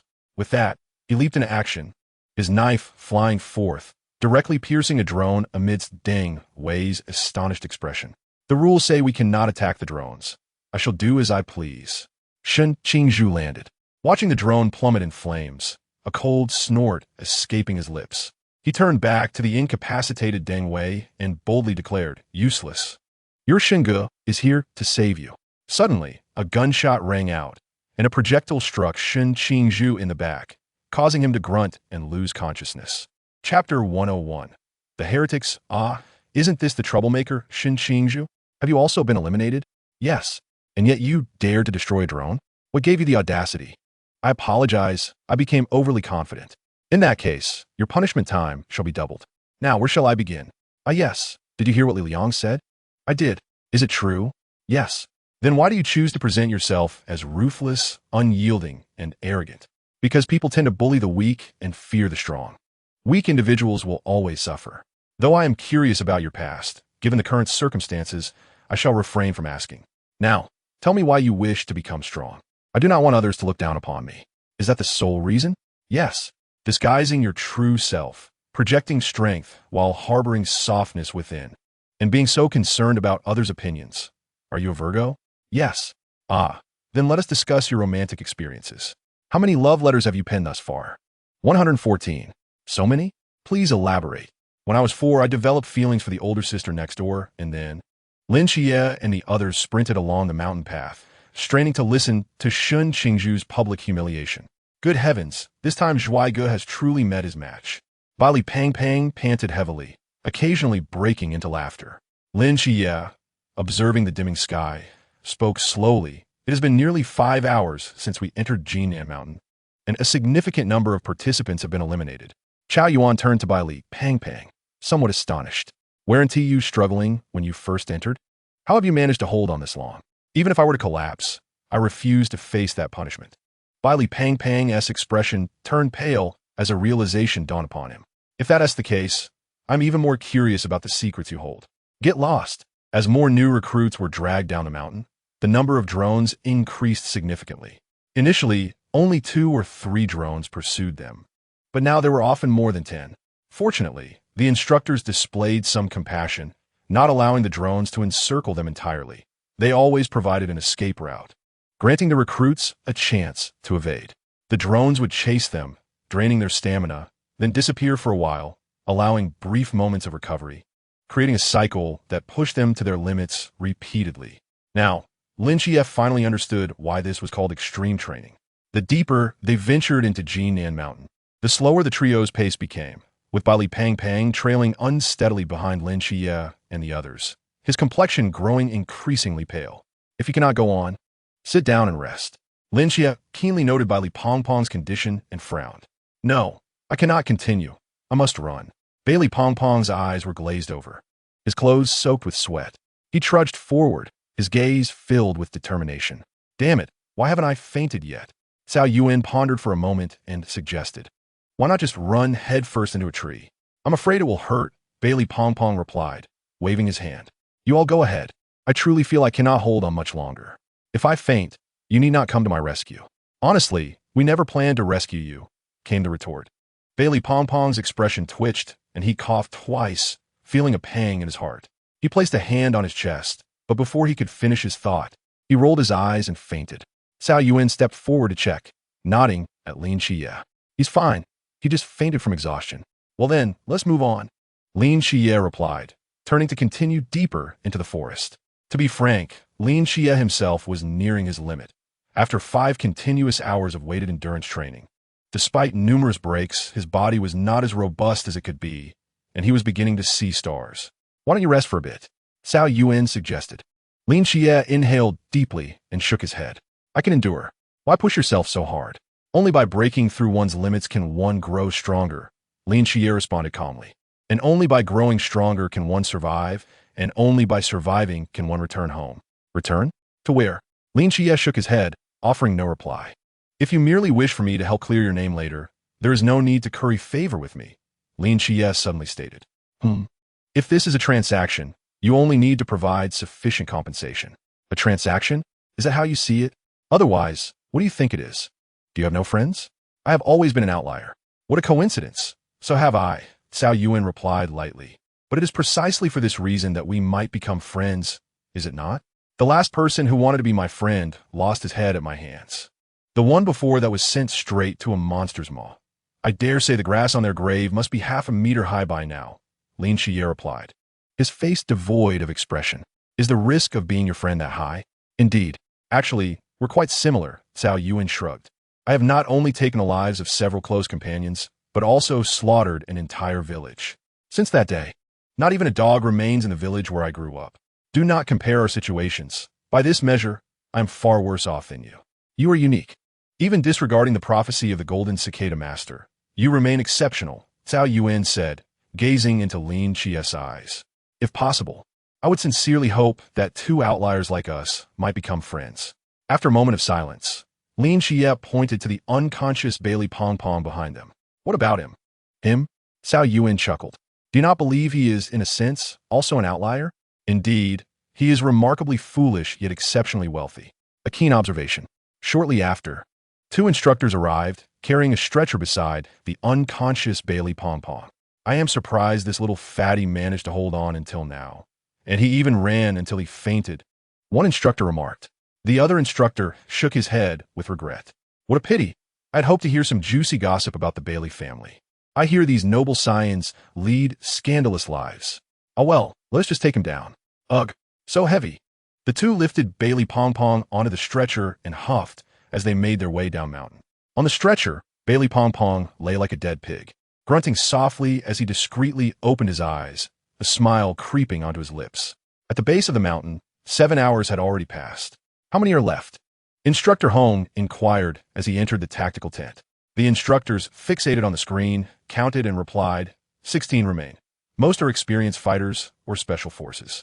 However, surprisingly, Lin Xie and Cao Yuan are still in the field. Though they excel in combat, endurance is not their strong suit. If my guess is correct, they too are nearing their limits, Instructor Hong said, gazing at the darkening Jinnan Mountain. Chapter 102. One person 8 hours in a Jinnan Mountain. With heavy loads on their backs, Lin Xie and Cao Yuan traversed yet another peak, the night sky deepening around them, and the mountains ahead shrouded in darkness. In an environment filled with branches and pitfalls, moving without a flashlight was nearly impossible. One could not know if the next step would land on solid ground or in a thorny pit. At this moment, the vast expanse of Jinnan Mountain lay in eerie silence. How many are left? The instructors clustered together, with Instructor Hong glancing at the time. Only 3 remain. Special Forces member Xingzhong, Lin Xie, and Cao Yuan. Good heavens, how have those two managed to endure until now? It defies logic, one instructor murmured. Cao Yuan's body has been forged through the Black King's destruction, so his endurance is not surprising. But how has Lin Xie achieved this? Instructor Hong stroked his chin, his eyes filled with curiosity. Now, only 2 remain, another instructor remarked, keeping a constant watch on screen. Just now, Xingzhong slipped in the darkness and fainted. The medical team has already attended to him. At this hour, shall we not conclude this extreme training? Indeed, it is too late. Visibility is non-existent in the mountains, and continuing may lead to accidents.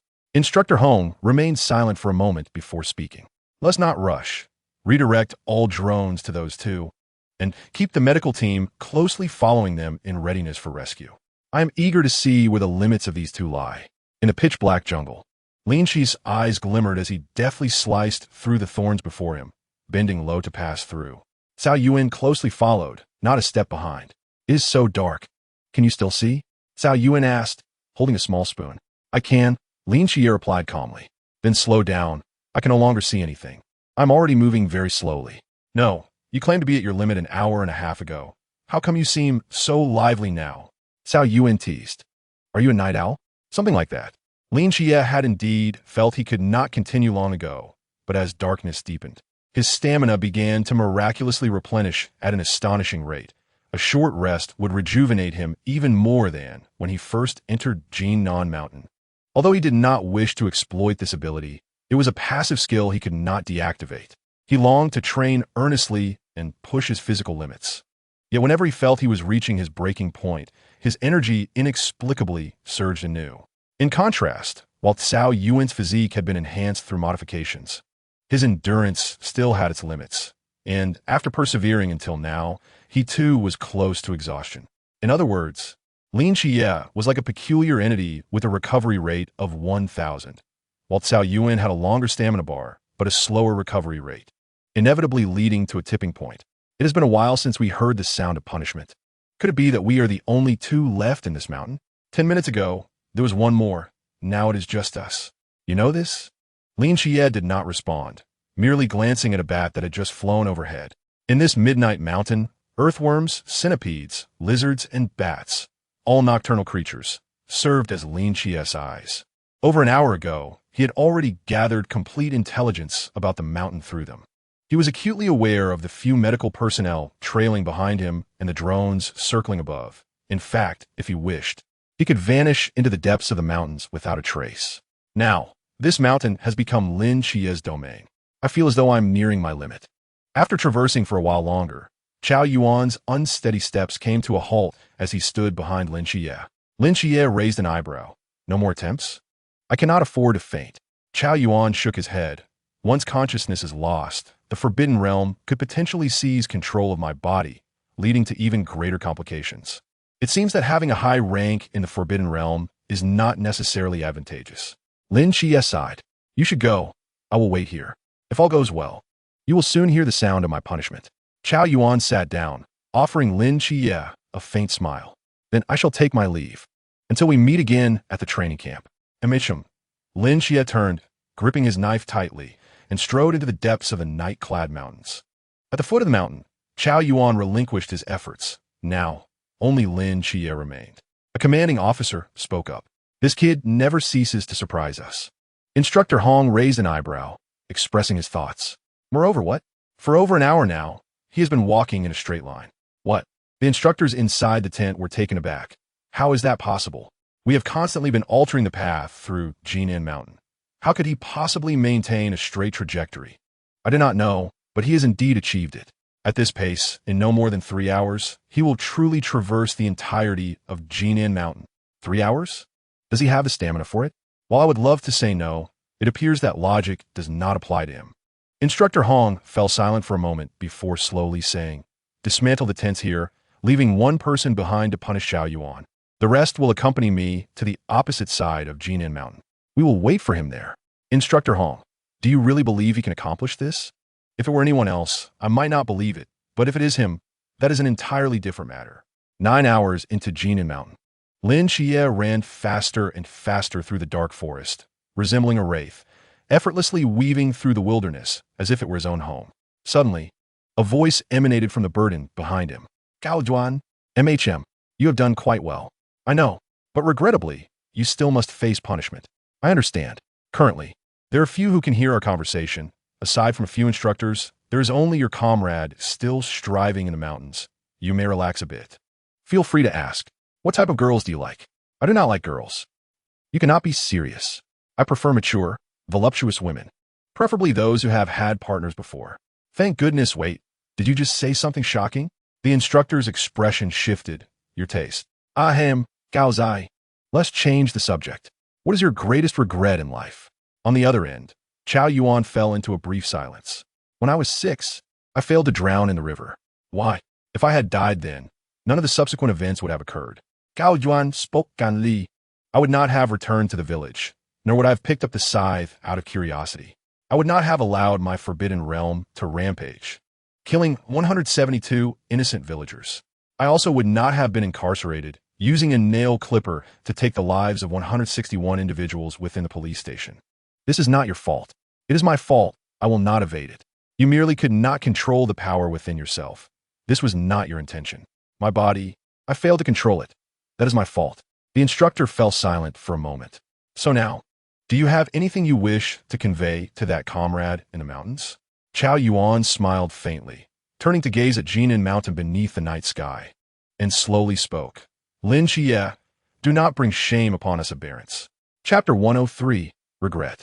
Upon hearing these words, Lin Xie's lips curled slightly upward. He reversed his grip on the knife, his form darting through the thickets like a specter, now fully unleashing his speed. Although subjected to the suppression of that mysterious forbidden object, its effectiveness against the Xingya Wuxia was far from optimal. At this moment, He resembled a player utilizing cheats. Endowed with enhanced night vision, doubled recovery, extraordinary endurance, doubled speed, and an open map on the positioning devices held by the instructors. Lin Xie was rapidly traversing the entirety of Jinan Mountain, heading straight toward the opposite side. Meanwhile, the 4 buses carrying the other recruits had long departed, leaving only one vehicle loaded with supplies and instructors, making its way toward the exit of Jinan Mountain under the cover of night. The drone's battery was gradually depleting, forcing it to return to base. The mini-medics who had been pursuing Lin Xie were beginning to struggle, gradually losing sight of him, ultimately losing all trace. Were it not for the small red dot on the map still advancing rapidly, the instructors might have believed Lin Xie had gone missing. 9 hours into Jinan Mountain. 10 hours into Jinan Mountain. The instructor's bus had already reached the other side of Jinan Mountain. They disembarked, using their night vision binoculars to observe the movements ahead. How much longer does he have? Very soon. It has only been 2 hours. How is he accomplishing this? The instructor holding the tablet could not help but speak up. Even if the Zhenshu Bei cannot completely suppress his forbidden realm, this speed is simply outrageous. Could he have transformed into a ghost, simply floating out? Are divine agents truly this absurd? How long did Wang Mian take during his ultimate training? Instructor Fan Ling Kiret. The best record was 6 hours. But that was nearing graduation. During the 5 previous ultimate training sessions, he had never truly traversed the entire terrain. Instructor Hong gazed at the dark peaks before him. Although the previous training location was not Jinan Mountain, the two were nearly indistinguishable, with Jinan Mountain's terrain being even more rugged. Not only him, but throughout the history of the new recruit training camp, those who could genuinely complete the ultimate training are exceedingly few, with none succeeding on their first attempt. If Lin Xie truly manages to emerge from here, he will have created history for our training camp. He is about to emerge. The voice of that instructor resounded once more. All instructors fell silent, raising their binoculars to carefully observe the front. Suddenly, beneath the black peak ahead, a muddy youth slowly emerged. His military uniform was marred with scratches from branches and dirt, and he no longer knew where his military cap had fallen. He gripped the small knife tightly, his palm already bloodied. Under the moonlight, that strikingly handsome face became increasingly clear as he approached the gathered instructors and came to a halt. Have I accomplished my task? Lin Xie rasped. The instructors were momentarily stunned, and after a moment, Instructor Hong stepped forward, placing a hand on his shoulder. You have completed it. He said, you have made history. Lin Xie's body swayed slightly, unable to control himself as he stumbled forward. Instructor Hong reacted swiftly, catching him. Lin Xie was truly exhausted. Even with the enhancement